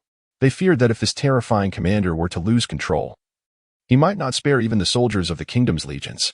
Should such a scenario transpire, none would be capable of stopping him. Only the presiding judge of the Inquisition held the authority to command this Knight Commander, as no one else, including King Richardson, could compel him to obey. Even His Holiness the Pope had to negotiate with him. Thus, it was deemed prudent to keep this harbinger of death within the Inquisition's confines, allowing his mentor to oversee him. The proposals put forth by the 3 legion commanders met with no opposition from either King Richardson or the Pope. Primarily, the commanders' concerns were not unfounded. Chu Yunhan's involvement could jeopardize the morale of the legions. Secondly, keeping Chu Yunhan within the Inquisition would afford them a defensive strength in the event that Cisnea faced an assault from the 13 clans. After receiving the order to remain at the Inquisition, Chu Yunhan felt no discontent regarding the task at hand. The 13 clans of the Blood Tribe were formidable adversaries, each harboring bloodline princes who had lived for centuries. To rely solely on a mere few tens of thousands of troops to confront these clans would be tantamount to inviting one's own defeat. In the realm classified as E-level, the pinnacle of combat strength undoubtedly resided with the Blood Tribe princes and the werewolf progenitor. Although Chu Yunhan was unaware of their true capabilities, he could infer their might by referencing the elite forces in the world of the biohazard crisis. In this E-level world, the strength of the bloodline princes and the werewolf progenitor would certainly not be inferior to that of the biohazard mother nest. Furthermore, this world lacked any particularly potent power systems. The so-called Knight Orders and Legion soldiers were merely slightly more robust than ordinary humans. While the red-robed Archbishop of the Holy See possessed some blessings and healing magic, in his eyes, these abilities were only marginally more powerful than mere tricks. Such armies could handle ordinary vampires with ease, but when faced with bloodline princes, it would result in a one-sided slaughter. Had it not been for the werewolf rebellion, humanity might not have triumphed in the war against the Blood Tribe, unless the Pope himself intervened. Chu Yunhan could not discern the true strength of the Pope, who appeared to be just an ordinary old man. Yet, he sensed that this Pope might not be as simple as he seemed. The notions of God and heaven may indeed have once existed. The task at hand mandated the extermination of the werewolf progenitor and the bloodline princes, along with the obliteration of the unknown entity known as the Fallen Blood. The penalty for failure was execution without exception. To fulfill this mission, he needed to ascertain the strength of his targets. In pursuit of understanding the bloodline princes and the werewolf progenitor, he delved into some esoteric documents from the Inquisition. Through these classified texts, he grasped the true origins of the Fallen Blood and the Blood Tribe. Legend has it that to reward the guardians of heaven for their commitment to purity, goodness, and righteousness, God bestowed blessings upon the angels on Christmas Day. Among these angels, the most radiant was undoubtedly Michael, the one most favored by God. He was known as the one resembling God, having led the angelic legions to defeat the fallen angel Lucifer, casting him into the depths of hell. In recognition of Michael's contributions and loyalty to heaven, God appointed him as the Vice Lord of Heaven and the Sovereign of Light. However, an angel named Dinilas, discontent with God's favoritism towards Michael, succumbed to the temptation of Satan and chose to forsake the light in favor of darkness. Thus, on the day of Christ's Passion, he committed the sin of falling. God's wrath towards Dinilas's betrayal was immense, and he cursed him with eternal damnation. From that moment on, he would no longer belong to the light and could only exist in darkness. Upon witnessing the light, he would turn to smoke and ash. Henceforth, he would no longer partake in the delights of food, surviving solely by consuming blood. When he ceased to drink blood, he would lose his power and visage. The Satan who had tempted Dinilas to fall, however, betrayed his initial promise due to Dinilas's curse from God. The gates of hell remained forever closed to Dinilas. Consequently, he was scorned by both heaven and hell, condemned to dwell in the darkness of the human realm, unable to bear the agony of eternal darkness and solitude. Dinilas chose to turn to ash when the light descended. Before his demise, he bestowed his fallen blood upon his servant in the mortal world. Thus, the legend of the Blood Tribe vampires spread throughout this world. The Blood Tribe possessed formidable strength, exceptional speed, and rapid healing abilities. The purer the bloodline, the mightier the power. High-ranking Blood Tribe members could even levitate, hypnotize humans, and transform into bats. As the Blood Tribe recklessly consumed human blood, darkness and terror enveloped the world. Humanity could not accept becoming food for the Blood Tribe, thus igniting a war between the two factions. After a protracted struggle, humanity gradually discovered the Blood Tribe's weaknesses. They feared the light, and silver weapons could harm their undead forms. Piercing the heart of a Blood Tribe member with a wooden stake could also slay these monsters. The Holy See and human armies began to hunt Blood Tribe members during the day. Moreover, the werewolves, once under the Blood Tribe's control, rebelled en masse under the leadership of the werewolf progenitor. The scales of victory began to tip in favor of humanity. In the face of impending extinction, the 13 most powerful blood tribe members formed the Elders' Council. These 13 were revered as princes by all blood tribe members, holding supreme authority within the council. To ensure the survival of their kind, the Elders' Council established 6 commandments, which all blood tribe members were required to adhere to strictly. The first commandment, seclusion. All blood tribe members must conceal their true nature from humanity. This commandment is the most vital and fundamental of all. The second commandment, authority. Each blood tribe prince holds supreme power within their territory. The third commandment, offspring. No blood tribe member may bestow the embrace upon a human without the council's consent. Otherwise, both the member and their progeny shall face execution. The fourth commandment, responsibility. Every blood tribe member must personally educate their offspring. Any transgressions by the offspring shall result in punishment for the progenitor. The fifth commandment, respect. Blood tribe members must honor each other's territorial authority unless permission is granted. No actions may be taken within another's domain. The sixth commandment, kinslaying. Except by the council's decree or with the prince's consent. The killing of fellow blood tribe members is strictly prohibited. For those who egregiously violate these 6 commandments, the punishment is invariably 3 words, death without mercy. The Elders' Council led those blood tribe members willing to abide by the commandments away from the realm of humanity, ensuring their survival in this world. The 13 blood tribe princes subsequently fell into slumber. As for the werewolf progenitor, he too transformed into a werewolf after consuming the carcass of a wild wolf tainted with fallen blood. Thus, if this world indeed harbored fallen blood, it follows that angels must also exist. However, they might be constrained by certain limitations that prevent their appearance in the human realm. Hence, the power level of this task world remains classified as E. If the Pope is merely a powerless ordinary man, it would be a grand jest indeed. Thus, with the 3 major armies and the Holy See mobilizing against the blood tribe, he remained at the Inquisition awaiting further news. Perfectly positioned to lure out the princes of the blood tribe. Should their strength fall within his capacity to confront, he could then seek out their trouble at a later time. At the base of the Rosen Knight Order of the Winnegard royal family, Imo-Chi-Chi, upon receiving the command from King Richardson, promptly joined forces with his companion Bruce, leading the 2,000-strong Rosen Knight Order to rendezvous with the 3 major armies. This mission, issued by the City of the End, encompassed 3 primary objectives: to eliminate the princes of the blood tribe, to slay the werewolf progenitor, and to eradicate the fallen blood. As long as any 2 tasks are completed, one can return to the City of End. Relying solely on the strength of the trio proved challenging for the mission. Hence, Imo-Chi-Chi devoted an entire month to amassing a certain degree of military authority. Only with the assistance of a formidable army could they hope to accomplish their objective. Upon successfully obtaining temporary command of the Rose Knights, Imo-Chi-Chi awaited the opportune moment. Now, that moment had arrived. The 3 major legions of the kingdom launched a campaign against the 13 clans of the blood race, and they were involved as well. With such a vast number of troops at her disposal, she was confident that the mission would pose no significant issues. No matter how formidable the Blood Prince and the werewolf progenitor were, they could not withstand the onslaught of nearly 60,000 soldiers. Moreover, she possessed a powerful trump card. If she could ascertain the location of the hunter from the Tower of the Abyss, she could also leverage 2,000 Rose Knights to encircle the opponent. Once Imo-Chi-Chi joined forces with the 3 major legions, the army swiftly prepared to set out. This time, they had the intelligence provided by the Holy See. They were well aware of the hiding places of the 13 clans of the blood race. The Rose Knights would collaborate with the Furious Lion Legion to assault the ancestral land of the Gongro family of the blood race. Nearly 20,000 soldiers marched grandly towards the Vania forest. Meanwhile, the Holy Shield Legion and the Flame Dragon Legion targeted the Cappadocia family and the Brush family, respectively. 8 cardinals and 3,000 knights dispatched by the Holy See split into 2 teams, assisting the 2 major legions. After nearly 10 days of marching, the Furious Lion Legion finally reached the hidden location of the Gongro family within the Vania forest. Gazing at the boundless forest, the commander of the Furious Lion Legion waved his hand decisively. The army plunged directly into the dense undergrowth of the Vania forest.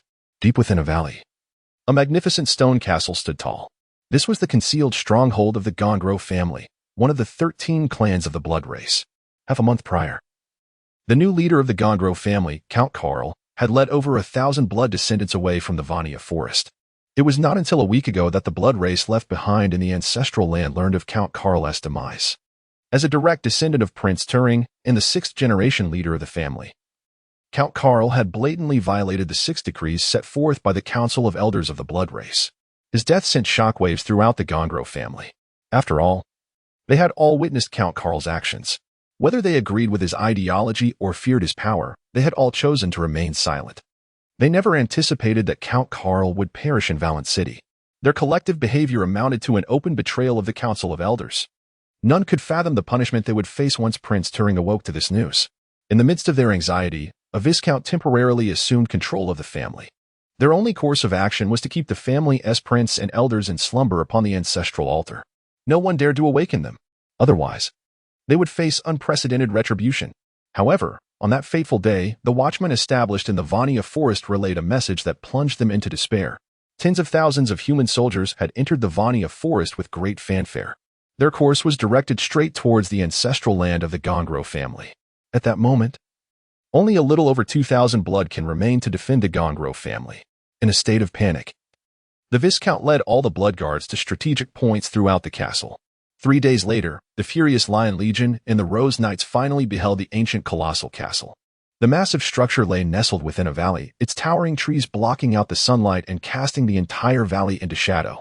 Imochichi gazed at the distant blood castle, a smile gracing her lips. It appeared the intelligence provided by the Holy See was indeed remarkably accurate. This time, the Gongro family would have nowhere to flee. Under the command of the Legion leader, the army commenced cutting down nearby trees to construct siege engines. A day later, all the siege apparatuses were ready. The furious Lion Legion and the Rose Knights divided into 5 waves, each launching successive assaults on the Gongro family castle. They would relentlessly batter the Gongro family into submission. With the sound of horns signaling the advance, the first wave of 4,000 troops charged toward the castle, carrying massive ladders and battering rams. The blood guards stationed at the castle retaliated with arrows, targeting the advancing human soldiers. By the time the human soldiers braved the rain of arrows and finally ascended the walls, fewer than 3,000 remained from the initial assault. Witnessing the first wave breach the castle walls, the commander of the furious Lion Legion realized that the defenders of the Gongro family were scant. Without a moment's hesitation, he commanded the second wave to commence their attack. Although the vampire warriors possessed strength and speed that surpassed those of humans, as long as their heads and hearts remained intact, their combat capabilities would not falter. However, the sheer number of human soldiers was overwhelming. While still engaged with the first wave of human soldiers, the second wave launched their assault. The vampire guards found themselves besieged by multiple human soldiers. As time passed, the vampire guards struggled to maintain their defenses. Countless vampires fell to the ground, their heads severed by a single blow. The freshly appointed Blood Viscount, witnessing the increasing number of human soldiers scaling the castle, quickly grasped that their strength was insufficient to withstand the onslaught of the human army. In this critical moment of life and death, he found himself with no choice. Awakening the family elders and Prince Turing might invite severe punishment, but it might spare him from death. If the human army breached the castle, they would all undoubtedly perish. Without any choice, the Viscount swiftly led a dozen vampires to the deepest part of the castle, removing the massive stones that sealed the underground altar. Blood was poured over the stone coffins of more than 10 elders and Prince Turing, and he anxiously awaited their awakening. However, it was not long before the sounds of battle erupted outside the altar, as human soldiers breached the very core of the Gongro family. The skirmish outside concluded swiftly, and the vampires stationed beyond the altar fell silent. With a resounding crash, the altar's doors were forced open by a squad of human soldiers, and hundreds surged inside. The Viscount, witnessing the intruding soldiers, was engulfed in despair. Gritting his teeth, he brandished his longsword and charged at them. The conflict lasted only a few minutes before the Viscount was completely overwhelmed and slain by the onslaught of human soldiers. As the victorious soldiers surveyed the blood-stained stone coffins, a sense of vigilance washed over them. A few cautiously approached, straining to push the coffin lids, but found them immovable despite their efforts. They quickly reported their findings to the commander, while the remaining soldiers drew their weapons, encircling the coffins with caution. The blood that had coated the coffins was soon absorbed, vanishing entirely. As the last traces of blood disappeared, the stone coffins began to tremble incessantly. The soldiers, startled by the commotion, gathered around, swords drawn, to investigate. Suddenly, with a thunderous crash, the lids of the coffins were forcefully hurled away, striking down several soldiers and leaving them bloodied and dazed. Before they could regain their composure, each coffin erupted open, revealing ancient, emaciated, corpse-like figures. These cadaverous beings, seemingly drawn by the scent of blood in the air, crawled out and swiftly approached the soldiers. Terrified, the soldiers screamed and scrambled to escape the altar. Having just awakened, these revenants had yet to regain their hearing and sight. They merely followed the scent of blood, hastily licking the ground. Before long, Imochichi arrived with 2 companions and hundreds of rose knights. Upon seeing the dozen corpses in the altar, she quickly deduced that the vampires of the Gongro family had been roused. Imochichi swiftly drew her staff and chanted an incantation. The blue gem atop her staff glimmered, and 3 enormous fireballs materialized in the air. She pointed her staff at the corpses, and the fireballs hurtled toward them. The corpses ignited upon impact, reduced to ashes in moments. Sensing danger, the remaining corpses hastened toward the group.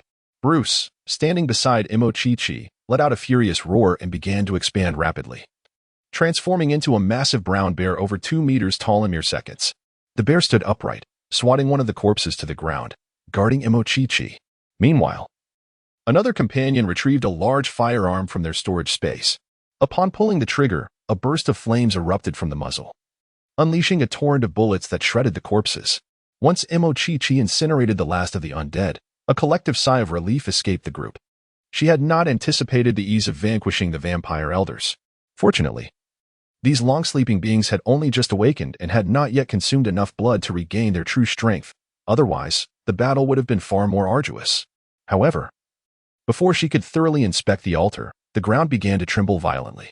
Soon, enormous fissures appeared in the stone floor. As Imochichi and her companions stood on high alert, the area suddenly fell silent. After several minutes of waiting without incident, they began to approach the fissures to investigate. Then, countless bats surged forth from the crevice.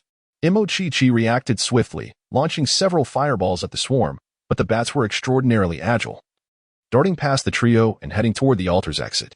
The hundreds of rose knights outside had no time to react before the swarm plunged into their ranks.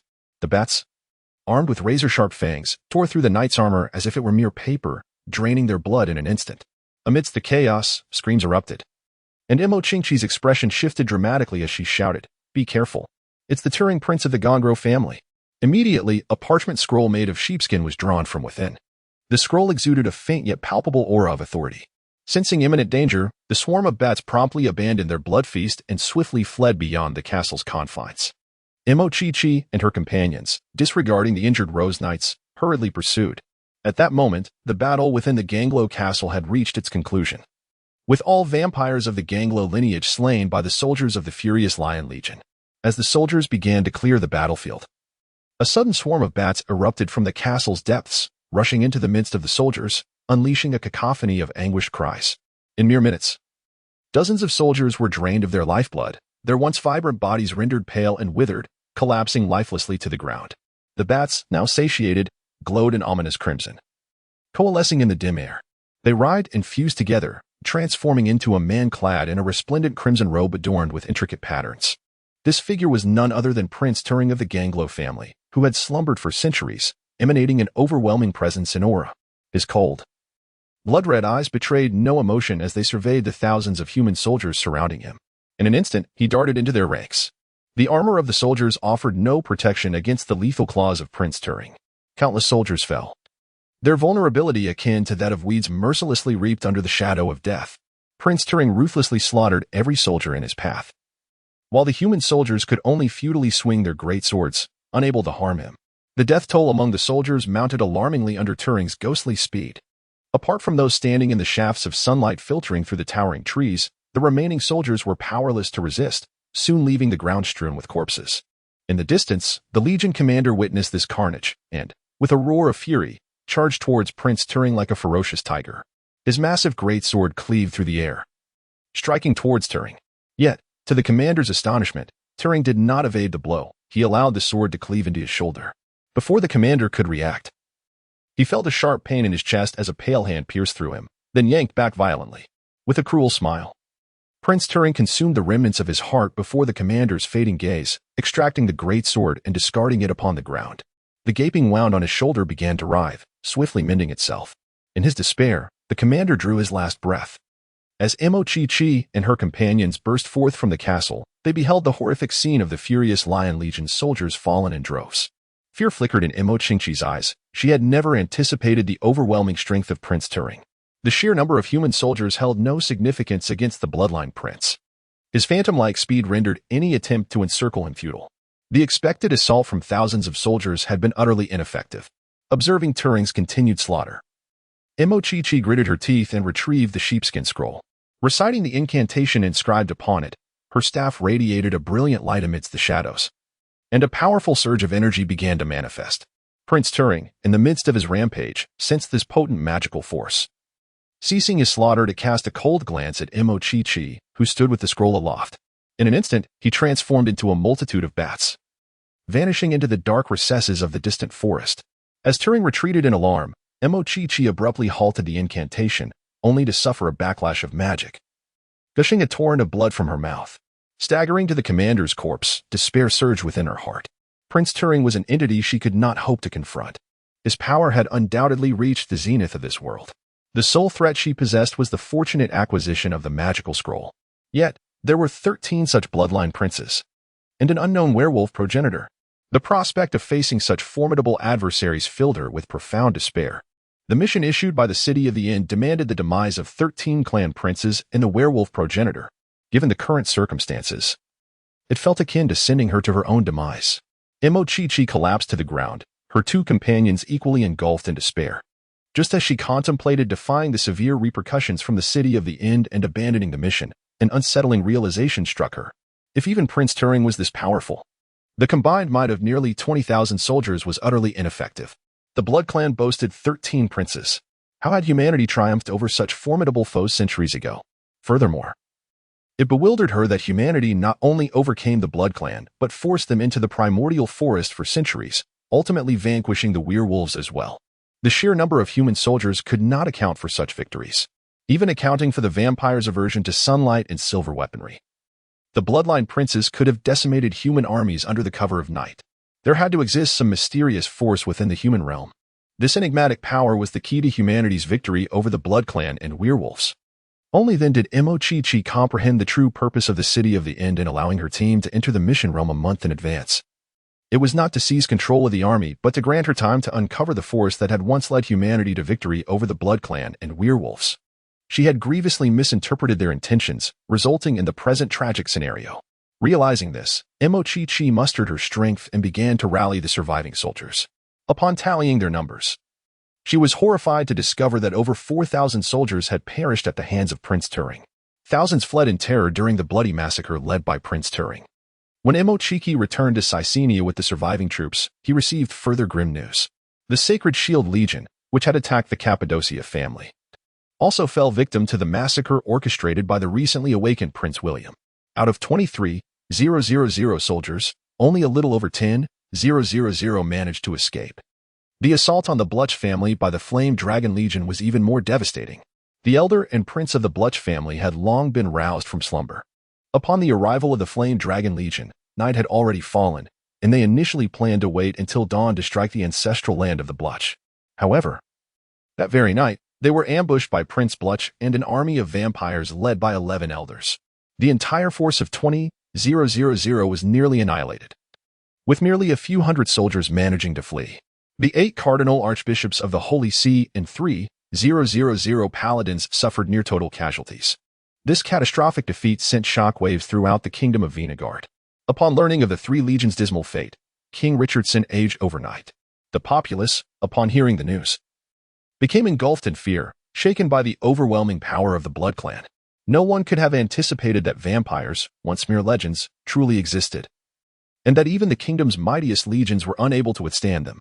The dismal defeat of the 3 legions and the Holy See left the kingdom of Venegard bereft of sufficient strength to resist the Blood Clan. In the border cities adjacent to the Blood Clan's ancestral lands, mass panic ensued, with countless citizens fleeing towards the capital, Caecenia, carrying their families and possessions.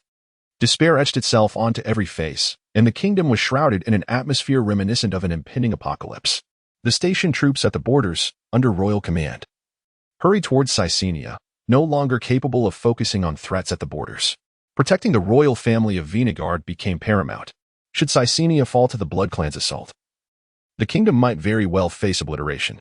Meanwhile, the Pope of the Holy See, upon learning of the near-total demise of the cardinal archbishops and paladins, knelt before the statue of God in the cathedral, praying fervently. He then issued an edict for all clerics in the kingdom to return to Caesarea. In the Inquisition, Chu Yunhan continued to sift through various top-secret documents in the basement. The presiding judge hurriedly entered, conveying the news of the 3 legions' disheartening defeat. Upon hearing this, Chu Yunhan paused momentarily. He had long suspected that the 3 legions would be unable to contend against the 13 clans of the Blood Clan. However, he had not anticipated such a catastrophic loss. Nearly 3 clans had managed to rout the most formidable legions of Vinegard. If all 13 clans were to mobilize, what could Vinegard possibly employ to resist? Even the elders, fully revived from the 13 clans, would suffice to vanquish an ordinary human army, not to mention the awakened princes of each clan. Though he was uncertain of the extent of the disparity between himself and these awakened princes, their power was undoubtedly at the pinnacle of this world. Observing the anxious presiding judge, Chu Yunhan offered a reassuring smile. "Fear not, for I am still here." The presiding judge sighed and spoke. "If it were merely one prince of the Blood Clan, I would not be concerned. But there are 13 princes from the 13 clans. Tianfa, you are my most outstanding disciple and my greatest pride in this life. The Inquisition will inevitably fall into your hands. I know your temperament, this time. You must not act impulsively as before. The Blood Clan is not something you can handle alone. Moreover, the Holy See has endured for a millennium not without its trump cards. This time, heed my advice, leave the Blood Clan to the Pope to manage. Remain in the Inquisition, and unless absolutely necessary, do not take action." Chu Yunhan observed the concern reflected in the presiding judge's eyes and nodded. "Very well. I shall heed your counsel. Unless absolutely necessary, I will refrain from taking action." Deep within the shadowy depths of the Carpathian Mountains, a grand temple loomed. Constructed entirely of colossal stones that had endured the passage of countless ages, now cloaked in a verdant tapestry of moss. Dense underbrush and thickets had completely enveloped the temple, which had remained untouched by human presence for centuries. Yet, at this moment, flickering candlelight could be seen emanating from the innermost sanctum through the temple's entrance. 13 men were gathered around an immense stone table, with an elegant figure seated third from the left, none other than Prince Turing, who had mercilessly decimated the ranks of the rampaging Lion Legion. The man occupying the seat of honor exuded an overwhelming aura of power and authority, surpassing even that of Prince Turing. After surveying the assembly, he spoke with deliberation. Since the establishment of the Elder Council, nearly 400 years have elapsed without a convocation of the Judgment Assembly. This assembly shall deliberate on the war between the bloodline and humanity. Once we, the 13, established the 6 edicts of the bloodline, no vampire dared to contravene them. Yet, after our slumber, the descendants of the 13 clans have forgotten the council's might. The descendants of the Gengoro, Bra, Nosferatu, Setna, Morsis, and my own Cappadocian family have not only flouted the 6 edicts but have audaciously launched assaults against humanity. They have even sealed the altar, attempting to keep us in eternal slumber. Such treachery is utterly intolerable. Due to the betrayal of these descendants, not only has war erupted with humanity, but our slumber has been disrupted, awakening us from our repose. All bloodlines involved in this matter must face the severest of penalties. Upon his conclusion, the remaining 12 princes expressed their unanimous agreement. "I concur." Prince Turing's countenance darkened. His Gengoro clan had suffered the most catastrophic losses among the 13 families. He had been awakened only at the last moment of his clan's annihilation. Having just regained consciousness, he had yet to restore his strength. The elders of the Gengoro clan, recently awakened, had all perished, leaving no survivors among the other clan members. The Gengoro clan was essentially a husk of its former self. Although he could bestow the initial embrace and gradually cultivate descendants, each bestowal would impede his own power for an extended period. By the time he managed to revive the Gengoro clan, his strength would lag significantly behind that of the other princes. The premature awakening of all princes had thwarted their plans for a breakthrough. Contemplating this, Prince Turing's rage intensified. With indignation, he turned to the man in the seat of honor. "William, this incident originated from your Cappadocian family. Viana openly violated the 6 edicts, inciting the 13 clans to wage war against humanity. Not only did this disrupt our slumber, but the Gengoro clan was also overrun by humans and annihilated. You must provide me with an explanation." Prince William furrowed his brow and replied slowly, "My direct descendant Viana has been publicly executed. All descendants of the Cappadocian family involved in this conspiracy have been put to death. I deeply regret the fate of the Gengoro clan. In the forthcoming resolution, I shall consider compensating for their losses." Only then did Prince Turing nod in satisfaction. Prince William continued, "The primary purpose of this Judgment Assembly is to discuss how we shall proceed in the war against humanity. Humanity compelled us to retreat from the world. and we have slumbered for centuries. Now that war has erupted, the 6 edicts we previously established are no longer applicable to the current circumstances. The war between the bloodlines and humanity is now inevitable. We must decide whether to continue our seclusion or to engage in battle with humanity to reclaim our rightful world. I invite all princes to cast their votes. After a moment of hesitation, Prince Bra inquired, if we wage war against humanity, how shall we confront the sacred descent of the Holy See? Prince William smiled faintly and retrieved a small glass vial from his attire. Within the vial was half a container of a black liquid, exuding an aura of decay, corruption, and darkness even through the glass. What is this? All the princes gasped in astonishment at the vial. Blood of the fallen. How did you come by such a substance? They realized that the blood, a relic of the progenitor, had fallen into his possession. William, you cannot withstand the curse and corruption of the blood of the fallen. Do you wish to become a mindless monster like the progenitor? Prince William shook his head, smiling. Though I am tempted to consume it, I do not wish to meet the same fate as the progenitor. I am indeed incapable of enduring the corruption of the blood of the fallen. This is an eternal curse bestowed by God himself. We cannot bear it, nor can the Holy See withstand its power. Henceforth, there is no force in the human realm capable of halting our ascendance. Upon hearing Prince William's explanation, the other princes comprehended his intentions, and their earlier apprehension dissipated, replaced by expressions of uncontainable excitement. In the past, the war between the two races had been severely impacted by the betrayal of the werewolves. Yet the true turning point had been the sacred descent of the Holy See. Although the bloodlines had possessed 24 sovereign-level beings, the Holy See's intervention had led to their utter defeat. In that battle, the Holy See had slain 11 sovereign-level vampires, prompting the 13 clans to flee for their lives, allowing them to survive. Otherwise, how could humans and werewolves possibly vanquish the overwhelmingly powerful bloodlines? Now, with their sole concern alleviated, Prince Turing was the first to voice his support. I choose war. It is time to reclaim our world. I concur. Half a month later, the once bustling city of Yinigan had lost its vibrancy and liveliness. In the wake of the catastrophic defeat of the 3 major legions of the Kingdom of Wenegard, citizens began to flee the border city with their families in tow. After the Sacred Shield Legion took a brief respite in Yinigan, they ventured into the depths of a vast, uninhabited forest beyond the city. However, within days, the once formidable legion returned in disarray, akin to frightened strays. Out of over 20,000 soldiers, merely a little over 10,000 managed to return. These returning soldiers bore expressions of terror and despair. When pressed by the citizens of Yinigan, they recounted their harrowing experiences, plunging the populace into a state of extreme panic. The fear that the legendary vampires would pursue them to Yinigan gripped the citizens, especially since even the mightiest Sacred Shield Legion was unable to withstand the onslaught. Ordinary folk felt helpless, resigned to their fate in the face of such terror. Thus commenced a mass exodus. The city, once home to over 50,000 souls, now dwindled to barely 8,000. Apart from the guards of the Lord's estate, the remaining residents were mostly elderly and immobile. Reluctant to abandon the city they had inhabited all their lives or relinquish the fruits of their labor, they clung to the hope that, for centuries, the vampires had not attacked Yinigan, and perhaps this time would be no different. Meanwhile, the Lord of Yinigan was equally unsettled. Unlike the common folk, his escape would lead to a grim fate at the hands of the king. Thus, he could only pray silently to God, hoping that the vampires would spare Yinigan. He did not impede the flight of the citizens. Even in death, he preferred not to bear the irrevocable stain of cowardice. Unable to face his ancestors who had earned nobility through valor, over 2,000 guards remained steadfast atop the city walls, patrolling day and night in anticipation of the bloodthirsty onslaught. As the sun dipped below the horizon, casting a twilight gloom, the patrolling soldiers witnessed a sight that plunged them into despair. From the forest beyond the city, countless figures surged forth, racing toward Yinigan with alarming speed. By the time they raised the alarm, the leading group of pale-faced men had already scaled the towering 6-meter walls. With astonishing swiftness, they began to slaughter the guards stationed atop. Soon, a horde of vampires ascended, plunging into the ranks of the defenders. The guards' swords proved futile against the vampires. Unless a blow struck the heart, they remained impervious to ordinary weapons. This realization instilled a profound fear and desperation among the defenders.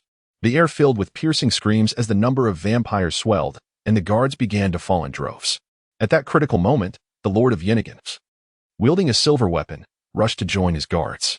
Under the silver's influence, several vampires lost their formidable regenerative capabilities and were swiftly dispatched by the Lord.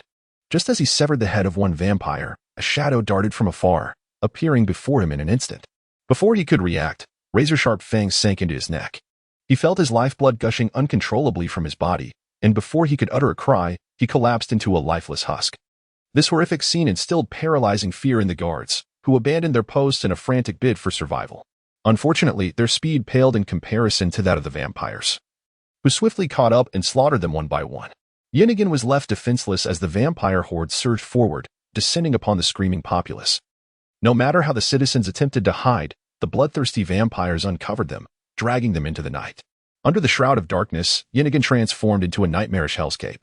That same evening, 11 other cities in the kingdom of Winigard faced simultaneous vampire assaults. The guard forces proved powerless against the onslaught, resulting in countless civilian casualties. The following day, news spread throughout the kingdom that 12 cities had succumbed to the vampire invasion, leaving a trail of death in their wake. Panic-stricken residents began a frenzied exodus, with millions flooding into the capital, Cisnea. Many cities were left desolate, resembling ghost towns. Upon learning of the calamity, King Richardson hastily rallied the remaining forces of the kingdom, assembling an army of 11,000 to protect Cisnea and the surrounding areas. As the 12 vampire legions continued their relentless conquests, the kingdom of Winigard teetered on the brink of collapse. Those unable to escape were captured by the vampires, becoming their food reserves. As night fell, the vampire army resumed their assault. With each fallen city, humanity within the kingdom sank deeper into a chasm of fear and despair, fervently praying for divine intervention. Just as all seemed lost, a surprising turn of events occurred. From the shadowy forest emerged over 8,000 werewolves, led by their progenitor, reclaiming the city overrun by vampires.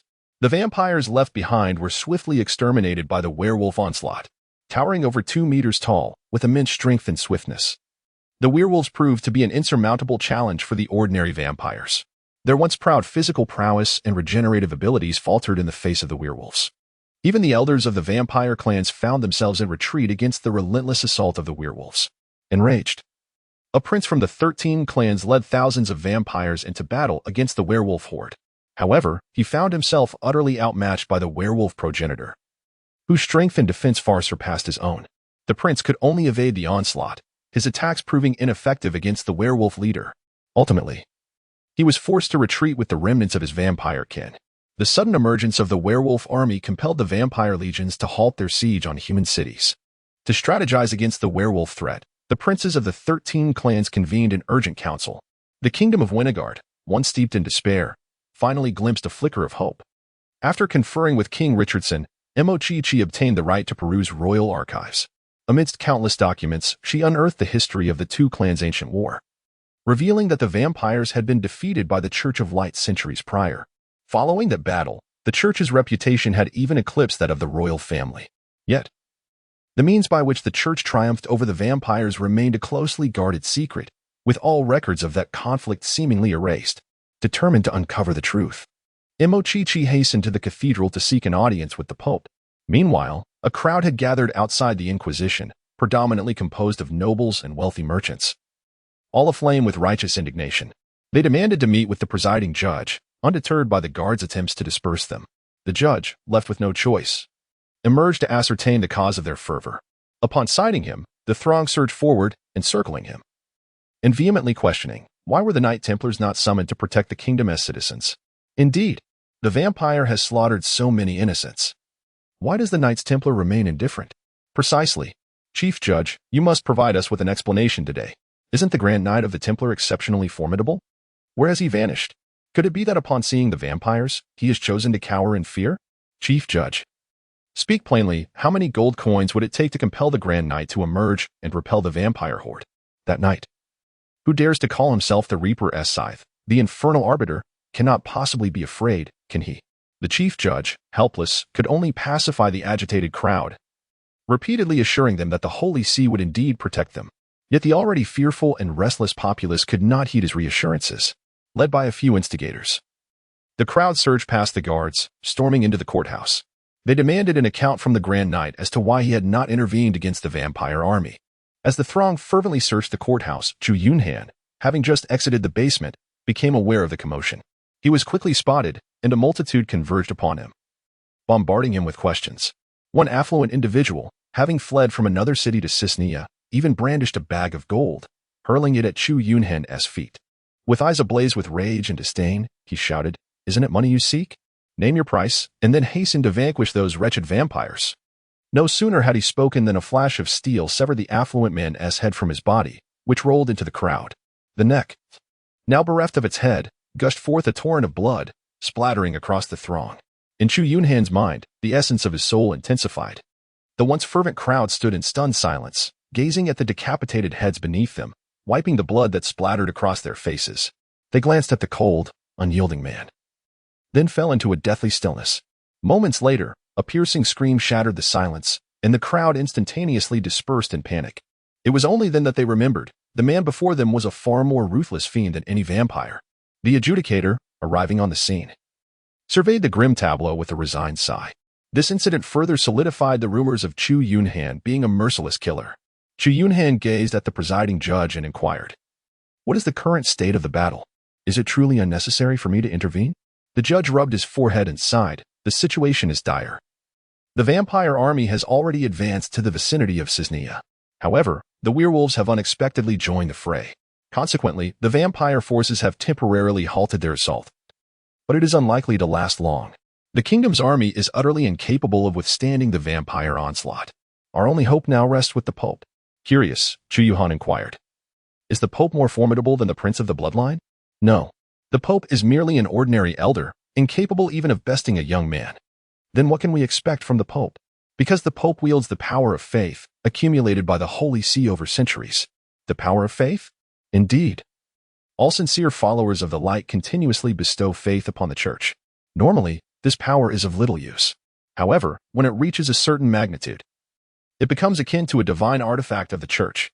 Noticing that Chu Yunhan appeared perplexed, the Grand Inquisitor continued, "The power of faith coalesces within the sacred pool of the cathedral. Once it reaches a heightened degree, the Pope can harness it to invoke a divine descent. The rituals and incantations for such a descent are known only to the successive popes. When the Pope initiates the sacred summoning, the immense reservoir of faith amassed over centuries will be sacrificed to the fabled heaven. In response to this offering, the legendary angels will indeed descend upon the mortal realm. This represents the Holy See's greatest trump card. When the situation becomes irretrievable, His Holiness will unhesitatingly offer all the power of faith. The quantity of this power will directly influence the strength of the angels descending upon the world. The more faith that is sacrificed, the mightier the angels that will manifest in our midst. During the Great War between the two factions, the Pope of that era summoned a four-winged angel from heaven. At that time, there were a total of 24 vampires of princely strength, and 11 were slain by the four-winged angel. The remaining vampires fled in utter disarray, leading to the later emergence of the 13 clans of the bloodline. This time, the Holy See has been amassing faith for several centuries. This terrifying quantity is even sufficient to summon a six-winged archangel from heaven. Should the Pope truly call forth a six-winged archangel?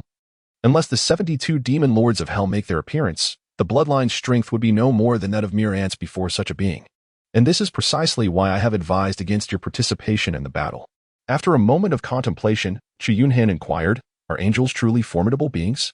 The Chief Justice chuckled softly. "To what extent they possess strength, I cannot ascertain, for they are the legendary guardians of the celestial realm. Undoubtedly, the princes of the Blood Clan would not stand a chance, regardless of their numbers, which would ultimately prove futile. Thus, no matter how powerful the Blood Clan may be, they are fated to meet with defeat and annihilation. Moreover, this time, the Pope will certainly not allow any prince of the Blood Clan to escape." Upon hearing the Chief Justice's account, Chu Yunhan furrowed his brow. Should the Pope invoke the divine descent and truly summon the angels of paradise, it would not bode well for him. The mission of the Tower of Void requires him to eliminate the progenitor of the werewolves and the princes of the 13 blood clans. If his targets were ultimately vanquished by the angels, would that still count as the fulfillment of his mission?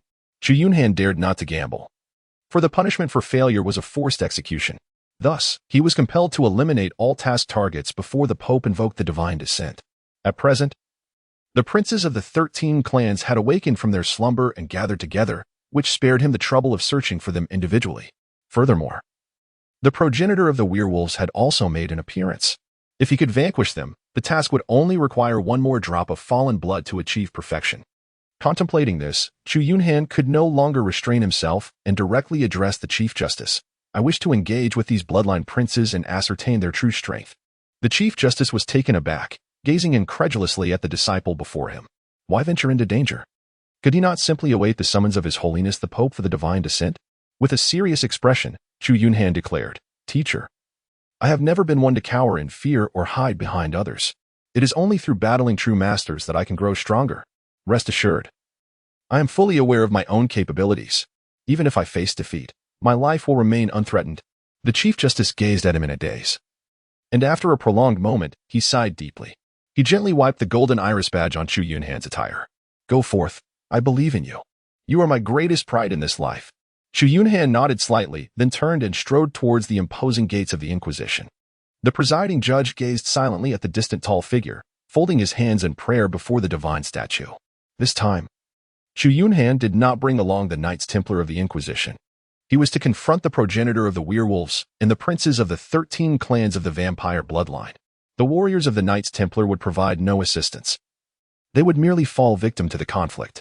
It was far wiser for them to remain guarding the Inquisition. As he rode forth on his steed, exiting the gates of Cisnea, he glanced back at the city, pausing in silence for a moment before galloping towards the city seized by the vampires. Galicia had been captured by the vampires a week prior. After the werewolves joined the fray, the vampires halted their advance at Galicia, refraining from further assaults on the kingdom of Vinegard.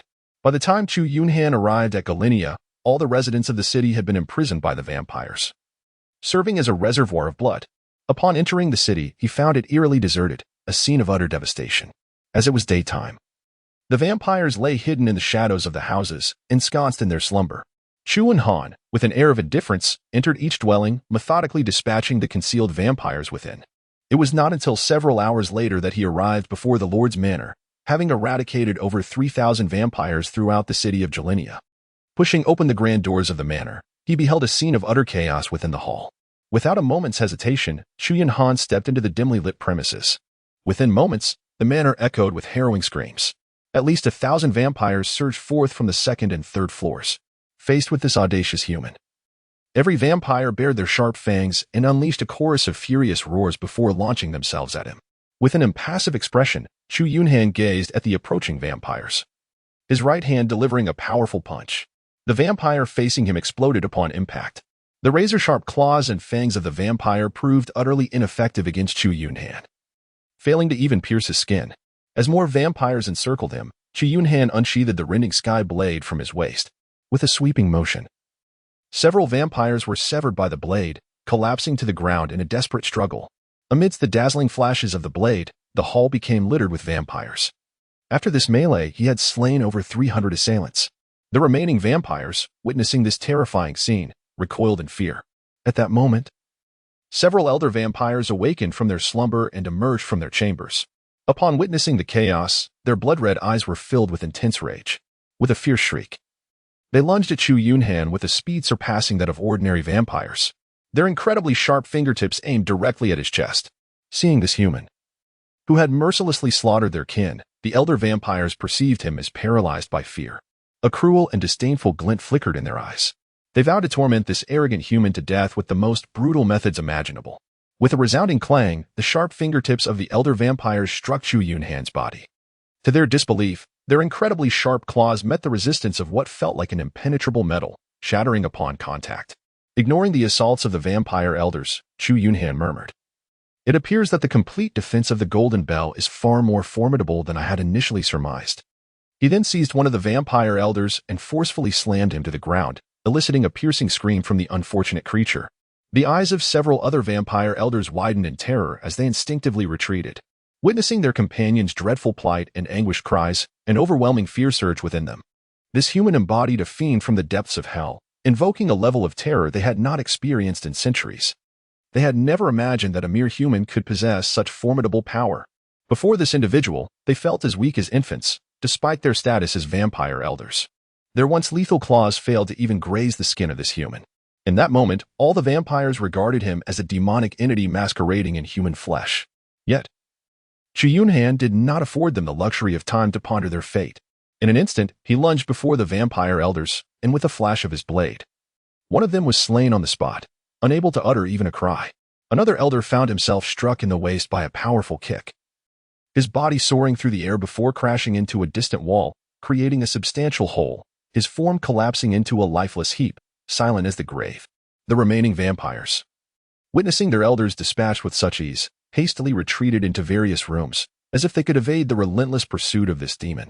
Chu Yunhan slowly traversed the ravaged battlefield, then proceeded towards the chamber where the vampire lay concealed. Before darkness descended, Chu Yunhan thoroughly searched the entire city of Jialinia. Despite vanquishing over 4,000 vampires, he found no trace of the vampire prince. Instead, he discovered more than 1,000 residents of Jialinia imprisoned in the dungeons. They were confined within various cells, each less than 10 square meters, overcrowded with hundreds of individuals.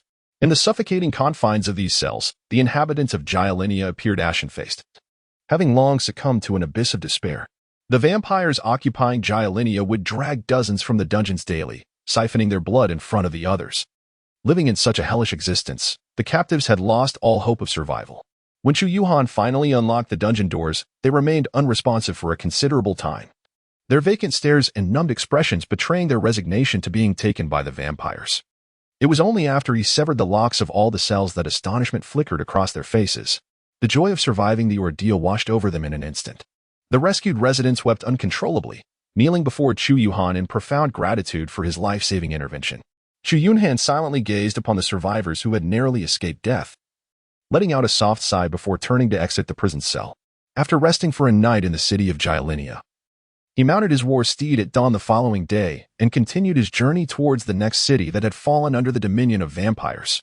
In the span of merely half a month, Chu Yunhan had already liberated 12 cities from the clutches of these blood-sucking fiends. He had slain over 100 vampire elders and vanquished nearly 30,000 ordinary vampires. The soul power absorbed by his innate talent, the Soul Reaper, had reached a staggering 300,000. The nearly 50,000 residents he rescued from these vampire-occupied cities were a testament to his efforts. Thus, he had successfully cleared every human city that had succumbed to the vampires. Yet, despite this, he had found no trace of any vampire princes, as if they had vanished from existence. Even after decimating the majority of their kind, not a single one had been drawn out from hiding. All that remained was the city overtaken by werewolves. After a brief contemplation, Chu Yunhan set off towards the werewolf territory.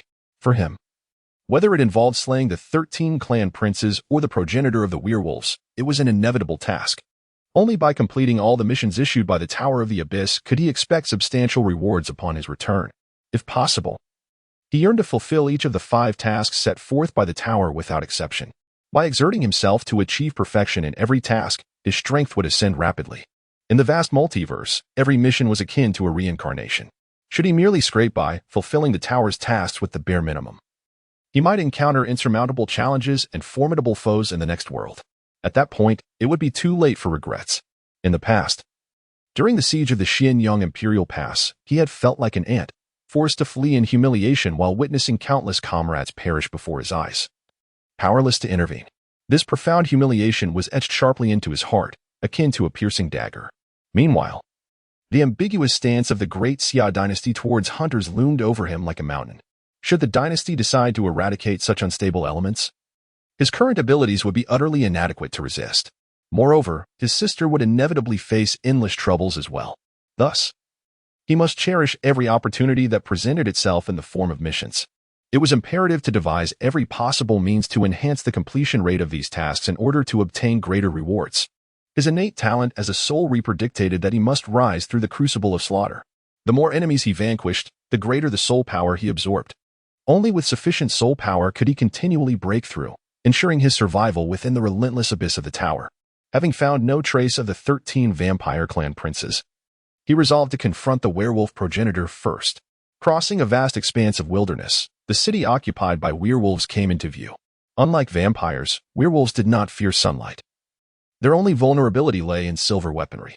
Thus, when Chu Yunhan arrived, the werewolves stationed atop the city walls spotted him from a distance. A few werewolves, upon seeing him, charged towards him with reckless abandon. By the time they stood before Chu Yunhan, they had fully transformed. Towering nearly 2 meters, their bulging muscles, fierce visages, blood-stained fangs, and glimmering claws all attested to their superiority over vampires. The sole flaw of werewolves was their lack of intelligence in their sparse numbers, especially after transformation. They gradually lost their rationality. When a typical werewolf bites a human, the afflicted individual may transform into a werewolf themselves after several days. However, these transformed beings lose all semblance of reason, behaving as wild beasts. Even if the progenitor of werewolves stood before them, they would still view it as a target of their aggression. Consequently, once humans fell into the clutches of werewolves, their chances of survival were virtually non-existent. Unlike vampires, who lacked reproductive capability, werewolves could breed amongst themselves, though the pregnancy rate among female werewolves was exceedingly low, often resulting in a single offspring throughout their lifetime. Thus, the population of werewolves consistently lagged far behind that of vampires, let alone humans. The werewolves seemed utterly uninterested in understanding why this human had appeared in their midst. For them, his mere presence on the battlefield signified enmity.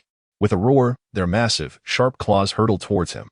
Chu Yunhan wore an expression of serene calmness as he coldly regarded the howling wolf claws approaching him.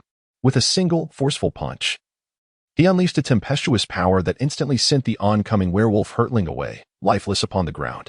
Sensing the infusion of 20 points of soul power within his mind, he methodically dispatched the remaining werewolves, one by one, under their terrified gazes.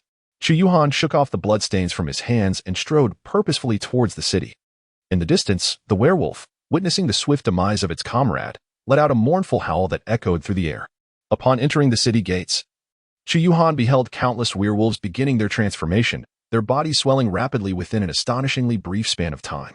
Once the metamorphosis was complete, a throng of ferocious werewolves charged toward him with unrelenting ferocity. With a chilling gaze, Chu Yunhan wielded the rending sky blade, which transformed into a flurry of afterimages. Slicing toward the oncoming werewolves, blood splattered as the immensely strong werewolves could not withstand the blade's razor-sharp edge. Like chopping vegetables, they fell one after another beneath its lethal stroke. Meanwhile, the werewolves' claws failed to inflict any harm upon Chu Yunhan. Before long, more and more werewolves lay defeated on the ground. A tremendous howl echoed from a distance. Chu Yunhan looked up and beheld two towering werewolves, each standing at an imposing height of 2.5 meters, swiftly racing across the rooftops. As they approached the city gate, the two werewolves leapt down from the rooftops, their enormous claws gleaming ominously as they lunged towards his head. With a powerful punch, Chu Yunhan sent the leaping werewolf hurtling through the air. He then charged fiercely towards another werewolf, driving his elbow forcefully into its midsection. In an instant, the creature doubled over in agony, retching violently. With a swift motion, he severed the werewolf's head, which tumbled to the ground. Just as he prepared to deliver a final blow to the incapacitated werewolf sprawled on the ground, a resounding howl echoed from afar, drawing nearer.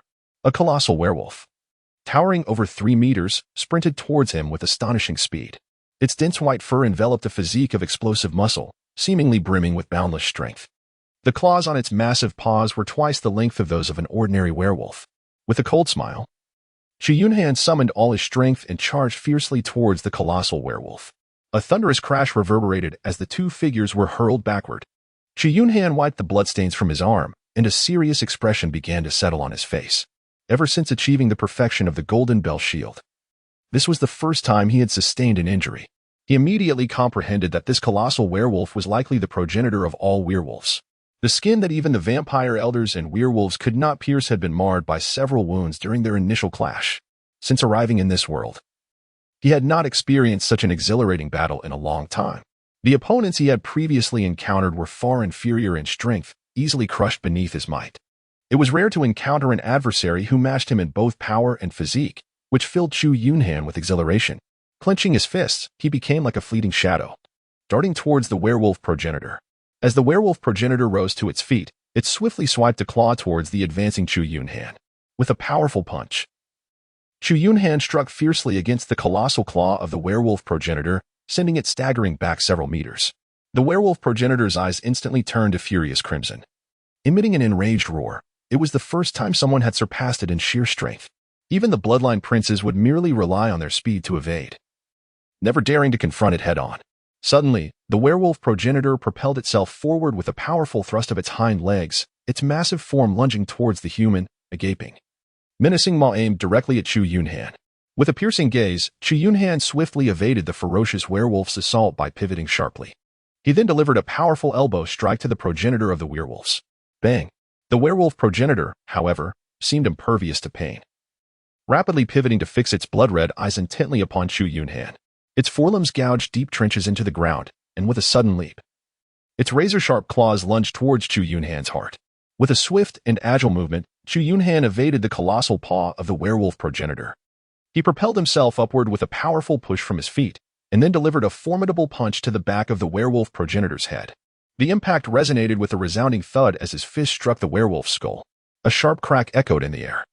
The werewolf progenitor staggered momentarily before collapsing to the ground in a disheveled tumble. With an exhilarated roar, Chu Yunhan exclaimed, "Come on, continue." The primordial werewolf shook its head and rose to its feet. Its entire body taut, the towering figure, exceeding 3 meters in height, emitted a series of ominous cracking sounds. Subsequently, its speed surged by several folds, akin to a bolt of lightning, as it lunged towards Chu Yunhan. Boom! Chu Yunhan felt an overwhelming force rush towards him, leaving him no time to react as he was sent flying several meters away. He landed heavily on the ground, a wave of pain instantly coursing through his body. Rising to his feet, he wiped the blood from the corner of his mouth, a grave expression finally dawning in his eyes. He had not anticipated that the progenitor of the werewolves, in addition to its rugged hide and immense strength, possessed such astonishing speed. As the werewolf progenitor leaped towards him, Chu Yunhan swiftly executed a spin, his right leg striking out forcefully at the oncoming beast. Bang! The werewolf progenitor's massive form was sent reeling backward from the impact of his powerful kick. A woo! It howled in agony, blood gushing from its fearsome maw. Enraged, it roared once more and lunged at Chu Yunhan again, this time with even greater ferocity, as if intent on tearing him to shreds. Chu Yunhan summoned all his strength, his fist striking fiercely towards the oncoming werewolf progenitor. The tremendous force collided violently with the werewolf progenitor's chest, causing it to spout a copious amount of blood. Ignoring everything, the enormous hands wrapped tightly around Chu Yunhan's body, then exerted a powerful force. In that moment, Chu Yunhan felt an overwhelming force pressing in on him from all directions, rendering him nearly breathless. The bones throughout his body began to emit unsettling cracking sounds. Yet, no matter how hard he struggled, the immense power firmly restrained him, making escape impossible. The werewolf progenitor, blood spilling from his mouth, summoned all his strength, vowing to crush this terrifying adversary in his grasp. A glimmer of ferocity flickered in Chu Yunhan's eyes as his right knee forcefully struck the lower body of the werewolf progenitor. A woo! The werewolf progenitor let out a painful howl, its hands involuntarily loosening their grip. Though this strike did not compel the werewolf progenitor to release its hold, it nevertheless revealed a chink in its armor. Chu Yunhan seized the opportunity, swiftly withdrawing his right hand to deliver a powerful uppercut that struck the chin of the werewolf progenitor with tremendous force. Bang! The werewolf progenitor was sent staggering back several meters, its chin a gruesome mess of flesh and blood. As Chu Yunhan broke free from his restraints, his figure flickered, and with a swift movement, his fist struck fiercely, one to the left and one to the right, against the temples of the werewolf progenitor. In an instant, a copious stream of blood gushed forth from the creature's ears and nostrils. Its massive form began to tremble violently. Without a moment's hesitation, Chu Yunhan unleashed a relentless barrage of blows upon the head of the werewolf progenitor, akin to a tempestuous storm. It was only when the werewolf progenitor's body lay utterly limp, devoid of all life, that he ceased his assault. Chu Yunhan gasped heavily as he walked over to retrieve the sky-splitting blade from a distance. Feeling the surge of 5,000 points of soul power coursing through his mind, he then turned to gaze at the multitude of terrified werewolves in the distance. The ferocity and terror emanating from him compelled all the werewolves to involuntarily take several steps back. In a swift motion, Chu Yunhan plunged into the throng of werewolves. The glint of his blade flickered as he mercilessly felled the beasts. The demise of their progenitor and the looming specter of death seemed to incite the werewolves' ferocity, eroding the scant remnants of their reason. Countless werewolves surged toward the figure amidst the carnage, engulfing him in a sea of fur and fangs. Beneath the blazing sun, the city resembled a hellish battlefield, a relentless spectacle of slaughter and death's revelry. As Chu Yunhan emerged from the crimson tide of carnage, drenched in blood, it was already the dead of night. Within the city, apart from the few hundred werewolves who regained their senses and fled, all others had fallen to his blade. He found himself too weary to pursue those escaping wretches. The frenzied onslaught of over 7,000 werewolves had drained him beyond measure. His hands trembled uncontrollably, nearly unable to steady his blade, the void-cleaving knife. Although ordinary werewolves could not pierce his skin, their relentless assault afforded him no respite for even a single breath. From dawn till dusk, he battled on, not only suffering from extreme mental fatigue, but his formidable physique had also begun to falter. Even with his mastery at the minor blood transformation stage, his bones had endured multiple fractures from the onslaught of thousands of werewolves. His skin had turned a shade of purple, marred by bruises. The once abundant vitality within him had been completely exhausted. Despite having spent half a month cleansing 12 cities and vanquishing tens of thousands of vampires, He had never felt such profound exhaustion as he did today. Chu Yunhan staggered to the banks of a small river outside the city, shedding his blood-soaked garments before plunging into the water. He spent a considerable half-hour washing away the darkened blood and remnants of flesh that clung to him, transforming the river's surface into a deep crimson hue. Once he had cleansed himself, he collapsed onto the grassy bank, utterly exhausted, and fell into a deep slumber. It was not until the following evening that he stirred awake. Groggy and disoriented, Chu Yunhan rose to his feet, assessing his physical condition. After a full day of slumber, the stagnant blood within him had nearly dissipated. Thanks to the remarkable recuperative abilities of his blood transformation realm, the vitality and energy within his body gradually replenished, although the previous day's battle had left him utterly exhausted. His innate spirit had absorbed nearly 160,000 units of soul power. Furthermore, over the past half-month, he had traversed and cleared numerous cities, vanquishing more than 30,000 vampires. At this moment, the soul power amassed by his innate spirit had surged to an astonishing 470,000. Chu Yunhan could scarcely fathom the heights to which his power would ascend. Were he to have an ample supply of medicinal pills to replenish the energy expended during his breakthrough, without hesitation, he first consumed the primary cell restoration potion within his spatial confines, and soon, the myriad subtle injuries within his body were restored to their original state under the potion's influence. He then retrieved the remaining 3 Xian blood pills and ingested one. As the immense potency surged through his body, Chu Yunhan resolutely advanced his realm. 40,000 points of soul power instantaneously merged into his being.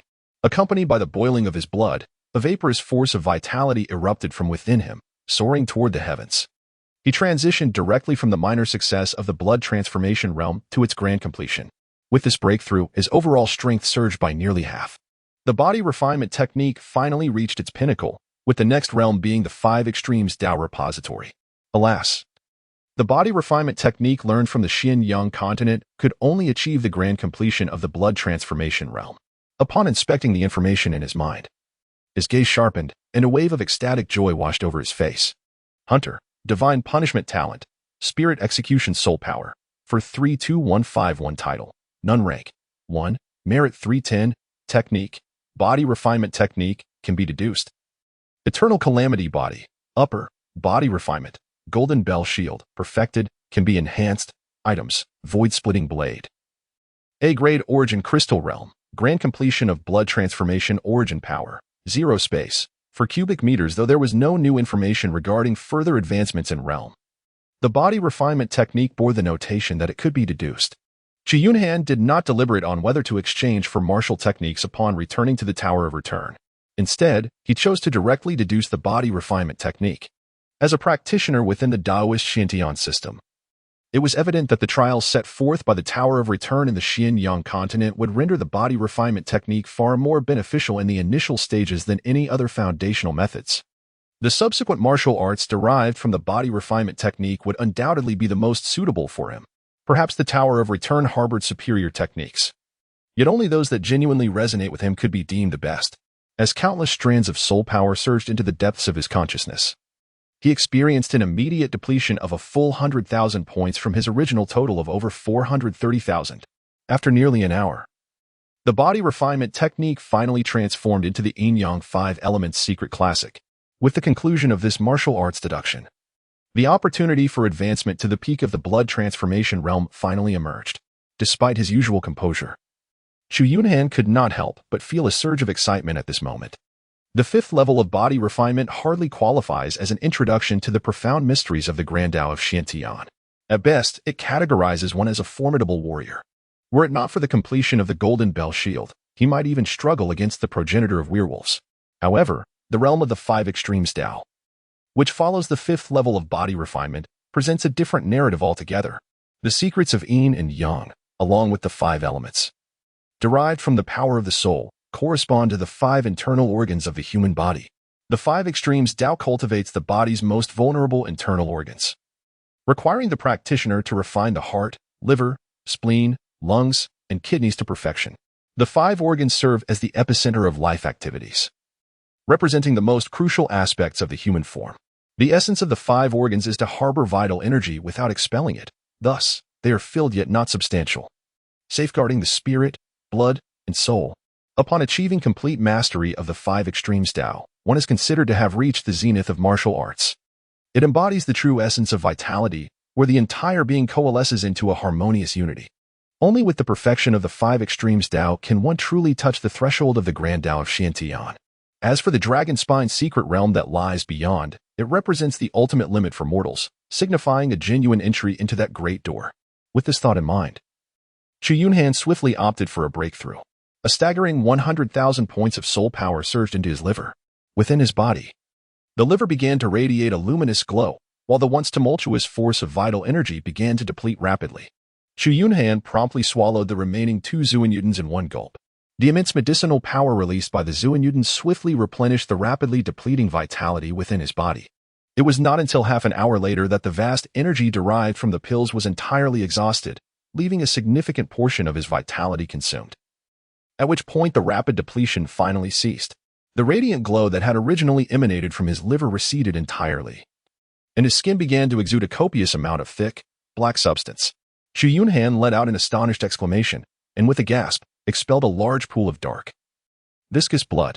After the liver had been refined to its utmost potential, the body's detoxification abilities had become remarkably potent. Chu Yunhan promptly leaped into the river, cleansing his body of all impurities. He felt an extraordinary lightness enveloping him, and an overwhelming sense of refreshment began to wash over his entire being. Additionally, it seemed as though a vast surge of vital energy was continuously generating within him, a profoundly powerful sensation swelling in his heart. Chu Yunhan understood that he had finally reached the first stage of the 5 extremes Tao Canon, the liver phase. After breaking through to the 5 extremes Tao Canon, he began to sense the immense power concealed within his body. Although he still had 230,000 soul power remaining, which would allow him to further elevate his cultivation realm, he dared not proceed. Each advancement in his cultivation would deplete a significant portion of his vital energy, without sufficient elixirs for replenishment. Any reckless decision to continue would undoubtedly leave him as nothing more than a desiccated corpse. Thus, he opted to enhance his physique cultivation, integrating 100,000 points of soul power throughout his being. Chu Yunhan's entire being began to emanate golden rays of light.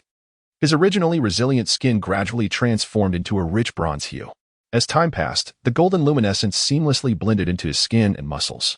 Chu Yunhan drew the sky-splitting blade and made a swift incision on his arm, producing an ear-piercing friction sound. To his astonishment, even the blade's razor-sharp edge could not pierce his skin. Having transcended to the second level of the body refinement technique, known as diamond resolution, his physical defenses had reached a terrifying pinnacle. If he were to engage in battle with the werewolf ancestor at this moment, even with all its might, it would likely fail to inflict any harm upon him. In terms of defense, strength, and speed, Chu Yunhan had ascended to the zenith of this world. His overall prowess magnified several-fold compared to before. He examined the information of the Tower of Return, and his status had transformed into Hunter, Heavenly Punishment Talent, Spirit Slayer Soul Power, 132151 Title, Nun Rank, 1, Merit 310, Technique, Yin Yang 5 Elements Secret Tome. Eternal Cataclysmic Body, Upper, Body Refinement, Entry into Diamond Resolution Items, Sky-Splitting Blade. A-Class Origin Crystal Realm, First Extreme of the 5 Extremes, with Origin Power, 0 space. For cubic meters having maximized his strength, and overwhelming confidence glimmered in Chu Yunhan's eyes. In this E-Class task world, his power had reached its utmost limit. Unless an individual capable of surpassing this world's power threshold emerged, he believed no one could pose a threat to him. All that remained was to locate the princes of the 13 clans and the blood of the fallen. After cleansing all the cities occupied by the Blood Clan, he had yet to uncover any trace of those princes. It was either that they had all gone into hiding, a rather unlikely scenario considering the Blood Clan had declared total war on humanity. Thus, one possibility remained. The princes had all retreated to the capital of the Kingdom of Winegard, known as Cisnea. With this thought in mind, Chu Yunhan mounted his steed and galloped towards Cisnea. At this time, Cisnea was in a state of fervor. Since Chu Yunhan had swept through the vampire-occupied cities and rescued over 50,000 citizens, these individuals rushed to Cisnea. They shared the terrifying achievements of the Grand Knight Commander with the populace of Cisnea. Upon learning the news, everyone erupted into a jubilant celebration. The fear and despair that had weighed heavily on their hearts had finally been lifted. They had never imagined that the forces of the Blood Clan could be vanquished by a single individual, the Grand Knight Commander. Despite his notorious reputation, no one dared to voice complaints against him this time. Many who had fled to Cisnea prepared to return to their hometowns as soon as they confirmed the news. Even King Richardson, upon receiving the tidings, allocated a substantial amount of fine wine and delicacies from the royal treasury to celebrate this joyous event with the people. Meanwhile, within the Holy See, the presiding judge of the Inquisition and several high-ranking bishops appeared rather helpless and regretful when the Blood Clan initiated a full-scale war against humanity. Seizing over a dozen cities, His Holiness the Pope had ventured to the Holy See's forbidden ground, the Pool of Light, half a month prior. The Pool of Light had accumulated the power of faith from the Holy See over centuries. Half a month ago, the Pope had sacrificed all the faith power to the celestial kingdom and commenced the sacred descent ritual. Once initiated, the ritual could not be interrupted. Otherwise, all the faith power would be wasted, and the vessel for the divine descent would surely turn to ashes. The sacred descent involved offering immense faith power to a specific angel in the celestial kingdom. Upon receiving this power, the angel would experience a significant enhancement in strength. In return for the sacrifice, the angel would bestow blessings, descending into the world of the one who offered their faith, entering the pure vessel prepared by the Holy See. Although the angel could not unleash its full potential upon descending, it would be more than sufficient to annihilate any vampire or werewolf ancestor. The Pool of Light, being the Holy See's absolute forbidden ground, was accessible solely to the Pope. Neither the cardinals nor the presiding judge of the Inquisition could enter. Standing vigil outside the sacred space, the duration of the sacred descent would be prolonged. The mightier the angel, the longer the time consumed. The remaining hundreds of knights from the Holy See and the Inquisition stood guard outside the forbidden ground, ensuring no one intruded and disrupted the ritual. The presiding judge, sensing the overwhelming aura of light emanating from within, understood that the moment of utmost importance had arrived.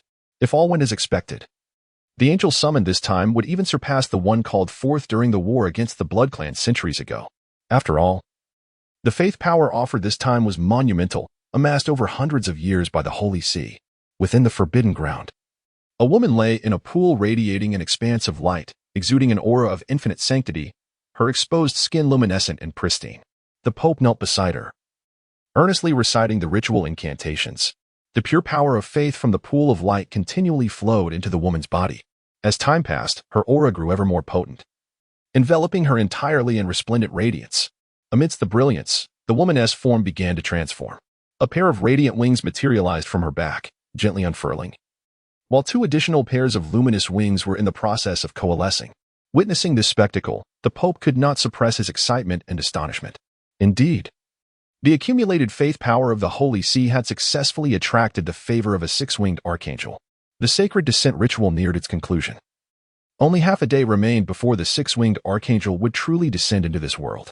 At that moment, neither the princes of the 13 clans nor the werewolf ancestors would stand a chance against the divine might of the six-winged archangel, turning to ashes beneath her power.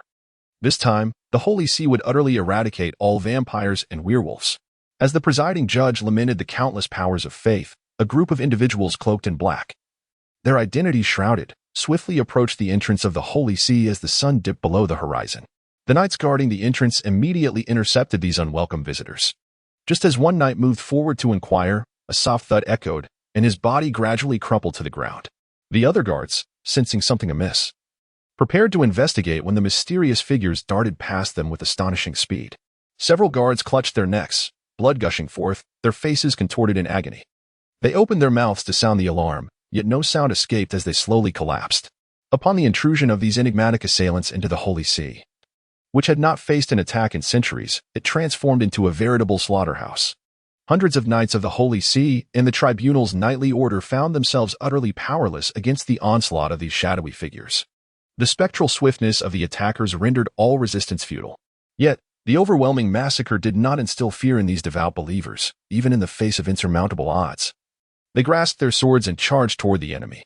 The chief inquisitor, guarding the sacred grounds, heard the distant sounds of battle echoing from outside. Drawing his great sword from his waist, he rushed forth. Upon witnessing the bloody scene, he let out a furious roar and surged toward the assailants, his great sword whistling through the air as it descended upon the foremost cloaked figure. However, this furious strike was easily evaded, and with a swift motion, the cloaked man tore several gaping wounds into the Inquisitor's arm. Before the Inquisitor could react, a chill ran down his spine as excruciating pain surged through him.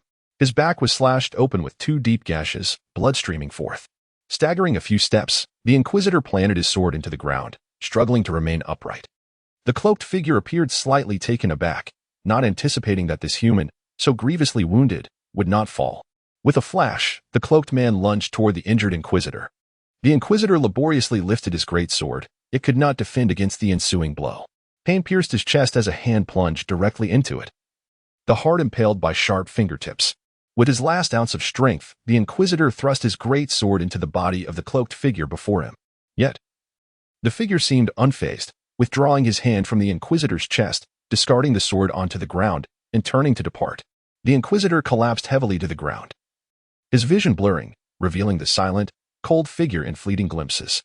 A faint smile crept upon the bloody lips of the man who had just slain him. After dispatching the last of the guards, the cloaked figures removed their hoods, revealing the 13 princes of the bloodline. Prince William, who had just slain the Inquisitor, sensed the divine aura that filled him with revulsion and dread, leading him to the forbidden grounds of the holy pool. The gates of the sanctum were shattered with a resounding crash.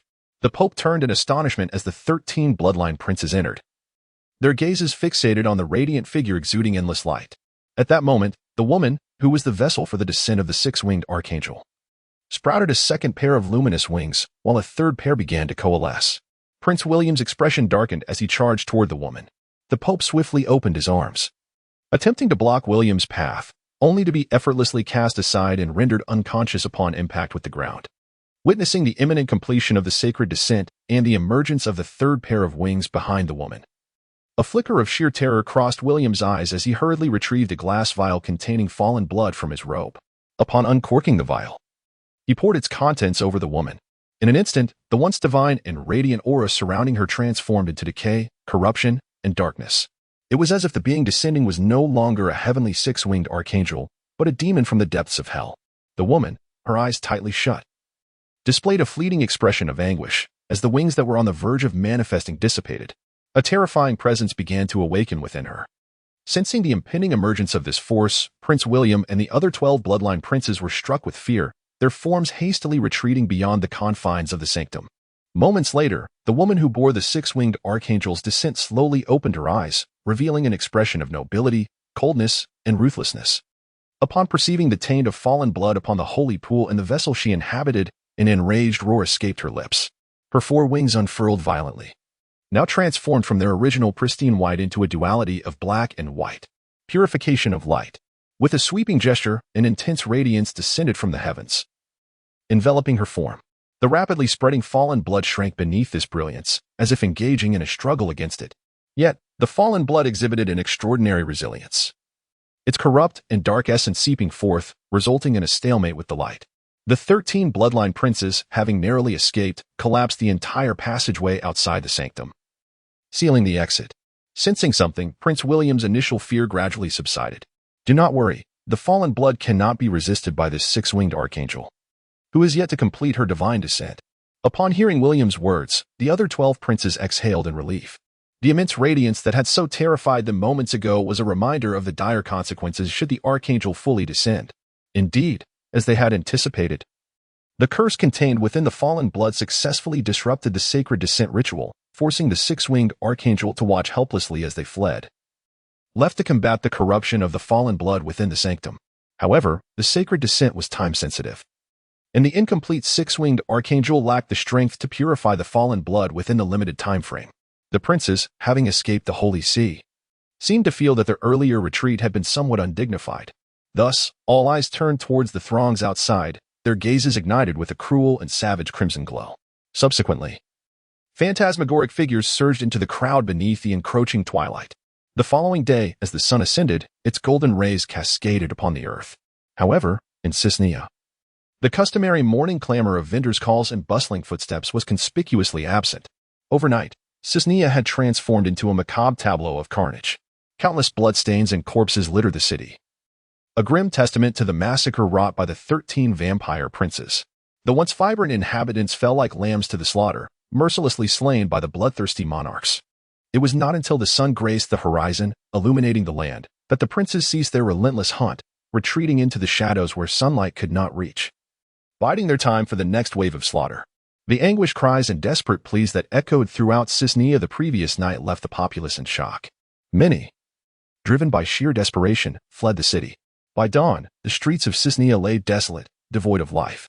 Those who had not managed to escape hurriedly emerged from their hiding places, their faces etched with terror as they traversed the sea of bodies, racing towards the outskirts. Even King Richardson, shielded by his guards, made a hasty retreat beyond the city walls. The once majestic and bustling capital of the Vinegard Kingdom had, in a single night, become a ghostly wasteland. It was at this moment that Chu Yunhan, having traveled tirelessly through the night, finally returned to Cisnea. On his journey, upon hearing from fleeing residents of the massacre unleashed by the 13 vampire princes, he hastened his pace. Upon entering the city, he dismounted his steed and rushed towards the Inquisition. However, he found no one he sought, compelling him to redirect his course towards the holy sanctum. Upon entering the sanctuary, he beheld the sight of an elderly man, his chest pierced and his lifeblood fully drained, lying quietly upon the ground. The countenance of Chu Yunhan darkened instantaneously, a palpable aura of murderous intent enveloping him, causing the very air to seem to solidify. He gently lifted the elderly man who lay upon the ground, tenderly wiping away the parched blood upon his face, cradling the old man's lifeless body. He retrieved the great sword that had accompanied the elder through a lifetime of battles and slowly made his way toward the Inquisition. He laid the old man's remains and weapon within a coffin, entombing them in the hallowed ground reserved for the former presiding judges of the Inquisition. Thereafter, he stood guard with his blade at the gates of Cisnea, awaiting the encroaching dusk when the shadows would blanket the earth. It was then that 13 bloodline princes emerged from their hidden recesses. Upon discovering that the entirety of Cisnea lay deserted, they erupted in derisive laughter. For these beings of prolonged existence, no matter where humanity sought refuge, they could never escape the fate of annihilation. The entire world would once again fall under the dominion of the bloodline. No matter where humans fled, it held no significance. Their sole purpose was to be contained, serving as a reservoir of sustenance for the bloodline. The last card held by the illuminated church, the divine descent, had been tainted by fallen blood. No force remained in this world that could pose a threat to their kind. Even the mightiest werewolf progenitor was but a solitary entity. Perhaps a single prince could not subdue him, but 13 princes together could undoubtedly overpower the werewolf progenitor. This was the reason the werewolf progenitor had seized a city from the bloodline, while the 13 princes had refrained from immediate extermination. Among the princes of their 13 clans, the only true threat in this world was the illuminated church. Hence, they resolved to prioritize its annihilation. Now, the game of escape and slaughter was poised to commence. The princes hoped that these unfortunate souls might add a modicum of amusement to their long and monotonous existence. As the 13 princes approached the gates of Cisnea, preparing to pursue the fleeing humans, they were astonished to find a solitary human standing before them, silently observing.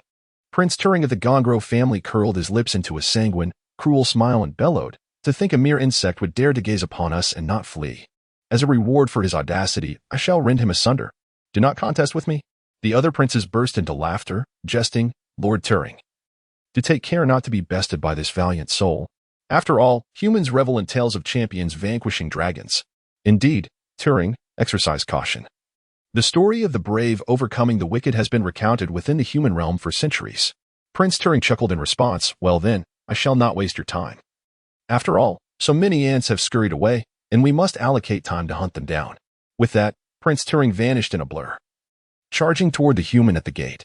His blood-red eyes gleamed with cruel anticipation, yet the human stood frozen, as if paralyzed by fear. Turing soon reached the man, seizing his shoulders and tearing with all his might. However, the anticipated screams and torrents of blood did not materialize. Turing paused, bewildered, and undeterred. He continued to pull with fervor. The human remained utterly unperturbed, merely regarding him with a cold stare. In the distance, the boisterous laughter of the other princes echoed, and a wave of humiliation surged through Turing, his pallid visage flushing crimson. With a fierce thrust, he aimed to plunge his hand into the man's chest, intending to extract his heart and consume it before his eyes, seeking to redeem his previous embarrassment. With a resounding clang, Turing felt an excruciating pain radiate from his fingertips. He looked down to find all 5 fingers of his right hand shattered, his razor-sharp nails twisted grotesquely. Incredulity washed over him, yet he quickly recognized that something was amiss. Just as he prepared to retreat, he realized, unbeknownst to him, that his arms had been firmly grasped by the human. A voice whispered in his ear, "Is that all? What audacity brought you so close to me?" Before Turing could comprehend, an agonizing sensation coursed through his body. With a swift motion, Chu Yunhan tore Turing's arms from his body, blood gushing forth from the severed ends. Just as Turing let out a desperate scream, he felt a hand plunge into his chest, and intense pain engulfed him as Chu Yunhan crushed his heart into oblivion. A large hand obscured Turing's vision, grasping his face. With a thunderous thud, Turing's body collapsed, convulsing in its final throes. The 12 princes stood in stunned silence, witnessing the spectacle. In mere seconds, Turing had been dispatched as effortlessly as one might crush an insect. The bizarre scene left the princes feeling as though they were ensnared in a hallucination. After a moment's pause, they finally reacted, gazing at the lifeless form of Prince Turing that lay upon the ground. Terror gripped their faces. They had never anticipated that a being who had survived for centuries would meet such an end. Prince William's countenance darkened, a profound dread welling within him. Although Turing was not as formidable as he, they were of the same lineage. Yet, the human had extinguished Turing's life as easily as one would squash an ant. William was struck by a revelation, suspecting that this human might be a guise of the six-winged archangel of the divine descent. Yet, the man bore no trace of divine essence. Altogether, tear him apart, William roared.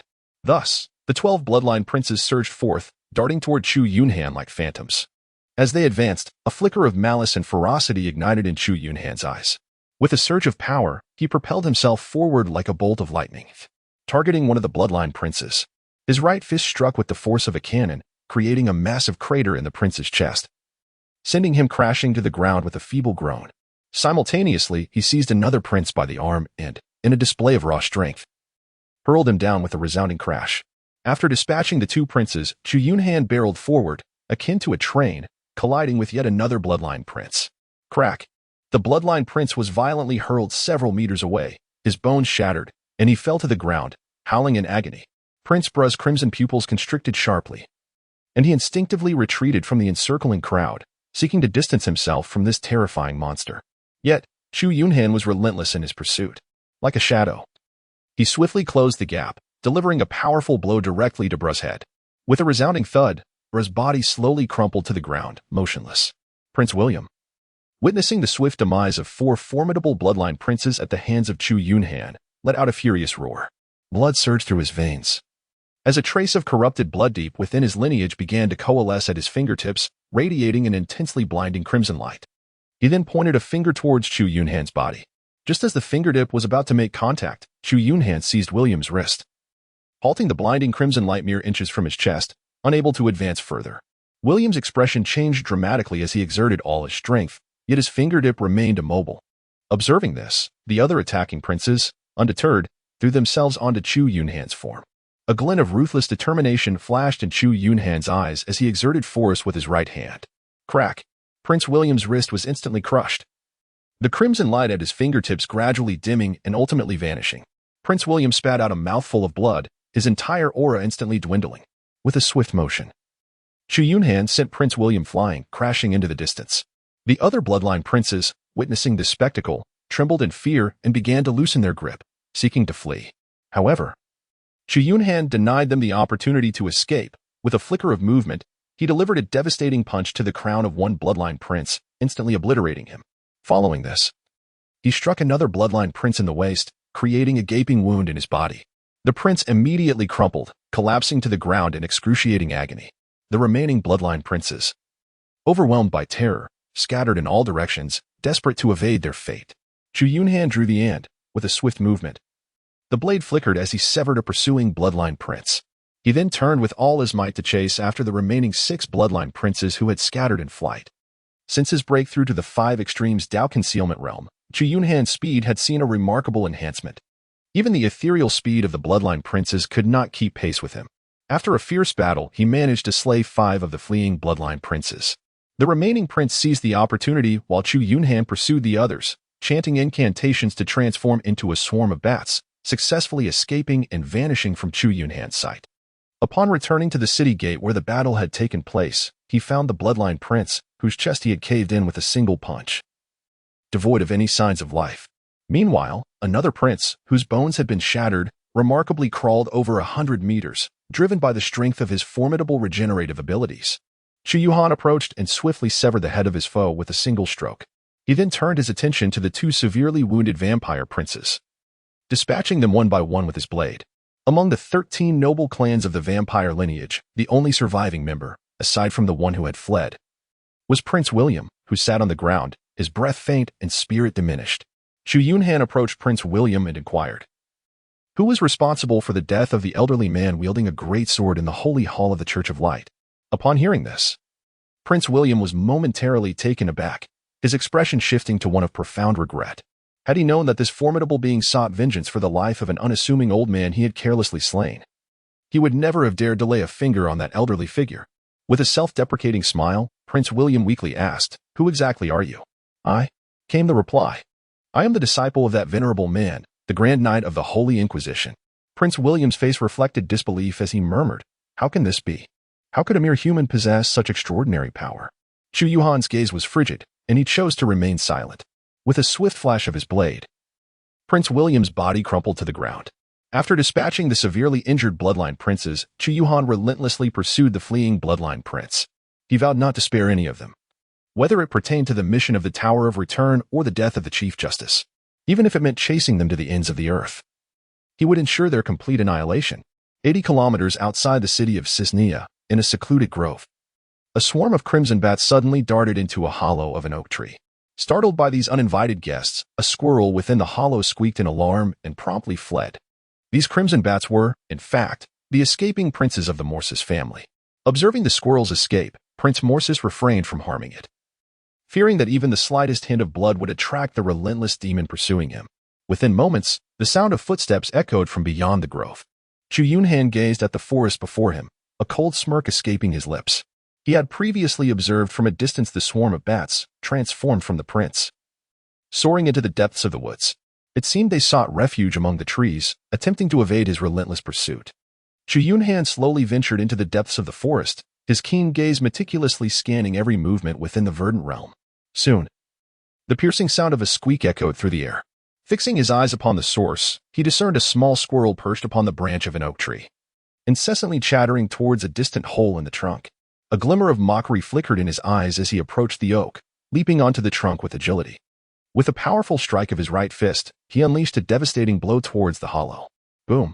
The entire tree, along with the cavity, erupted under the force of his strike. Amidst the swirling debris of splintered wood, a swarm of crimson bats, impaled by countless wooden shards, plummeted to the ground. Chu Yunhan approached the group of blood-soaked bats, crushing each one beneath his feet. The remaining 10 or so bats, slightly injured, desperately attempted to ascend into the sky, only to be severed in twain by a flash of glimmering blades. It was only at this moment that Chu Yunhan sensed the 3,000 points of soul power recently absorbed by his innate talent, the Spirit Reaper. With this, all the princes of the 13 blood clans had been annihilated, contributing a total of 39,000 points of soul power to him.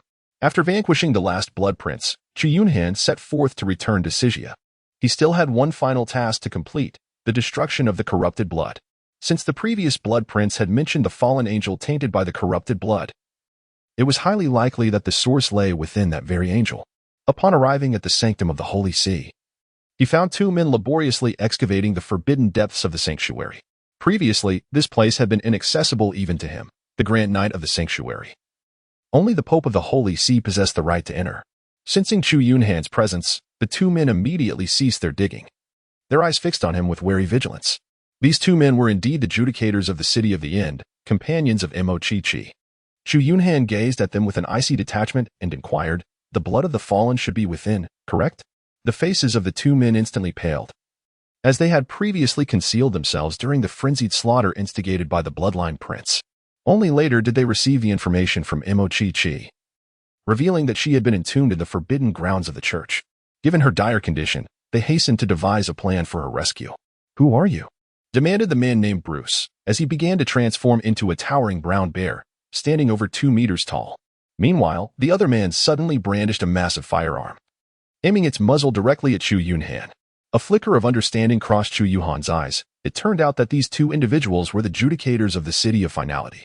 Since entering this task realm, it was his first encounter with another inhabitant from the primordial land.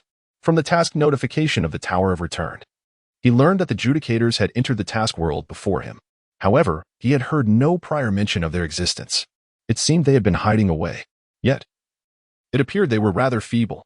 After careful contemplation, Chu Yunhan realized that slaying the arbiter of the City of End would not yield any rewards from the Tower of the Abyss.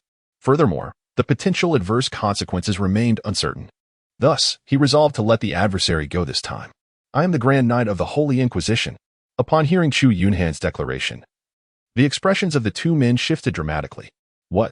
Is it truly you, the fabled harbinger of death? They had learned of his legend from King Richardson during his previous massacre of vampires in Valent City. It was unexpected to encounter him at this juncture. Step aside. It seems the Pope is still within the forbidden grounds. Bruce and his companion hesitated momentarily but quickly yielded the path. After all, he was the Grand Knight, and it was entirely reasonable for him to rescue the Pope and pursue the tainted blood. Moreover, it appeared that they were not a match for him. Chu Yunhan approached the forbidden ground, which lay buried beneath a pile of stones, and unleashed a series of powerful blows upon the rubble. With a resounding crash, debris soared through the air. In but a moment, the entrance to the forbidden realm was cleared. Ignoring the astonished expressions of the two onlookers, she stepped boldly into the depths of the forbidden ground. In the distance, a figure leaned against the wall, seated on the ground, exuding a palpable aura of weakness. It was none other than the Pope of the Holy See, who had previously initiated the sacred descent ceremony. Upon witnessing Chu Yunhan's entrance, a spark of joy ignited in the Pope's eyes. Knight Commander of Divine Punishment, you must stop her at once. She has been tainted by the blood of the fallen and will soon lose her sanity, transforming into a fallen angel. Upon turning her head, Chu Yunhan beheld a woman in the radiant pool of the forbidden zone, her visage contorted in agony. The majority of her body had succumbed to an inky blackness, which relentlessly crept towards her head. The two pairs of wings behind her had transformed into a deep, obsidian hue, exuding an aura of decay and darkness. Chu Yunhan inquired, "How can we prevent this?" The Pope immediately shouted, "Kill her. The corruption has become irreversible. Once she is fully consumed, she will transform into a fallen angel. At that point, this world will face unimaginable calamity." However, at that moment, Bruce and his companion, upon seeing the woman, exclaimed "Captain," and hurriedly rushed forward to assess her condition. Chu Yunhan was momentarily taken aback, swiftly grasping the truth. It turned out that this woman, corrupted by the blood of the fallen, was also a judge of the City of the End. He then cast a puzzled glance towards the Pope. The Pope offered a wry smile and explained, "Her name is Chi, a distinguished guest of King Richardson and the commander of the Rose Knight Order. After the vampire horde began its assault on the human realm, she sought my counsel, yearning for the strength to vanquish the vampires. The situation was alarmingly dire, as the vampires were poised to invade Cisnia. The sacred descent ceremony of the Holy See required a pure vessel. If successfully conducted, the angels from heaven would descend upon this vessel. She was the perfect candidate, thus enabling her to acquire the power to defeat the vampires. However, the sacred descent could only be sustained for 30 days. Once this duration lapsed, the descended angels would return to heaven, and Chi would fully regain her consciousness. What was unforeseen was that, at the most critical juncture of the sacred descent ceremony, a prince of the vampires stealthily infiltrated the forbidden grounds and poured the blood of the fallen into the holy pool. The incomplete six-winged archangel, unable to purify the tainted blood, was instead on the verge of being corrupted by it. Sensing the imminent danger, the descending six-winged archangel chose to abandon its ephemeral power and retreated back to heaven. Chi's consciousness awakened, yet she was utterly defenseless against the encroaching corruption. Should she succumb entirely to this taint, both the residual power of the six-winged archangel and her own consciousness would be consumed by the blood of the fallen, transforming her into a cursed fallen angel of God. Thus, the only recourse now was to eliminate her before she was completely corrupted, in order to thwart this grim fate. Chu Yunhan nodded slightly and continued to inquire, "How can one completely eradicate the blood of corruption?" The Pope pondered for a moment before responding, "According to the records of the Holy See, hundreds of years ago, after the Holy Descent ceremony was initiated, the angel who descended eliminated the progenitor of the blood race and cast its body, imbued with the tainted blood, into the magma beneath Mount Vis. This act ultimately obliterated the blood of corruption. However, it remains a mystery from whence the prince of the blood race acquired this tainted blood." "I see." Chu Yunhan nodded, turned, and drew the rift blade as he approached Chi. The expressions of the two individuals assessing Chi's condition shifted dramatically upon hearing the Pope's words. Their gazes now wary as they regarded the advancing Chu Yunhan. Bruce, transformed into a colossal brown bear, let out a thunderous roar, his massive paw lunging ferociously towards Chu Yunhan. With an expression of indifference, Chu Yunhan delivered a single, forceful punch that sent the brown bear hurtling backward, crashing violently against the wall before collapsing onto the ground, howling in agony. Another judge, witnessing Bruce's dire predicament, was struck with terror, his face paling in shock. The muzzle of his gun flared with fire as countless bullets rained down upon Chu Yunhan, yet they failed to pierce even his skin. Ignoring the bullets that whizzed past him, Chu Yunhan strode forward and delivered a resounding slap, sending the adjudicator flying through the air. The man tumbled several times before crashing to the ground, unconscious. Chi, who was desperately battling the encroachment of the fallen blood, stared in astonishment as he witnessed his two companions being effortlessly overwhelmed by Chu Yunhan. Chu Yunhan approached her, observing her countenance, and could not help but shake his head as he spoke. How is it that you, so feeble, have managed to survive in the city of the end? Upon hearing this, Chi's pupils constricted sharply, a look of terror crossing her face. The commander of the Holy Knights was, in fact, a hunter from the Tower of the Abyss. Since entering this task realm, she had been tirelessly seeking information regarding the hunters of the Tower of the Abyss. Yet she had received no leads. The hunters had entered the task realm a full month after her team, leading her to deduce that this particular hunter must be significantly more formidable than they were. To balance this disparity in strength, the City of the End had permitted them to arrive a month in advance. However, she never anticipated that in this world, known by all as the Reaper's Scythe and the Hell's Judge, the Holy Knight Commander, Tian Fa, was indeed the hunter from the Tower of the Abyss. The gulf in power was staggering. This was merely an E-grade world. Why would the Tower of the Abyss dispatch such a monstrous entity to fulfill a task? She had previously considered relying on the Rose Knights to encircle and eliminate him. Now, it was all over. Chi agonizingly shut her eyes. Faced with such a disparity in strength, she found herself utterly powerless to resist. Even her trump card, a third-tier magic scroll, would likely stand no chance of activation before the hunter. Moreover, in her quest to gain the power to slay the vampire prince, she had undergone the holy ascension ceremony of the Light Church, only to be tainted and eroded by the corrupting blood of the fallen, plunging her into this dire predicament. Chu Yunhan gazed with keen interest at the corruption-infused blood that gradually enveloped her entire being, and remarked, "Perhaps I should grant you liberation? Judging by your appearance, it seems you cannot withstand the onslaught of the tainted blood. Should you lose your autonomy and succumb to its insidious influence, who knows, might you not become exceedingly lascivious? After all, even angels can fall. The descent of a woman is a far more terrifying prospect." How dreadful indeed. Upon hearing this, Chi abruptly opened her eyes, her face aflame with indignation as she retorted, "I shall not succumb to your depravity.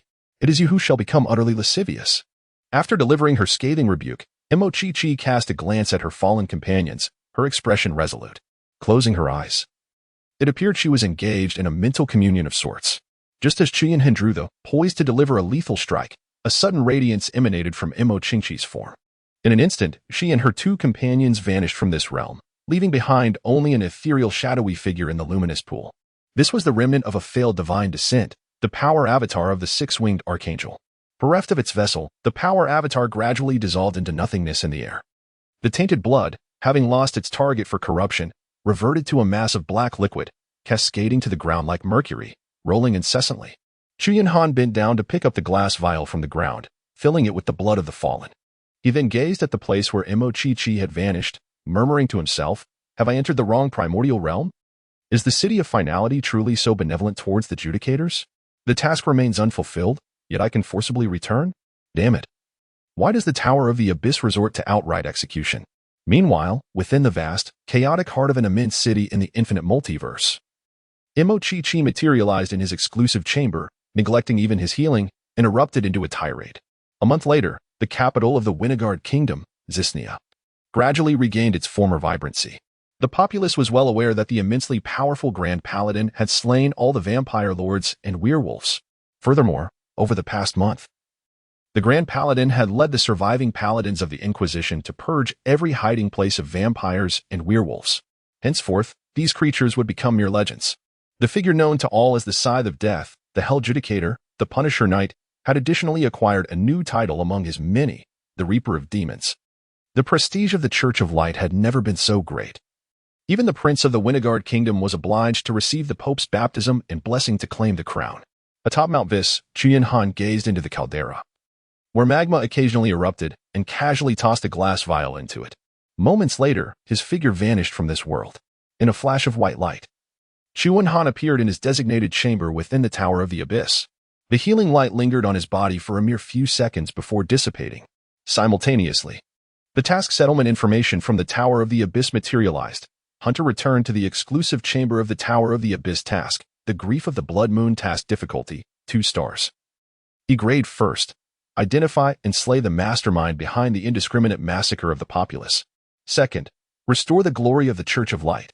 Third, eliminate the progenitor of werewolves. Fourth, slay the 13 vampire clan princes. Fifth, annihilate the blood of the fallen.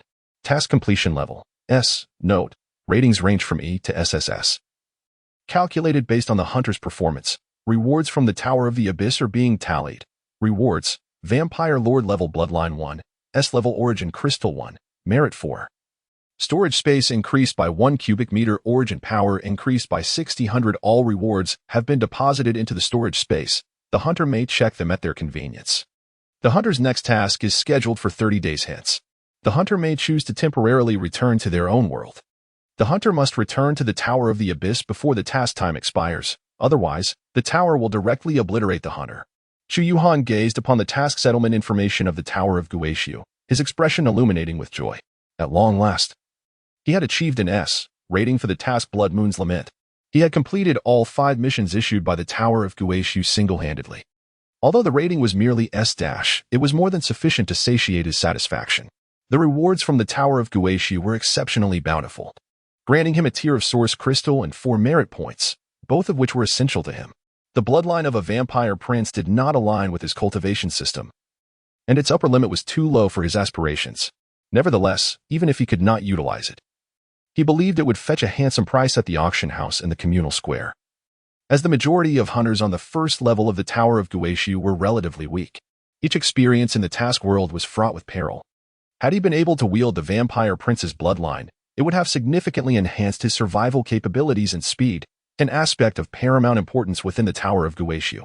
After reviewing the task settlement information, Chu Yunhan promptly accessed the exclusive exchange shop of the Tower of Guishu. 1. Queen Bee Needle, Hidden Weapon, Level, F. Description, the stinger of the queen bee from a venomous swarm, imbued with lethal poison. Exchange price, 1 F level source crystal. 2. Tianyang herb level, D. Description, one of the primary ingredients for Tianyang pill, capable of neutralizing the properties of Xianin herb. Exchange price, 1 D level source crystal. 3. Xian iron spear level, E. Description, a spear forged entirely from Xian iron, remarkably resilient, weighing 120 pounds. Exchange price, 1 E level source crystal. 4. Cloud Spirit Jade Pendant level, C. Description, a protective jade pendant capable of withstanding one attack below sea level. Exchange price, 1 C level source crystal.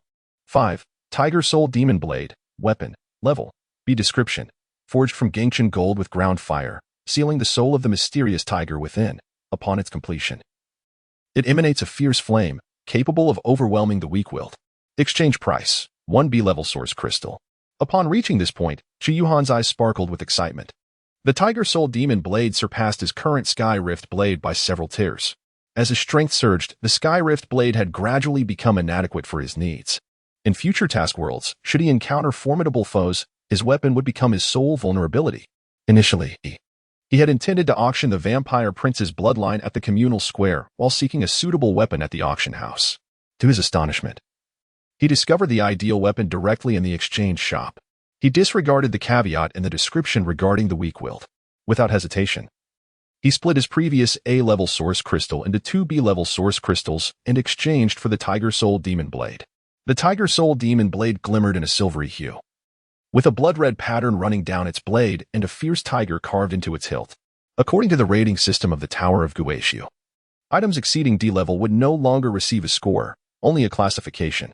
The Sky Rift Blade had a mere score of 198, classified as an E-level weapon, whereas the Tiger Soul Demon Blade had attained B level. As Chu Yunhan grasped the Tiger Soul Demon Blade, a resonant roar, both fearsome and captivating, echoed within his mind. Deep within his consciousness, a colossal white tiger began to materialize, its fierce blood-red eyes fixed intently upon Chu Yunhan. In an instant, it lunged forward, its massive jaws, adorned with razor-sharp fangs, descended upon him with ferocity. With a grave expression, Chu Yunhan concentrated all his strength and delivered a powerful punch to the head of the great white tiger, sending it flying several meters away.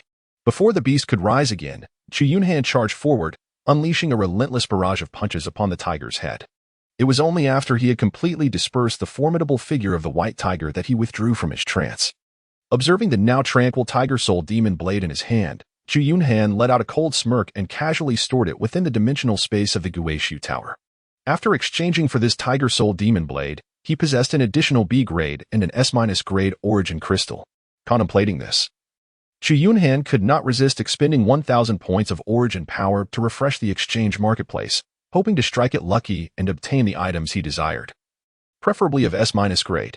Upon the marketplace's refresh, Chu Yunhan's gaze sharpened, only to be met with disappointment.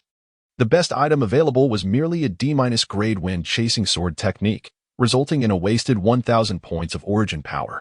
With a sigh, he closed the exchange marketplace and exited his private chamber, making his way to the shared square on the first floor of the Guishu Tower. At the center of the shared square stood the auction house established by the Guishu Tower on each floor. Chu Yunhan directly placed the royal bloodline of the Blood Clan on the auction block at the price of 10,000 points of primordial power, and began to peruse the items currently being auctioned. After flipping through for a while, he was astonished to discover that the most expensive items at the auction were a fragmentary jade slip of sword techniques and a magical artifact known as the Celestial Master Seal.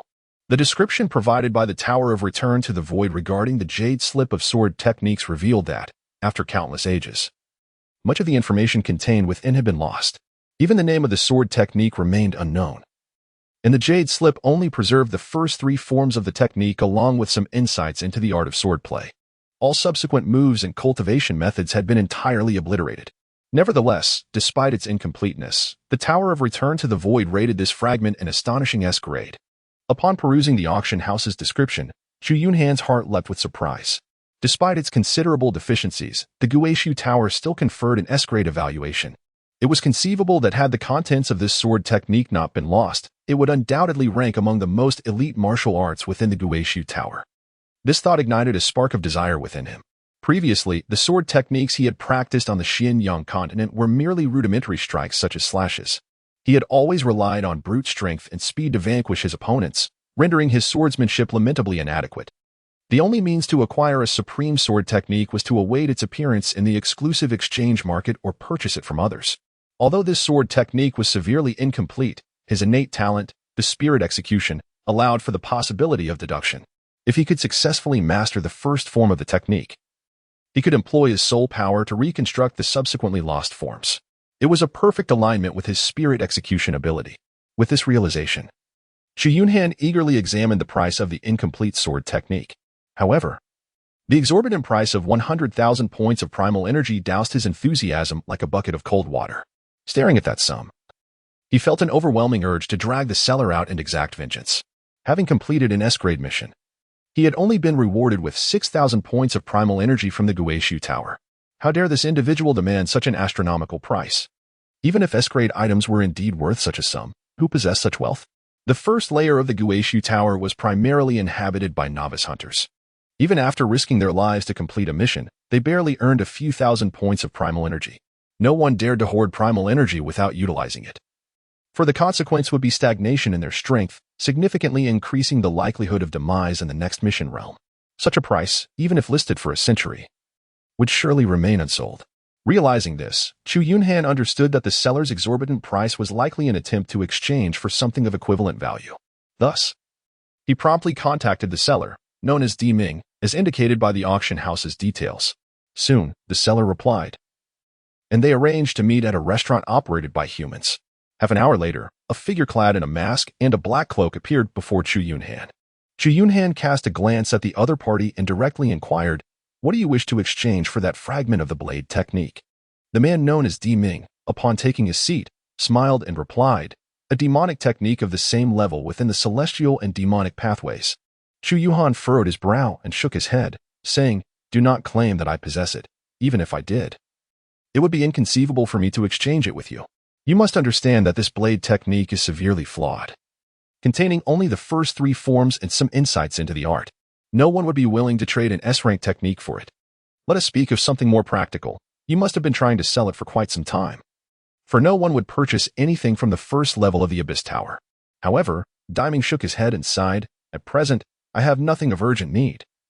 If it comes to that, I shall have to wait until I ascend to the next tier to explore further."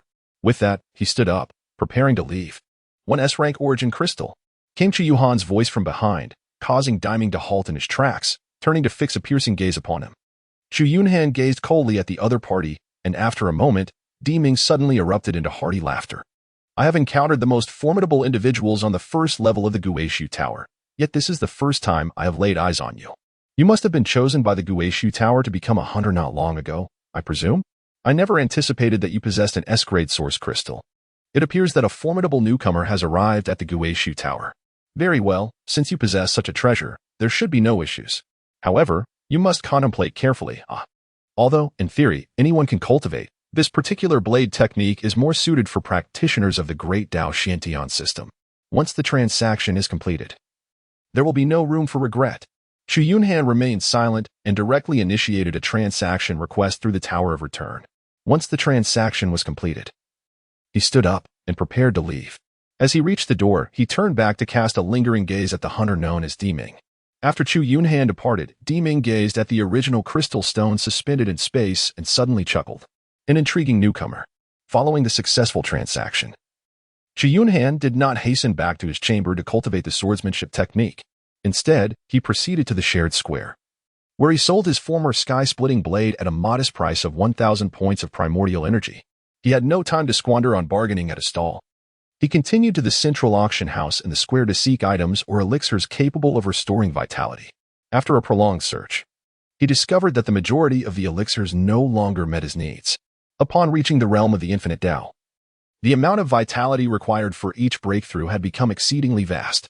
Common elixirs for replenishing vitality fell far short of compensating for his consumption during breakthroughs. Relying solely on his body to accumulate energy would take an interminable amount of time. Reluctantly, he returned to the pill workshop, where he expended 5,200 points of primordial energy to purchase 3 Xian blood pills. Upon returning to his designated chamber, Chu Yunhan retrieved the fragmentary jade slip of the swordsmanship technique and began to attempt cultivating this nameless blade art. The moment his consciousness entered the jade slip, an overwhelming and piercing chill surged towards him.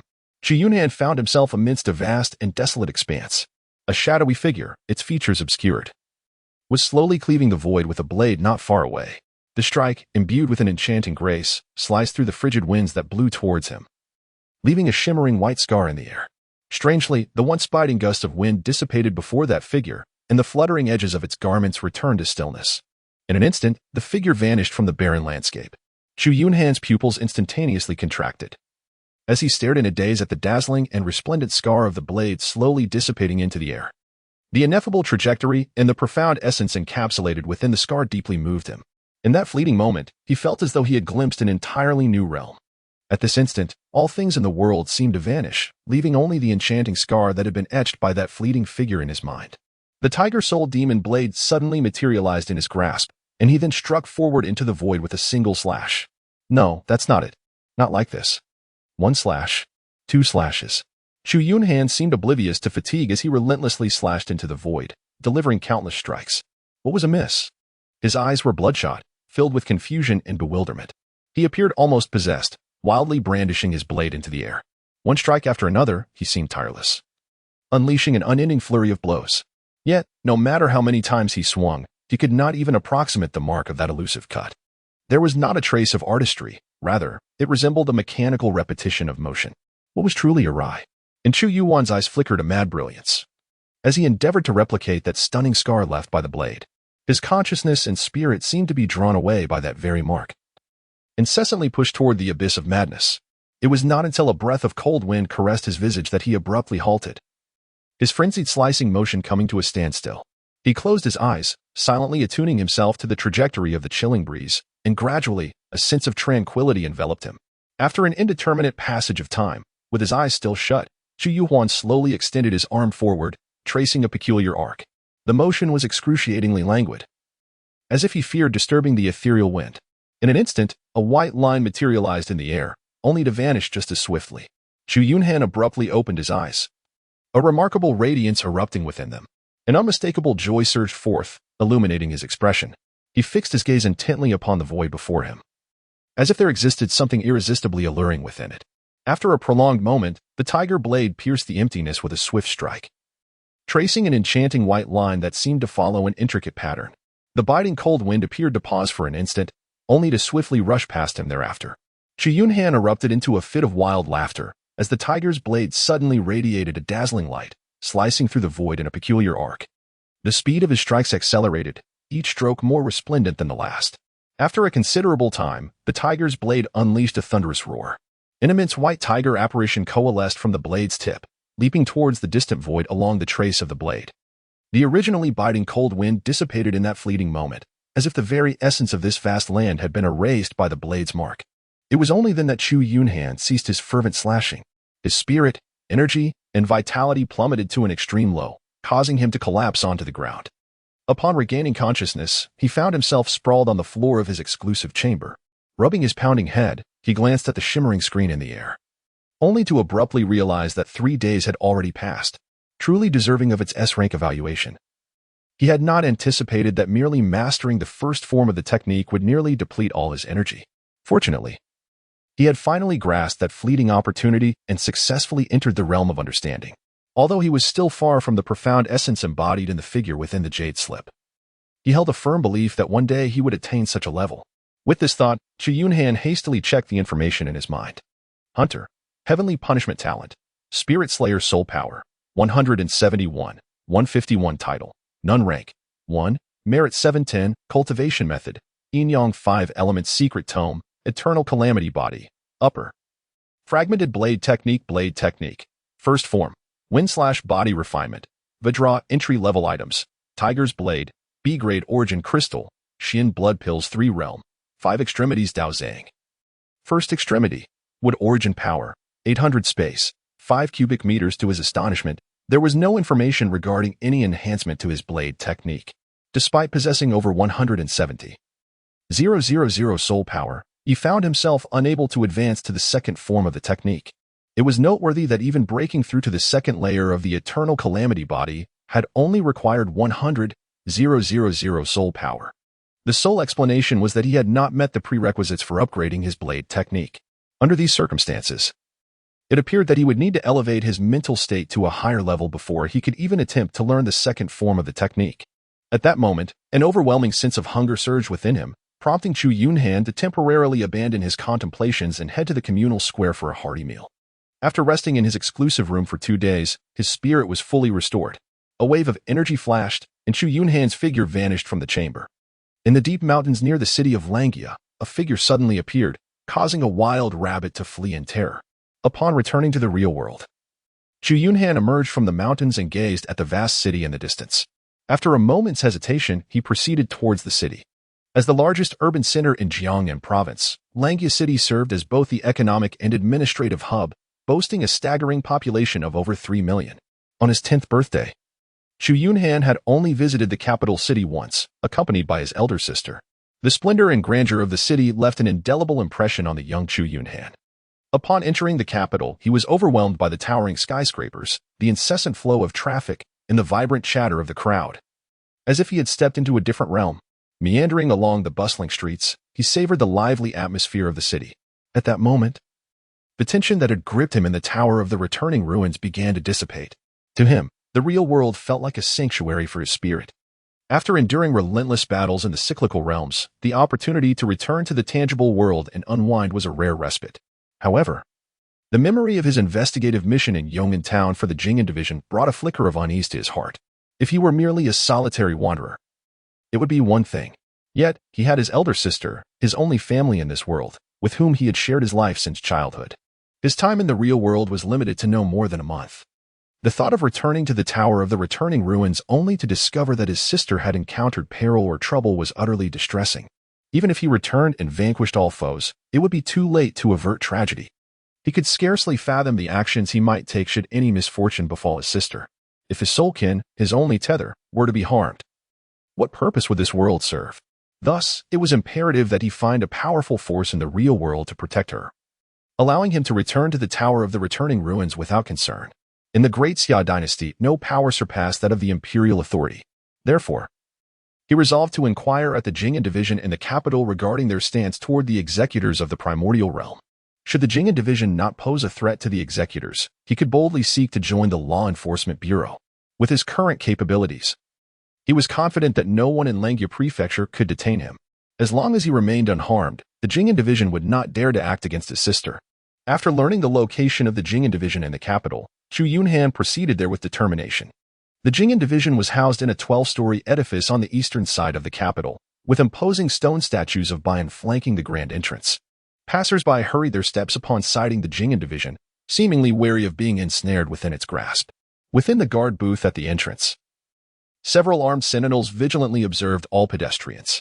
As Chu Yunhan approached, the guards sternly commanded him to halt, and one stepped forward to inquire about his intentions. Chu Yunhan reported the name of Su Jinhong, the chief flag officer of the Jing'an division, to the guard, stating his intention to meet with him.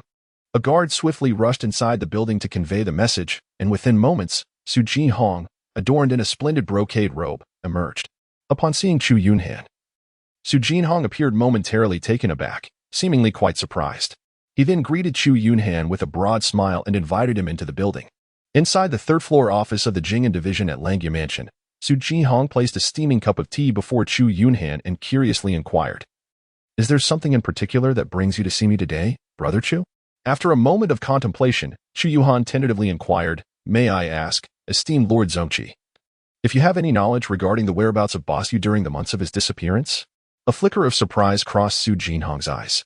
After a prolonged silence, he finally smiled and remarked, "If my conjecture holds true, it seems that Boss Yu must have ventured to the same destination as you, Brother Chu." Chu Yunhan did not respond, merely gazing intently at Su Jinhong. Understanding his concerns, Su Jinhong finished his hot tea in one gulp and slowly began to speak. "Brother Chu, there is no need for such wariness. In truth, situations similar to that of Boss Yu and yourself are not uncommon in the Great Xia dynasty. Such occurrences are even reported across various nations worldwide. Approximately 6 years ago, a series of mysterious disappearances began to surface in various provinces of the empire. Despite the relentless investigations by the law enforcement agencies, no leads emerged. Initially, these were presumed to be homicides, with the missing individuals having met with foul play. However, as the cases proliferated, it became evident that the disappearances were widespread, with no apparent connections among the victims. It was only later that the law enforcement discovered some of the previously missing individuals reappeared. Upon thorough investigation, it became clear that these returnees exhibited a unified defiance. Months after their disappearance, they emerged, each endowed with extraordinary strength and remarkable abilities, some even possessing bizarre powers. The enforcers were no match for them, prompting our Jing'an division to take over the investigation. Yet, after dispatching our elite to apprehend and interrogate these individuals, they inexplicably vanished. No matter the methods employed, we could not ascertain how they slipped away from our grasp. Then one day, a member of our Jing'an division mysteriously disappeared from his home during slumber. Months later, he reappeared in the very abode from which he had vanished. It was after this incident that we became aware of the two primordial realms, the City of the End and the Tower of the Return. This matter was of grave significance, leading our Jing'an division to report it confidentially to His Majesty the Emperor. Subsequently, the Emperor, along with Prime Minister Zhang Taiyuan and several esteemed princes, deliberated for a fortnight. Since the primordial realms pertain to the very survival of our world, the Empire ultimately resolved to assist those fortunate enough to enter these realms in enhancing their strength. We refer to these individuals as the Chosen Ones. However, as the power of certain Chosen Ones grew, some distanced themselves from the Empire, believing themselves to be divine elects, destined to become celestial beings. They came to perceive themselves as sovereigns of this world, asserting that the fates of all should lie within their dominion. They amassed a clandestine force, proclaiming themselves as the Hall of Deities. At the mention of the Hall of Deities, a flicker of disdain and animosity crossed Su Jinhong's eyes. After a brief silence, he continued, "Since the establishment of the Hall of Deities, they have aggressively recruited the Chosen Ones, operating with utter disregard for human life, treating it as mere straw, and all things as mere fodder. Consequently, conflicts erupted between the two factions. The Empire suffered tremendous losses before managing to eliminate several pivotal leaders of the Hall of Deities. Following this, the Hall retreated into hiding, occasionally orchestrating heinous atrocities throughout the Great Xia dynasty. Nevertheless, a greater number of Chosen Ones opted to serve the Empire, which pledged to ensure the safety of their loved ones. Thus, I have long been aware that Brother Chu is one of the Chosen Ones from the primordial realm. Indeed, there is no need for such caution on your part. Even within our Jing'an division, there exist many Chosen Ones akin to yourself." In an instant, a glimmer of brilliance flickered in Chu Yunhan's eyes. He had not anticipated that many individuals had been chosen by the primordial realm 6 years prior. Those who had not reappeared since were either met with demise due to failing the trials or had not even passed the initial selection. Since the Great Xia dynasty had long been aware of the circumstances surrounding the primordial realm, there was no longer any need for him to conceal the truth. Furthermore, as Chu Yunhan had mentioned, he could opt to join the empire, which had also pledged to safeguard the safety of their loved ones. With this assurance, even if he were to enter the Tower of Return, he would no longer have to worry about his sister's safety. Observing the contemplative Chu Yunhan, Chu Yunhan smiled and proposed, "Brother Chu, why not consider joining our Jing'an division? Currently, the Chosen Ones have the option to enlist in either the Imperial Military or the Jing'an division. Should one choose the Imperial Military, it would necessitate a journey to the borders, where their primary duty is to guard against the infiltration of other nations' Chosen Ones into the Great Xia dynasty. Conversely, joining the Jing'an division allows you to select any of its branches, such as our own Jing'an division and Langyu Prefecture. Upon returning from the primordial realm, there would generally be little to occupy your time. Assistance would only be sought for cases that the Law Enforcement Bureau or regular Jing'an division members cannot manage. Moreover, in addition to a generous salary, joining the Jing'an division grants you official status as a recognized imperial official. Simultaneously, all the information collected by the Empire regarding the primordial realm would be accessible to you. Brother Chu, rather than wandering alone on the precipice of life and death, it would be wiser to choose to join the Empire. The Empire also provides essential cultivation resources to all Chosen Ones. Additionally, as I understand it, Brother Chu has a sister married into the Chang'an Prefecture of Liang Province. By joining the Empire, your sister will also receive the protection of the Empire. Without much hesitation, Chu Yunhan nodded in agreement. After all, his purpose was to alleviate his concerns. Having received the desired answer, there was no reason to waver. Chu Yunhan, witnessing Chu Yunhan's assent, was filled with exhilaration. The prospect of Chu Yunhan joining the Jing'an division would also grant him a measure of merit in the recommendation. Chu Yunhan presented a form to Chu Yunhan, instructing him to fill it out according to his actual circumstances, after which the Jing'an division would verify its authenticity. This was also pertinent to the kind of treatment Chu Yunhan would receive upon his induction into the Jing'an division. Chu Yunhan meticulously examined the form. Aside from providing basic information, the first item required him to specify which primordial realm he had entered, along with the time of entry. Upon completion, the second item necessitated his selection of a cultivation system and an assessment of the trial tasks. After a moment's hesitation, he resolved to fill it out truthfully, as the Tao of Xiantian system was far too conspicuous to conceal. The third item on the form pertained to the number of completed tasks in the final evaluation. After pondering for a moment, Chu Yunhan inscribed the quantities 3, grades A, A-, and S-. Only when he exhibited sufficient potential would the Jing'an division genuinely regard him, bestowing greater importance on the protection of his sister. For the final assessment of his current strength, Chu Yunhan did not conceal anything, boldly stating, "First level of the 5 extremes Tao." Upon submitting the completed form to Chu Yunhan, Su cast a casual glance at it. Suddenly, he froze in disbelief. Seemingly unable to accept what he saw, he picked it up and scrutinized it several times before confirming he had not misread it. Chu Yunhan fixed a long, intense gaze on Chu Yunhan, his expression gravely serious, before departing the office with the form in hand. In less than half an hour, Chu Yunhan returned, accompanied by a middle-aged man. Upon seeing Chu Yunhan, the man beamed and introduced himself. This middle-aged gentleman was Lu Jianjun, a deputy of the Jing'an division, the highest authority in the Jing'an division of Langyu Prefecture, commanding the entirety of the division in the city. The Langyu Prefecture Jing'an division consisted of 812 members, including 1 deputy, 2 captains, 8 flag bearers, and 16 team leaders. Unlike ordinary individuals who joined the Jing'an division, the Chosen Ones, upon successful induction, could directly assume the role of team leader. Those Chosen Ones who had undergone multiple mission worlds and possessed formidable strength could even ascend to high-ranking positions within the Jing'an division. Throughout the entire Great Xia dynasty, there were over 1,000 Chosen Ones within the Jing'an division. Among these, only one had chosen the Grand Tao Xiantian system and successfully passed the trials. Moreover, Chu Yunhan's mission world evaluations of A, A-, and S were exceedingly rare among the Chosen Ones in the Great Xia dynasty. Clearly, Chu Yunhan's strength and potential warranted Lu Jianjun's personal visit to extend goodwill. After all, the rate of advancement for the Chosen Ones far surpassed that of individuals in the mundane world. After introducing the circumstances of the Jing'an division to Chu Yunhan, Deputy Lu requested that he temporarily reside within the division. His official appointment needed to be reported to the Jing'an division in the provincial capital of Jiangnan, where the provincial inspector would make the final decision. After bidding farewell to Chu Yunhan, Lu Jianjun departed with his documentation. Su Jihong then greeted Chu Yunhan with a warm smile and escorted him to the residence of the Jing'an division members. After selecting a tranquil room for him, he assisted in procuring various daily necessities. Through his conversation with Su Jihong, Chu Yunhan learned that despite the Jing'an division's formidable reputation, the tasks undertaken by its members were exceedingly perilous. They often involved fierce outlaws or cases beyond the comprehension of ordinary individuals. Each year, the Jing'an division in Langia Prefecture suffered the loss of at least 100 members during missions. However, due to the division's unique nature, only those with significant strength or potential had the opportunity to join. The full complement for the Jing'an division in the prefecture was 1,200. Yet it remained a challenge to fill all positions.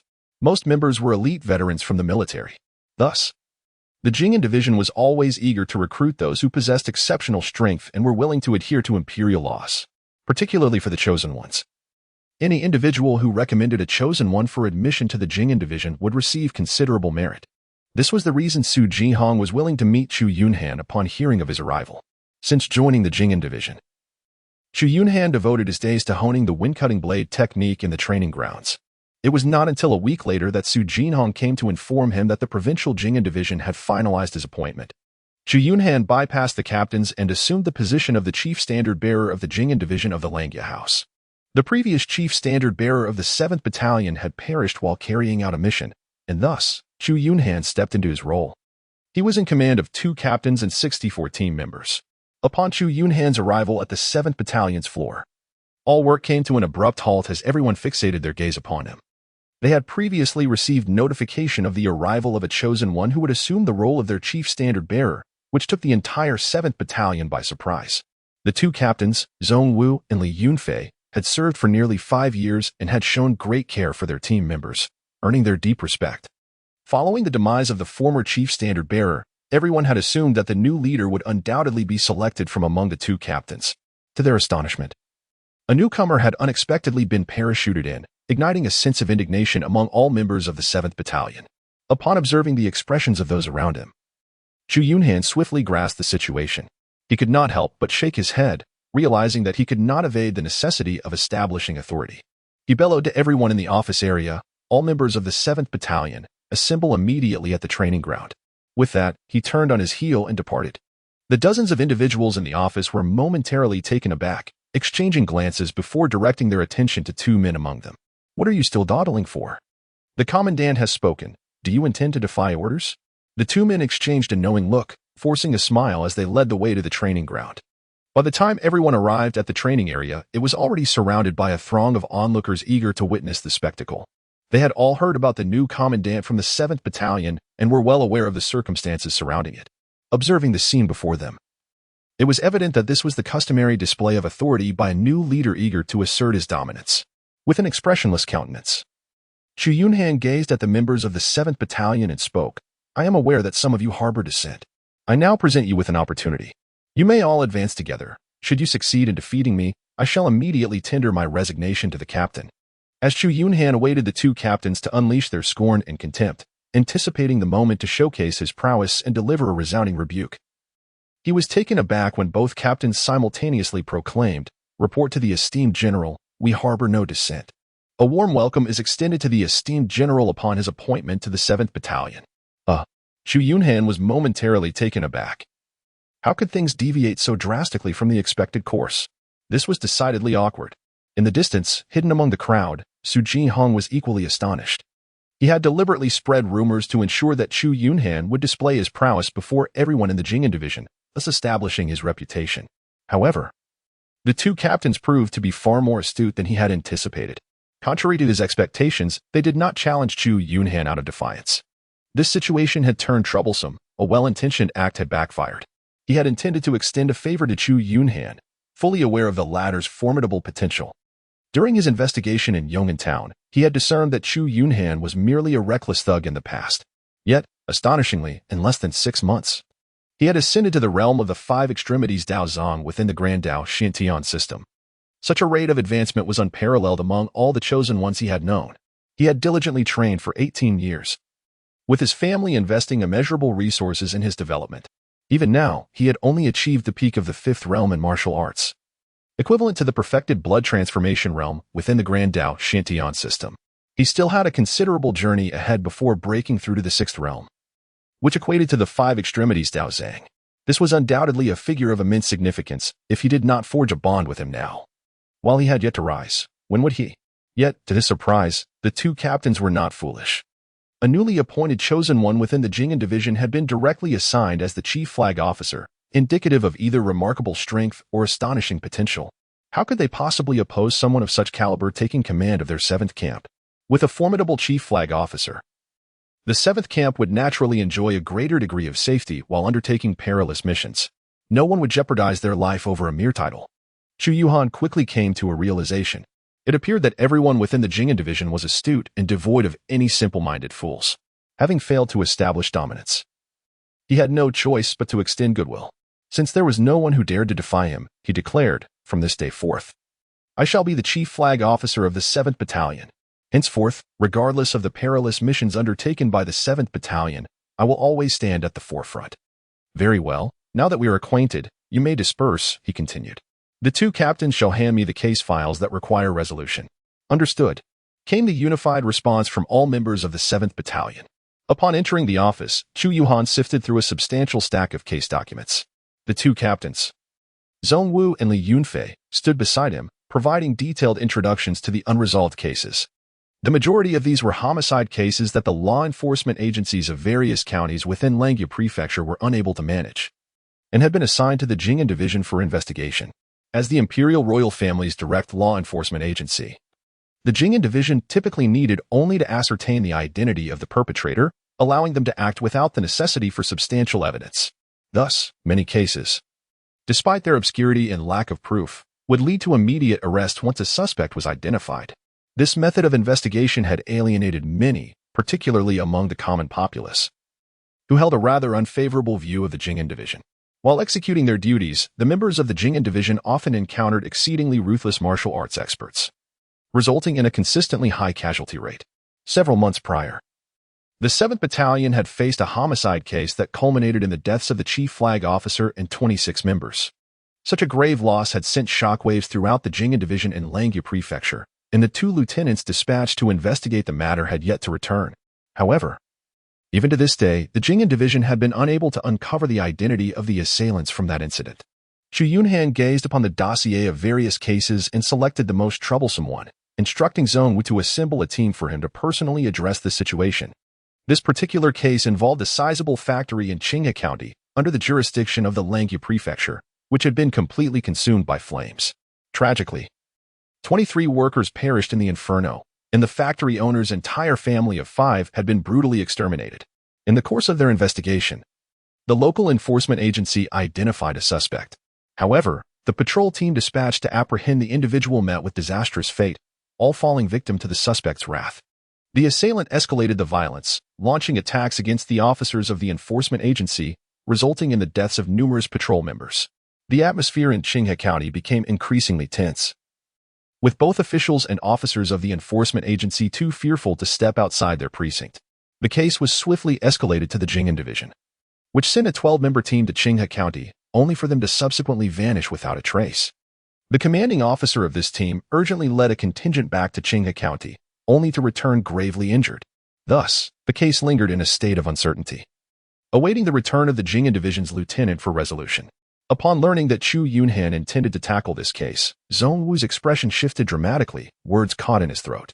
Ultimately, he refrained from voicing his concerns and proceeded to gather the team. In the wake of such heinous murders, Qinghe County had lost its former vibrancy and prosperity. Though the assailant had not targeted ordinary citizens, the prevailing sentiment was that it was better to err on the side of caution. Consequently, nearly all the shops along the streets had shuttered, and common folk refrained from venturing outside. When Chu Yunhan and his companions arrived at Qinghe County, they were greeted by a scene of desolation. Upon entering the local law enforcement bureau, they found the officers inside already resembling startled birds, filled with trepidation. Upon learning that representatives from the Jing'an office from the capital had arrived, the director of the bureau hurried out to meet them, his face a mask of anxiety as he recounted the circumstances. Several years prior, a wealthy merchant had returned to Qinghe County and established a pharmaceutical enterprise, producing a medication designed to treat fever in children. due to the merchant's profound understanding of marketing and his willingness to invest. This medication gained considerable acclaim across several neighboring counties. However, 2 months ago, the Judicial Bureau received a report from a woman claiming that this fever-reducing medication had caused her child's death. The investigators took this matter seriously, given the strict regulations surrounding pharmaceuticals in the Great Xia dynasty. After examining the deceased child alongside several physicians from a local clinic, the investigators concluded that the child's death was unrelated to the medication. The cause of death stemmed from inflammation resulting from a persistent high fever. Unfortunately, the child's family had not taken the situation seriously, delaying medication and avoiding medical attention. Instead, they resorted to dubious folk remedies, burning pieces of talisman paper and mixing the ashes with water for the child to drink, followed by submerging the child in cold water. As a result, the child's condition deteriorated further, and only when the child was on the brink of death did the family hastily procure the fever-reducing medication. However, the delay and the cold water immersion had caused severe inflammation, leading to the child's untimely demise. After the Judicial Bureau clarified the cause of death to the family, they refused to acknowledge that their ignorance had contributed to their child's death. Following days of uproar at the Bureau, the law enforcement officers arrested the disruptive family members, ultimately convicting them of negligence leading to death and sentencing them to 3 years in prison. What unfolded next was entirely unforeseen by the officers. In the dead of night, all 3 family members hanged themselves in their cell. This incident quickly escalated, with news of the family's suicide spreading to several surrounding counties. Countless citizens speculated whether the Law Enforcement Bureau had subjected them to brutal interrogations, leading to their tragic decision. Before an investigative team could arrive from the capital, the wealthy merchant's factory was set ablaze. This ignited a series of assaults and homicides. What was most astonishing was that the Law Enforcement Bureau initially believed the deceased family sought revenge. However, it was only after the Jing'an office commenced their investigation that they discovered the assailant had no connection to the deceased family. The perpetrator was merely an 18-year-old youth who, swayed by a myriad of outrageous rumors, fancied himself a righteous avenger targeting corrupt officials.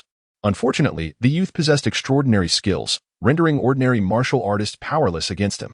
The failure of the Jing'an office only emboldened the youth further in his reckless pursuits. Upon concluding the account provided by the director of the Law Enforcement Bureau, Chu Yunhan cast a glance at Zhongwu, who nodded in affirmation of the director's words. After inquiring about the trajectory of the assailant, Chu Yunhan instructed Zhongwu and the others to remain at the Law Enforcement Bureau for security duties. He then set off in search of the young boy, driven by a desire to uncover the nature of the extraordinary encounters that had endowed him with such formidable power. The members of the Jing'an division were all martial artists of at least the 2nd realm, with the team leader surpassing even the 3rd realm. Furthermore, the severely injured commander who had returned was a formidable 5th realm warrior. It was astonishing that they could not subdue an 18-year-old boy, who had even managed to inflict grave injuries upon them. Chu Yunhan did not search for long before he encountered the young man who had slaughtered dozens. It seemed that the youth was aware that the Jing'an division had dispatched individuals to apprehend him again, and he had deliberately come to ambush Chu Yunhan and his companions.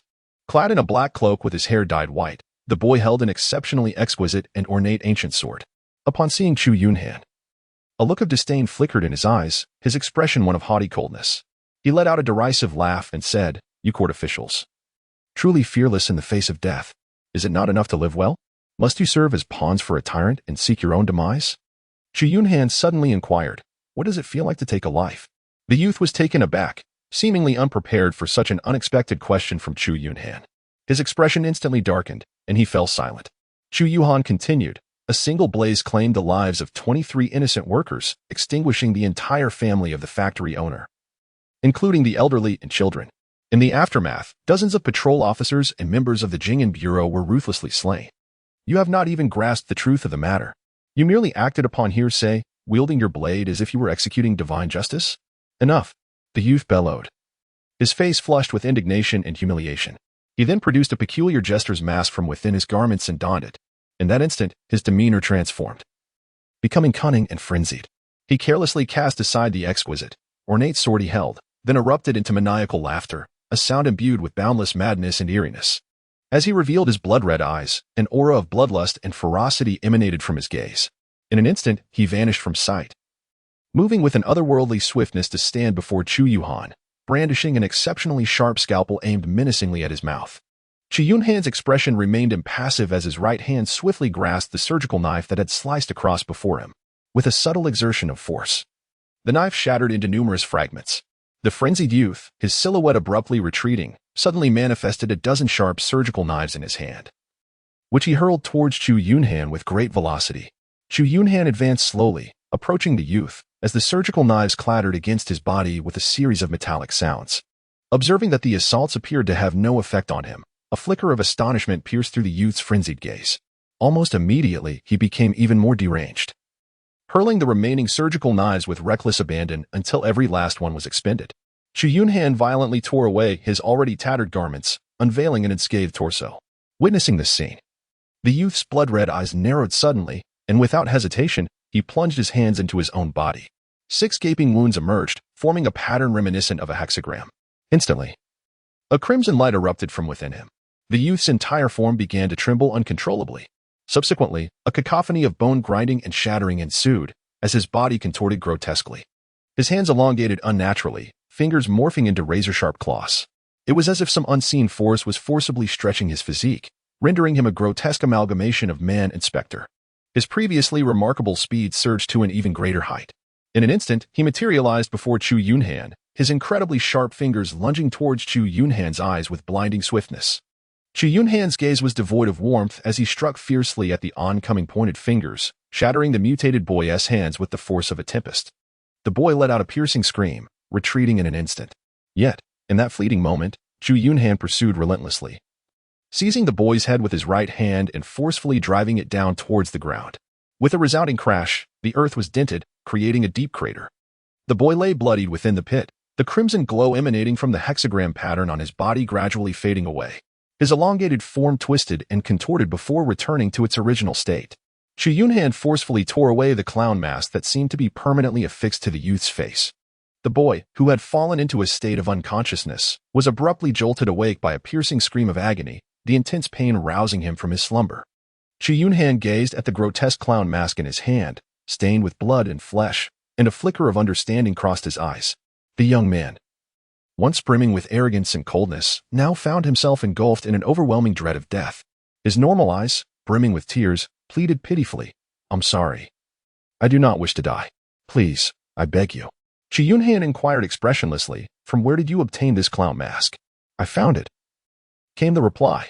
With a slight exertion of force from Chu Yunhan's foot, a sound resembling the cracking of bones emanated from the boy's right leg. "Ah, it belongs to my father. I stole it from my father." Chu Yunhan lifted the young boy and headed towards the law enforcement bureau. As all the officers and members of the Jing'an division beheld the remarkably pitiable boy in Chu Yunhan's grasp, their expressions morphed into disbelief. No one anticipated that within a mere half hour, Chu Yunhan would have captured the perpetrator of such heinous crimes. Moreover, judging by the boy's condition, his arms shattered and his body drenched in blood, it appeared he had been thoroughly incapacitated. When Chu Yunhan informed the head of the Law Enforcement Bureau, the director was rendered speechless. He had not fathomed that this boy, merely for having stolen a mask belonging to his father, could possess such an enigmatic power. This revelation left even Zhong Wu and the other members of the Jing'an division acutely aware of the predicament they faced. The boy had taken numerous lives, and according to imperial law, his fate was sealed with a death sentence. Yet, the mere theft of an item bestowed such extraordinary abilities upon him, suggesting that his father must be extraordinarily formidable. In confronting the boy's transgressions, would the father choose to act with righteousness against his own flesh and blood? Or would he take a stand against the empire to protect his child? Zhong Wu, accompanied by the members of the Jing'an division and the bureau chief, escorted the boy back to the capital. Meanwhile, Chu Yunhan remained in Qinghe County, awaiting the arrival of the boy's father. To the west of Qinghe County lay an affluent villa district, home to the wealthy elite. The price of a single villa soared to hundreds of thousands of gold coins. It was within this opulent enclave that the boy, who had committed such egregious acts, resided. According to the boy's account, his father had been missing for nearly 2 months. Chu Yunhan remained within the confines of the villa, patiently awaiting the return of his father. It was not until a week later, just as he was preparing to depart from Qinghe County and return to the capital, that a sudden ripple coursed through the air. At long last, the boy's father emerged back into the realm of reality. A middle-aged man, exuding an aura of authority and gravitas, materialized within the villa. The moment he appeared, he immediately discerned the presence of Chu Yunhan seated not far away. Instantly, the middle-aged man adopted a defensive stance, his gaze wary as it fixed upon Chu Yunhan. Particularly, upon noticing the jester's mask that the young man was idly toying with, his pupils constricted in alarm. "Who are you?" he demanded. "What are you doing in my house? How did the mask come to be in your possession?" Chu Yunhan spoke with a frosty demeanor, inquiring. "Do you realize the magnitude of the turmoil caused by your decision to leave this object in the realm of reality?" Yet, the middle-aged man appeared unfazed by the inquiry. Instead, he surveyed his surroundings and, as if recollecting a crucial detail, his expression abruptly transformed. He exclaimed with fury, "Where is my son? What have you done to him?" With a furrowed brow, Chu Yunhan shook his head and sighed. "It seems they are cut from the same cloth. The fault lies with the father for failing to educate his son. If you indulge your child, you must bear the consequences of his actions." Upon finishing his words, he suddenly lunged towards the middle-aged man, delivering a powerful punch. Bang! In an instant, the middle-aged man countered with a strike of his own, resulting in a collision between the two. The impact forced him to stagger back 3 steps before he could regain his footing. Realizing the disparity in strength, the middle-aged man's expression shifted dramatically. With a fierce roar, he exclaimed, "Fish dragon transformation." Instantly, a spectral light enveloped his body as he expanded rapidly, his skin sprouting a dense array of dark scales. A pair of resplendent golden horns emerged from his forehead, and his hands transformed into formidable claws glimmering with cold light. He exuded an overwhelming aura of dominance. Chu Yunhan's expression was grave. This middle-aged man appeared to have traversed the path of life evolution. After his transformation, an exceedingly perilous sensation enveloped Chu Yunhan. In terms of momentum, he seemed to surpass him by at least a minor realm. Following his metamorphosis, the middle-aged man charged forward in an instant, his colossal palm striking Chu Yunhan's chest before he could even react.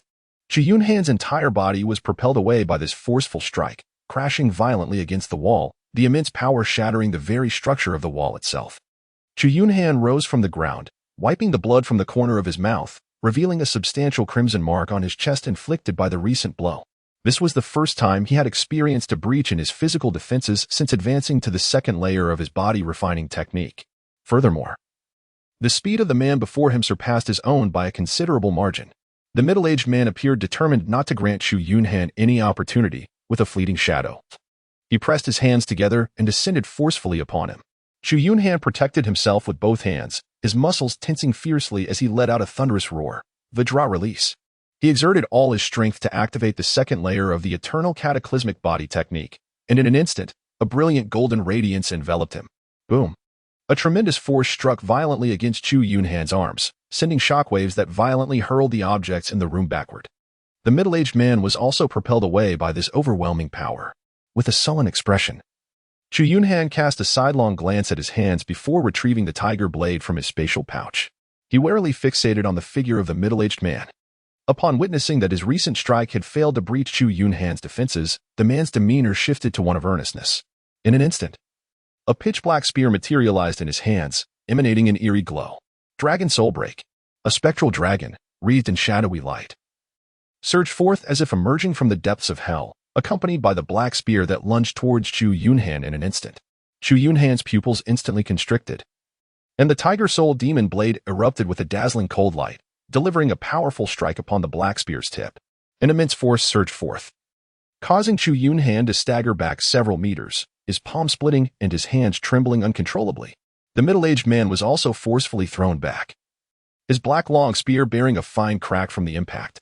Observing the damaged spear, a flicker of distress crossed his face, and his gaze towards Chu Yunhan grew remarkably cautious. Only then did he regard Chu Yunhan as an equal adversary. "Who exactly are you?" "The commander of the Jing'an division." The middle-aged man's expression shifted dramatically. "Jing'an division? What crime has my son committed to warrant your division's visit?" Chu Yunhan's gaze was frigid as he slowly spoke. "Your son set fire, claiming the lives of 23 individuals and annihilating an entire family of 5.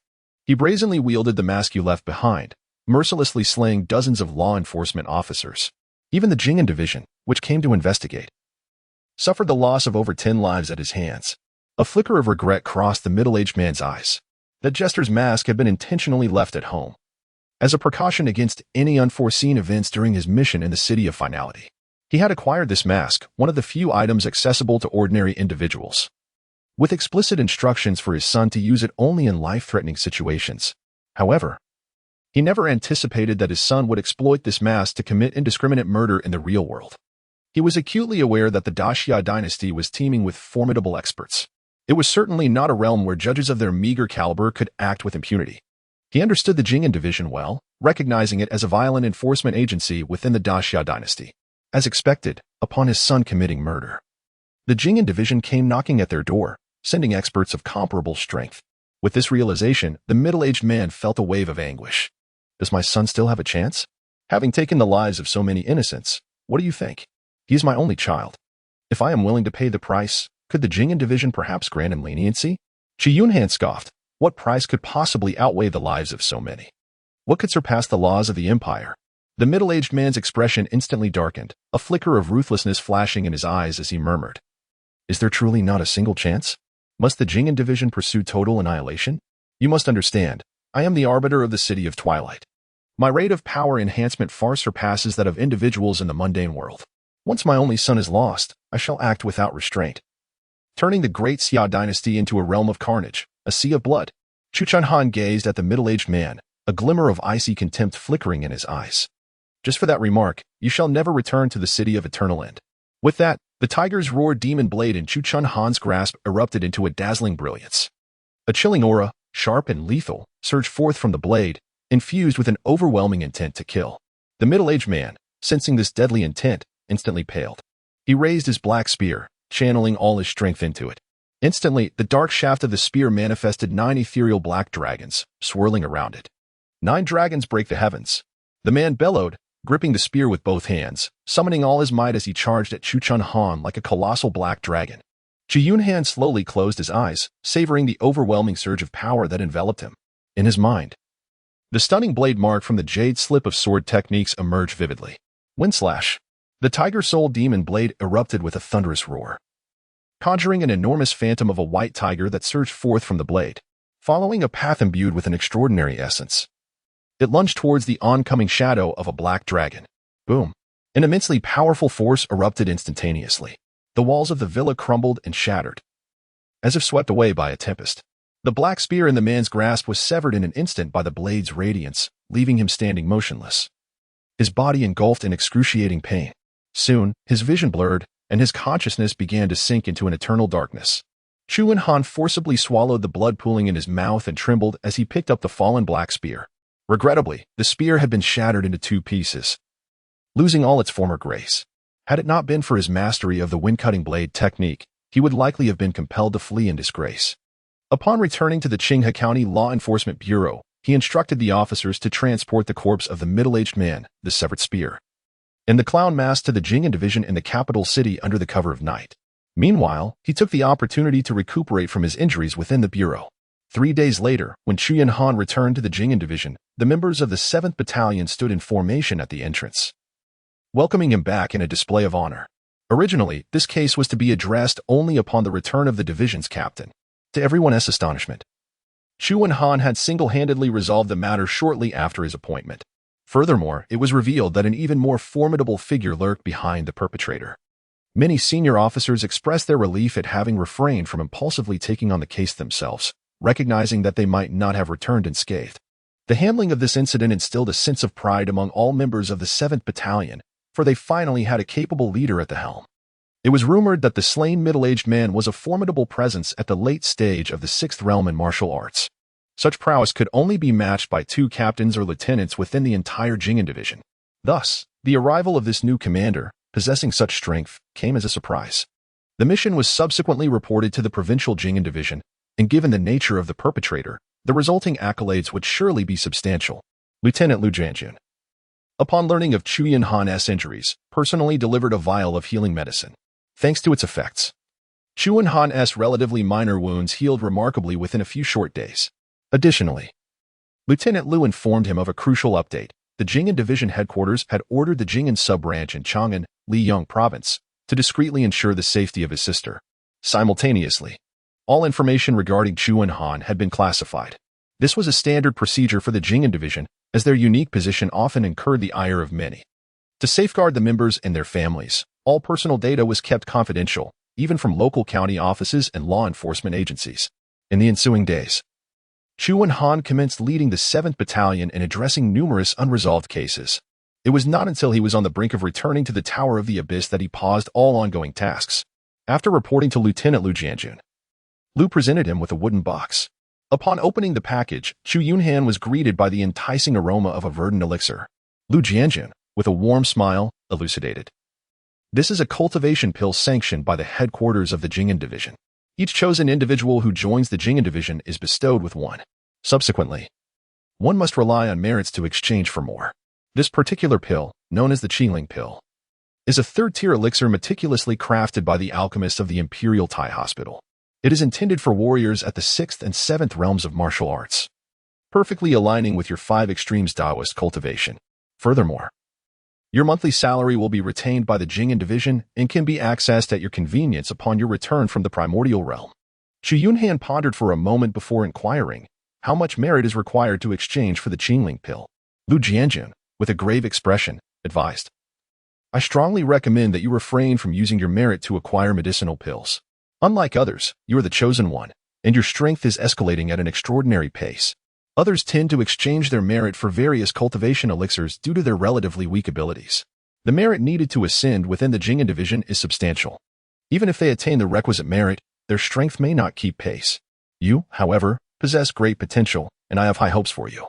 It would be prudent to conserve your merit until your strength is formidable enough to directly apply for a promotion. Chu Yunhan, remember this. Whether in the Jing'an Division or elsewhere, power is of utmost importance. When you possess sufficient power, elixirs will become readily accessible. After a moment of contemplation, Chu Yunhan nodded. Before leaving, Lu Jianjun handed him a document, urging him to study it thoroughly before his return. This document contained information gathered by the Empire over the years regarding the primordial realm.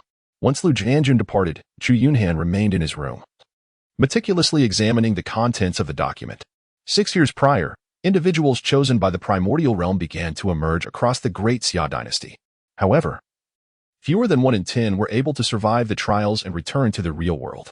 Among the cultivation systems associated with the primordial realm, the endless armament and life evolution were the most frequently chosen, as their trial tasks were comparatively easier, boasting a survival rate of around 1/3. Following these were the elemental control and ascension to divinity systems, with a survival rate of only 1/5 for novices. The survival rate for the immortal demon path system was even less than 1/10. Lastly, in the Tao of Great Mysteries system, since its inception 6 years ago, only 2 among countless chosen ones have successfully survived the trials. Of these 2, one was recruited by the Jing'an Division, while the other joined the military. Now, Chu Yunhan had joined their ranks. Under equal circumstances, practitioners of the Tao of Great Mysteries exhibited greater strength in the early stages compared to those of other systems, and this advantage became even more pronounced in the later stages. Nonetheless, such outcomes were not absolute. The innate talent, temperament, and fortune of the practitioner ultimately determined their fate. Within the 2 primordial realms, numerous factions existed. However, no such factions were present in the first layer of the Tower of Abandonment or the first district of the City of Eternal End, leading everyone to refer to these areas as the Novice Zone. Only when the executors of the 2 primordial realms accumulated 10 merit points could they unlock the ascension tasks. Successfully completing these tasks would elevate the executor to the 2nd layer. Generally, ascension tasks were 1 level more challenging than regular tasks, and the limits on killing would be lifted. When all executors of an intelligent civilization perished in the primordial realm, the world of that civilization would transform into an ascension task world, meaning that the 2 primordial realms would send executors to cleanse and annihilate the civilization within that task world. The City of Eternal End and the Tower of Abandonment typically maintained a relationship of cooperation and competition, but once ascension tasks commenced, it devolved into a deadly struggle. This effectively served as a selection and elimination mechanism for the executors. Countless executors met their demise within these ascension tasks, leading many to hesitate in undertaking them.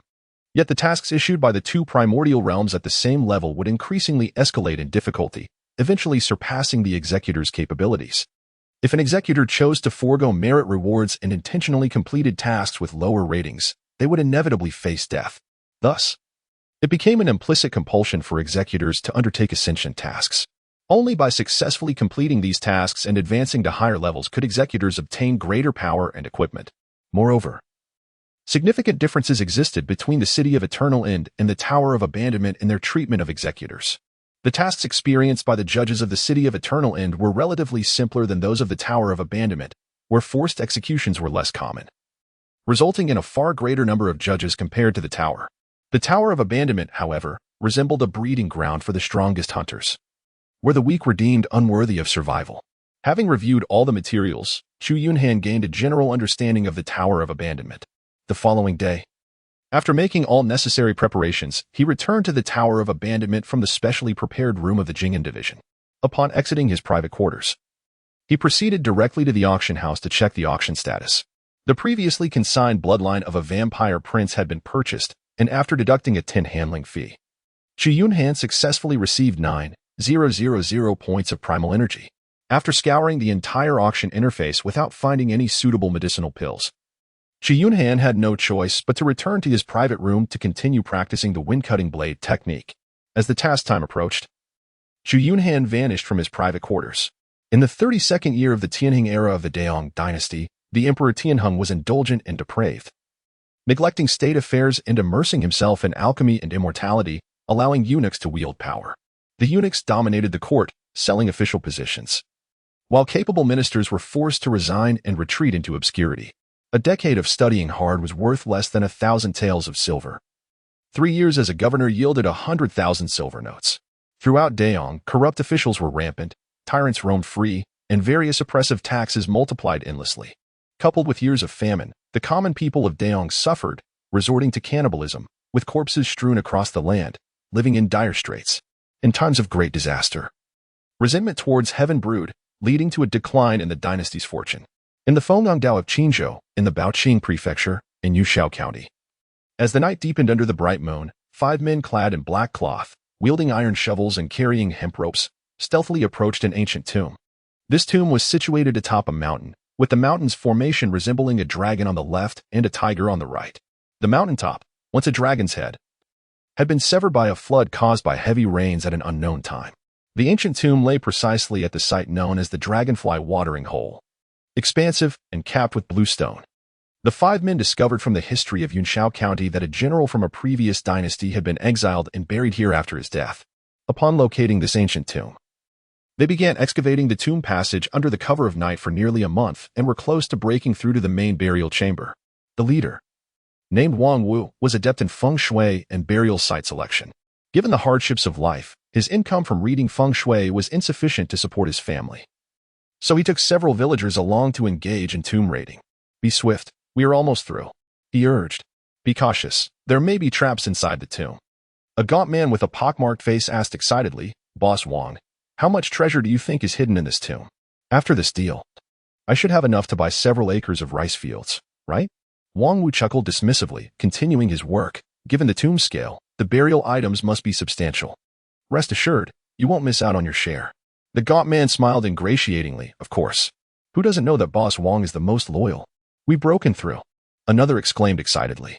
Wang Wu's expression shifted to one of excitement. "Quick, bring the tomb-detecting mice." Subsequently, one of the group handed him a bamboo cage. Wang Wu opened the cage and released several mice bound with hemp ropes into the newly opened passage. The group waited anxiously outside the passage. Half an hour later, Wang Wu tugged at the ropes, and several mice squeaked as they were pulled from the tomb passage.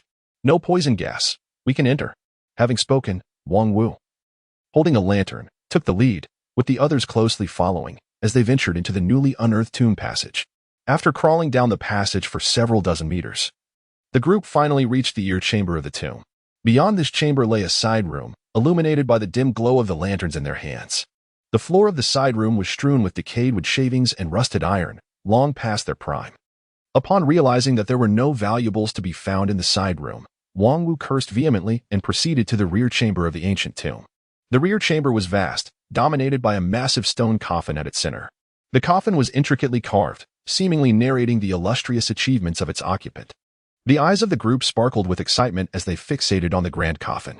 After considerable effort, they finally managed to lift the coffin lid, revealing a blackened corpse lying quietly within.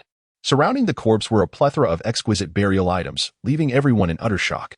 A gaunt man, trembling with excitement, reached into the coffin and seized a handful of gold ornaments, exclaiming in exhilaration. In a swift and sinister motion, a sharp iron sword pierced through the gaunt man's chest from behind. Struggling, he turned his head to find Wang Wu wearing a cold smirk. Meanwhile, two other men were tightening a rope around another's neck, ensuring he breathed his last. Wang Wu withdrew the iron sword and gave a gentle push, causing the bleeding gaunt man to collapse onto the corpse, blood seeping into the lifeless body. Uncle Wu, it's done. Humph.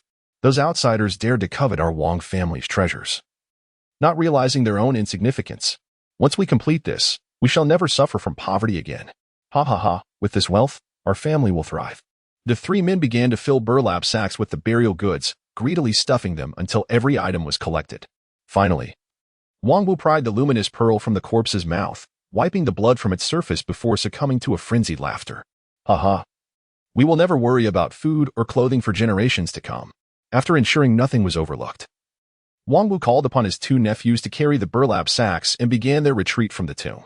As they reached the passage leading to the ear chamber, just as they were about to ascend, an unnatural chill enveloped the tomb. Wang Wu shuddered involuntarily and scrambled into the passage. Suddenly, a frantic cry echoed from the ear chamber, only to be immediately followed by an eerie silence. When Wang Wu turned to beckon his nephews, he discovered they had vanished without a trace. Calling out in desperation yielded no response, and apprehension gripped him. Could his nephews be plotting to seize the treasure for themselves? Peering into the ear chamber with the lantern, he was struck with horror as he beheld a shadowy figure grasping two silhouettes, seemingly draining their essence. His heart raced. Pallor washed over his face, and beads of cold sweat formed as he dropped the lantern in the ear chamber. In a panic, he scrambled towards the tomb's exit. Just as he caught sight of the moonlight streaming through the cave entrance, an overwhelming force surged from behind, pulling him back into the tomb. Startled, Wang Wu clawed desperately at the crevices of the passage, attempting to resist the pull. Yet, the force intensified, rendering his grip futile, even as his fingers bled. He could not withstand it. With a chilling snap, his fingers broke, and he was swiftly drawn back into the tomb. No. In the depths of despair, Wang Wu wailed, his figure vanishing into the pitch-black tomb. Recently, the county office of Yunshao County in Baoqing Prefecture received a report from a merchant who lamented that the villagers from Panchur village, who were supposed to deliver goods at a fixed time, had not appeared for several days.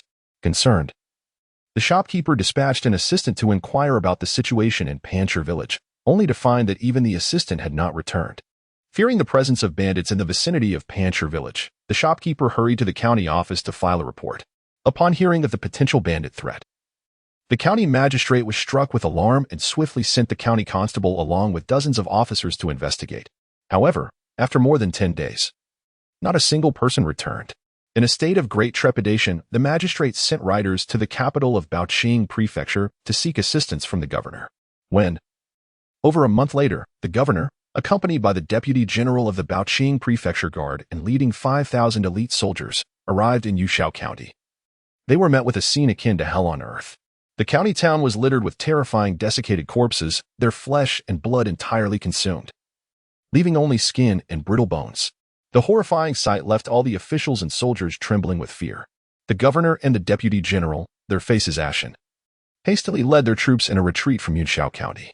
Word of the monstrous horrors plaguing Yushao County, where nearly 10,000 citizens had been drained of their flesh and blood, spread throughout the Fengdao. As time passed, news of this calamity reached every corner of the Great Yong dynasty. Even the Emperor Tianheng, consumed with his pursuit of immortality, did not pay it much heed. Delegating the matter to the chief eunuch of the imperial sacrificial office, the chief eunuch, seeking to placate the emperor, passed the responsibility to the commander of the Fengdao military to resolve independently. In the 35th year of Tianheng in the Great Yong dynasty, in a mere 3 years, the Fengdao was left desolate, with 9 out of 10 households empty and the populace nearly obliterated. Only a few remote mountain villages managed to escape the catastrophe and continued to cling to existence. It was only at this point that the world came to realize that the bloodthirsty demons of Fengdao were the legendary zombies.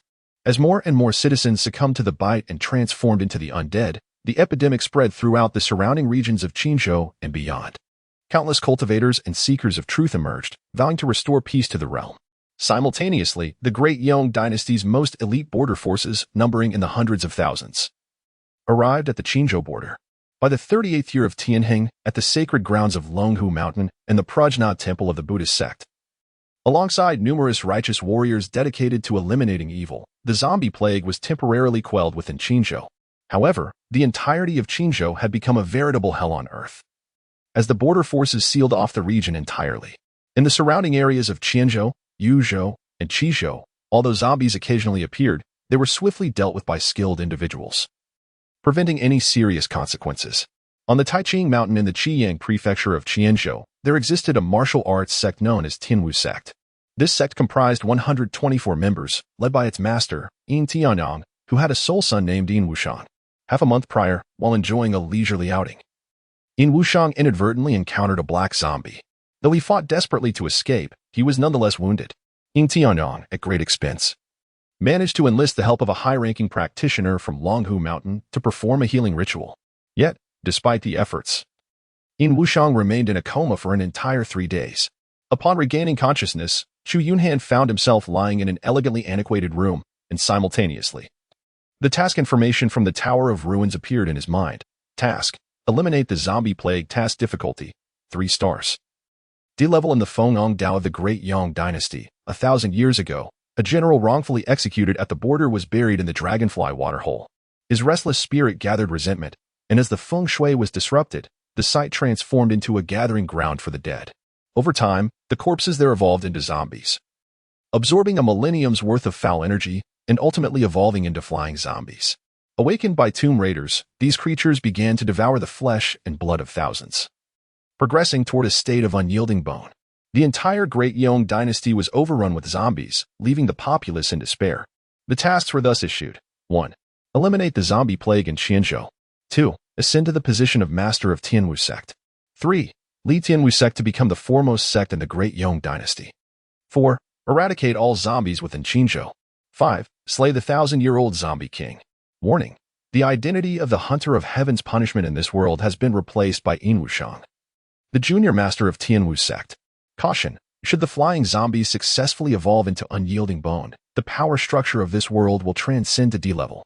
Failure to complete the task will result in a penalty of a 20-year reduction in lifespan. Upon reading the warning from the Tower of Ruins, Chu Yunhan's expression grew grave. If the flying zombies succeeded in their evolution, their strength would undoubtedly ascend to D-level. At that point, given his current capabilities, he would likely be no match for the so-called unyielding bones. Just then, the door creaked open, revealing a man of about 50 years, accompanied by a Taoist priest. Shang'ad, you have finally awakened. Please tell your father if you feel any discomfort. Fortunately, Taoist Qingyang is here. He can examine you. The newcomer was Yin Tianyang, the master of Tianwu sect and Chu Yunhan's father in this world, shook his head, indicating that he was not seriously harmed. He then turned his gaze towards the man dressed as a Taoist priest. Master Qingyang, may I inquire about the level of the zombie I encountered previously? Could you elaborate on the distinctions among zombies? Master Qingyang smiled faintly. As long as you are unharmed, young master, I am relieved. However, you must apply glutinous rice to your wounds daily to cleanse them of all the corpse poison. Yin Tianyang, standing nearby, promptly nodded. Rest assured, master. I will remind Shanga daily to use glutinous rice to extract the toxins. Master Qingyang nodded in acknowledgement and began to explain. The creature you previously encountered was a black zombie. Since the outbreak of the zombie plague in Fengong, both the Buddhist and Taoist sects have classified all zombies. Ancient texts have recorded such creatures, delineating their differences from demons and ghosts. With eyes like cinnabar, fingers resembling curved hooks, and teeth protruding like blades, zombies belong to the realm of shadows and are entities of purine. Ancient records indicate that zombies arise when a person dies with their eyes unclosed, accumulating resentment in their throats, compounded by being buried in a place of concentrated energy, leading to their transformation. A transformed zombie is entirely rigid, with blackened, sharp nails, a green visage, and a terrifying countenance. During the day, zombies hide in coffins or damp, dark places, drawing the yang energy from the living and consuming flesh and blood. Humans are the apex of creation, endowed with 3 souls and 7 spirits. The 3 souls consist of the heaven soul, earth soul, and life soul. The heaven soul represents yang, while the earth soul embodies yin. The 7 spirits include Tian Chong, Ling Hui, Qi Pe, Li Pe, Zhong Shu, Jing Pe, and Ding Po. Generally, upon death, the heaven soul and life soul enter the cycle of reincarnation, while the 7 spirits are lost, leaving only the earth soul, which does not enter the realm of the dead until 7 days of mourning have passed. If a person dies with lingering resentment, their earth soul may wander the mortal realm, ultimately transforming into a ghost. However, a zombie is a corpse that has been dead for many years, devoid of the 3 souls and 7 spirits. Thus, zombies exist outside the three realms and the five elements, lacking any form of wisdom or rationality. Ancient Taoist texts classify zombies into categories: white zombies, black zombies, hairy zombies, flying zombies, and those whose bones have not decayed. A white zombie represents the initial stage of transformation, characterized by white hair growing on the corpse's surface, possessing strength akin to that of an ox, yet moving sluggishly. It is extremely averse to sunlight and fire. A white zombie consumes sufficient